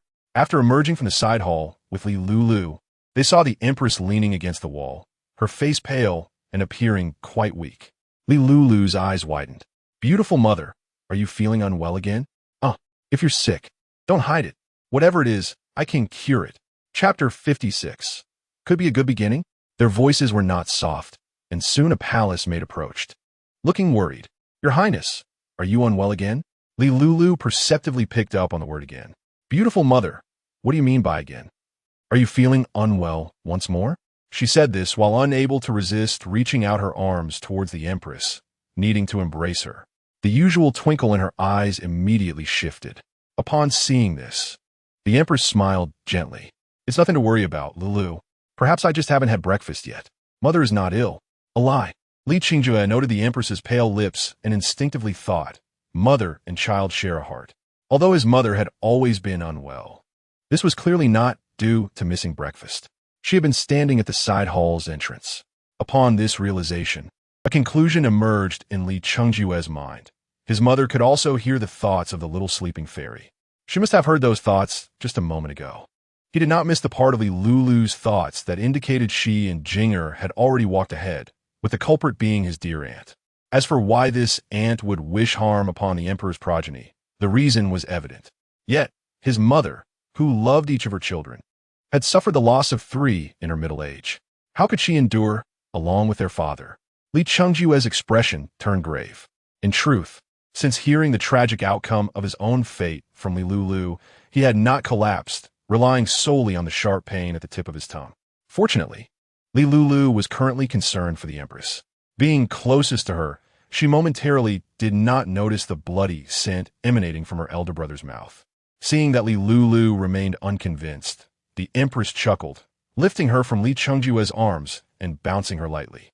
"See, mother holds you securely." Lulu wrapped her arms around the Empress's neck, nuzzling her cheek against her neck, secretly imparting a bit of spiritual energy to her mother. It was a small amount, yet for the presently ordinary Empress, it was sufficient to invigorate her significantly. Moreover, she felt rejuvenated, as if she had regained her youth. Just moments ago, upon hearing the dreadful fate of Li Chengjue, her heart had felt as if gripped by a hand, but now, that pain had vanished. "Beautiful mother, let us eat now," Lulu said with a serious expression. "Humans are made of iron. Food is steel. One meal not eaten leaves one famished." She had initially intended to ask the Empress why she hadn't been eating well, but upon reflection, she thought perhaps the Empress wanted to wait for her to join.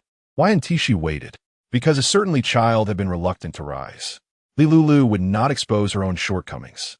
Upon hearing this, the Empress burst into hearty laughter. "All right, let us go eat. Chengjue, you come along as well." Li Chengjue's expression was complex. "Yes, mother." Given that Lulu was still young and it was breakfast, the food was light in flavor, primarily soft and sticky dishes. During the meal, Lulu frequently glanced at the Empress, as if seeking confirmation of her well-being. It was impossible to remain rational when one cared for another. She had even imparted spiritual energy to the Empress. "Is beautiful mother really all right? Why does she still look so pale and weak? How infuriating. If only I were a healer." At this thought, Lulu felt somewhat disheartened. The Empress felt warm inside upon hearing those words. Li Chengjue's expression was peculiar. It turned out the little sleeping fairy's medical skills were rather lacking. The meal concluded with all three consuming little. Lulu's thoughts leaped from the Empress's health to how to treat her, then lamenting her own poor medical skills, followed by criticizing the Emperor for being oblivious to his wife's illness while shamelessly sharing a bed with her, and finally denouncing the poor medical practices of the world. The Empress and Li Chengjue found that Lulu's remarks somewhat alleviated their feelings of resentment regarding the future they knew. "No, if I were to learn medicine, I'd rather become a scholar. Instead, I should find a reliable doctor, impart some medical knowledge to him, and then save beautiful mother." The Empress and Li Chengjue were taken aback. Lulu wants to teach. The little sleeping fairy wishes to impart her wisdom. Li Chengjue's heart sank. He no longer cared about his own humiliating demise or the fact that the little sleeping fairy was seeking disciples. The realization that he was not the chosen disciple made him feel even more uncomfortable. "Mother," Li Chengjue cleared his throat and smiled. "Recently, I've taken an interest in the field of medicine and discovered that the status of physicians is indeed lowly. They save lives, yet belong to a humble profession. I wish to elevate their standing." "What? Physicians are not valued? What are you thinking? Are you saying that when one falls ill, one should not seek a doctor, but instead rely on superstition?" Lulu frowned, completely forgetting her current identity as part of the mystical realm. The Empress glanced at Li Chengjue, unsure of his intentions, yet she would never doubt Lulu's words. The status of physicians was indeed far too low. "You should discuss this matter with His Majesty." After speaking, she suddenly remembered there was still someone idling in the palace. "Call upon Miss Jiang. She certainly has experience." The Empress was unaware of how Jiang Lishu's era was, but she sensed that in that world, women could read and participate in governance. It was merely an intuition, yet Jiang Lishu would undoubtedly be of assistance. Li Chengjue was somewhat surprised. Miss Jiang? The eldest daughter of the Right Minister's family? He had been aware of the happenings in the palace during the months he spent outside providing disaster relief. He knew of Jiang Lishu's sudden stay in the palace, and had pondered why she had remained so long, given they had no familial ties. His mother had previously met her, so why was she now placing such importance on her? Upon hearing this, a conjecture formed in his heart, though it was shrouded in mystery. It was also a chance for her to assess Jiang Lishu's capabilities. "Wow, is the action this swift?" "Li Chengjue, no. That is not the intention behind my suggestion. Why have I taken on this task myself? However, it seems I haven't seen Sister Jiang for quite some time. Does she still reside in the palace?" The Empress called for LVE again, instructing her to take Li Lul out for a stroll. as she had matters to discuss with the crown prince. What matters could possibly be beyond my years? Lulu pouted, yet refrained from causing a scene. After all, she had indeed not met Jiang Lsh since the last time when the latter inquired about the method of entering dreams. The emperor had commissioned craftsmen to create a bespoke baby carriage for Lulu, based on blueprints provided by Jiang Lsh, adorned with small flowers. Lve stifled a giggle. The little princess mustn't be upset. The empress and the crown prince truly have important matters to discuss. Lulu waved her hand dismissively. I am not upset. Lve cast a furtive glance at Lulu's expression, harboring doubts in her heart. With the year-end approaching, the scholars generously granted a holiday during these days, which delighted Li Qingjing, who spent his time frolicking with his companions. As for Jiang Lsh, she felt little attachment to the current Jiang family, but recognized that remaining in the inner palace would inevitably lead to rumors. Thus, she resolved to leave, under the pretext of praying for the little princess, to reside in a temple outside the city. Tomorrow, she would set out, and it was fortuitous that Lulu arrived just in time. Subject pays respects to the little princess. When Jiang Lsh saw Lulu approaching, she welcomed her with a smile. Lulu grinned. I merely came to see you. Jiang Lsh replied. It is a blessing for me to be remembered by the little princess. You appear to have grown considerably since our last meeting. I have yet to express my gratitude for your assistance. Although unaware of what Jiang Foreign had encountered in her dreams, the results were evidently in her favor. Given the current state of the Jiang family, Jiang Lsh felt satisfied and was genuinely grateful to Lulu. Are you departing? Lulu observed Jiang Lsh's impeccably tidy room, a stark contrast to its usual disarray of books. Jiang Lsh nodded with a smile, softly saying, Indeed, this year for the new year, I shall go to the temple outside the city to pray for the little princess. Lulu immediately frowned, scrunching her nose. I do not require that. Better to pray to me than to them. I cannot believe that the spiritual essence of this world is so thin that it can still produce great talents. The ginseng I saw last time is among the most accomplished I have encountered in this realm. If one truly wishes to seek something, it would be better to seek me. Jiang Lsh could not help but burst into laughter. Very well, when I have the means. Shall I create a golden statue for the little princess? A golden statue? How does that resemble my elder brother, the crown prince? The crown prince? Jiang Lsh raised an eyebrow, aware of the crown prince's reputation, all gleaned from the second prince. This young prince, despite his age, was well educated and, if he were to ascend the throne, would likely be a commendable emperor. Lulu Buddha Mishiavos Mila Hakshin. I want the largest golden statue, 10 meters tall. Upon hearing this, Lve couldn't help but chuckle. In that case, I shall need to save for a lifetime, Jiang Lsh said, crouching down to gently touch Lulu's soft face, speaking tenderly. Yet for the little princess, I am willing. Lulu smiled. Good, but it must not be in this form. It should be when I have grown up. This form is far too childish. It would be laughable once properly cast. Jiang Lsh's smile deepened as she listened to these words. Lulu was uncertain why she felt such fondness for this time-traveling girl.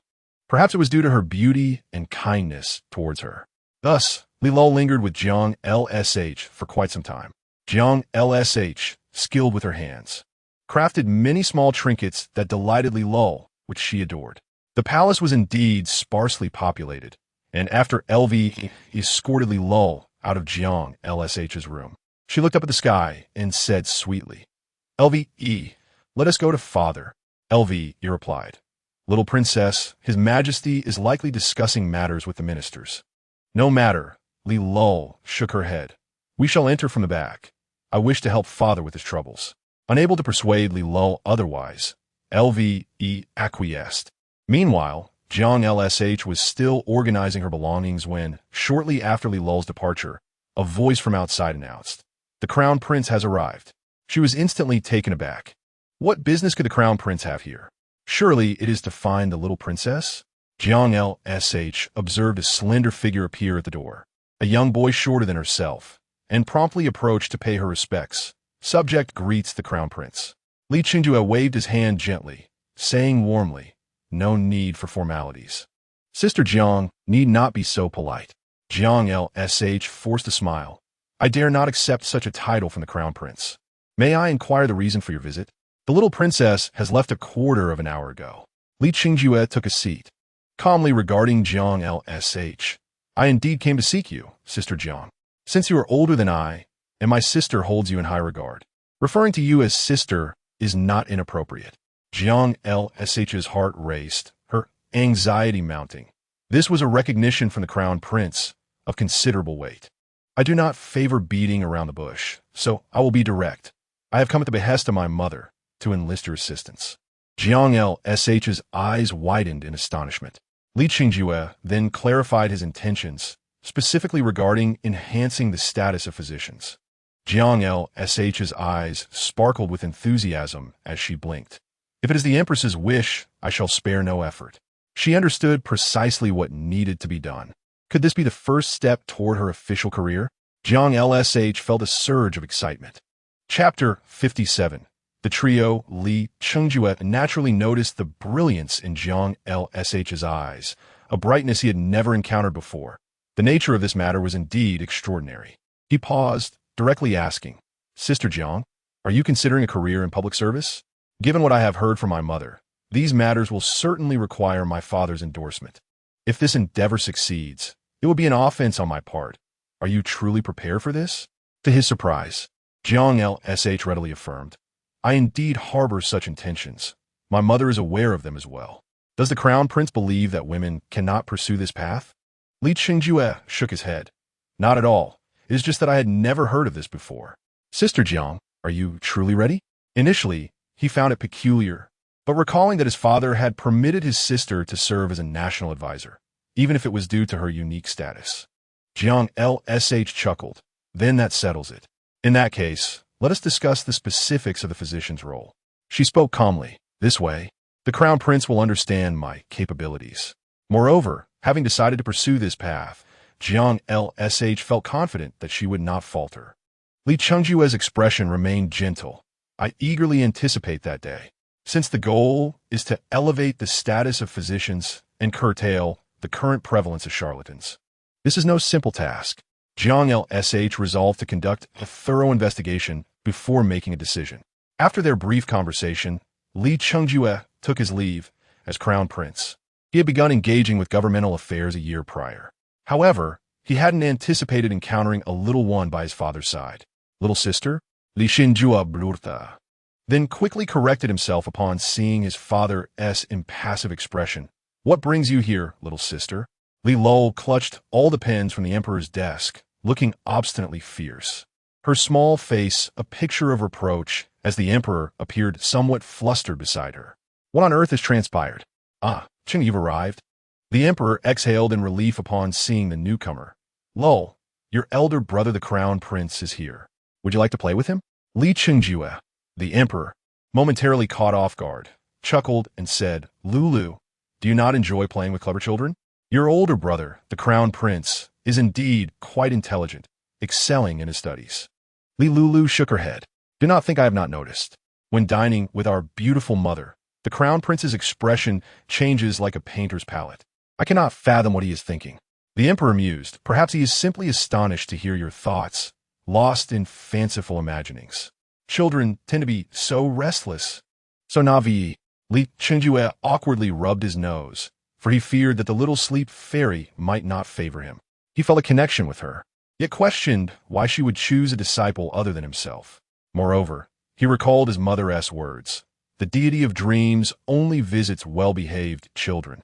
And once they grow up, not even the most virtuous will enter dreams again. Li Lulu remained undistracted by the emperor's remarks. Father, I speak earnestly. I wish to take on a disciple. The emperor felt a headache approaching. Why do you wish to gather disciples? To study medicine and treat our beautiful mother? There are imperial physicians attending to her, he replied. They are not skilled enough, Li Lulu pouted. This morning, I saw our beautiful mother looking unwell, nearly fainting. The emperor furrowed his brow. What did you say? Is the empress unwell again? Has the imperial physician been summoned? Li Lulu shook her head. The physician is unable to help. I am nearly a year old and occasionally transfer spiritual energy to our beautiful mother, yet her health remains poor. This was indeed a pressing concern. Li Qingjue said, "It is urgent." The emperor's expression grew grave as he picked up a record from the table, noting that the empress had been regularly examined and that her condition appeared stable. Li Qingjue realized why the atmosphere had been so peculiar upon his arrival. "Father, you are mistaken. My sister is merely concerned for our mother. She is remarkably gifted, seeking only to take on a disciple, unlike him, who aspires to be a true deity." The emperor interjected, "What concern is it of yours? If you have idle time, attend to those documents on the table." He gestured toward the towering stacks of reports from local officials, all due before the new year. Li Qingjue thought it was enough. After all, he was just a child. Despite the great reward from their endeavors, he felt exhausted. "Father, regarding the matter of physicians, I have something to report." With a serious expression, he continued, "I wish to elevate the status and identity of physicians. Mother supports me and has sent Miss Jiang to assist." The emperor glanced between his daughter and son, feeling a headache coming on. It was already a busy time of year, and now both were adding to his burdens. Lulu insisted, "Father, all right, enough. Lulu, you truly wish to take on a disciple?" The emperor rubbed his temples. Lulu nodded eagerly. The emperor said, "Then you shall work with your older brother on the matters of the physicians. Since he wishes to take charge, you may collaborate with them. I shall not impede your desire for a disciple." Lulu blinked. "Really? Why have I ever deceived you?" Li Qingjue felt his heart swell with joy. The next day, Jiang Lishu was unable to relocate from the palace, as the empress had specially ordered a palace to be established in the rear courtyard, a remote and tranquil place. Now, with Li Lulu and Li Qingjue accompanying her, along with Li Changjing, who had come to observe, Jiang Lishu was taken aback by her two temporary colleagues. Indeed, in ancient times, there was little regard for individual rights. This table was filled with child laborers. Chapter 58. Harmonious Coexistence. Li Lulu's eyes sparkled. She was unaware that she had been brought in by her father to work openly. Li Changjing was merely a bystander, silent as it was his first time participating in such matters, driven solely by curiosity. However, with classes resuming soon, he relished the idea of escaping school under the guise of this event. Li Qingjue was the only one with authority for the time being, yet he only had a few thoughts on the matter. His mother had mentioned that Sister Jiang understood this issue well, so he was curious to see how she would handle it. "All right, sister," father said to assist. He began. "I know." Li Lulu's voice was bright. "Do not worry, brother. I will not cause any trouble. You and Sister Jiang may proceed with your discussions."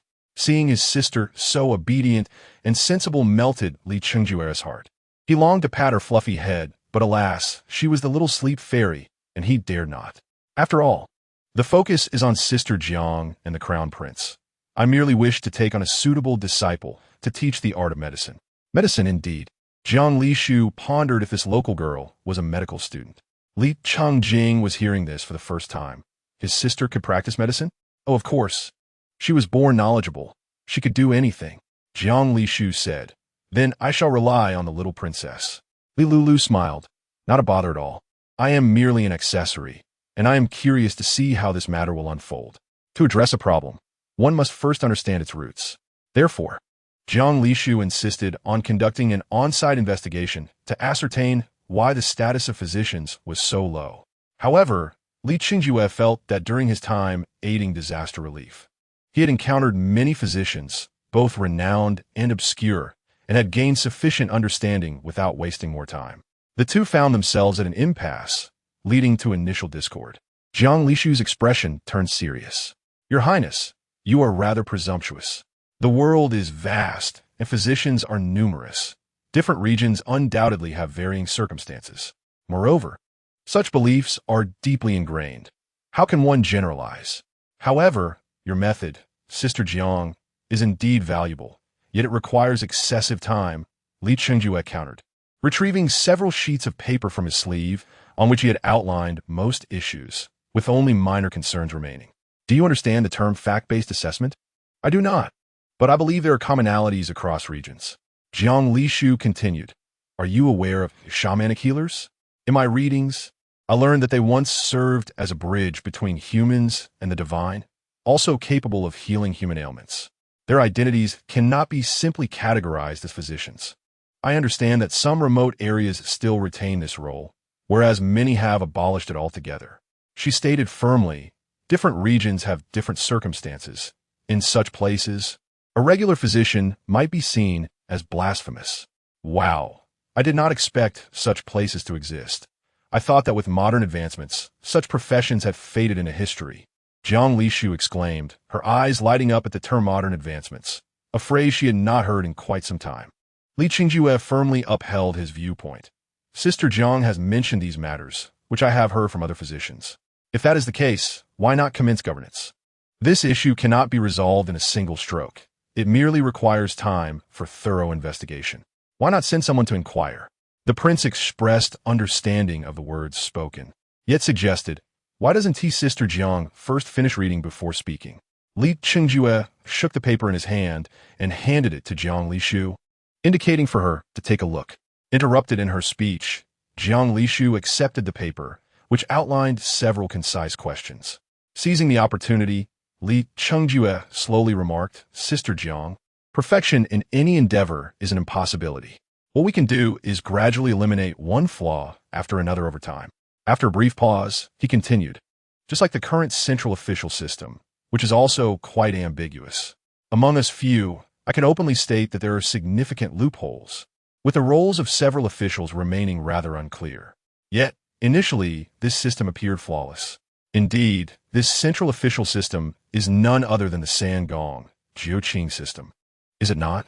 Li Lul, standing beside the emperor, recalled the titles of those ministers. Though her memory was not extensive, certain matters came to mind with ease. Upon hearing the term Sangong Jiuqing, Jiang Lishu was momentarily taken aback, a strange emotion stirring within her. She had not anticipated hearing so many familiar references from her past life in this alternate dynasty. Blinking, she resumed her focus on the physician's questions, diligently writing notes with a pen she retrieved from nearby. The other three remained quiet, while Li Lul and Li Chengjing produced some snacks from an unknown source. Enjoying their treats with delight, Li Qingjue was not in haste. He pondered how to address these matters in his heart. After completing her notes, she handed the paper to the crown prince. Your Highness, please take a look. Upon receiving it, Li Qingjue noticed that, centered around his handwriting, there were numerous lines and annotations added. He scanned the paper, his expression reflecting mild astonishment. Examinations? Assigning official positions? Establishing a medical academy? Jiang Lishu nodded affirmatively, precisely. The most crucial aspect is the examination, which should encompass medical knowledge. With the documentation in hand, she found it difficult to believe that there was no standardized imperial examination. Perhaps due to a lack of proposal. This was truly absurd. Regarding the examinations, she suggested it need not be confined solely to medicine. Various subjects could be tested.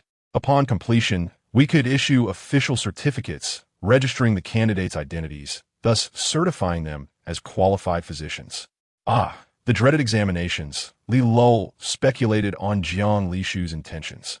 Jiang Lishu continued, additionally, does not the little princess wish to take on disciples? Your Highness, I propose we initially conduct 2 or 3 rounds of examinations, focusing on selecting the most exceptional physicians. Subsequently, the little princess could provide guidance. After all, how can one person teach more effectively than instructing hundreds? As for official positions, she added, if physicians can also hold office, would the populace not value medicine even more? Concerning the medical academy, she said, this is merely my idea. If your Highness fears that it might be challenging to implement in various locations, we could first establish the academy in the capital and evaluate its effectiveness. Jiang Lishu smiled. Your Highness is indeed wise.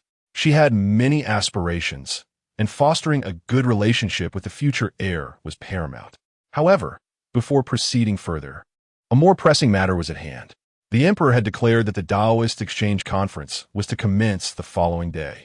Li Lul was escorted by her attendants to the palace gates, where a multitude of individuals clad in Taoist robes, wandering Taoists, and a few monks gathered. Wow, so many people. Chapter 59, The Taoist Exchange Conference. Qin Jianzi was dragged out from the prison, having spent over a week in confinement, his appearance quite disheveled. The attendants, unable to bear the sight, wiped his face clean, although the emperor's edict had been issued in haste. It was the first official declaration from the sovereign regarding their Taoist assembly, and it was likely that if they missed this occasion, there would not be another opportunity. As the little princess arrived, the voices of the Taoists quieted significantly, all gazing towards the palace entrance. Recently, snowfall had blanketed the ground, but this morning the snow ceased, and the sun emerged, casting warm, radiant beams upon the figure slowly emerging from the palace gates. The sight of a brilliantly colored infant carriage rolled forward, adorned with vibrant hues that were quite striking. Attached to it was a string of bells, resplendent in green. Inside sat a baby, with rosy lips and pearly teeth. Exquisite and lovely, reminiscent of a doll from a painting, dressed in similarly bright colors, exuding an air of festivity. The Taoist murmured, "What an unsightly object! We pay our respects to the little princess." The infant carriage bore the most esteemed princess of the Dashya dynasty, proclaimed by the emperor as the Little Lucky Star, a princess who, despite being underage, was said to already walk and speak. In the span of a week, the emperor accomplished much, including uncovering various truths sufficient to justify the demise of several individuals. The emperor held the empress's hand, seated above the city walls, observing the scene below, and remarked, "My dear, look how lively it is. Today is a splendid day." The empress nodded. "Indeed, it is a fine day. After days of snowfall, today's fair weather felt like divine favor." The emperor mused. "Lul appears very joyful, does she not?" From such a distance, neither could discern the specific expression on Lul's face. Yet the emperor estimated that he could hear his daughter's thoughts. Today, I shall expose this impostor. How dare they claim I am a fated solitary star? The last person to utter such nonsense has their body still displayed at the city gate." Hearing Lul's thoughts, the crowd reacted. Li Chengjue remarked, "The little sleeping fairy is indeed formidable." Li Changjing, standing behind his brother, added, "Sister is amazing. The heavens should strike down this slanderous thief." Jiang Lishu laughed. "Indeed, how dare this charlatan present themselves before the little princess? They are clearly courting disaster." The emperor and empress observed, "Look at her, this child is positively elated." Li Lul flashed a toothy grin at Qinjianzi, though it lacked any real menace, reminiscent of a small beast showing its claws. Qinjianzi still felt the sting of the punishment he had received.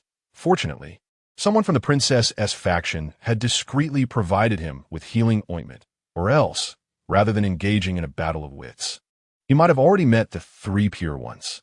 He noticed that the eldest princess and the heir to the Anping Marquis were bound to pillars, their current appearances quite comparable to his own, lacking the dignity befitting their statuses. Qinjianzi shook his fingers and adjusted his attire.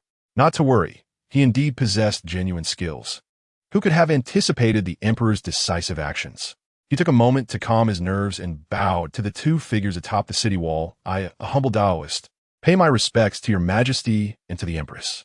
The emperor lightly tapped the armrest of his chair, his gaze fixed not on Qinjianzi, but on the Taoist before him, and he inquired loudly, "Esteemed Taoists, I have heard that Master Yunhai live a life devoid of desires, wandering the world in pursuit of Tao, yet I have never heard of him taking on disciples. Have you all heard of such a matter?" Without delay, he directly confronted them. "Would you not be aware of this significant event? Though Master Yunhai appears carefree, I am aware he has friends in this world. Such a momentous decision as taking disciples must surely be known to you all." The emperor's gaze fell upon a few elderly Taoists who, due to their frail condition, sat in wheelchairs. It was clear that their presence here was supported by others. It seems that those who have renounced the worldly life truly embody the essence of emptiness, residing daily in the depths of ancient forests, nurturing their health. They age gracefully, living long lives. It is said that the solitary Taoist, Guha Daoren, has reached the venerable age of 120 years. He was a close friend of Y.Un Ai Daoren, who has passed away many years ago, and there exists a considerable age difference between them. At this moment, Guha Daoren glanced at Qinjianzi, noticing that the latter appeared younger than even his own disciples. Furrowing his brow, he inquired, "Pray tell, how youthful are you, my friend?" Such youthfulness is remarkable, considering his late friend has been gone for nearly a century. This must indeed be the esteemed Guha Shu. Upon observing the attire and age of the individual before him, Qinjianzi quickly deduced his identity. He bowed respectfully to Guha Daoran, stating, "My master once spoke of your past together in a dream." A dream? Li Chengjiu scoffed, thinking to himself that this person was clearly not to be trusted. How could a celestial being favor such an individual? Surely, he was fabricating tales. Qin Jianzi endeavored to appear nonchalant as he continued. "My master once recounted the delightful events you shared at Wangxian Peak. Do you still remember the taste of the pear blossom wine from that day?" Guha Daoran was taken aback, recalling vividly how, in his youthful exuberance, he had spent 3 days and nights drinking with Yuan Ai Daoran, wagering who would succumb first, only to find himself incapacitated for a fortnight while his companion remained unaffected. The flavor of the pear blossom wine was exquisite indeed. After recovering from his astonishment, he quickly realized that even if he had not shared this anecdote, Yuan Ai, with his loose tongue, could have easily divulged such embarrassing tales. Moreover, to hear of a dream suggests that those pursuing the Tao have become exceedingly bold these days. "Thus, young friend, how old are you?" he reiterated, eager to learn what knowledge Yuan Ai Daoran may have imparted to him. Suddenly, an elderly Taoist, none beside Guha Daoran, interjected, her gaze fixed upon the younger man, especially the astonishing Yuan Tengjiu. Qin Jianzi offered a smile as the wind blew, lifting the hem of his garments, causing a chill to pierce through. The smile on his face faltered as he stifled the cold sensation. On such a frigid day, only the ordinary would feel the cold. As a cultivator, he must not appear undignified. "Indeed, I have been taught, yet my master only shares his teachings in dreams. My skills are lacking, and I would never wish to tarnish his renowned techniques." Holding a token in his hand, a mere piece of severed wood, its fracture marks made by Yuan Ai Daoran himself, he continued. The old nun pressed further. "Can you utilize them or not?" With that, she snatched a wooden sword from a nearby disciple and tossed it toward him. Yuan Tengjiu sure consists of 9 forms, as the name suggests. I do not wish to burden you. Simply demonstrate the first form for us, since Yuan Ai Shu claims to have taught you in dreams. Surely he imparted the foundational techniques as well. Do not evade responsibility. Her piercing gaze conveyed her disbelief. Qin Jianzi laughed heartily. "Sister Mei, you jest. I have only recently endured punishment, and my master cautioned me that he created this technique for defense. Each form is exceedingly taxing on one's vitality. He advised that unless in extraordinary circumstances, I should refrain from its use." Hearing this, Li Chengjing muttered, "Isn't that just an excuse? This person is utterly shameless, relying on the fact that no one dares to confront him directly in such a public setting." Sister Mei was both amused and angered. "And how do you expect to prove your identity as Yuan Ai Shu's disciple with just this broken piece of wood? This is no different from mere nonsense." Her voice rang out, unbothered by the presence of many witnesses. Several Taoists familiar with Sister Mei exchanged glances, acknowledging her explosive temperament. After all, had it not been for a narrow escape, she might have truly become Yuan Ai Daoran's disciple. Now, witnessing a charlatan impersonate his disciple without immediate retribution was a commendable display of restraint. The Emperor and Empress remained detached from the dispute below, merely enjoying the spectacle. They were well aware that whether Qin Jianzi was genuine or a fraud would soon become apparent. Moreover, if another disciple of Guha Daoran arrived, or perhaps a disciple of another Taoist, how would they manage the chaos? This time, they sought to prevent such scenarios from arising indefinitely. This gathering attracted many esteemed Taoists from the Daxia dynasty, and although the emperor did not place much significance on supernatural matters, he recognized their potential utility. As Li Lul observed the heated debate below, she sensed that Qin Jianzi had likely acquired some information and, with Yuan Ai Daoran's token in hand, had garnered some believers. However, this constituted only a minority, and the veracity of their support remained uncertain. "Oh, this is merely a verbal sparring match. Why not summon Yuan Ai Daoran himself for verification?" Upon hearing Li Lul's inner thoughts, those nearby gasped in disbelief. "What do you mean? Are you suggesting a summoning?" Without hesitation, Li Lul acted on her impulse, retrieving the ginseng she had hidden away. The hair-like tendrils appeared to have grown longer. "You are on the verge of transcending. I know you can comprehend my words. Cease feigning ignorance." The ginseng remained silent, yet Li Lul sensed a wave of frustration emanating from it. What is there to be frustrated about? Had it not been for my intervention, you would have been obliterated long ago. The ginseng seethed with indignation, its resentment palpable. It could not help but acknowledge the formidable power of this human, evident from the bite mark it bore, standing beside Lulu. Her two elder brothers, and Jiang Lishui, keenly observed her every movement, eager to comprehend her intentions. The Emperor and Empress, wishing to witness the summoning process, were filled with admiration for their beloved daughter's prowess. Lulu, growing impatient with the obstinacy of the ginseng, revealed her teeth, a clear indication that further protest would lead to its consumption. The ginseng conceded, very well. Chapter 60. The Summoning of Souls. The Emperor and Empress exchanged knowing glances, immediately grasping each other's thoughts.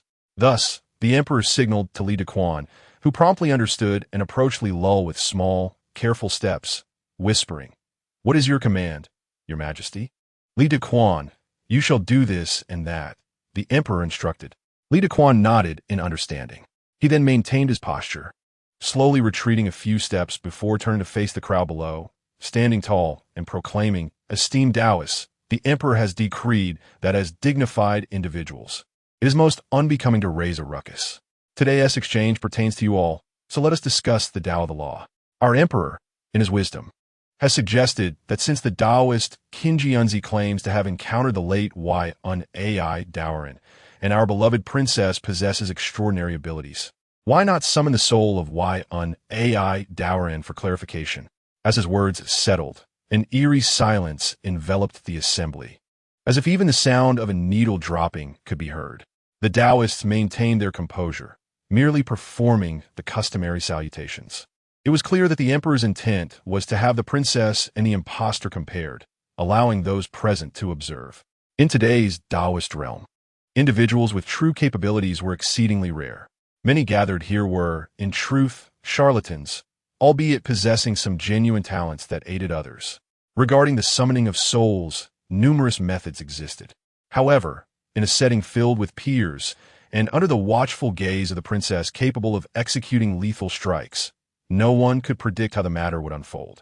The most prudent course of action was to remain in the background, for Ai Daoran had been deceased for many years, and aside from a few elders, most attendees had only heard of his exploits. This was the prevailing sentiment among the majority of Taoists present. Lulu, feeling the small ginseng-s concession, was greatly pleased. She flicked the ginseng-s tendrils, saying, "At least you know your place." The small ginseng replied, "Endure. I shall bless you to pass through the thunder tribulation, but in return, I expect a share of the blessings that the heavenly way bestows upon you." The small ginseng remained silent, yet Lulu sensed its reluctance. Raising an eyebrow, she was about to speak again when she heard the voice of Gong Li Dequan. "Oh, is there a special connection between me and my father?" she mused. "However, regarding summoning souls, I am uncertain. What if that Taoist Yunhai reincarnated? Naturally, the soul cannot be summoned. If that is the case, this Qing Yunzi is truly despicable." Lulu carelessly stuffed the small ginseng into her pocket and crossed her short arms, unable to embrace them fully. The crowd murmured in agreement. "Indeed, that fellow is utterly revolting." Li Chengju's thoughts darkened considerably. His father should have dealt with such a person discreetly. Moreover, this scammer was affiliated with the Long Princess, a mere lackey of political adversaries. Yet such a grand display was unnecessary. Upon hearing the next statement, several individuals involuntarily tensed. "Oh no, I nearly forgot about this possibility. How shall we prevail?"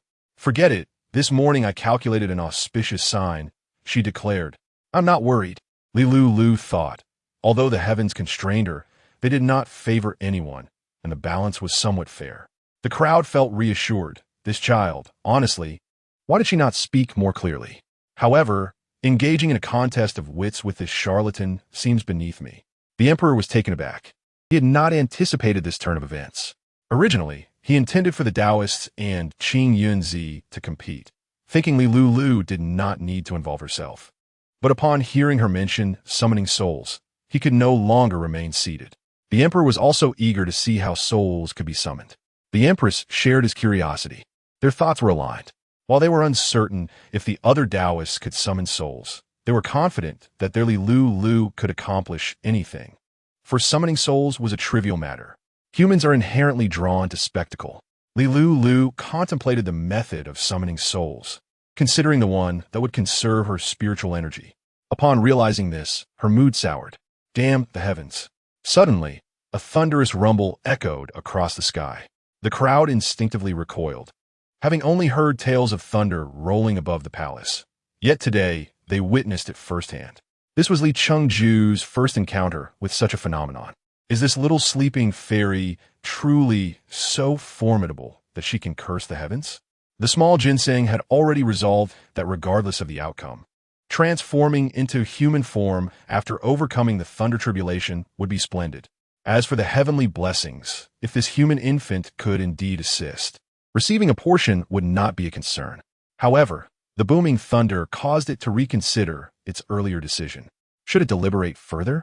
Yet, the impending thunder tribulation was undeniably something it could scarcely endure. Qin Yunzi maintained an indifferent expression, seemingly unconcerned. Upon hearing Li Dequan's words, he occasionally rubbed his forehead in a bitter smile or sighed, exhibiting a hint of shame. When a curious person inquired about his embarrassment, he replied, "I must trouble my master again. I am an unworthy disciple." The crowd thought, "Brother, you are indeed adept at feigning.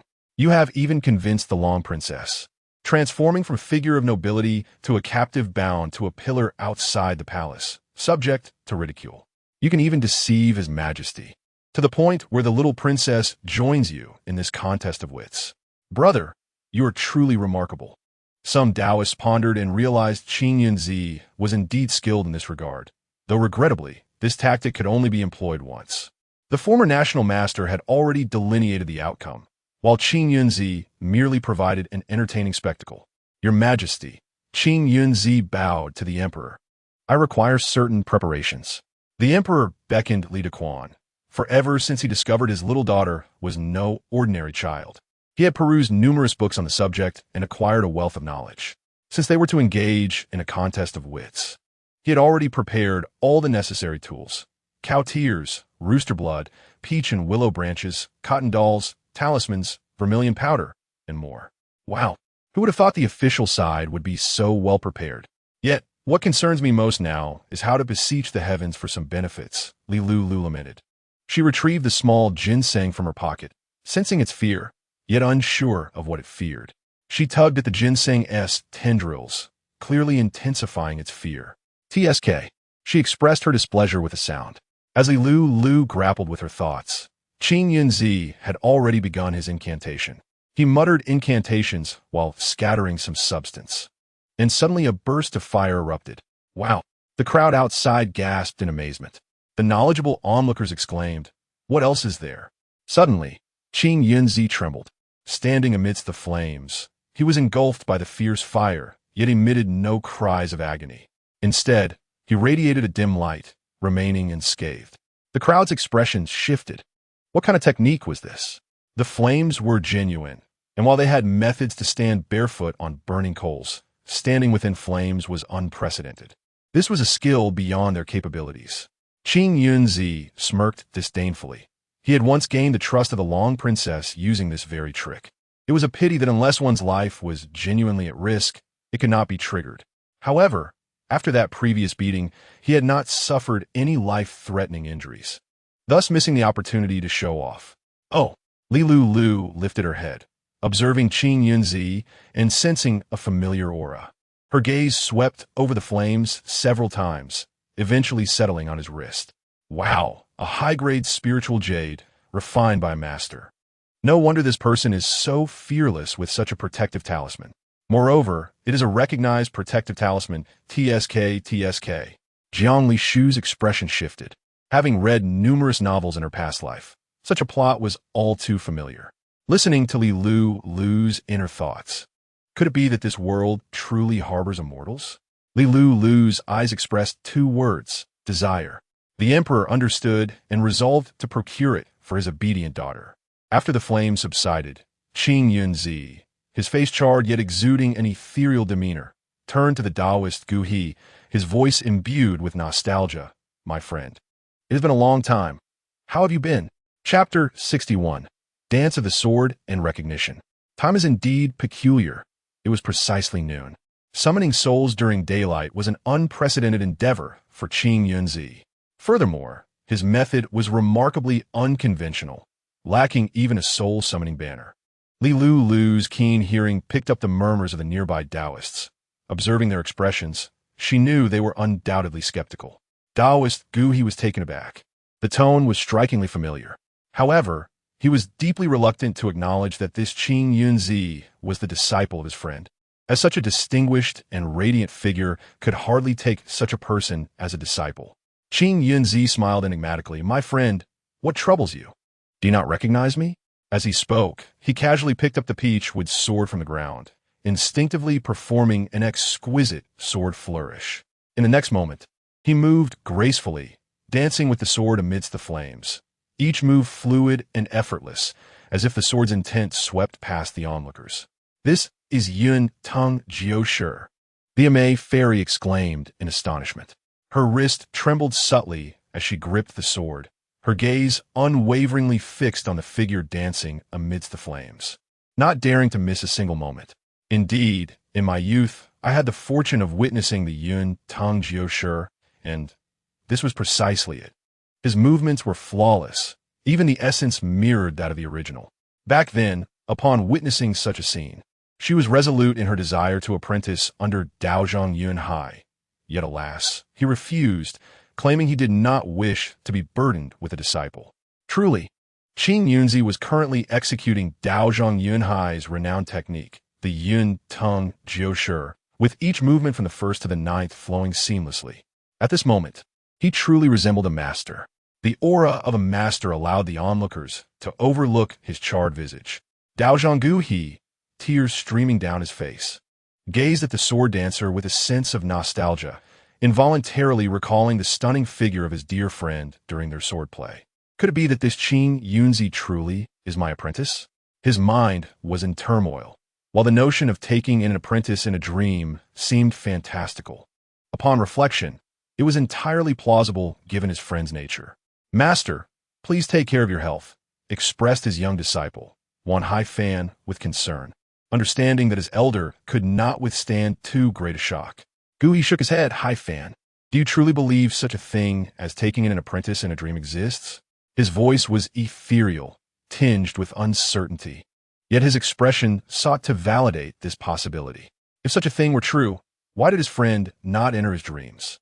Even after years of wandering, he would have sent a letter to assure his safety.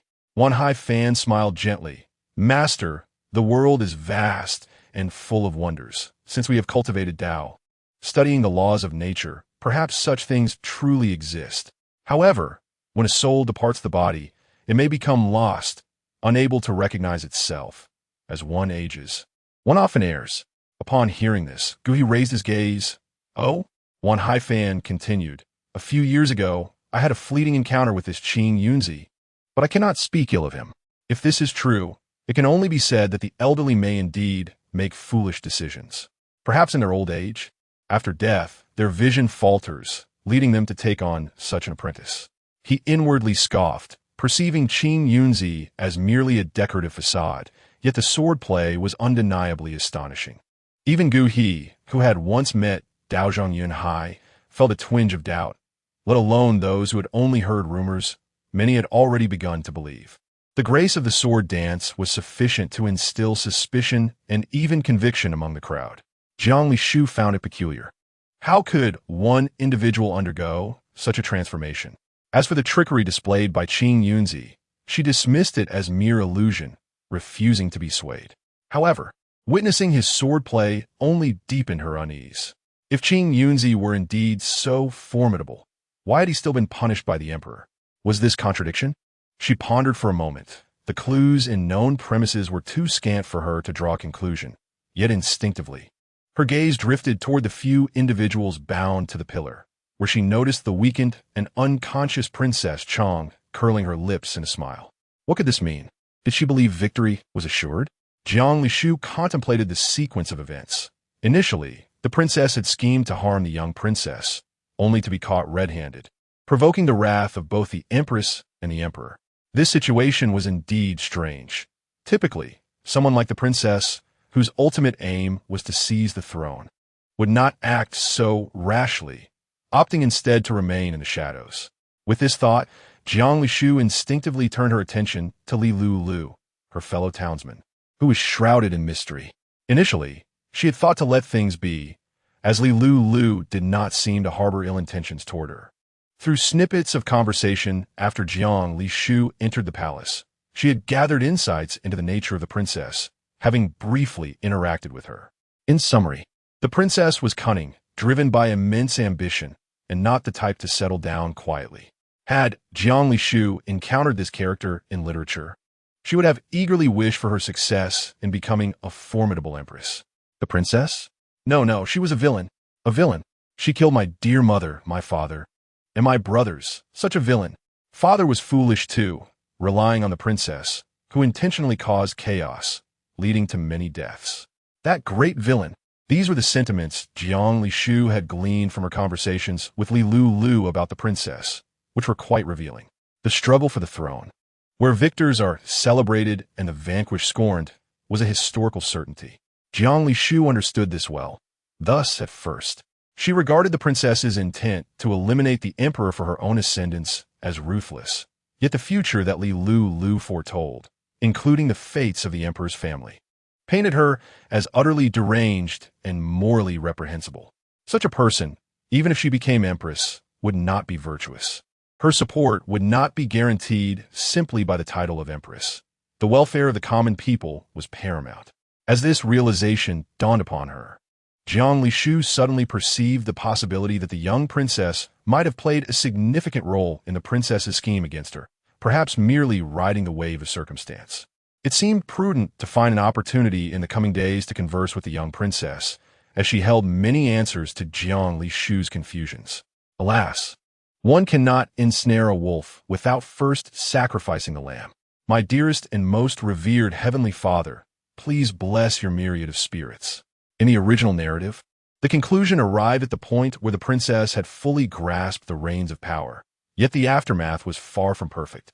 Before her ascendance, many had contributed to her rise, only to become the very aristocrats who would further impoverish the common folk while she indulged in pleasure. Moreover, her reign was marked by calamities, and she would attribute these misfortunes to the preceding emperor, diverting the public's ire and resentment. As the princess hastily bequeathed the throne to the next generation, the Daxia dynasty approached its twilight, events that Lulu had not revealed to Jiang Lishu, as they were not chronicled in the original text. Furthermore, it was only after her subtle cultivation that her connection with the heavenly Tao strengthened, allowing her to perceive these truths. Qin Yunzi's swordplay concluded swiftly, the final move executed with elegance. He stepped gracefully out of the flames, halting a meter from Dao Zhanggu He, and smiled. "What say you, my friend? Do you recognize me now?" Qin Yunzi nodded. "My disciple's temperament is rather unstable." Lulu rolled her eyes.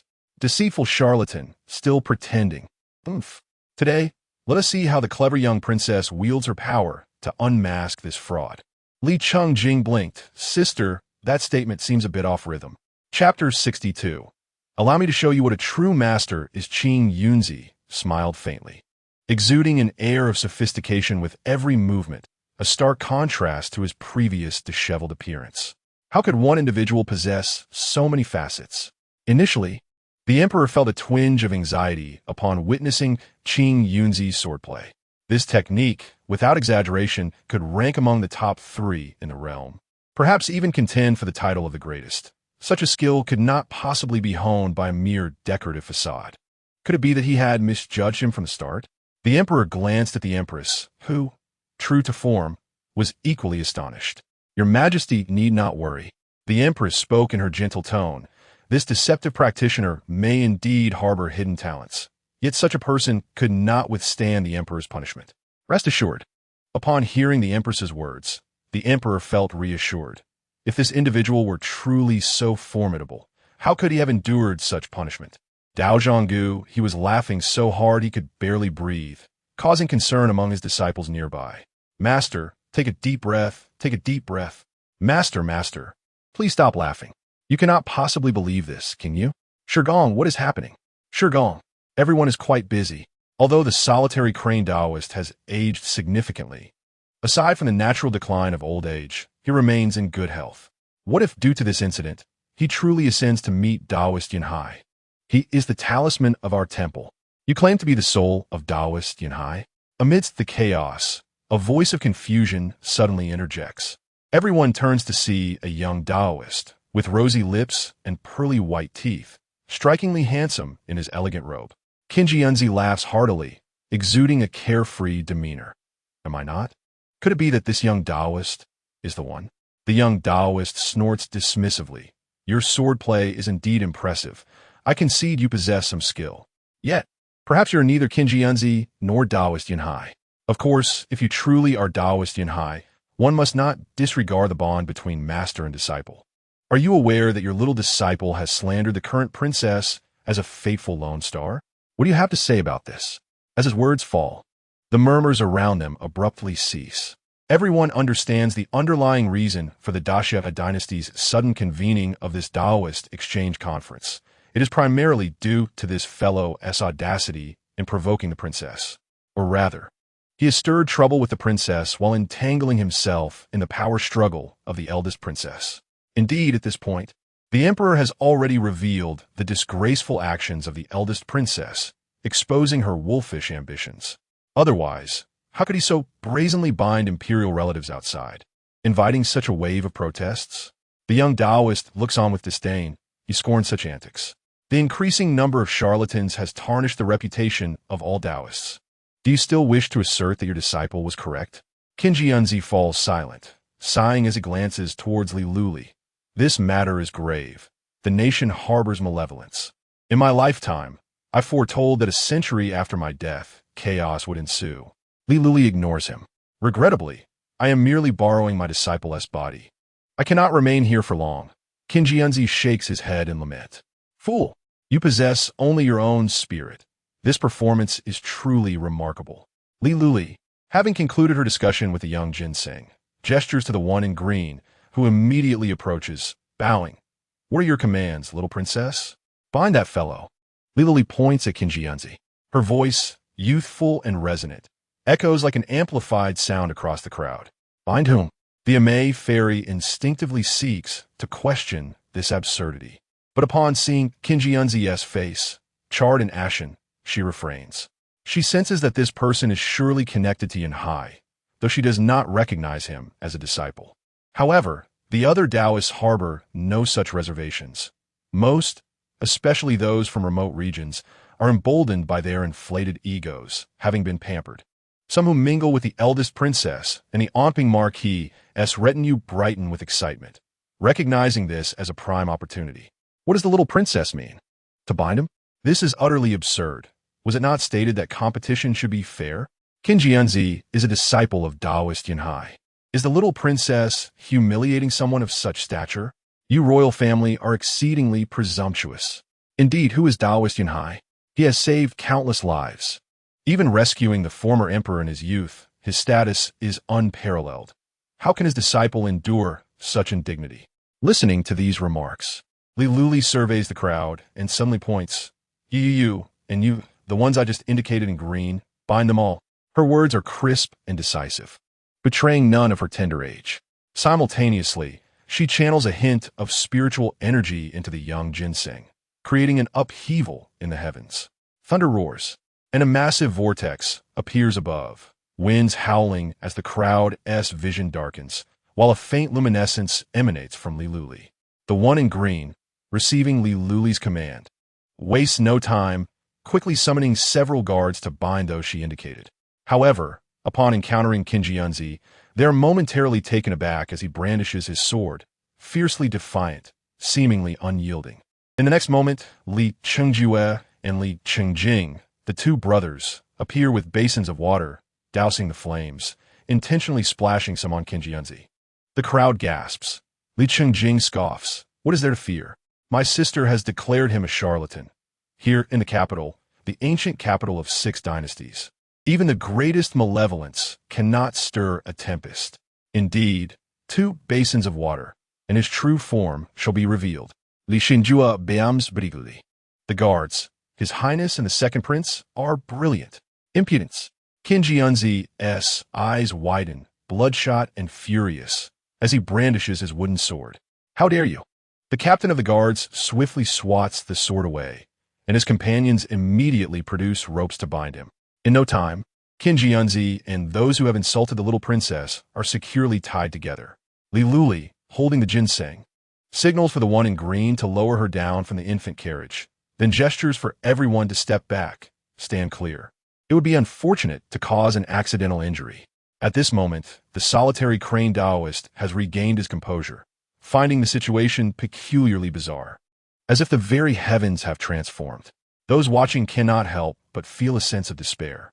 In the distance, voices echo, proclaiming that the little princess has displayed her might. Gradually, some begin to kneel. Amidst the rustling, onlookers, upon witnessing the lightning in the sky, turn pale and also kneel.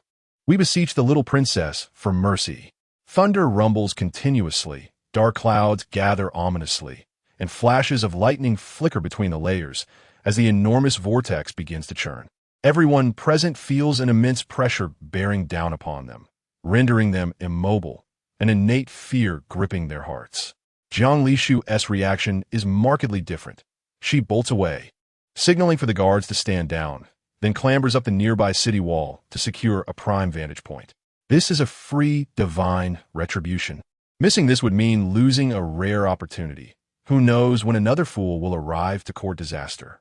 Chapter 63. At last, I await you. The young ginseng begins to gather strength. Lulu gazes up at the sky, feeling an unexpected sense of disappointment. Is this all? The might of this thunder tribulation is less than she anticipated. It strikes her as odd. Should it not be more severe? In a realm where the heavenly path forbids cultivators, should it not be at its most formidable? I will shield you from part of the tribulation.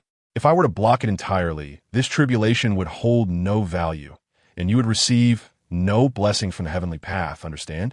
After a brief pause, Lulu senses a wave of elation emanating from the young ginseng. How curious. Typically, facing a thunder tribulation is accompanied by a blend of fear and anticipation. Yet this creature seems utterly thrilled. Who is preparing to face the thunder tribulation? The Emperor and Empress exchange glances, the Empress suddenly recalling, Your Majesty. It may be that young ginseng. Previously, Lulu mentioned that the ginseng was about to undergo a thunder tribulation, but to avoid further scrutiny upon the palace, she had suppressed its cultivation. The Emperor responds, I remember now. Indeed, this is true. What if they were to be harmed? Moreover, the Emperor is no longer as uninformed as before. He recalls Lulu mentioning that during a thunderstorm, the higher the elevation, the greater the likelihood of being struck by lightning. The Empress chuckles, Your Majesty, as the Son of Heaven, you should set an example. In truth, I believe that setting an example in such circumstances is unnecessary. The Emperor whispers, and regardless of the danger, he could genuinely sustain injury. The Empress glances at the Emperor with resignation, reassuring him, Your Majesty, do not worry. Lulu knows her limits. Furthermore, look at others. How many have regressed? As for you, the Emperor, it would be wise to refrain from meddling. The crowd below murmured, Do we not wish to escape? It is evidently the oppressive force weighing upon them, rendering nearly every individual immobile. Even the onlookers several hundred meters away felt the same. Li Qingjue caught a glimpse of Jiang Lishu's figure, which had already darted far away, her hem swiftly vanishing from view. Li Qingjue remarked, Sister Jiang is quite swift. Meanwhile, at the center of the thunder tribulation, apart from Lulu, the others felt as if death was imminent. Those Taoists, who typically basked in glory, now had pale lips and trembled, wishing to plead for mercy from the little princess, disregarding their usual lofty demeanor. Yet they found themselves utterly incapable of movement. Not only could they not plead for mercy, but they were also unable to utter a word. Boom! A thunderclap resounded. It seemed as though heaven and earth would be cleaved asunder by this lightning. The pallor of the crowd's faces deepened, suffused with an additional layer of deathly pallor. Many Taoists, though fearful, were also filled with excitement and astonishment. After all, this was true divine power. Lulu arranged shards of jade into a spirit-converging formation and placed a small ginseng within, her hands swiftly forming a spell. If my estimations are correct, there are a total of 9 heavenly thunders, I will shield you from 4 of them, and the remainder you must face alone. The small ginseng, once placed in the spiritual array, appeared infused with vitality, its tendrils stirring to life. Upon hearing Lulu's words, it waved its tendrils in the air, forming a character that signified agreement. Seeing the response, Lulu infused a strand of spiritual energy into the small ginseng. Yet, regardless of the outcome, the paramount goal was to seize the opportunity to communicate with the heavenly path. If she could not ascend in this lifetime, she would be deprived of such an opportunity forever. Suddenly, another rumble of thunder echoed from the heavens, and the frequency of the lightning strikes accelerated. As though the sky were amassing tremendous power, Lulu gradually retreated. Abruptly, a bolt of lightning, as thick as a tree branch, descended. In this moment, a Taoist nearby, merely 3 meters from Lulu, momentarily broke through the oppressive aura, unable to suppress his terror, and began to shout. Lulu was in the midst of crafting a soul-calling banner, utilizing her long-used sorrowful frog handkerchief along with a newly purchased pinwheel. She violently dismantled the fan and tied the handkerchief to it. After shaking it a few times and confirming it would not fall, she felt reassured. Suddenly hearing the screams, Lulu could not help but frown, glancing over to see several individuals had fainted from fear, including Kinjianzi. However, upon closer inspection, she noticed an invisible membrane enveloping him. It seemed that Kinjianzi's bracelet was protecting him. Lulu's curiosity intensified.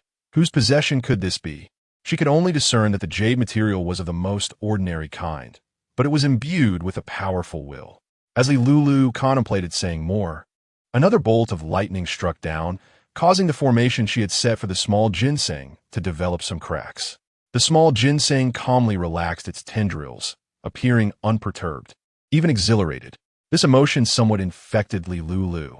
As the next bolt of lightning approached, she hurriedly raised her makeshift soul-calling banner and shouted, Yinhai Daozhong, Yinhai Daozhong, Heavenly Thief, Heavenly Thief, come out quickly, or I shall continue to scold. The small ginseng faced the lightning tribulation at the moment the formation began to fracture. For some reason, this tribulation appeared even more formidable than the previous ones. The thrill began to dissipate, and fear surged rapidly. Lulu continued to shout, rushing over to Kinjianzi's side, seizing the opportunity to attempt to remove the bracelet, only to be repelled. Why want to come off? Cursed! This item is undoubtedly powerful. If only Yinhai Daozhong would come in person, it should be achievable. The Emperor and Empress clasped their hands tightly together. The Empress, maintaining her playful spirit, remarked, Your Majesty, see, I told you nothing would happen to you. However, something indeed was amiss. The wind blew fiercely. Should your Majesty take heed? The Empress's eyes twinkled with mirth. The Emperor replied, If Lulu desires it, then it is indeed necessary. Yet I must ascertain the nature of this object. My dear, I believe Li's trust in Kinjianzi stems from this very matter. After all, she has wagered everything. As Lulu pondered this, she plopped down onto Kinjianzi's face, her hands continuing to wave the soul-calling banner. The winds howled, intensifying, causing the crowd to squint as their vision was obstructed. All that could be heard was the howling of the wind and the repeated calls for Yinhai Daozhong. In that moment, the crowd found themselves instinctively murmuring the name. They too began to call for Yinhai Daozhong. One voice after another layered upon each other, and as the 9th bolt of lightning approached, this collective belief surged dramatically. The small ginseng could no longer withstand the pressure, yet understood that hope was imminent.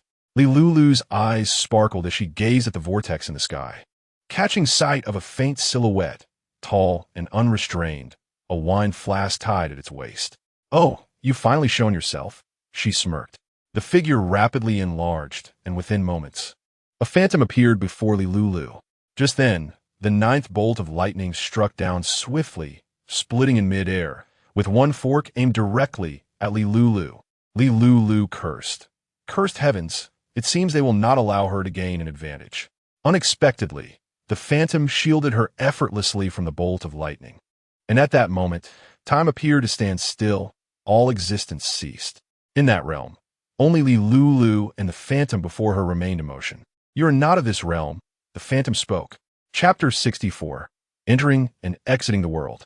Lulu heard these words and gazed at Yinhai Daozhong, her voice laden with surprise. Have you truly achieved immortality? Are you genuinely Yinhai Daozhong? Upon hearing this title, the phantom fell silent, gradually approaching Lulu, squatting to meet her gaze. Did you summon me into this world? He did not deny it, which Lulu interpreted as a tacit acknowledgement. Have you successfully ascended? Lulu's eyes lit up. The prospect of immortality held far more allure than the matter of Qinji Yunzi parading around under Yunhai Daozhong's name. Otherwise, she would never find peace in death. Lulu contemplated several possibilities, only to dismiss them one by one, utterly perplexed as to why. Despite her diligent cultivation and having severed all worldly ties, she would encounter issues during ascension. No matter how she racked her brain, she could not comprehend, and her desire for counsel from a sage was thwarted by the heavens, which forbade entry into the realm of cultivation. Now, having finally encountered someone, she was determined to clarify this issue.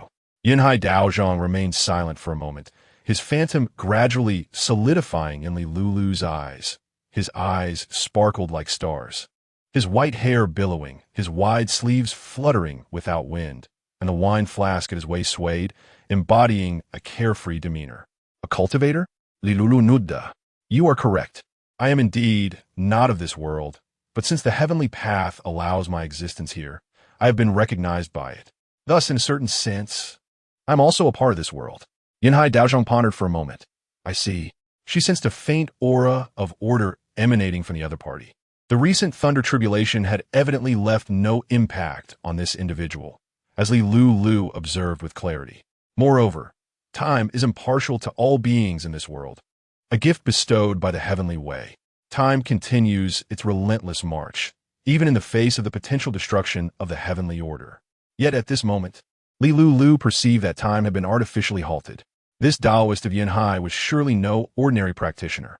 The Taoist glanced around, his gaze lingering on the solitary craned Taoist for a moment, his eyes reflecting a trace of nostalgia. I have yet to ascend. Lulu's eyes widened, akin to a curious cat. Then why do you possess the power of order? And what that item, is it yours? She pointed at the bracelet adorning Qing Yunzi's wrist. The Taoist of Yinhai paused for a moment before slowly removing the bracelet with a fluidity that greatly surpassed Lulu's earlier attempts, leaving her momentarily dumbfounded. Indeed, this object is yours. I could scarcely move it just now. How vexing. Lulu's expression turned serious, feeling a tinge of dissatisfaction. This person appeared rather foolish, an incongruity with his attire. This item was a gift to my beloved many years ago.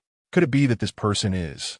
The Taoist of Yinhai immediately turned to scrutinize Qing Yunzi's features, a hint of confusion crossing his face. Are Taoists permitted to marry? Queried Lulu. Not marriage, merely beloved. The Taoist of Yinhai earnestly clarified. Beloved? Did she marry another? Lulu blinka inquisitively. Is this fellow a descendant of your beloved? So, were you cuckolded or spurned? No. If spurned, why would the other retain a gift from you? It seems more likely that they found a new love, yet remain haunted by the past. After a few moments of silence, the Taoist spoke again. Might you be seeking a method for ascension? Lulu Nudda, her expression revealing a mix of bewilderment and realization. This Qing Yunzi must indeed be the descendant of the Taoist's former love, explaining his vast knowledge. The Taoist of Yinhai replied sincerely, in truth, I know not. Lulu, her face darkening, retorted, Do you believe I will not strike you? She suppressed the impulse to act, realizing that her earlier jest about his beloved had likely offended him.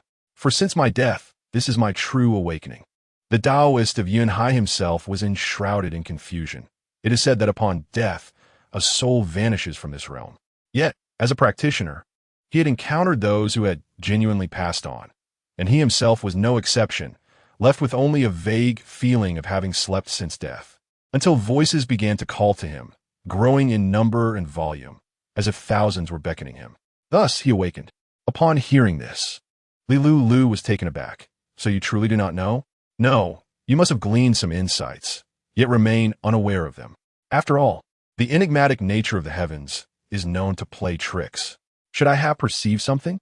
The Taoist's gaze turned distant as he fell into contemplation, his form fluctuating between ethereal and solid, as if on the brink of vanishing. Could it be that this Taoist of Yun Hai is favored by the heavens? Such moments of enlightenment often do not adhere to a fixed time frame. Lulu wished for the Taoist to hasten his realization, for her own strength was insufficient to restore the flow of time. She had yet to reach the foundational stage of cultivation and felt like a mere novice. Approaching the little ginseng, she crouched down and stroked its wispy tendrils, relieved to find it alive. This little ginseng was fortunate, having survived the thunder tribulation. However, the spiritual energy and insights bestowed by the heavenly order had yet to descend, and the reason for this was evident as she glanced at the Taoist of Yun Hai. As impatience grew within her, the Taoist finally emerged from his moment of enlightenment, appearing even more otherworldly, as if floating above the ground. He turned to Lulu and declared, "I have felt the essence of all things." "What is the essence?" she inquired. "Virtue." The Taoist of Yun Hai laughed heartily, his body solidifying in that moment as a powerful force surged from him, and time began to flow once more. He explained to Lulu, "My master once told me that to transcend, one must first engage with the mortal realm." Immortal. This term cannot be separated from person. This is the root of your failure. Never having entered the world, how can one speak of transcending it? At this moment, Lulu felt a profound clarity wash over her, her face lighting up. Just as she was about to speak, a collective gasp echoed. Taoist of Yun Hai. Indeed, as time resumed its course, those present were able to move once more, the figure suspended in the air, youthful and imbued with an aura that declared him the Taoist of Yun Hai to those who had never seen him before. Lulu turned, cradling the little ginseng in her arms, as the sky transformed dramatically. The furious clouds dissipated, giving way to a boundless blue sky, accompanied by a radiant arc of light. Lulu's breath quickened. This was a gift from the heavenly order. Within it surely lay the power of insights into the laws of nature. The rainbow light flickered momentarily, yet she seized the opportunity to absorb its essence, gradually sharing half of it with the little ginseng. Such a small amount was beyond her capacity to fully digest alone. One need not be overly greedy. Moreover, with the crucial insights for ascension now revealed, she felt no urgency. The solitary crane Taoist, tears streaming down his face, recognized his dear friend, united with the essence of the universe. The Taoist of Yun Hai comprehended the reason for his presence here. He glanced at Qing Yunzi, voice calm and unwavering. "I have not taken a disciple." After tossing the bracelet to Lulu and casting a lingering gaze at his friend, he vanished from sight. The crowd was left in stunned silence, unable to erase the memory of such an extraordinary scene, until a voice broke through the air, laden with disbelief. The little princess truly summoned the spirit of the Taoist of Yun Hai. In an instant, the tranquil atmosphere shattered. Thus, it became evident that Qing Yunzi was indeed a charlatan, brazenly masquerading under the name of the Taoist of Yun Hai. Truly contemptible. Taoist of Yun Hai, do you truly accept disciples in dreams? You disappeared far too swiftly.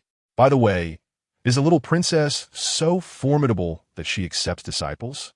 I could abandon my original sect. The conversation gradually shifted from the Taoist of Yun Hai and Qing Yunzi to whether the little princess would accept disciples. After all, the events of the day proved that she possessed genuine celestial abilities. Everyone who practiced the Tao sought to learn the art of immortality. Witnessing Lulu's prowess was undeniably thrilling. Zhang Taifu trembled with excitement.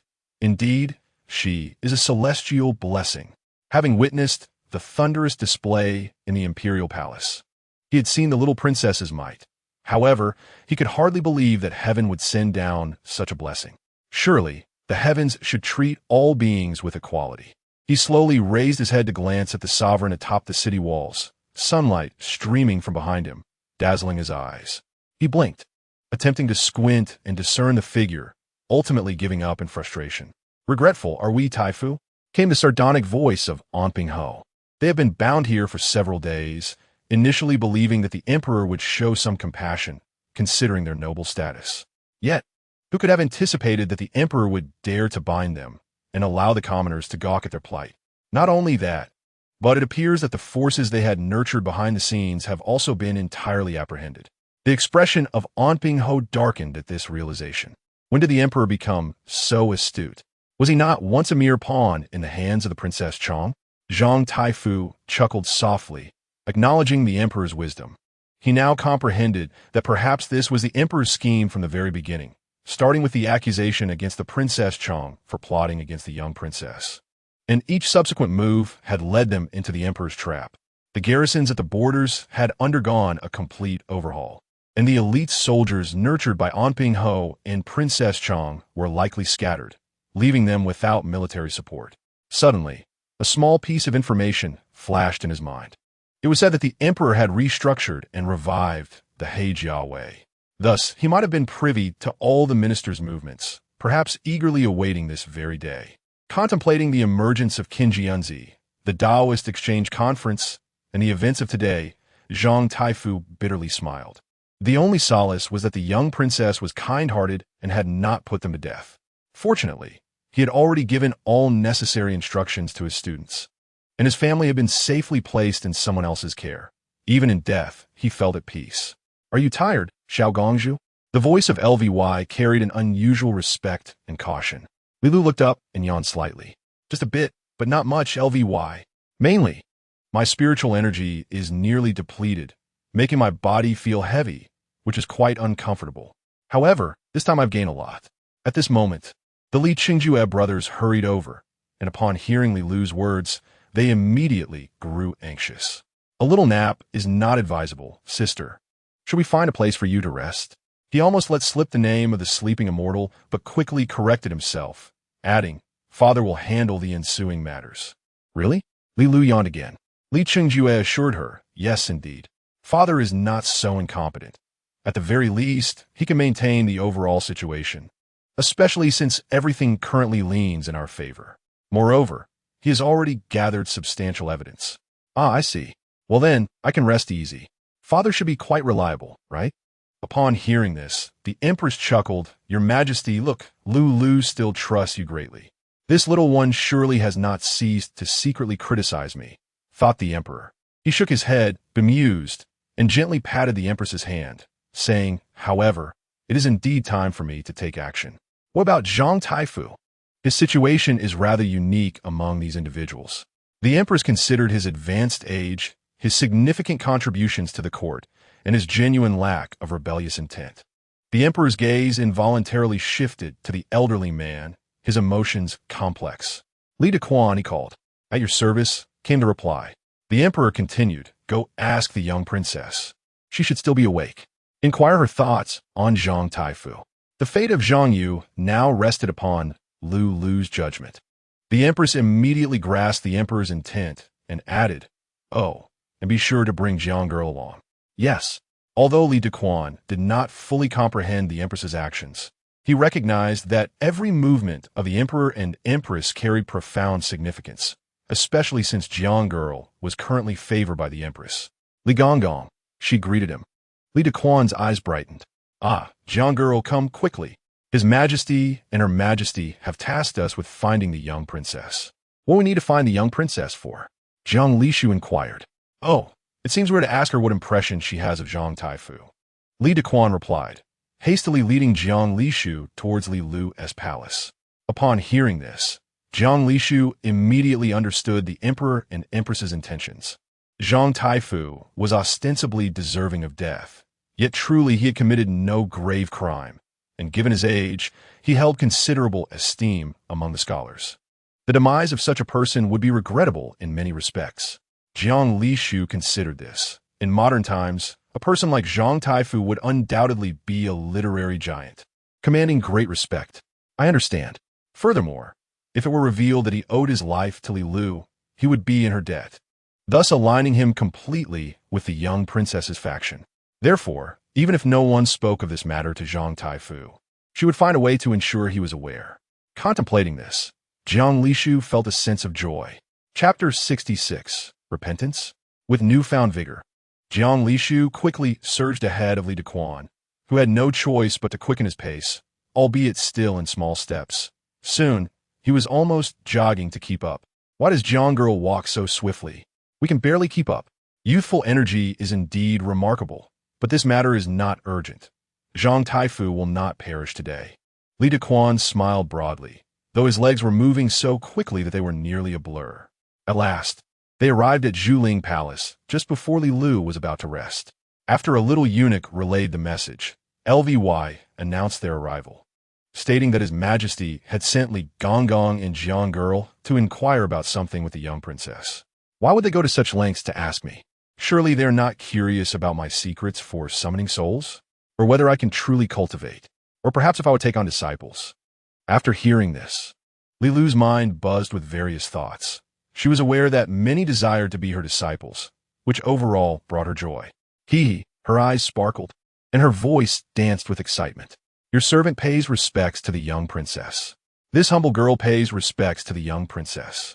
Upon entering, Li Dequan and Jiang Lishu bowed to Lilu. Rise, she gestured. As they stood, Jiang Lishu lifted her gaze and saw Lilu smile, knowing that the thoughts of this little compatriot had been laid bare before her. What is it? Lilu inquired. Li Dequan lowered his head, unable to meet her eyes. His tone, ordinary yet tinged with a keen edge, subdued enough to be more pleasant. His Majesty has sent me to ask, what does the young princess think of Zhang Taifu? What kind of person is he? Zhang Taifu? Oh, is he that old man? I don't have much of an impression of him. Why would father suddenly ask me about this? How strange. Jiang Lishu pondered for a moment before saying, perhaps the young princess, being so perceptive, can discern whether Zhang Taifu is a good or bad person. Do you remember? She added, at your full moon banquet. Zhang Taifu spoke. I wonder if you still recall. For Li Dequan, to ask a child of such tender years if she remembered her full moon banquet would have seemed insane had anyone suggested it prior. But the young princess was indeed different. Well, now that you mention it, I do remember. Yes, just an old, stubborn man. Well, a knowledgeable old stubborn man is still an old stubborn man.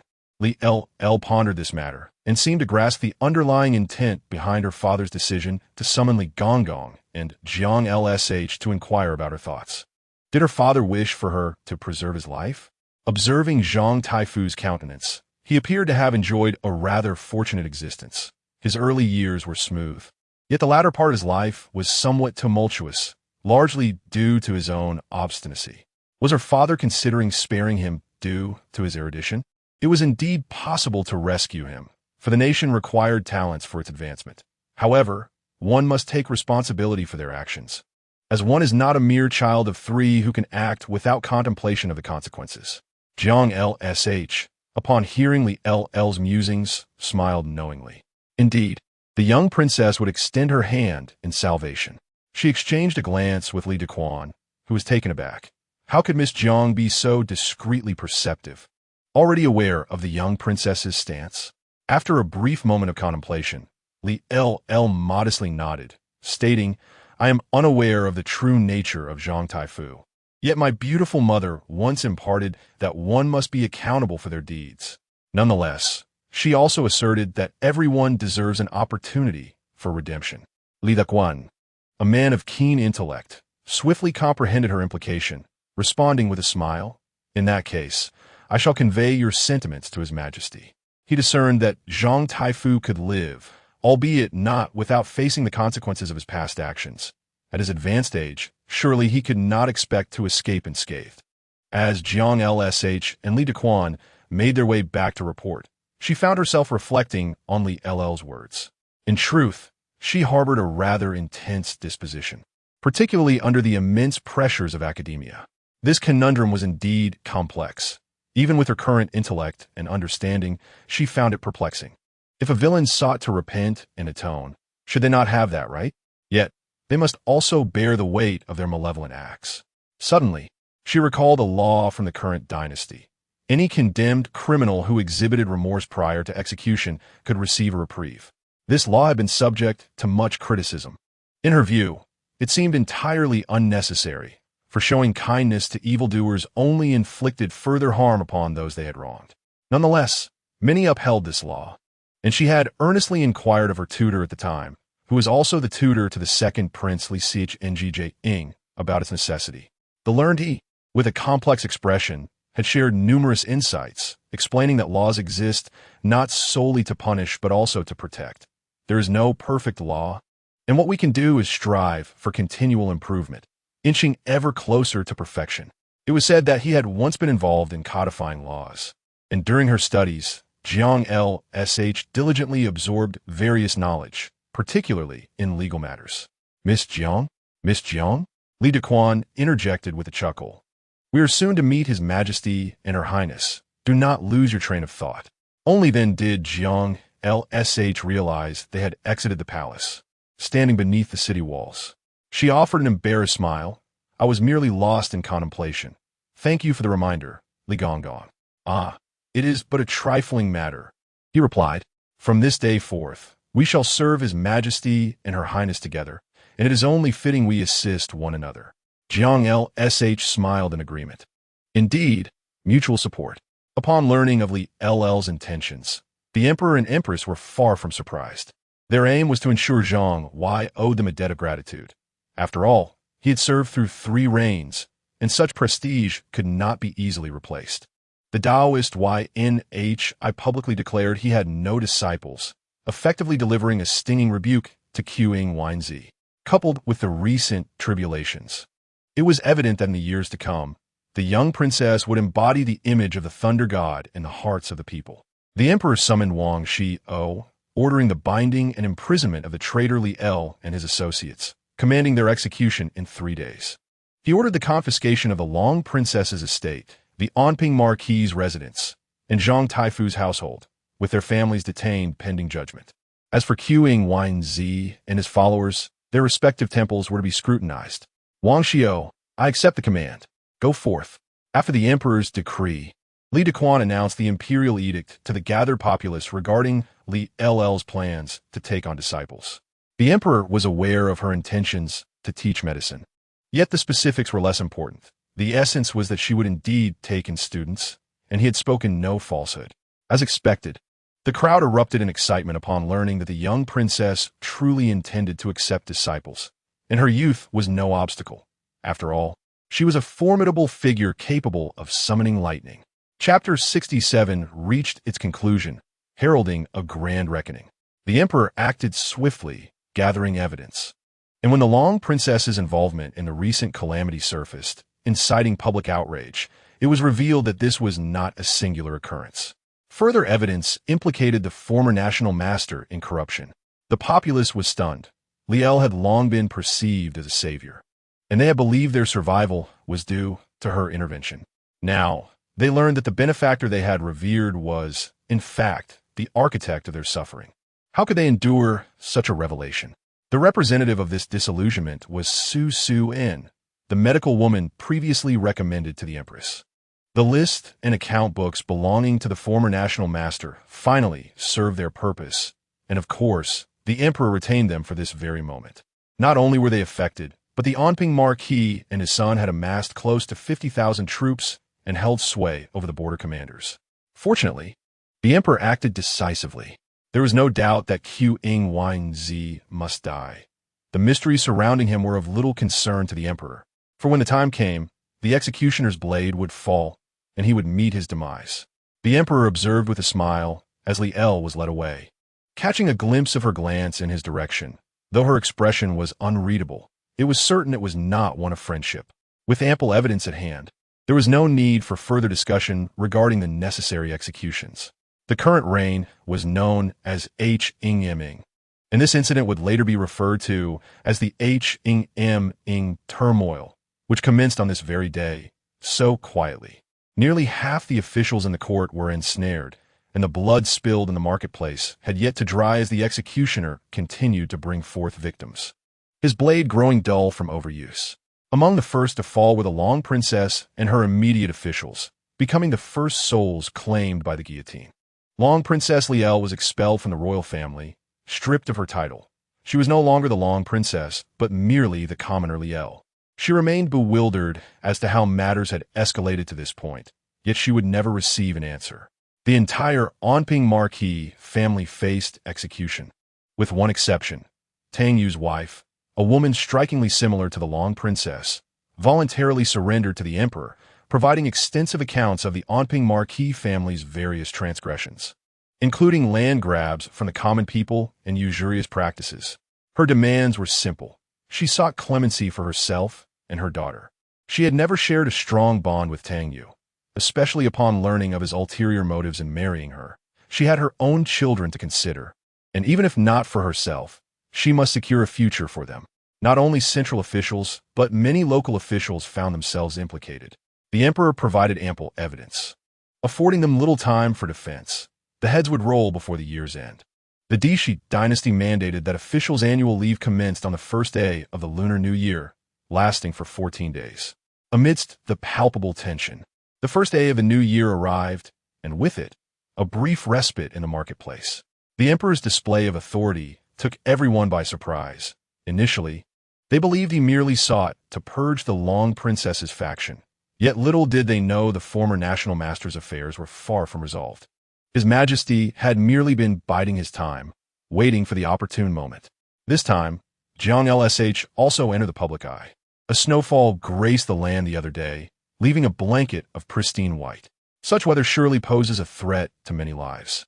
Jiang Lishu, accompanied by the crown prince, presented a memorial to the emperor regarding the establishment of a temporary shelter. Each winter, heavy snow collapses numerous rooftops, leaving many to face the bitter cold and hunger. However, the available coal is limited, and the number of displaced individuals is vast. Thus, she had resolved to construct a refuge solely for the purpose of providing warmth to those in need. Lulu happened to be nearby and overheard their discussion. Despite the current holiday season, the emperor was not afforded such respite. A shelter? She pondered, what if conflicts arise? In crowded places, chaos is inevitable, she mused. The three present were attuned to Lulu's thoughts. The emperor echoed her concerns aloud. Jiang Lishu hesitated for a moment, then resolutely stated, Your Majesty, you may not fully comprehend the plight of the commoners. Their desires are quite modest. Merely having enough to eat and not suffering from hunger during winter suffices. The relentless snow continued to fall, and it was likely to worsen in the coming days, necessitating prompt preparations. Li Chungjue concurred. Father, Sister Jiang is right. Li Luli recalled the words of the Taoist priest Yanhai, glancing at the emperor, Jiang Lishu, and the crown prince. I want to help. The emperor, slightly irked, inquired, What do you wish for? The shelter, Li Luli asserted proudly, to provide warmth. She patted her small chest, declaring, I can do it for free. I can create a fire array. Nothing overly complex or aggressive, given the limited spiritual energy in this world. A simple fire array would suffice. Moreover, the duration of such an array would be limited, lasting at most 2 months. Please let me assist, Father, Li Luli pleaded. I wish to contribute to our nation and serve the people well. The emperor, sensing her determination, pinched her cheek gently. Will you not tire from this endeavor? If we're to build shelters, there must be multiple locations, at least one in each region. The quantity involved is considerable. Will you not find it exhausting? Li Chungjue and Jiang Lishu understood the emperor's underlying concerns and grew tense. In that case, I have no reason to refuse, especially given the thoroughness of this plan. The emperor remarked with a smile. Juror, you shall oversee this matter, coordinating with the 2 ministers and the director of grain. Li Qingjue responded enthusiastically, yes. The construction of shelters is not merely about erecting structures. It requires official funding, and the pace must be swift, ensuring completion before the next snowfall, with quality assured. Jiang Lishu would manage matters with the right minister, while the left minister would be unconcerned, as long as Li Luli was involved. The director of grain, though notoriously frugal, was ultimately a good official, and with Li Luli substituting for coal, he had no grounds for refusal. The following day, at the right minister's residence, Jiang Lishu contemplated her previous encounters, feeling as though a great deal of time had passed. The right minister, observing Jiang Lishu, felt a sense of foreboding. He was keenly aware of what her actions implied. Is this the emperor's decision? He inquired. No, it is my own decision, though the empress, the emperor, and the little princess support it, Jiang Lishu replied. And you intend to persuade the other ministers with these arguments? No, she stated firmly, right minister this year, the emperor has decided to allow women to participate in the imperial examinations. Before she could finish, the right minister interjected, that is absurd. Such a thing has never occurred before. Jiang Lishu smiled. The little princess finds the proposal quite commendable and wholeheartedly supports it.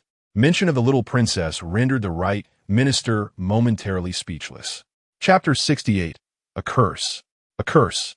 The right minister was keen to avoid trouble, as the emperor's thoughts remained a mystery. However, one fact was indisputable. The emperor held the little princess in high regard. The little princess was inherently knowledgeable. The emperor must have learned certain things from her, especially regarding his newfound wisdom. Reflecting on recent events, the right minister concluded that everything began with the former national master slandering the little princess, leading to her subsequent retribution. Divine retribution struck. Had the walls of Taiji Hall not been sturdy, the palace would have collapsed, leaving him bedridden for half a month. The right minister found it perplexing that, having witnessed the day's events, some still dared to provoke fate. Is a faction's agenda worth risking one's life? He thought, redirecting his gaze to Jiang Lishu. Since his daughter had earned the favor of the Empress and the little princess, it was indeed a fortuitous circumstance. The previous misdeed committed by his wife had already been dealt with. The upcoming imperial examinations? Did the little princess have ideas? The right minister was more concerned about the examinations than the shelter construction. Previously, the emperor had contemplated reforms, but subsequent events had hindered those plans. The little princess has quite the vision, Jiang Lishu remarked cheerfully. The examination system of this dynasty bore little resemblance to what Jiang Lishu understood. What she recognized was a merit-based selection of officials through examinations. However, here, examinations were merely a preliminary step. While the examination process existed, it only served to eliminate those lacking talent. The subsequent step, however, was the recommendation of candidates, heavily reliant on connections and family background. Many talented individuals fell short due to their lineage or character. Jiang Lishu mused. It is the first time I have seen the examination system combined with a 9-rank system. This dynasty is indeed a melting pot. Father, you must prepare early, she urged, excitement coursing through her as she envisioned her impactful contributions. Even if the entire realm opposes it, the right minister queried. Jiang Lishu smiled. With the little princess on our side, how could there be universal opposition? The dissenters would primarily be those entrenched in their old ways or whose interests are threatened. Though she refrained from voicing this, the right minister sensed her implication. Indeed, the little princess's reputation had undoubtedly risen following the recent events, and if the shelter were successfully established, it would further enhance her standing. Thus, it was indeed a favorable development. Regardless, it seemed that his daughter's disposition had changed significantly. However, as she matured, such transformations were natural and not necessarily detrimental. Their exchange was brief and formal. After receiving the emperor's approval, Jiang Lishu intended to depart, but unexpectedly collided with a small child at the entrance. Who is this little rascal? Jiang Lishu wondered. Observing the young boy who appeared to be of similar age to the second prince, his cherubic face framed by large, innocent eyes. Sister, he called out, prompting her to respond in kind, referring to him as little brother. Jiang Liyuan nodded in acknowledgement.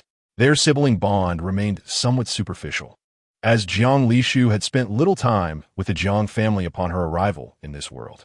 After a brief and awkward conversation, Jiang Lishu could no longer endure the uncomfortable silence and excused herself, citing pressing matters with the crown prince. The esteemed Jisoo Nei was accompanied by Lulu and her 2 elder brothers, tasked with creating a feasible budget. All 3 were earnest individuals. The crown prince and Li Chengjing were engaged in budgetary discussions, meticulously planning the most rational locations for refuge based on the information they had gleaned, as well as the predictions made by Lulu.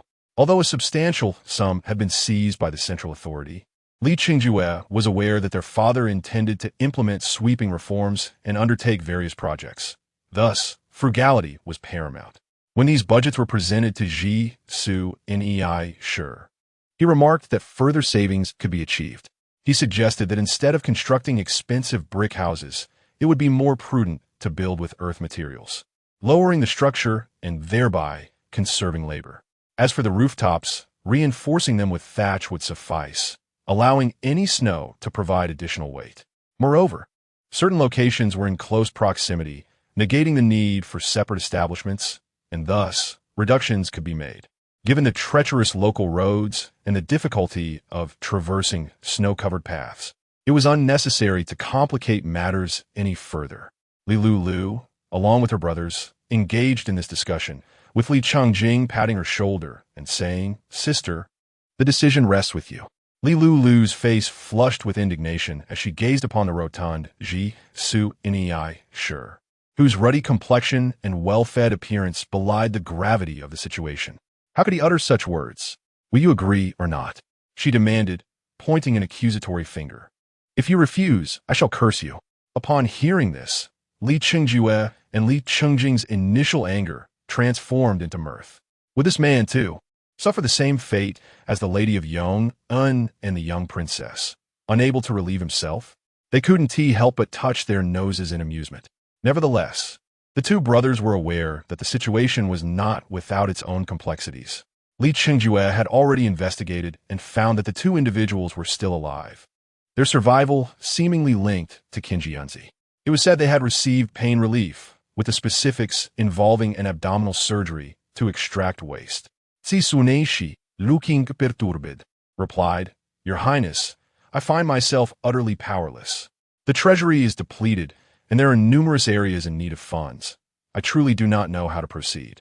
Lulu's expression remained particularly grim. "Very well, it seems you are obstinate." With hands on her hips, she spat at him a few times. "I curse you. I curse you. I curse you. May you be plagued by nightmares every night. Whenever you close your eyes, may you be haunted by terrors. Oh dear little princess, this is not appropriate." Ji Su Nei Shi was well aware of the events that had transpired concerning the Lady of Yong, and the young princess. There were eyes and ears everywhere within the palace. The audacity of her spitting at him left him astounded. In a state of shock, he slipped and fell, hastily raising his sleeve to shield his face. After delivering her curses, Lulu opened her arms, and once her brother embraced her, she turned her head haughtily towards Ji Su Nei Shi and huffed disdainfully. Having finished her display, Lulu strutted away with her two brothers, leaving behind a visibly anxious Ji Su Nei Shi. "Oh no, this means I cannot use the lavatory." The expression of Ji Su Nei Shi was anything but calm as he paced around the room, unable to settle his nerves. Just as he contemplated sipping some tea to steady himself, the thought of being unable to relieve himself only intensified his agitation. He feared he would become the laughingstock of the entire capital. His worries mounted until he felt a twinge of urgency and cautiously made his way to the outhouse. A minor official, passing by, noticed his distress and couldn't help but inquire, "Sir, what troubles you?" Ji Su Nei Shi, pale and weary, glanced at the official and sighed, "My fate is sealed." With a defeated demeanor, he trudged towards the lavatory. Upon loosening his belt, the sound of water echoed, and his urgency vanished in an instant. Ji Su Nei Shi was taken aback by this unexpected relief. "Ah, it appears all is well." He concluded that the little princess's spittle did not possess such formidable power after all. Meanwhile, the little official who had just inquired approached with a stack of documents and fortuitously encountered Ji Su Nei Shi. Scratching his head in confusion, he gazed in the direction where Ji Su Nei Shi had gone, realizing it led to the lavatory. "So, is it because you have relieved yourself that your mood has improved? Without using the lavatory, you appeared as if you were on the brink of death?" The little official found this perplexing, recalling the somber expression he had witnessed on Ji Su Nei Shi, one he had only seen on condemned prisoners, truly devoid of life. "Ah, Ziqing, what ails you?" Suddenly, a colleague noticed his daze and called out to him. The little official responded with a strange expression. Just now, the sir was quite peculiar. "Oh, in what way?" His colleague, sensing the potential for entertainment, crouched down to peer around and then pulled the little official into a corner, wearing an inquisitive expression. "Do elaboraci. Shall I?" The little official hesitated. "Very well, for surely the sir's journey was witnessed by more than just me. If word spreads, I shall deny it to the death." While the initial events may have been innocuous, he couldn't help but ponder whether the little princess's curse had any lasting effects. She was capable of summoning lightning and spirits. It was not far-fetched to believe she could cast a curse. As Ji Su Nei Shi contemplated this, his unease returned, and the glimmer of hope faded from his face. This would not do. He needed to ensure there were no repercussions. He pondered, having not eaten much all day, and realizing it would be challenging to cultivate the urge to relieve himself. Yuan. In the next moment, a servant rushed in, bowing deeply. What commands do you have? Sir? Go purchase some bod dough personally. Do not let anyone else handle it. Yuan, puzzled, replied, yes, sir. He dashed off, albeit with lingering confusion over the purpose of the bod dough. Did the sir have someone he wished to target? Compiling a mental list of potential adversaries. Yuan quickened his pace. It was essential for a competent subordinate to anticipate their superior's needs, a vital skill indeed. On another front, Lulu, having departed with her brothers, continued to vent her frustrations. Li Chengjue, however, became increasingly convinced that Lulu was indeed a celestial being, capable of inducing nightmares and controlling others' dreams. Such formidable abilities could only belong to a dream deity. I'm furious. Merely giving him nightmares is insufficient. Perhaps I should bestow upon him some misfortune. What if I summon lightning? That may incite panic. Let me ponder what else may be done. As she contemplated, she reflected on her fortunate rebirth into a wealthy family, while many in this dynasty struggled to meet even their basic needs during the frigid winter. The palace was vast, and Jiang Lishu's living quarters did not require much space. One room would suffice, allowing the other chambers to be converted into an office for her temporary team. Even Li Qingjing had a designated workspace. Everything is proceeding smoothly on my end. How are you all faring? After Jiang Lishu entered the room, she noticed the peculiar expressions on the faces of several individuals. What is the matter? Did the esteemed Minister of Grain disagree? Li Qingjue smirked. He will surely agree. Indeed. Li Chengjing nodded. After all, this is a benevolent act for the people. The minister will certainly acquiesce. Jiang Lishu poured herself a cup of water and, upon listening to the conversation between the crown prince and the second prince, quickly realized that their endeavor might not be as smooth as anticipated. Where is the little princess? She inquired, scanning the surroundings but failing to spot Li Luli's presence. The formation array, Li Qingjue mentioned. Jiang Lishu nodded. Your Highness, I have some new thoughts. While we can ensure the quality of the shelters in the capital and surrounding areas, the human heart is unpredictable, and with so many corrupt officials, embezzlement is inevitable. The only question is the extent. She continued, since we are committed to this project, should we not address this issue? If the shelters are poorly constructed and collapse under heavy snow, it would endanger many lives. Jiang Lishu remarked, picking up the project plan they had collaboratively created. Noticing that this concern was indeed not addressed. What if we discreetly monitor? Li Chengjing suggested. Immediately, Jiang Lishu and Li Qingjue turned their gazes toward him. Li Chengjing appeared somewhat flustered, struggling to conceal his emotional fluctuations. We could have my father secretly keep an eye on things and identify which local officials cut corners. We will catch them all, Li Chengjing added, and while monitoring, we could also discreetly construct another one. A fishing operation. Jiang Lishu comprehended the implication.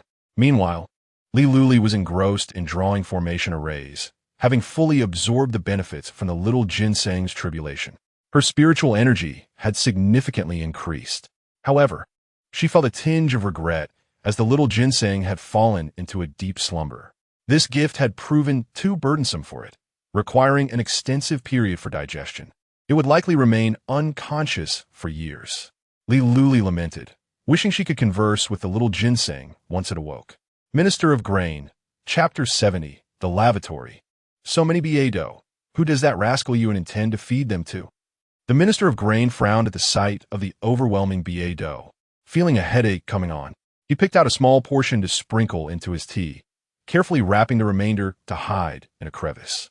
After completing these tasks, he took a deep breath and lifted the cup of tea, knowing this moment would determine his fate, and then drank it all in one go. Having finished, he hastily grabbed a handful of straw paper and pulled you into the lavatory. Remember, do not let anyone near here, he stated before retreating into the lavatory. The fewer people who knew of these matters, the better.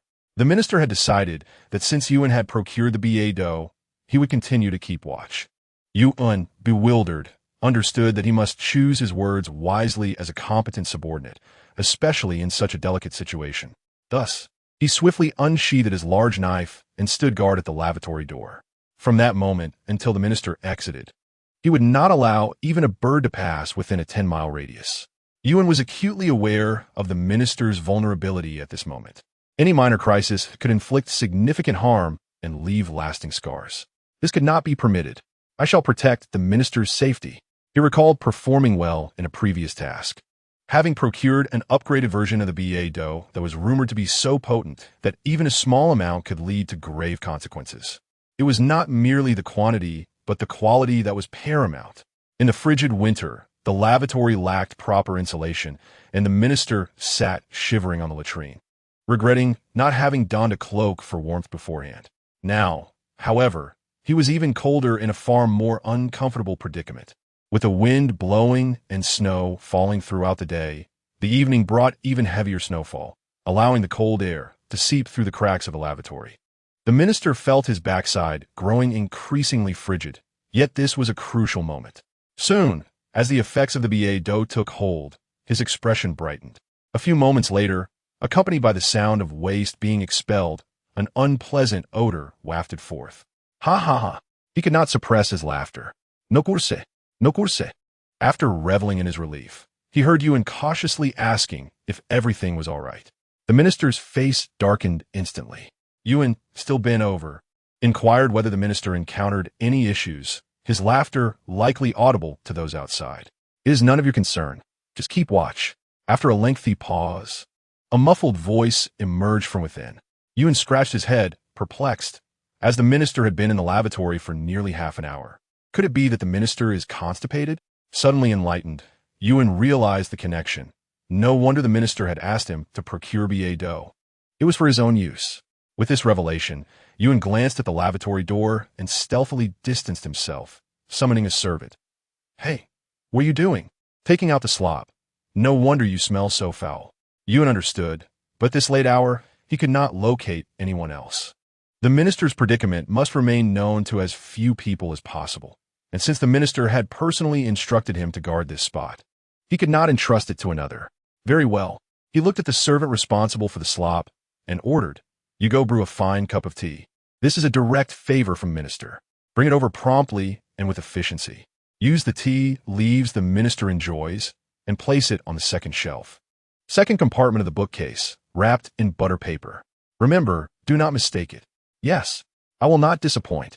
The servant moved swiftly, recognizing Yuan as a favored figure in the minister's presence, often entrusted with lucrative tasks. Perhaps this was a chance for advancement.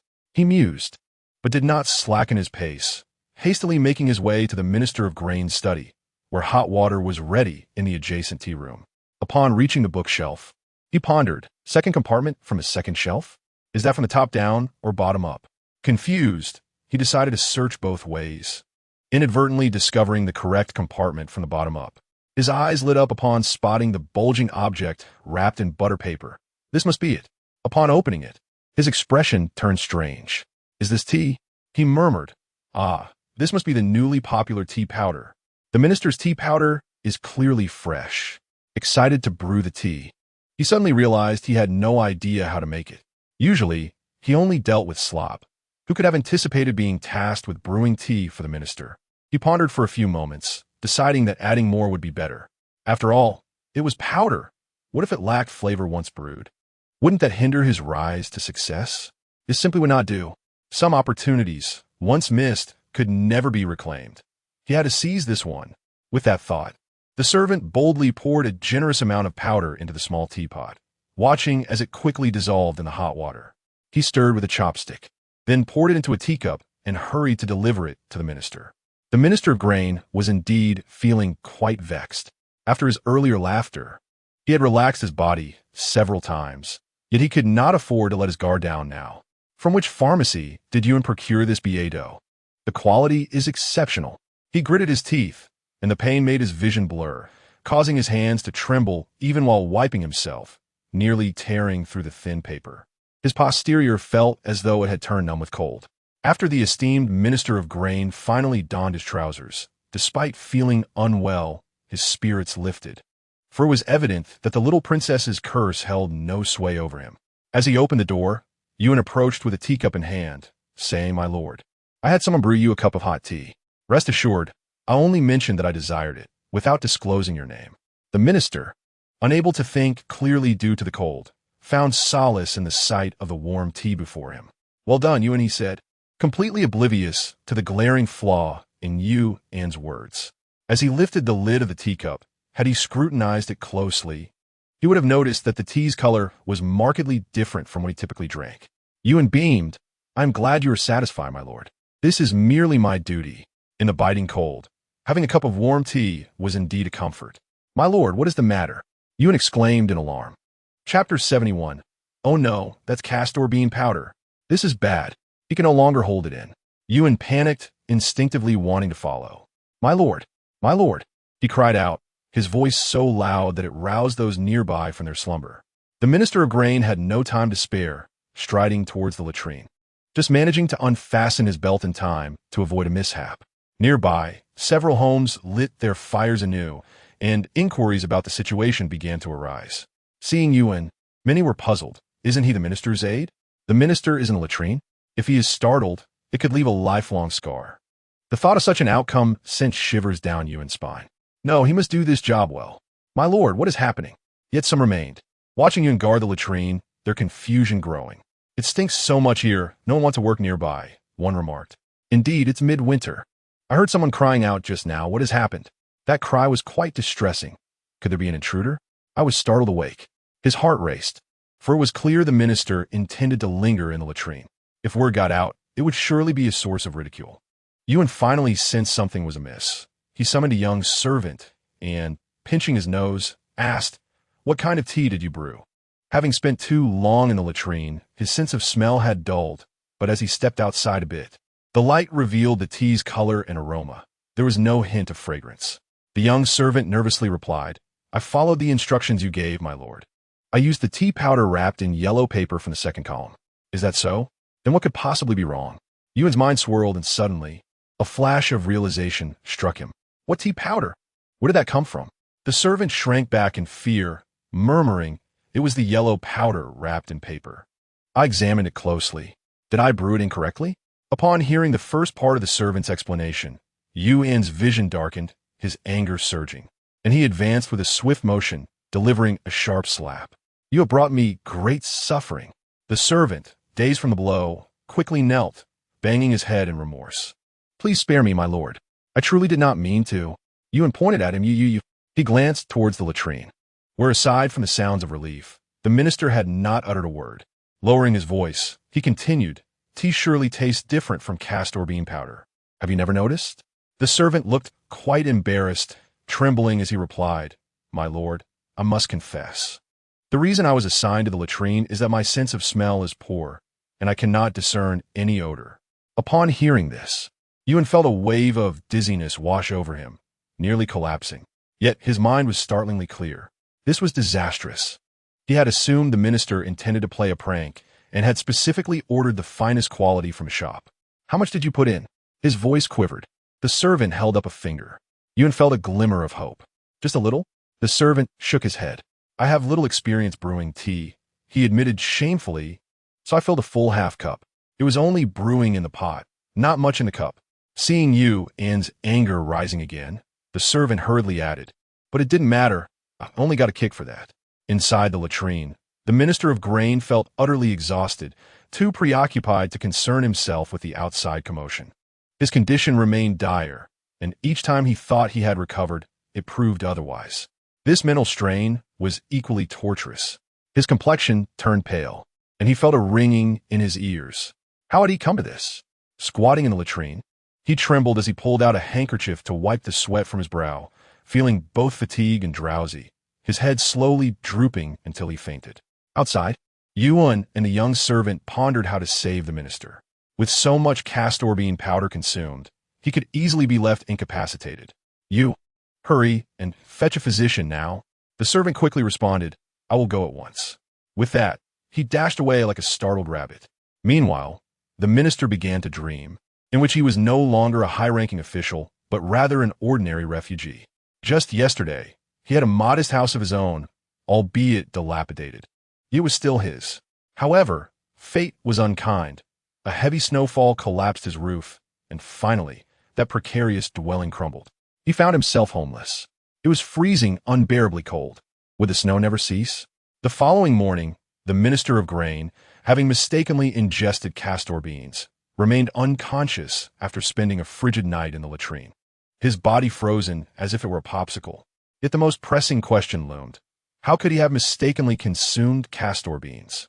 Were they intended for someone else? Those with grudges against him reveled in the opportunity to laugh at his misfortune, relishing the chance to mock him. When Lulu learned of the incident, fortunately, she had already finished her breakfast.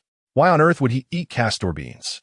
Jiang Lishu chuckled. Perhaps it is poetic justice, after all. He mentioned that as long as he had a straw hut, he would be content in the snow. Now he has spent the night in the latrine. Serves him right.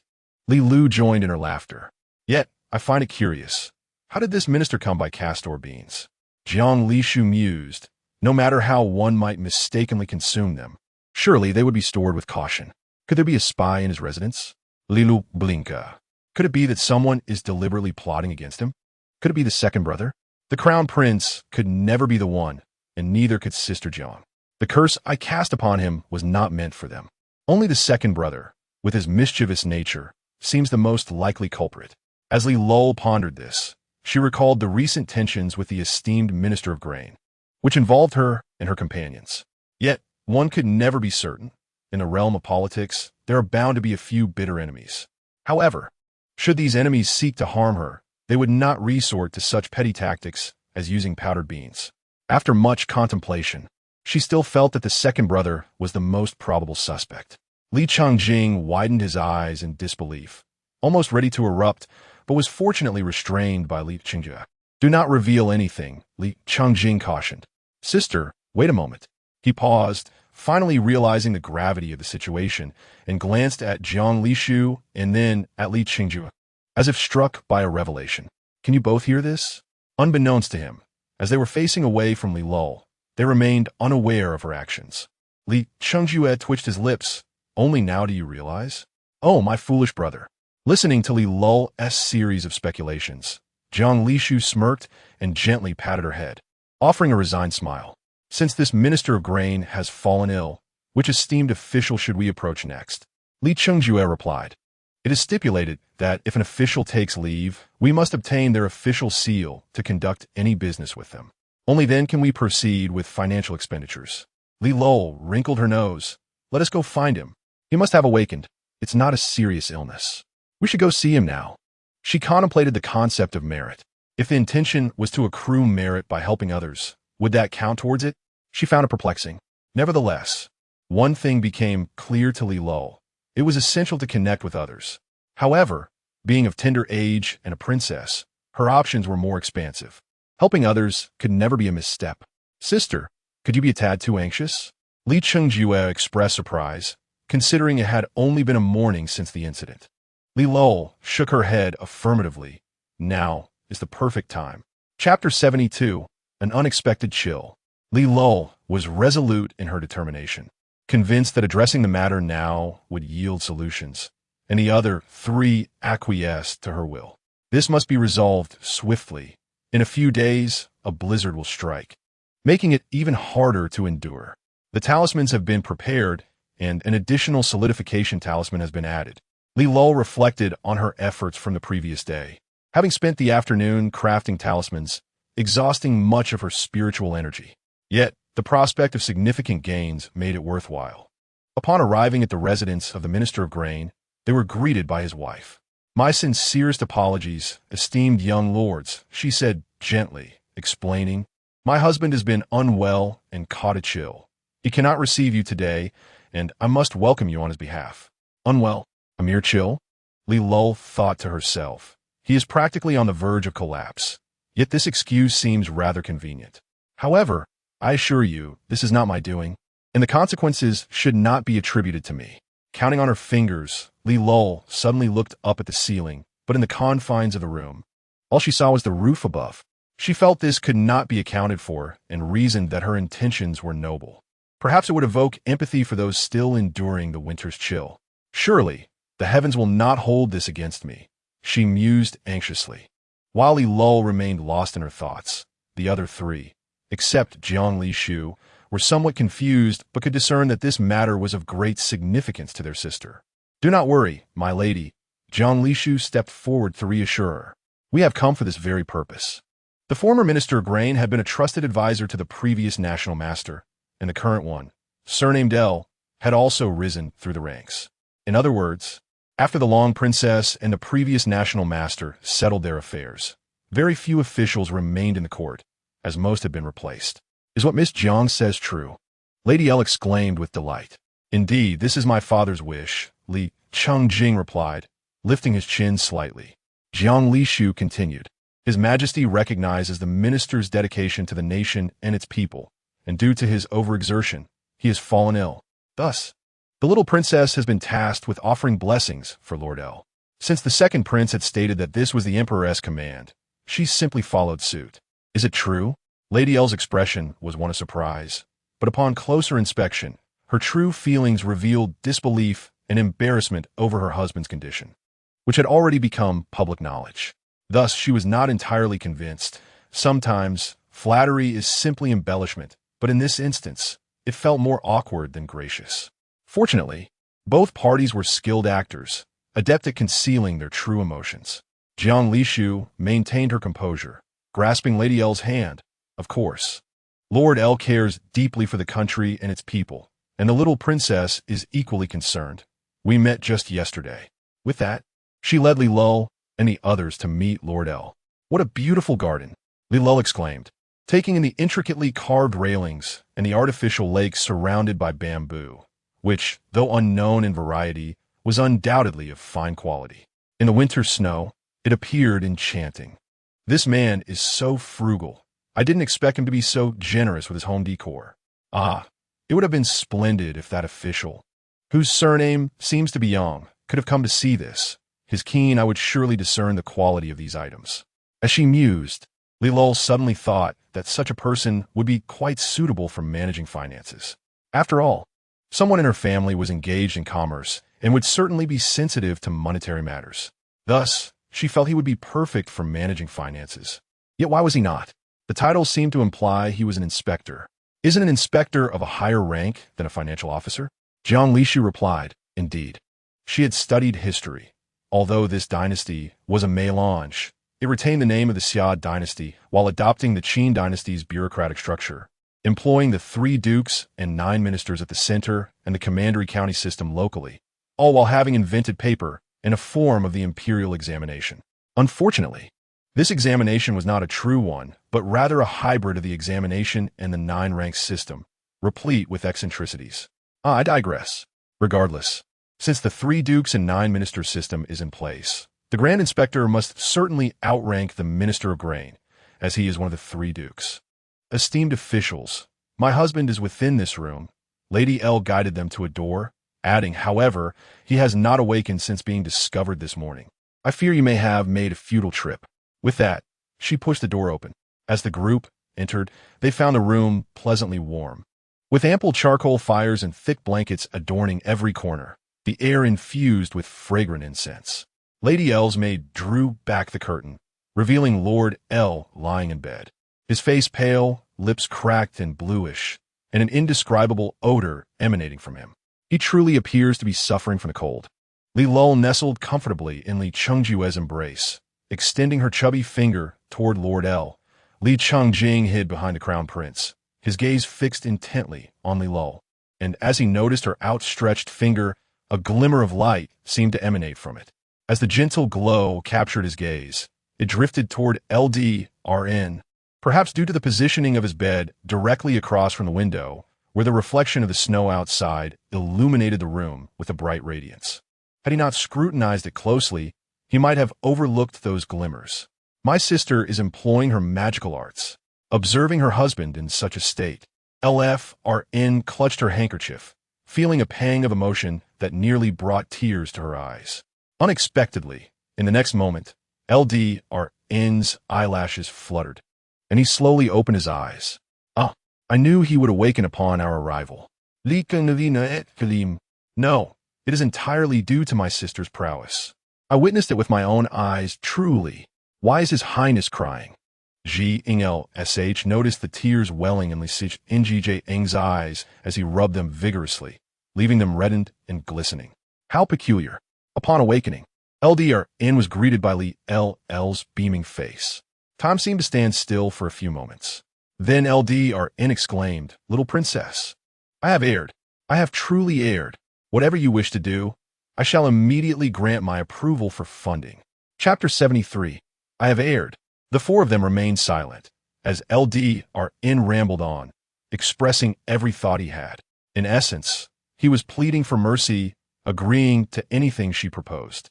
A dignified man of stature, having lived for over 40 years, found himself sobbing uncontrollably, on the verge of kneeling before Li LL. Could he possibly remain calm and unafraid? After an entire night of torment, he had fainted from exhaustion, suffering in his dreams, endlessly experiencing hunger and cold, fearing death by freezing or starvation. He was haunted by numerous dreadful scenarios, from falling into icy pits, being buried in snow, to being crushed by collapsing roofs under the weight of snow. In the depths of winter, no one ventured outside, and the agony of waiting to perish in the snow was unbearable. Now LDRN understood that perhaps the curse from the little princess was unlike that of the madam of Yin Hu and the young princess. He had previously misjudged the situation. Yet, how could there be no reason to believe that the little princess had foreseen these outcomes? After all, thus far, her divine powers had only manifested through calling forth thunder and spirits, alongside her peculiar curse. It was only natural for someone to attribute such phenomena to those arcane arts. Little did he know, she could also induce nightmares. LDRN recalled vividly that before he opened his eyes, he had been waiting to die in the snow, only to be enveloped by warm, radiant lights. Lights he had seen before when the little princess summoned spirits, emanating from her hands. Little princess, I truly recognize my mistakes. I implore your mercy. As a public official, I should empathize with the populace, discern intricacies, lead by example, and do my utmost. Yet, I have acted selfishly, considering only my own interests, neglecting the welfare of the people, which is a violation of humanity and divine order. At this moment, Li LL's cherubic face, illuminated by the snowy glow outside, appeared as if draped in a veil of purity, reminiscent of a saint. This was intolerable. Once was enough. If the little princess chose not to lift the curse, how could he ever present himself in court again, even without consulting his wife? He knew he had remained unconscious for too long. For all this time, the position of the Minister of Grain would be left unclaimed. A position he had toiled greatly to achieve from a mere clerk. To lose it all so easily to another was far more terrifying than suffering in the snow. After all, since his days as a student, he had aspired to gain recognition, with the ultimate goal of becoming a prime minister. LFRN observed her husband weeping so pitifully and glanced at Li LL, finally comprehending the implications of his words. No wonder he had acted so strangely last night. It was evident he had offended the little princess and must have committed some wrongful acts that angered her. With this realization, LFRN felt a wave of calm wash over her. Stealing another glance at Li LL, she noticed the little princess's gaze was not directed at her, allowing her to relax considerably. The little princess was so formidable. What if she possessed mind-reading abilities? Henceforth, she could not afford to harbor any negative thoughts about her. If she did, the consequences could be dire. Li LL blinked and smiled sweetly. Good. To recognize one's mistakes and amend them is the greatest virtue. Wow, I never intended to torment this man so thoroughly. His current state is largely due to his own actions. Indeed, Li Nju understood the nature of his sister's curse. Yet LDRN's predicament stemmed from his own paranoid thoughts. However, given their positions, it was not unusual to be overly concerned. He believed his sister was correct. LDRN's current plight was a result of his own making. Liela instructa, axtin oran. LDRN promptly complied. Li LL stretched out her arm, exerting effort, yet the distance between their hands still remained a good 10 centimeters. LDRN hastily endeavored to rise, reducing the gap between them. Li LL's fingers tapped lightly on LDRN's broad palm, and in that moment, he felt a lightness in his being, a joy that lifted him. His eyes sparkled with newfound brightness. Their contact lasted merely 3 seconds. Liel lifted the misfortune from LDRN, though his body would remain weak for a while. However, he would no longer suffer from nightmares. Why couldn't this have happened sooner? Oh, I truly wish to hear the entire story. It must be filled with twists and turns. Li Suisa, Nju Ramarka. Does the little sleeping fairy desire a tale? No problem, I shall arrange it. At that moment, he genuinely believed the little princess was celestial. LSH had been observing closely and, seeing that matters were nearly resolved, produced the official documents they had prepared. LDRN, I shall affix the official seal. With the assistance of his wife, LDRN retrieved his official seal from the study, the ink readily available. And with a mere modification of the seal, the matter was resolved within seconds. Having accomplished this task, LSH was not averse to offering a few compliments. Indeed, LDRN appeared increasingly delighted, smiling broadly. Minister G-ing has given birth to a wonderful daughter. Yay! Let us construct a refuge. With Li LL's help, a temporary policy to establish a shelter before the impending snowstorm was dispatched across the realm. The actions in the capital were the swiftest, and given that it was not a particularly intricate task, it would likely be completed within a month or two. Naturally, remote areas would experience delays. In the northwest, heavy snowfall continued, but the more formidable challenge was the relentless, biting wind, each gust slicing through the air like a blade, causing pain to the skin. Conditions were already harsh in this border region. Soldiers endured the cold by day and huddled together at night in their encampment, a few dozen men crammed together, barely sharing warmth. Did you hear? We are to build a shelter. A shelter? Why are we constructing that? Are there refugees relocating here? No. I've heard. It's a shelter for us. Ah, it cannot be that wooden house outside the tents. It looks flimsy and would collapse in the wind. I heard the little princess employed her magical arts to make it particularly warm inside. Chapter 74. Will no one freeze to death again? The soldiers buzzed with conversation. Suddenly, a discordant voice interjected, "Enough! You all chatter so animatedly. Have you seen that ridiculous shelter? It looks to be on par with our horse stalls. In this freezing weather, what protection can it possibly offer?" As the words fell, an uneasy silence enveloped the group. They turned their gaze toward the source of the voice, where a languid figure lounged on the bed, his chest exposed and bandaged, facing the window through which the cold wind howled, yet he seemed unperturbed by the chill. "Hey, Bauer, why are you being so contrary?" The soldier delivering the news bore an unfriendly countenance, clearly irritated by the provocations. "What pretense of clarity are you putting on? I heard Commander G himself say that the refuge is rudimentary, yet the little princess has personally bestowed her blessings upon it." The mere mention of the little princess's name sparked astonishment among the crowd. Is it truly the little princess? Does she remember us? So, this refuge is genuinely constructed for us? The little princess has even employed her divine arts on our behalf. It appeared the emperor's propaganda had proven effective. For even in this remote borderland, tales of Lulu's renown had reached their ears, and the faith in her was palpable. The revelation left everyone in awe. After all, the little princess is a noble, not to mention a fortunate star to be born among them. While such matters may seem mystical, the day she was born, an unexpected downpour occurred, a rare blessing after nearly a year of drought. The land had suffered immensely, with the Yellow River region experiencing floods while they faced famine. Thus, when news of the little princess's birth arrived, coupled with the emperor's decree declaring her a celestial blessing, many had come to believe it wholeheartedly. Come now, what kind of person is the little princess? How could she possibly care for us? The soldier named Bauer resumed his cynical commentary. He closed the window with a snap, leapt from the bed, and under the scrutinizing gazes of his peers, retorted, "What are you all staring at? Am I wrong? The little princess was but a child, barely of age. How could she concern herself with their plight? What else with Bauer today? He seems particularly irritable, always arguing with me." The soldier felt a surge of frustration, but soon found himself alone, his expression darkening. Wasn't it a good thing he had mentioned? Jean-Gu, that Bauer is from my village. I heard his parents perished in the snow, and he joined the army with us afterward. He must be reminded of them, another chimed in. Indeed, my father spoke of it. When his parents were buried, Our family contributed some funds. This room, though shared, housed many from the same village, and they often gathered in small groups, well acquainted with each other's histories. As the atmosphere grew increasingly somber, many began to voice their thoughts. In these times, who among the better-off families would willingly enlist in military? Whenever snow fell, a few villagers would inevitably depart, unable to afford coal for heating. Their dilapidated homes, unable to withstand the harshness of winter. The soldier's ire had dissipated somewhat.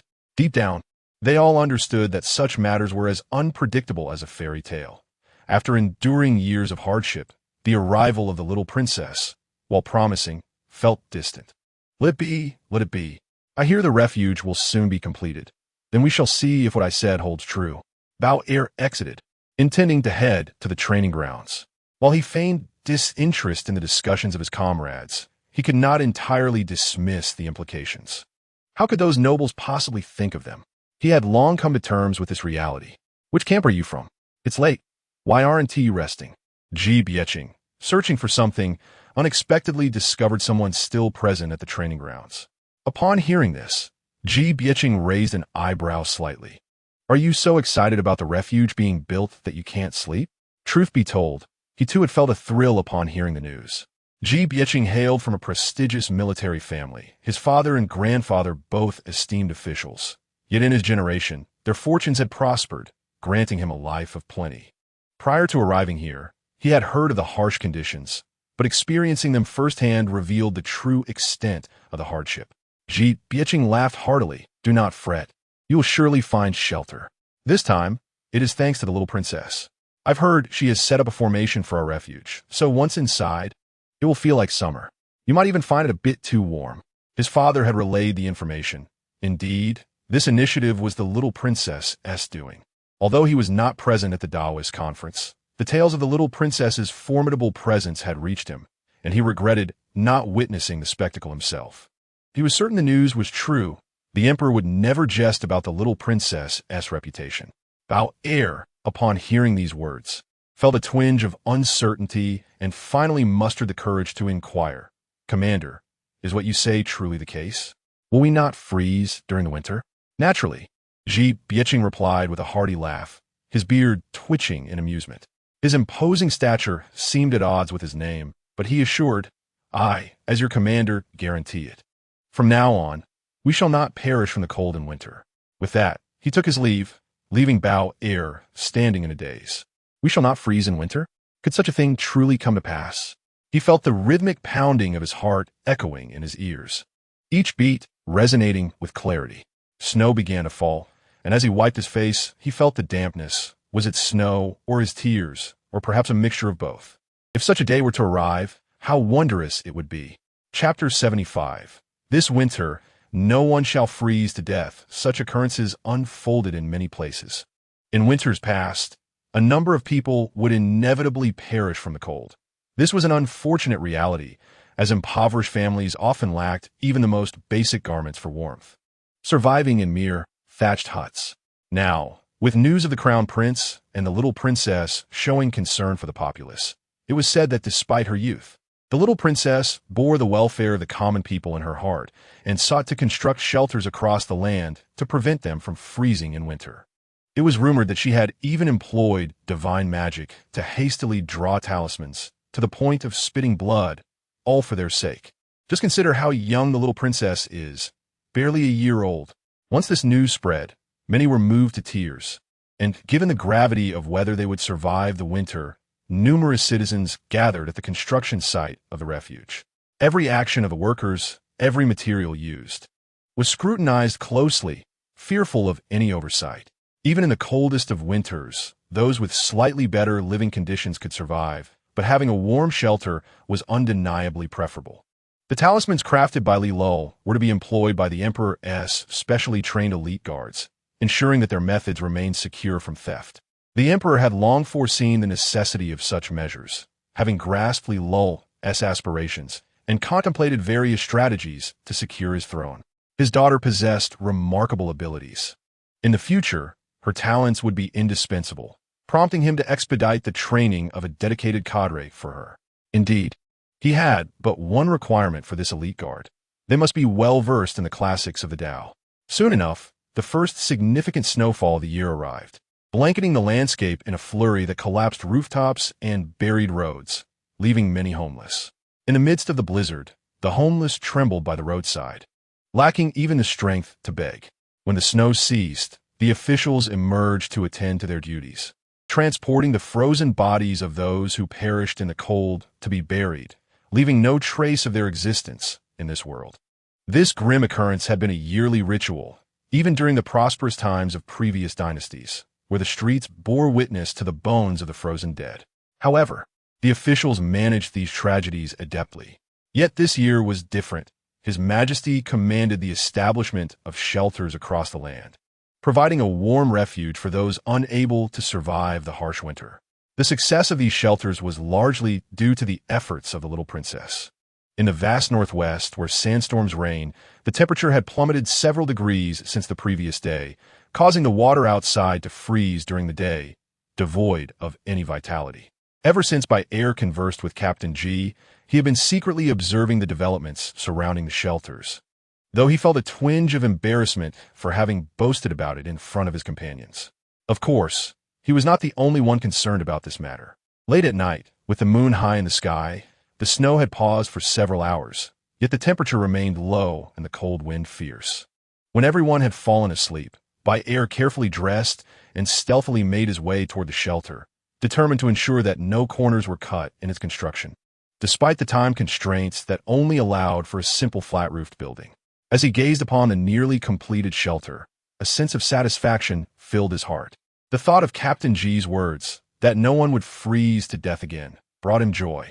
In the darkness, he and another person exchanged glances, neither recognizing the other. But heir felt a flicker of unease at being caught. On the day the shelter was completed, a black-armored guard wielding a talisman dispersed the crowd and, alone within the shelter, invoked the spell given by the little princess. As he recited the incantation, the yellow paper inscribed with a fire-based formation began to glow, gently ascending before settling on the ground, its light seemingly alive, enveloping the entire structure. In an instant, warmth flooded the house. The guard, accustomed to physical exertion and wearing lighter garments than ordinary folk, felt uncomfortably warm. The little princess truly was remarkable, he murmured to himself, before activating another formation for a second shelter. Once completed, he sought out the general in charge, who was relieved to hear that the shelter was ready for occupancy. General Wang Qi, eager to confirm, entered to experience the warmth for himself, his astonishment palpable.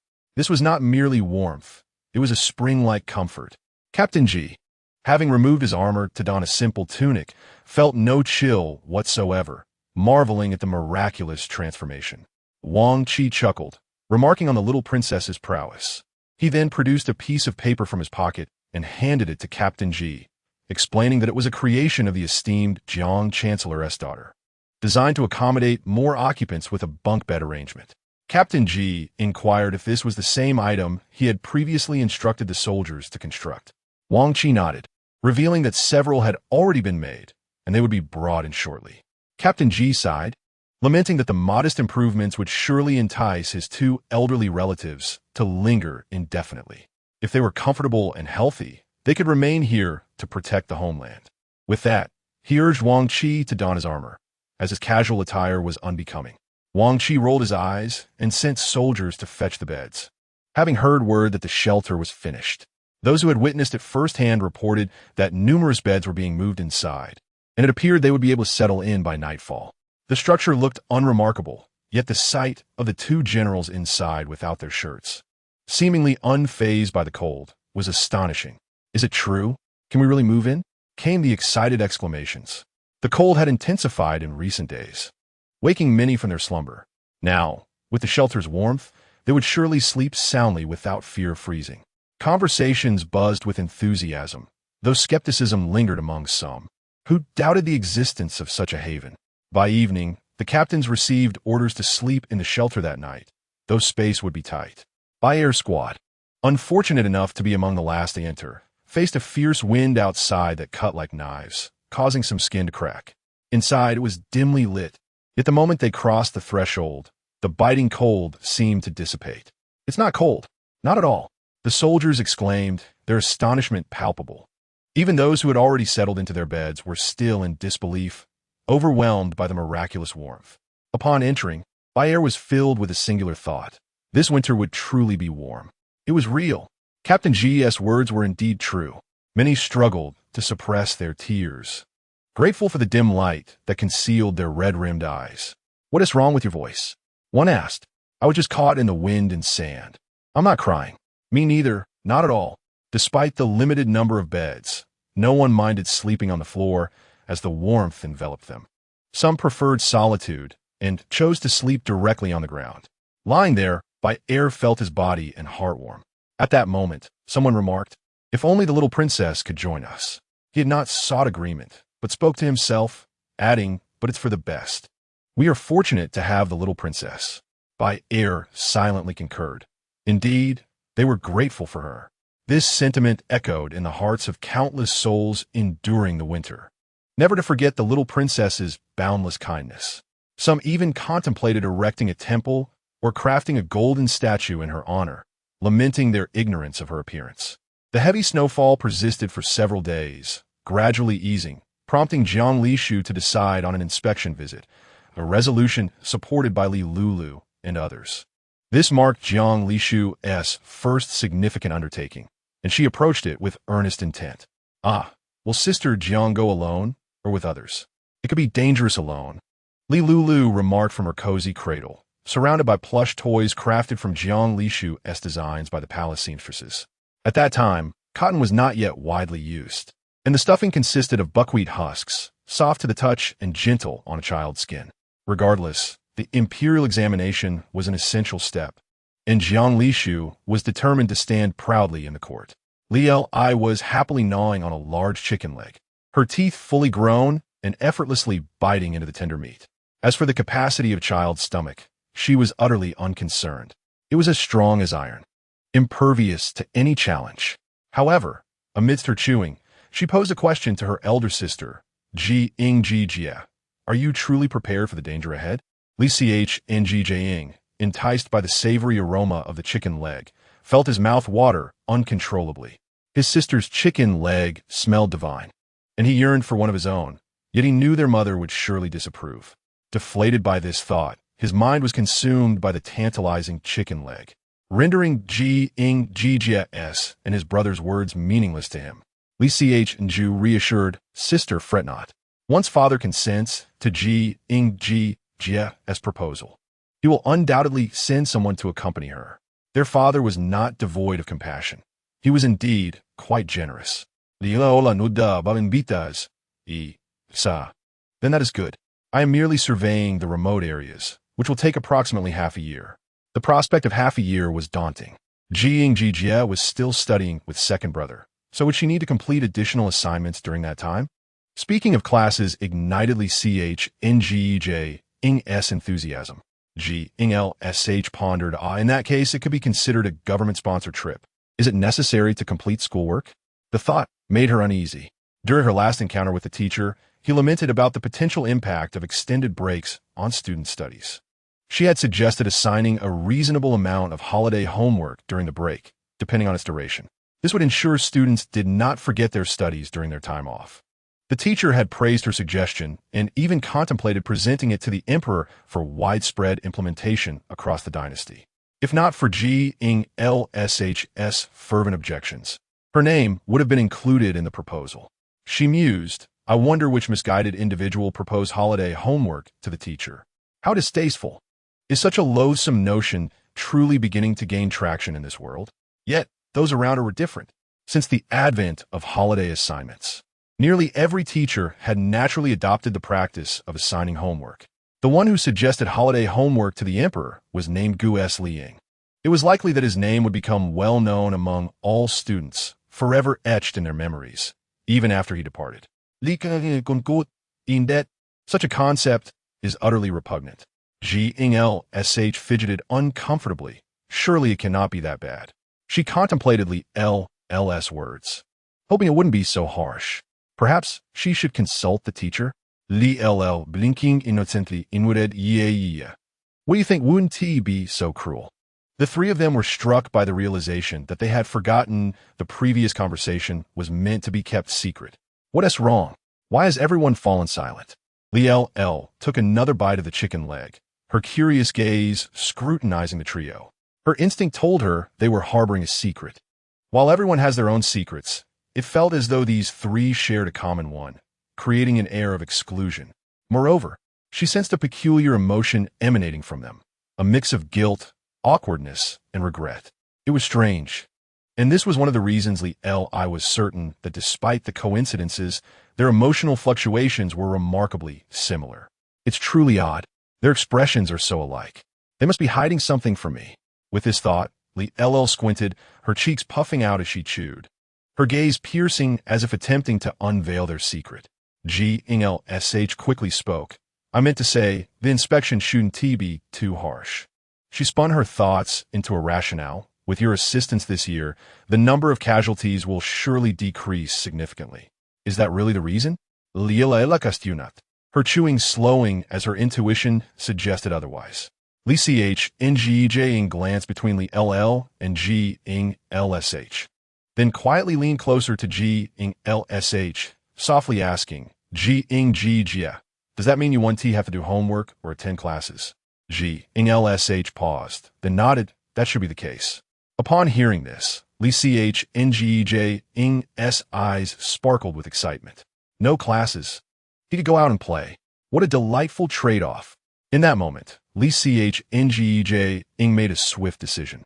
Meanwhile, Lulu felt an overwhelming surge of joy emanating from Enraged, which influenced her as well. Why is second brother suddenly so jubilant? Enraged and Enraged turned to observe Enraged, who was still lost in his delight, wearing a foolish grin. That evening, Lulu learned why her brother had been so exuberant. After her bath, when she was fragrant and fresh, Enraged approached her, asking, Sister, do you think father would allow me to accompany Enraged on her inspection? Impossible. You're far too young. Is there truly no possibility? Perhaps not entirely, but you are exceedingly young, and your presence would attract attention. You are so capable. Can't you help me calculate this? He genuinely wished to avoid school. Lulu pondered, well, it's not entirely out of the question, but to convince father, we must offer some benefit. He is quite shrewd, but I am his beloved son. Perhaps we could conduct an experiment? An extracurricular activity? Lulu suggested, determined to assist her brother. Upon hearing this, Enraged's eyes lit up, and he rushed to give Lulu a grateful kiss, exclaiming, Thank you, sister.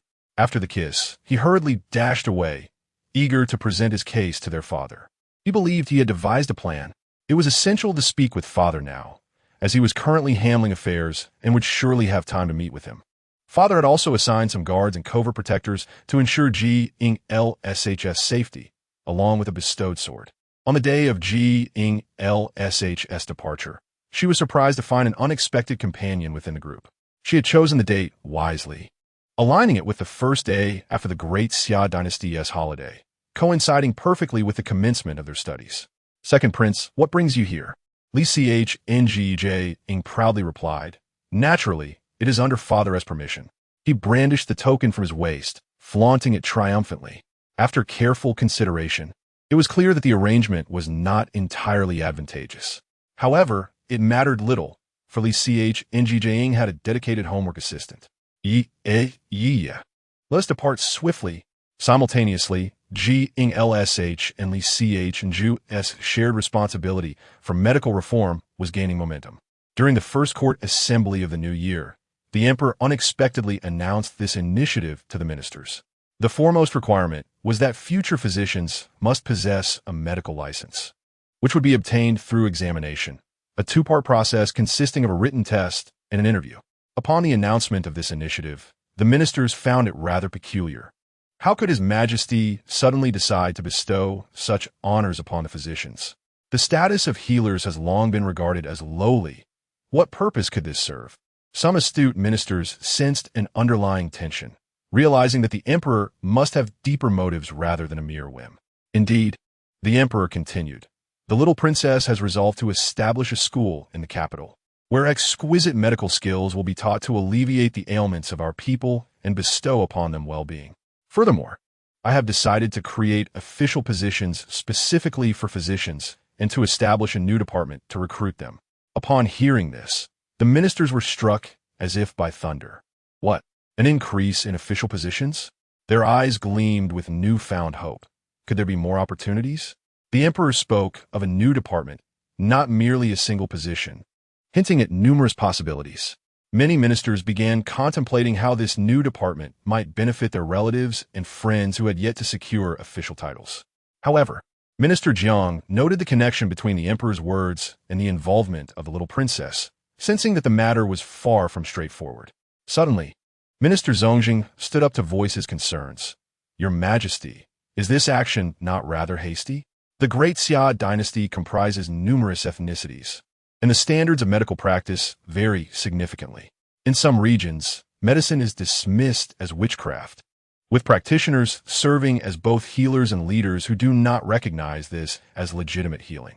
He paused before continuing. Moreover, given that physicians already occupy a lowly status, is it not inappropriate to create official titles specifically for them? Minister Zongjing's remarks did not resonate well. Minister Zhang then rose to counter.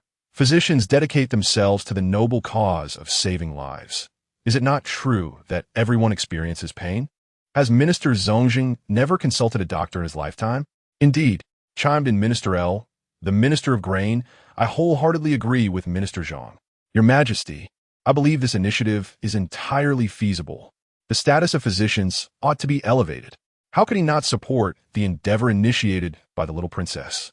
Despite the troubles he had previously encountered, he had genuinely witnessed the little princess's miraculous abilities. It was astounding, particularly the vivid dreams that felt remarkably real, leading him to seek his own existence in reality, only to discover that he had long since passed away, mirroring the conclusion of his dreams. Minister L's fervent support astonished the assembly. Why was he so impassioned?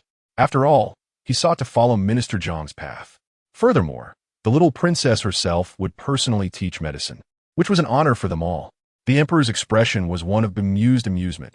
He had heard whispers of L's past, and gazing at his righteous demeanor, he inwardly berated the old dog for his typically cowardly behavior, yet aspiring to the role of chancellor. The emperor understood the sentiments of his ministers well. I have made my decision. I indeed intend to elevate the status of physicians, and the little princess has specified that her students will not be restricted by gender. He allowed the ministers to bicker for a while longer before announcing that the newly established department would be called the Medical Bureau. The positions within it had already been determined, indicating a connection with the Tai Hospital. Initially, Jiang Lishu considered merging the Tai Hospital with the Medical Bureau, but Li Qingju had deemed it unwise to rush. It would be prudent to see whether the new department could thrive before contemplating any merger. Many physicians in the Tai Hospital hailed from renowned medical families with legacies spanning 50 years or more. Their inherent pride was unmistakable. They would look down upon the barefoot doctors of the common folk, and collaboration between them would likely result in discord, as even the most disparaged professions have their own hierarchies. Thus, this resolution, despite the objections of a few, was successfully disseminated throughout the realm. News spread swiftly, particularly in the capital and its surrounding areas. The Tai Hospital was well aware of the developments, prompting an urgent meeting among the four most senior physicians. This initiative from His Majesty is undoubtedly beneficial to us, remarked Physician Zhang. Despite being the youngest, sported a white beard. The status of physicians will indeed be elevated, and official titles are being created, indicating that we shall soon enter the realm of governance. His eyes sparkled with excitement. Having envisioned this outcome when inheriting the family medical practice, he recognized that the emperor's action was favorable for their future. Another physician, with a white beard and a shrewd gaze, expressed skepticism. This was a physician who, hailing from a family with a medical lineage exceeding a century, consistently serving in the Tai Hospital, where their secrets of practice were closely guarded. They held reservations about the rise of common barefoot doctors. Yet, as the examination approached, there were whispers that both written and oral assessments would be conducted, with knowledge of medicine and medical skills required. Did they truly believe that they could not surpass those who had taken an unconventional path? Physician Wen chuckled. The examination is said to have dedicated study materials available for purchase at the Great Xiao bookstore in the capital and nearby regions. The implications of this announcement were clear. The medical examination was unprecedented, and the materials compiled at the emperor's behest would be scarce, further complicating the examination process. Physician Hu, with a mischievous smile, suggested, "What if we were to purchase all the study materials?" "Indeed, that is an excellent proposal," replied Physician Zhang, stroking his beard. "However, we must not acquire too many.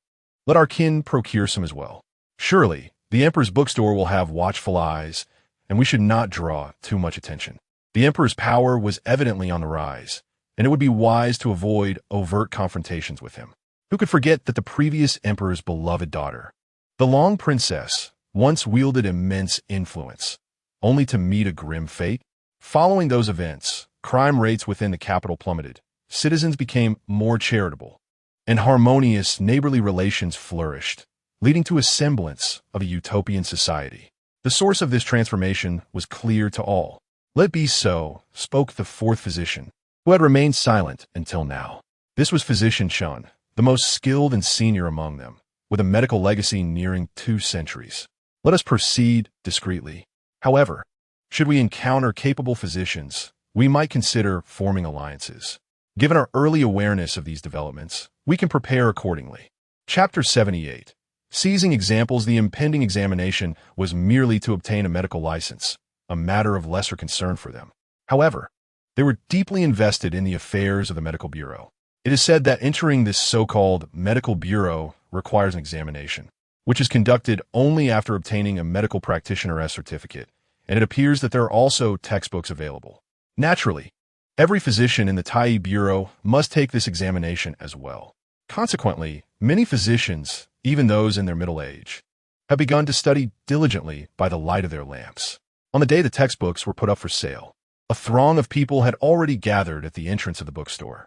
Opposite the bookstore was a small tavern, where, in one of the elegant rooms on the second floor, a young boy smiled at a small infant across the way and said, "Look, little sister, so many people are here to buy books. It seems this bookstore will need to open several more branches." Lulu, licking a gigantic candy shaped like a tiger, turned her gaze toward Li Chengjue upon hearing his words. "Wow, indeed, there are many people. Fortunately, this path is wide. Otherwise, it would be congested." "Brother, do you think someone will sell pirated books?" Lulu asked, taking another lick of her candy. The sweetness was just right for her. Although she was not overly concerned about her stomach, she was quite mindful of her teeth. Li Chengjue chuckled. "There will certainly be some, but not many, so you need not worry, little sister." "Ah, with paper so prevalent now, is pirated literature really such a trivial matter?" Lulu blinked, gazing at her enormous candy, which was quite imposing. She had confidently requested a large candy from the old man who made it. "Isn't brother planning to earn some money for himself?" Li Chengjue shook his head. "I am the crown prince. I cannot compete for profit with the common people." "Oh." Lulu did not understand, but felt that if she asked further, she would not receive the answer she desired. "What about me earning it then?" Li Chengjue looked at the tiny infant who had yet to reach 1 year of age and could not help but laugh. "You little one. How old are you to be thinking of making money? What is wrong with being a little one? This little one is the earliest to speak and walk in the world. Is this not something to be proud of? Moreover, it appears that this Dasha bookstore has some involvement from our beautiful mother. I saw her handling affairs the other day, and this bookstore was mentioned." Li Chengjue's expression turned somewhat surprised, but fortunately, Li Lul's attention was directed elsewhere, so she did not notice his reaction. Their mother has actually opened a bookstore outside? He wondered which lady it was. He could inquire upon returning. Their father must know about it. If so, what would be the outcome if the royal family ventures into business, and this is later exposed? Had she thought about that? Does little sister want to make money? Li Lul nodded, smiling brightly. "Yes, I want to earn a lot of money, and then donate it all. That could be considered earning merit, right?" Li Chengjue was astonished by her latter statement, which showed clearly on his face. He had not expected her to think this way. No, little sister was indeed a little dreamer, so she must regard worldly wealth as something external, hence she would not care about it. He realized he had misjudged her.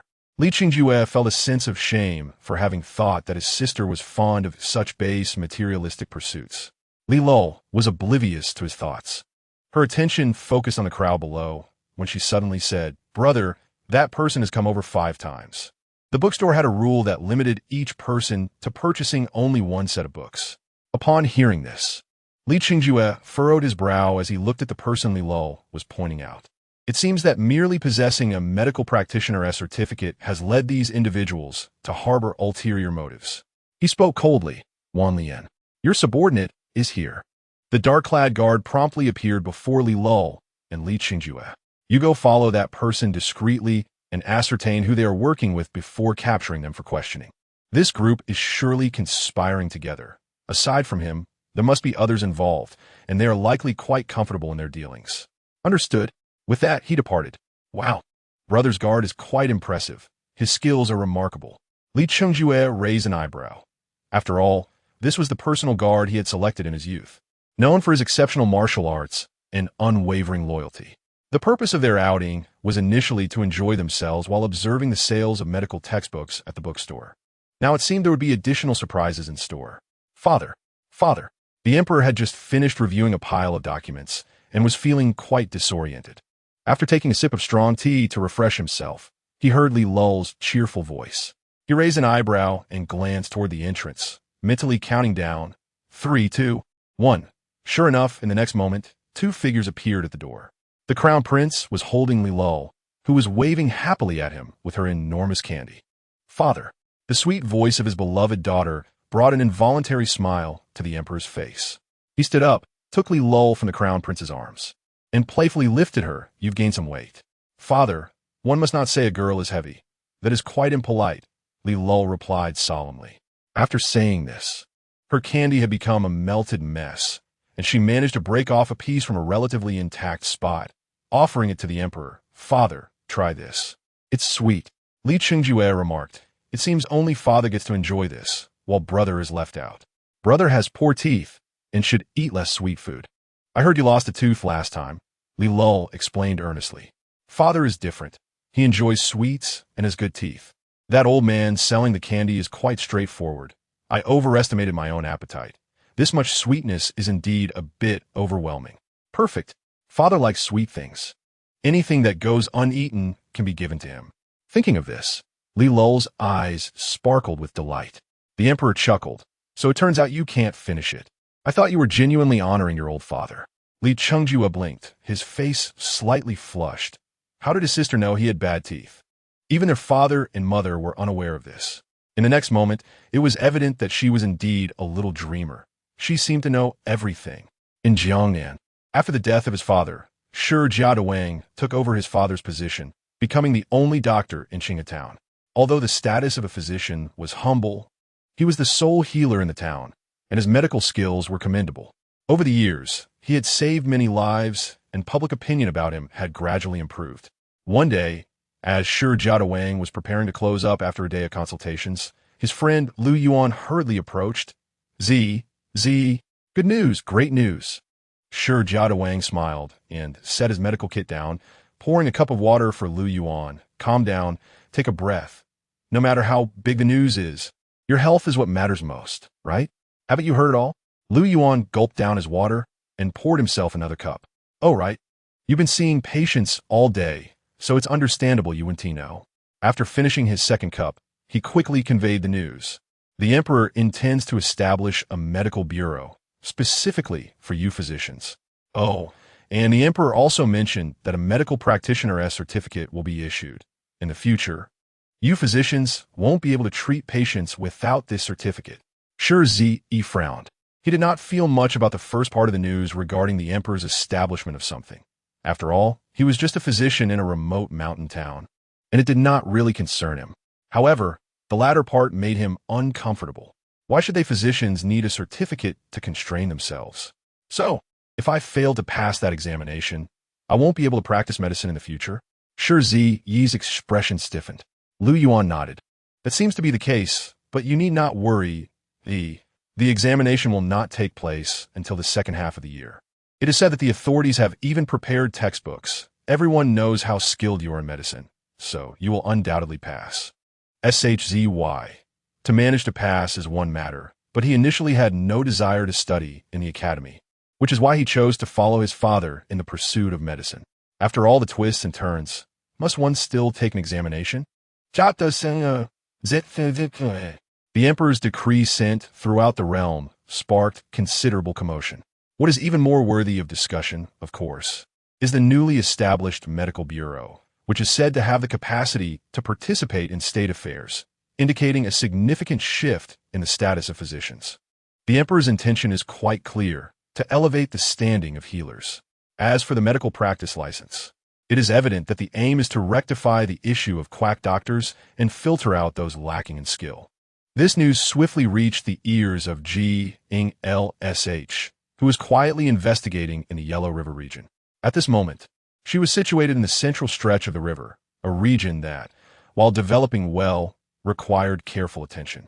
Sister Jing, your and your brother's efforts have borne fruit. Along the journey, Lchngj occasionally overheard the populace discussing this policy. Indeed, it was the common folk engaging in discourse, particularly concerning the medical practice license. Some second-hand dealers had already acquired 2 sets of textbooks and began covertly printing pirated editions for sale. The results were evident, and Lsh felt a surge of excitement. She had played a role in this matter and was curious about the outcome. Yet she had taken the first step. Let us hasten into the city. Shnglng was the most prosperous area in this region. Generally, Lsh preferred not to disturb local officials and conducted her investigations discreetly. However, upon entering the city, she discovered that the county magistrate had stationed individuals at the entrance, their eyes lighting up upon seeing their carriage approach. "Ah, is that you, Lady Jing? I have eagerly awaited your arrival." A middle-aged man with a goatee stepped forward enthusiastically. Lsh furrowed her brow. They had intended to remain inconspicuous. Even during their inspections of the temporary shelters, they observed several officials treating the shelters as their own homes, driving away the refugees, yet they had not confronted them directly. Instead, they discreetly relayed the information to a certain individual in the capital, whose swift actions, bolstered by ample evidence, quickly resulted in decisive measures. Lsh lifted the curtain and smiled. "What brings you here, sir?" Yet beneath her composed exterior, she found it peculiar that this Jingdiran was a woman. She subtly raised her gaze, then quickly lowered it again. Indeed, she was a young lady, which further puzzled Zhnq. However, recalling what his wife had mentioned the previous night, that Xiang's daughter had garnered the favor of the emperor and empress because of the little princess's fondness for her, he felt a rush of warmth at the thought of the little princess. A true blessing in the world. If he could win the little princess's affection, who knows what fortunes may follow. In an instant, Zhnq suppressed his initial disdain for Lsh. Among all the noble ladies in the capital, it was only this Jing girl who had caught their attention. She must be a person of great capability. Furthermore, he had heard that her embroidery skills were exceptional. She had once been invited to the palace to teach embroidery to the artisans, and several had gained genuine mastery, subsequently being courted by numerous noble families to create works favored by the little princess. Lsh's voice pulled Zhnq from his reverie. He beckoned his companions and smiled. "Lady Jing, let's not linger here. The county magistrate is already awaiting your presence." Lsh lowered her gaze thoughtfully and nodded slightly. "Then I must trouble you." Njnching. "Not at all. It is my duty." He had refrained from speaking earlier, as Lchngj had promised his father that he would not reveal his identity as the second prince in front of outsiders. Thus, he had made some simple alterations to his appearance.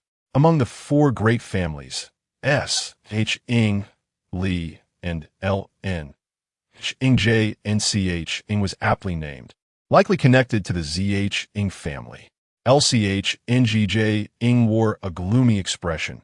If discovered, it would not be catastrophic, but losing a wager with his father would be quite vexing.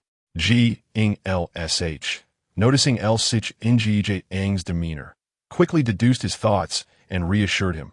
"Your Highness, do not worry.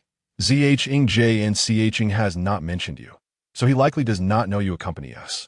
Indeed, when a second prince had unexpectedly joined her entourage, she had been quite taken aback. "How about this, Sister Jing?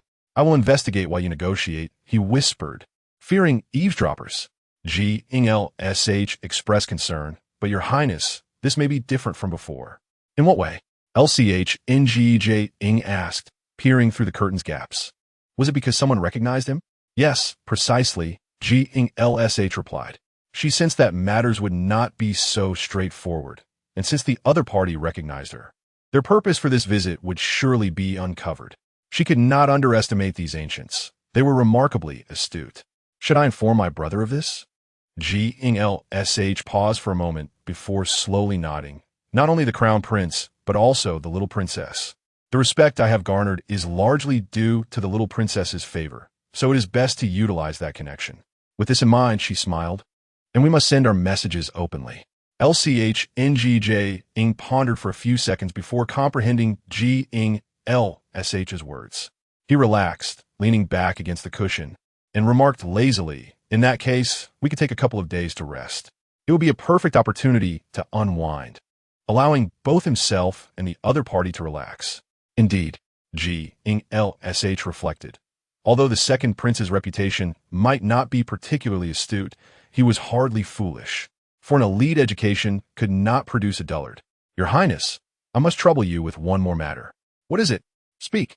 "When the local officials inquire, I shall say you are a little beggar I found on the road. You should then temper your demeanor." Upon hearing this, Lchngj's eyes brightened. "Excellent. I shall instruct my companions to treat you as the leader for the time being. With this arrangement, who would suspect him to be the second prince of the D11 dynasty? Moreover, they would likely overlook him entirely. Yet, he still wished to investigate further. Noticing Lsh had more to say, he raised a hand to stop her. "Rest assured, before I departed, my sister provided me with some fine items." The mention of LLL brought a smile to his face. What my sister gave me is truly wonderful." Lsh was somewhat taken aback, but soon found it reasonable. The second prince had brought along a small attendant and several guards, which was certainly unusual.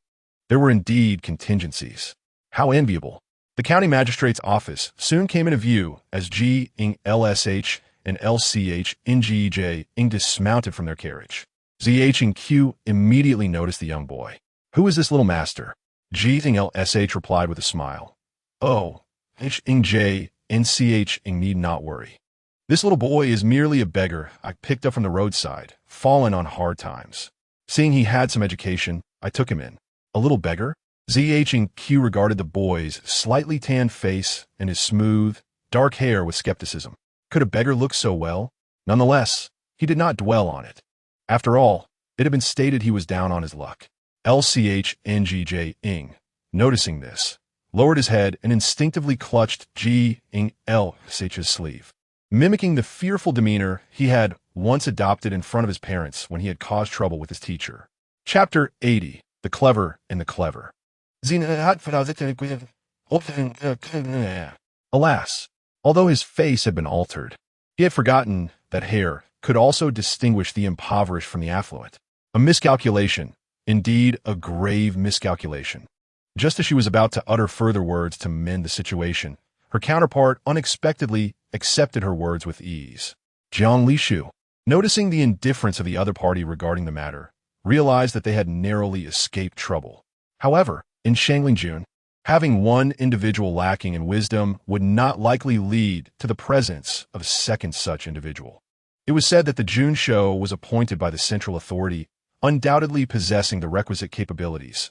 Thus, he would not be so easily deceived. "Musi, you shall wait outside," Li Changjing remarked, aware of the precariousness of the earlier moment.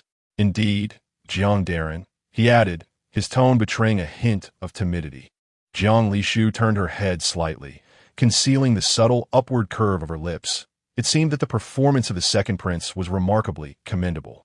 A natural talent at such a young age, untrained as he was.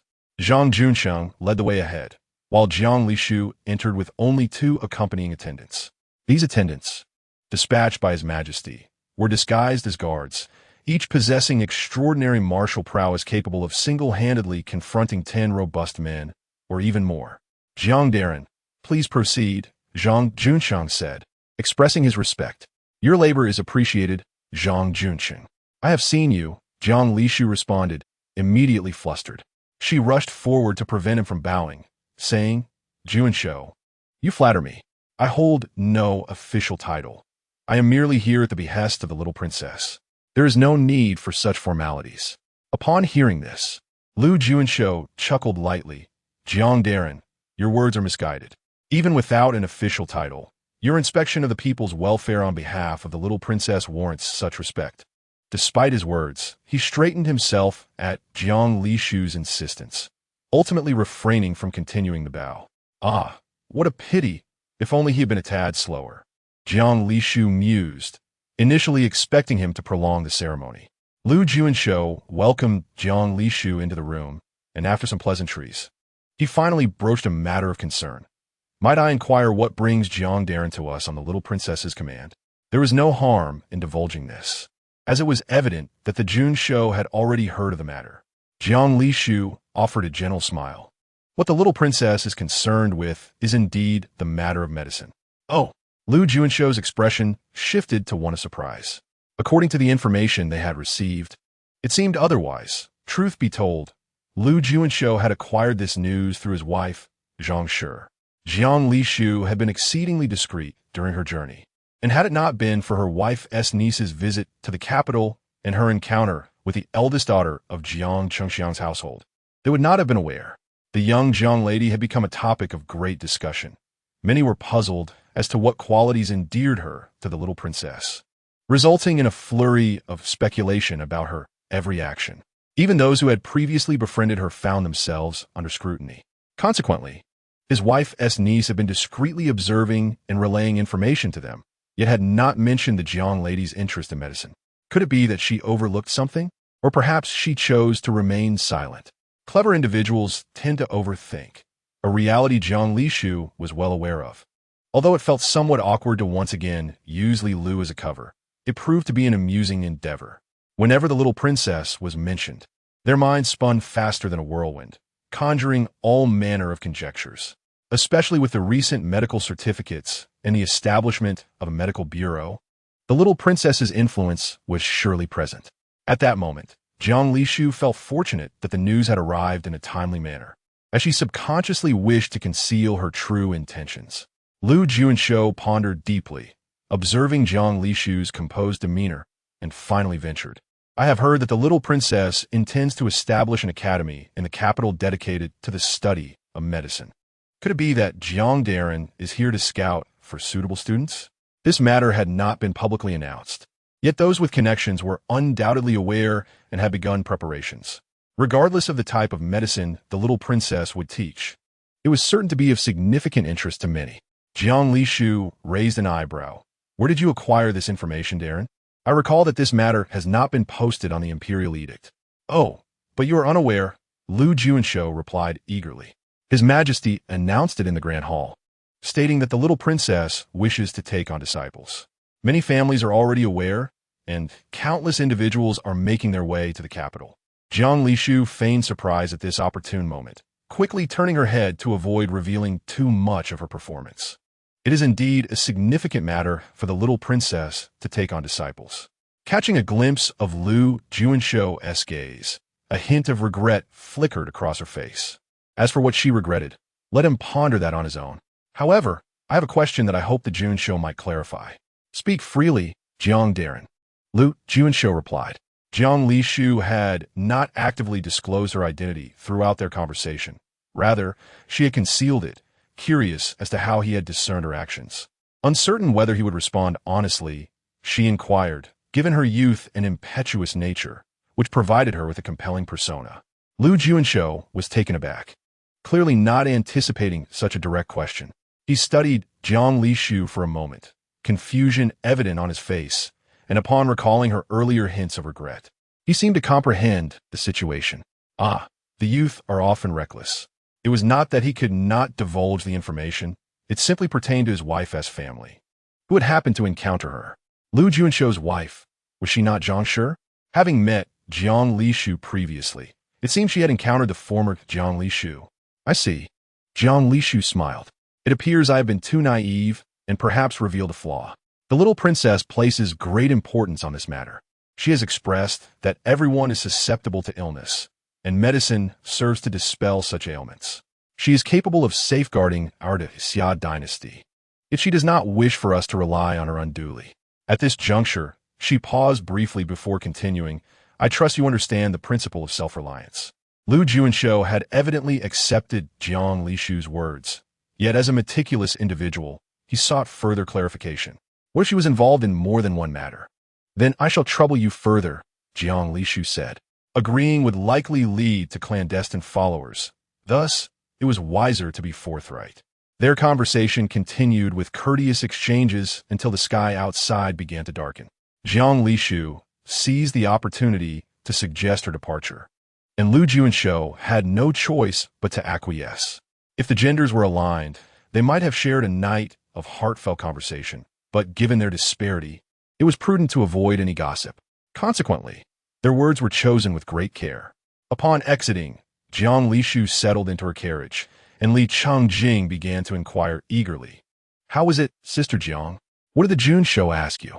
Rest assured, Your Highness, I have successfully concealed my true intentions behind the little princess's plan to establish an academy for the study of medicine. The Junsho appears to have been convinced. Pausing momentarily, she added, However, I sense some lingering issues, though I cannot articulate them just yet. We shall wait a while longer.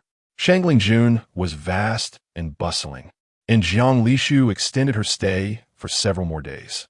The residence she rented belonged to the Zhang family, and when she learned of this, she merely raised an eyebrow in silence.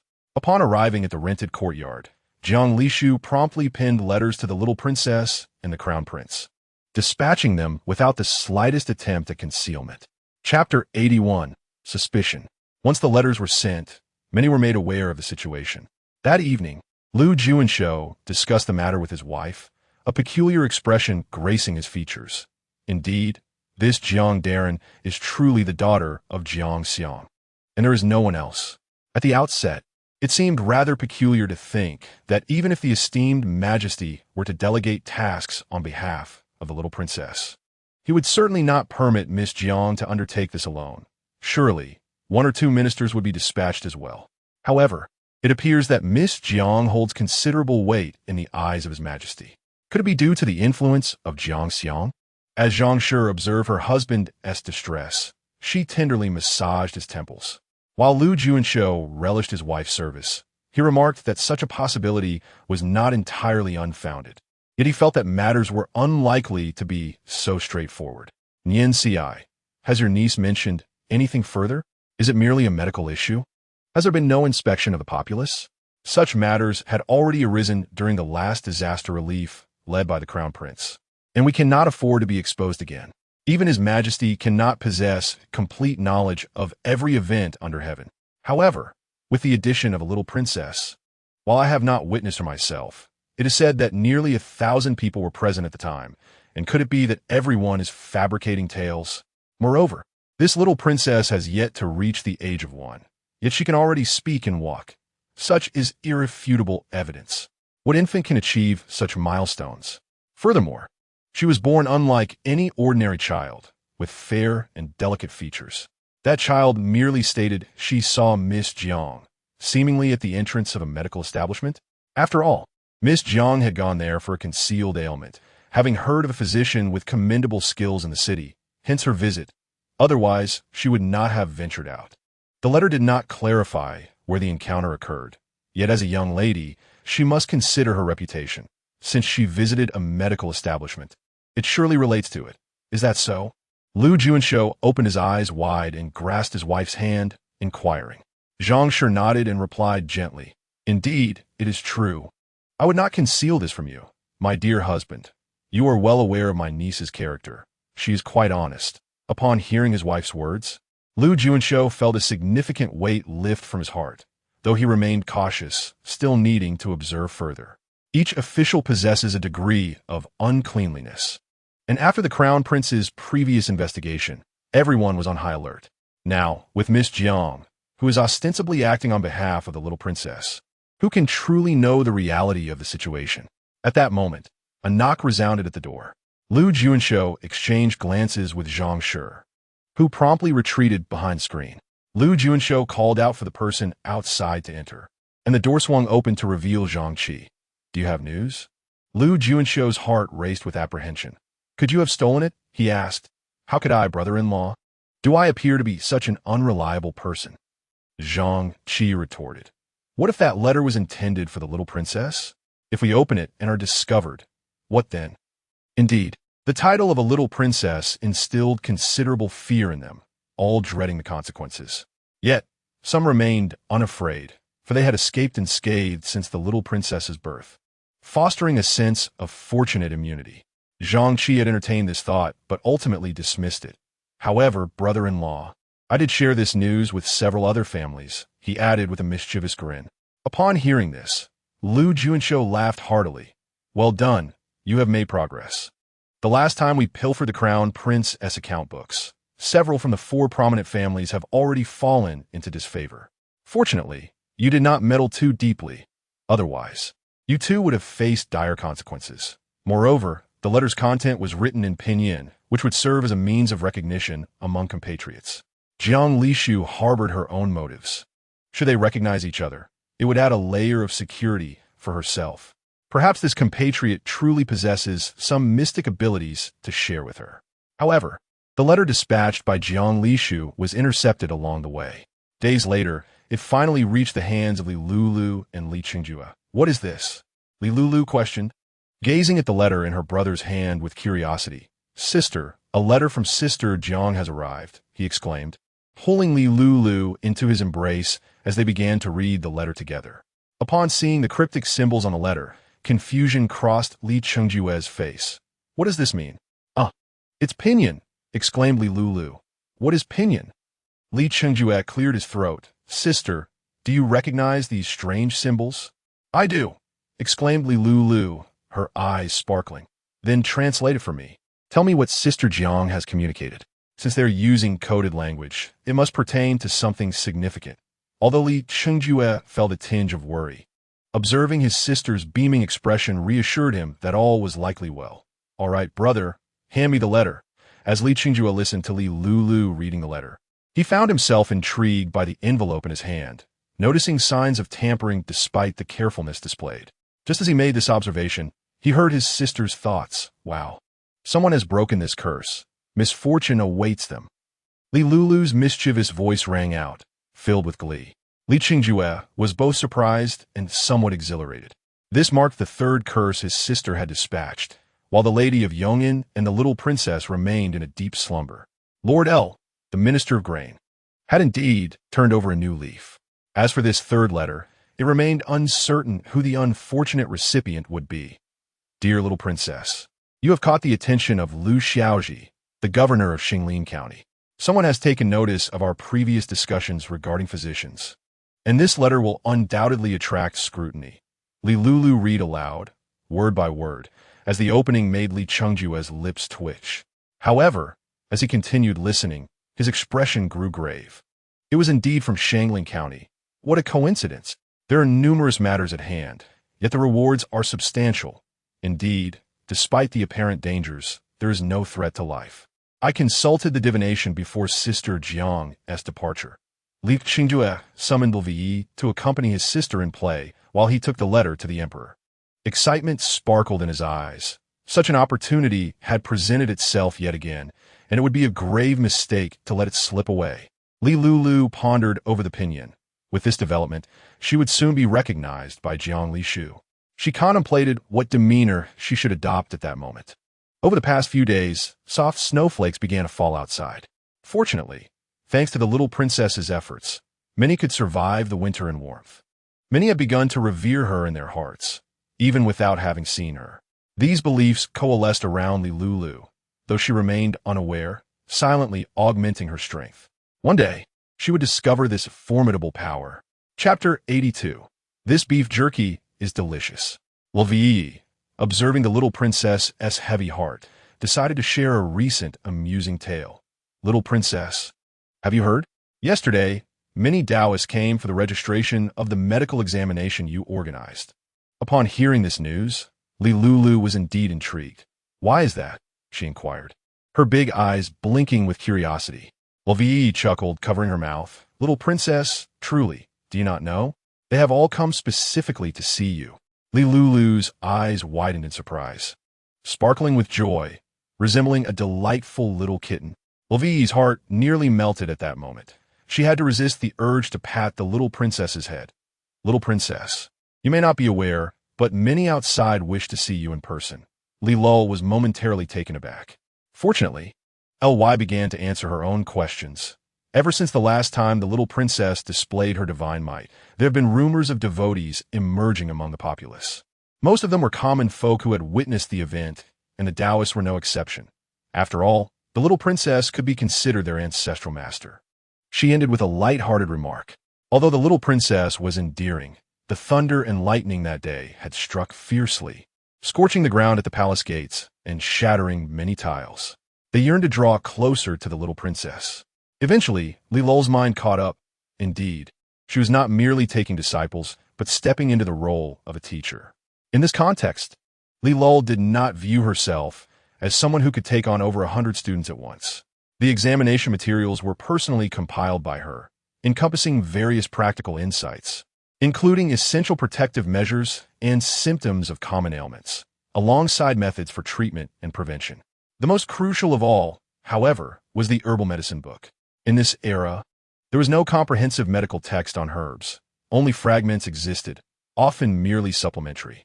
Speaking of herbal medicine, Lulu suddenly realized that Jiang LSH shared a remarkable understanding with her. She had been pondering this matter when Sister Jiang brought it up. Lulu couldn't help but reflect on her incomplete memories. Yet, she recognized that this world marked her second foray into a different realm. The first was the world of cultivating immortality, where she had initially intended to quietly hone her skills in seclusion, ultimately to astonish the practitioners of that realm. Who could have known that it would end in failure? Recalling this matter filled Lulu with a sense of melancholy. Her nature was not one to seek competition, or she would not have chosen to practice in isolation. However, the failure left her truly disheartened. Many? Why nodded, not 1,000, but certainly several hundred. And that's just in the capital. There must be many more in other regions. Lulu retrieved a piece of beef jerky from her small bag, tearing off a small morsel chew. Let them be. As long as they can heal, that's enough. I will only teach the art of medicine. My goodness, this beef jerky is quite chewy. While holding the jerky in one hand, she took out a handkerchief with the other to dab at the drool escaping from her mouth.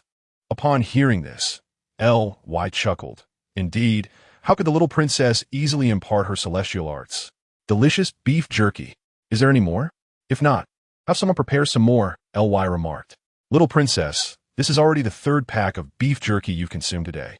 You truly cannot eat any more. If you do, you certainly won't have room for dinner.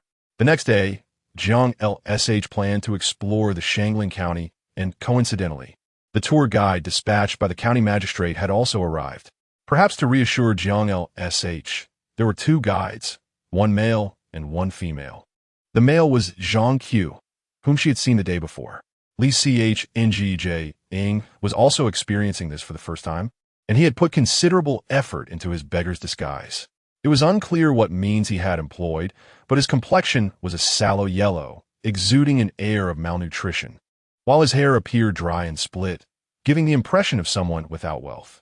He timidly called out, "My lord." Jiang LSH replied, "Your acting is quite convincing." Zhang Q, seeing this, smiled and asked, "Does my lord wish to take this child along?" "No need." Jiang LSH shook her head. "He is far too timid.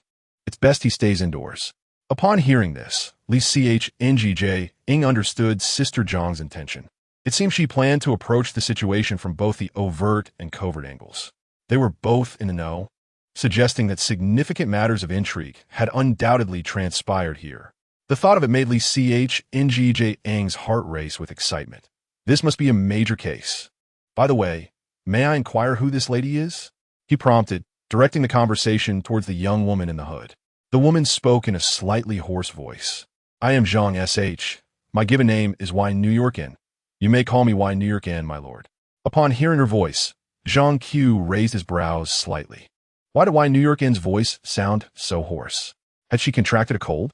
But wasn't she already well from that? Her voice still sounded quite serious. Otherwise, he would not have agreed to her accompanying them. Zhang Qiu smiled and explained, "This is my cousin. I thought since my lord is a lady, perspectives on many matters differ between men and women, and I feared that I might not host appropriately. Hence, I invited Wine New York in to join. This complicates matters." Jiang LSH thought as she took a look at the covered-up Miss Zhang, who was bundled tightly, including her shoes. Forgive her, but having been a mere 159 centimeters tall in her past life, she was particularly sensitive about height. "My eyes are like a ruler," Jiang LSH declared. She could clearly see that this girl was wearing height-increasing footwear. Regarding Jiang LSH's height in this world, she had surpassed 160 centimeters, though not by much. Overall, it was a rather ordinary height. However, judging by her estimation, Ms. Zhang appeared to be nearing 170 centimeters. Given her height, why resort to height-enhancing footwear? It was perplexing. "Miss Y New York Inn, is it?" Zhang SH nodded slightly. "Indeed. You need not call me my lord, as I hold no official title. I am merely entrusted by the little princess, and my lord is a title I cannot bear," Jiang SH said, though she found it quite flattering. Yet, she worried about the possibility of being exposed as a fraud posing as a court official. After listening for an afternoon, she had had her fill. It was time to move on.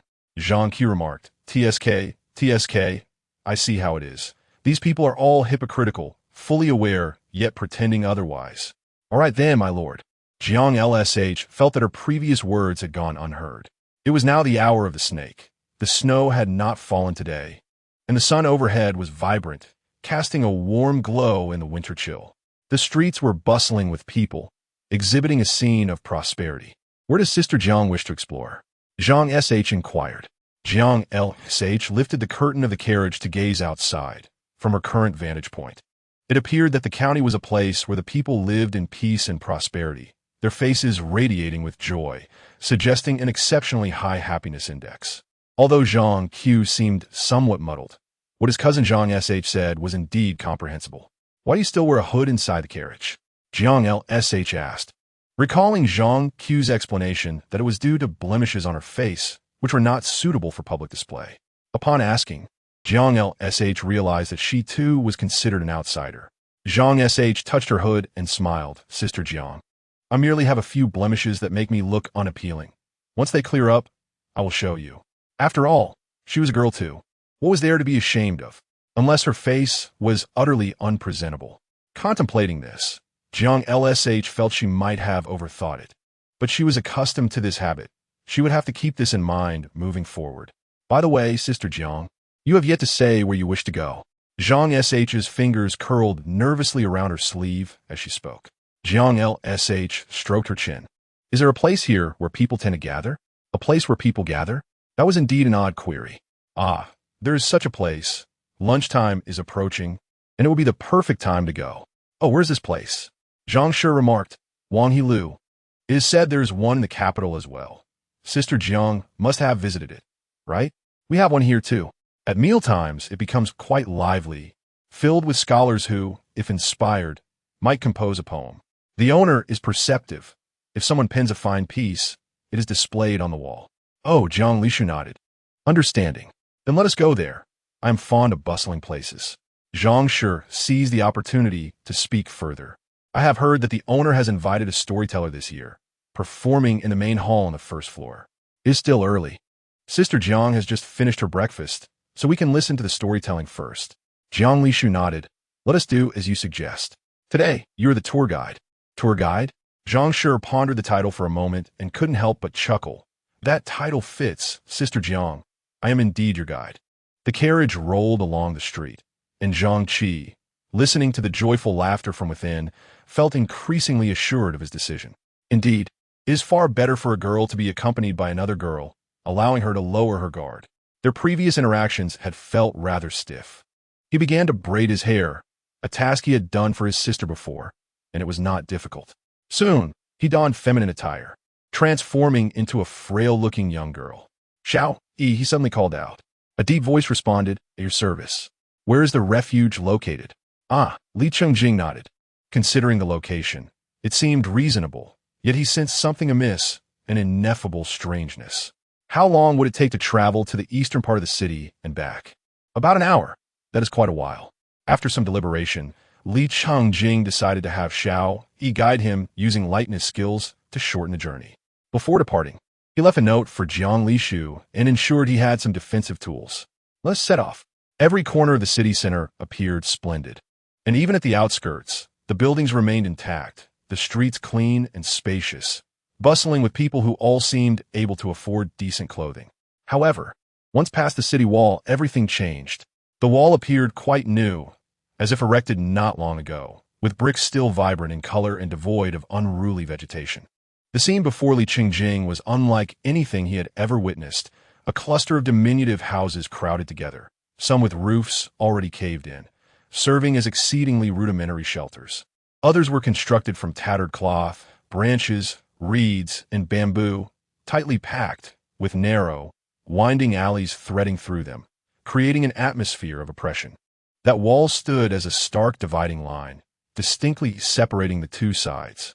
Furthermore, the gates on this side were blocked, meaning outsiders could not enter. The two sides resembled entirely different worlds. Is this how the Lu Junsho conducts affairs? Li Changjing suppressed his fury, clearly perceiving that each so-called house was crammed with people, barely clothed, huddled together for warmth. Deeper in, visibility waned, but he surmised the conditions could only be worse. He could almost detect a strange odor, the kind that instills fear in those who smell it. Xiao Yi said nothing. As a shadow guard, he was primarily silent, now also serving as a bodyguard, and words were scarce. Moreover, the Crown Prince had never discussed such matters with him. It was highly likely that the Crown Prince was unaware, or that these conditions arose only after his departure. That scoundrel! He cursed inwardly. Taking a deep breath, Li Changjing forcibly suppressed his anger and gritted his teeth. Take me to the refuge. Upon witnessing this scene, he surmised that the refuge created by his sister and Sister Jiang had little hope left. Nevertheless, Li Changjing felt compelled to see it for himself, to grasp the situation clearly. Xiao Li moved swiftly. Yes, Your Highness.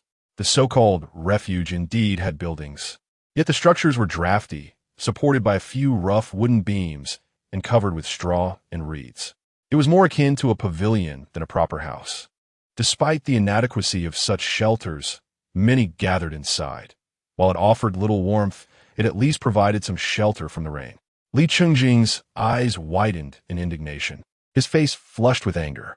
I must investigate thoroughly who among the black armored guards took my sister's belongings. His voice was sharp and unwavering. Although he had prepared himself to be a leisurely prince, he was still a member of the royal family, and these commoners were his subjects. Witnessing such injustices, he could not pretend they had not occurred. He would pursue this matter relentlessly. Furthermore, the wall was constructed in a manner reminiscent of old styles. Had Xiao Yi not brought him here, he would have remained oblivious to the stark realities outside. A report must be filed. This matter must be reported.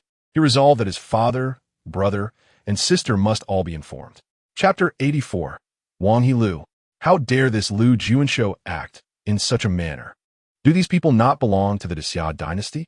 He documented all he had seen and heard, including his speculations. Particularly, he noted the stark contrast between the conditions on either side of the wall. One side was filled with thriving citizens while the other was plagued by destitution. No wonder Shangling County consistently appeared on the list of prosperous regions. It was said that Shangling County was a land of wealth, with effective governance by the local magistrate. Bah! It turned out they had driven the poor away. Additionally, he wrote about the black armored guard who had delivered the charms. Since they had not been used for their intended purpose, it was clear someone had appropriated them for personal use. Those were his sister's belongings. They were meant to provide warmth for the common people during winter, enabling them to survive. Li Changjing's anger mounted as he wrote, and upon completion, he dispatched it urgently. He then took up his sword to practice, expelling his pent-up frustration. Regrettably, Sister Jiang was out inspecting the situation. Otherwise, he could have discussed matters with her. He had no experience with such issues. His tutors had primarily taught him moral principles and the handling of state affairs, but during those lessons, he had sworn he slept soundly. However, Sister Jiang was different. She took copious notes and certainly knew what to do. Li Changjing was certain of one thing. He could not leave Shangling County for the time being. Meanwhile, Jiang Lishu, who occupied his thoughts, felt quite content. Wang Yilu truly lived up to Zhang's description, bustling with activity. The storyteller on the first floor was excellent, akin to a master of vocal mimicry. Delivering a captivating tale. Seating was scarce in the main hall, but Jiang Lishu and her companions managed to find a spot, sharing a table with others. At that moment, the storyteller recounted a poignant tale of a white fox repaying a debt of gratitude, moving many listeners to tears. The white fox, though a creature of enchantment, embodied great righteousness, willing to sacrifice its very essence to save its beloved. The profound depth of its affection was truly touching. The scholars sharing their table became misty-eyed, pulling out a handkerchief to dab at his tears, unable to suppress his exclamations of admiration. Zhang Qi, uninterested in the storytelling, focused on the pastries before him, occasionally glancing at Jiang Lishu to ensure her comfort. After all, the local magistrate had specifically instructed to take good care of her. It would not do to let this esteemed visitor from the capital feel discontented. At present, it appears that Lord Jiang is quite engrossed in the storytelling, clearly captivated by the tales recounted by the storyteller. The narrative of the white fox repaying a debt of gratitude revolves around a fox named by Qingqing. A century ago, transformed and faced a tribulation with the assistance of a scholar. As a result, she owes him a life debt. Although she successfully navigated the storm of thunder, by Qingqing suffered severe injuries, spending 100 years recuperating. When the time came for her to express her gratitude, she discovered that her benefactor had reincarnated as a scholar named Ning Zhan. In her quest to repay her debt, Bai Qingqing inadvertently instigated a series of amusing incidents, during which she found Ning Zhan to be righteous and virtuous, causing her to develop romantic feelings. However, Ning Zhan had a childhood companion named Meifu Lu, with whom he shared deep affections. Initially, the two young women were rivals, naturally at odds with each other. Yet, as fate would have it, when Bai Qingqing encountered a demon hunter, it was Meifu Lu who came to her rescue. Subsequently, when a rogue attempted to harass Meifu Lu, Bai Qingqing intervened, teaching them a lesson. The two women quickly forged a profound friendship, resolving their earlier misunderstandings. Though the storyline lacks novelty, the storyteller's delivery was commendable. After hearing the tale, Jiang Lishu remarked that the narrative was quite engaging, with a conclusion that defied cliché, which she appreciated, particularly since it did not culminate in a scenario where the white fox and a human shared husband. She overheard someone nearby lamenting why Bai Qingqing did not share a husband with Meifu Lu, thus allowing the two close friends to remain together. Others echoed this sentiment. Jiang Lishu retorted sharply, dismissing their comments. Just as she contemplated rebutting the onlookers, Zhang Shi's voice emerged from behind her veil, inquiring about her interest in the story. Zhang Qi immediately perked up, surprised that Lord Jiang had developed an affinity for something. Jiang Lishu smiled, expressing her delight in the happy ending, and asked if Yin Yin knew who penned the story. Zhang Shi paused, clearly taken aback by Jiang Lishu's inquiry. "I do not know," she replied softly. Zhang Qi reassured her that it was no concern if she was unaware, as he would soon send someone to investigate whether the author of the White Fox's Tale had other works. Jiang Lishu did not dwell on this question for long. As it was mealtime, Zhang Qi invited her, stating that he had reserved a private room and requested the chef to prepare their signature dishes. Noting that it was nearly time, given the bustling environment, Jiang Lishu feared that the overly imaginative individual might not have grasped her earlier remark, so she added a comment before entering. Fortunately, he seemed to have taken her words to heart. The private room was well positioned, offering a view of the grand hall through a small window, and the entrance faced walls adorned with poetry. Once inside, Jiang Lishu occasionally glanced at Zhang Shi, wondering if she would finally remove her veil during mealtime. To her surprise, Zhang Shi merely lifted the edge of her veil slightly, exposing a delicate chin and mouth. Quickly lowering the curtain again after taking a bite, Jiang Lishu mused to herself about the significance of her complexion, questioning whether it was the quantity or size of her blemishes that compelled her to keep the veil on. Zhang Qi, with an unusual expression, remarked, "Yin Yin, why do you not remove your veil while eating? It is rather impolite. Do take it off." When he realized that Jiang Lishu was present, he suppressed his urge to speak more forcefully. Zhang Shi's response was hesitant, Cousin, it's not that I do not wish to remove it.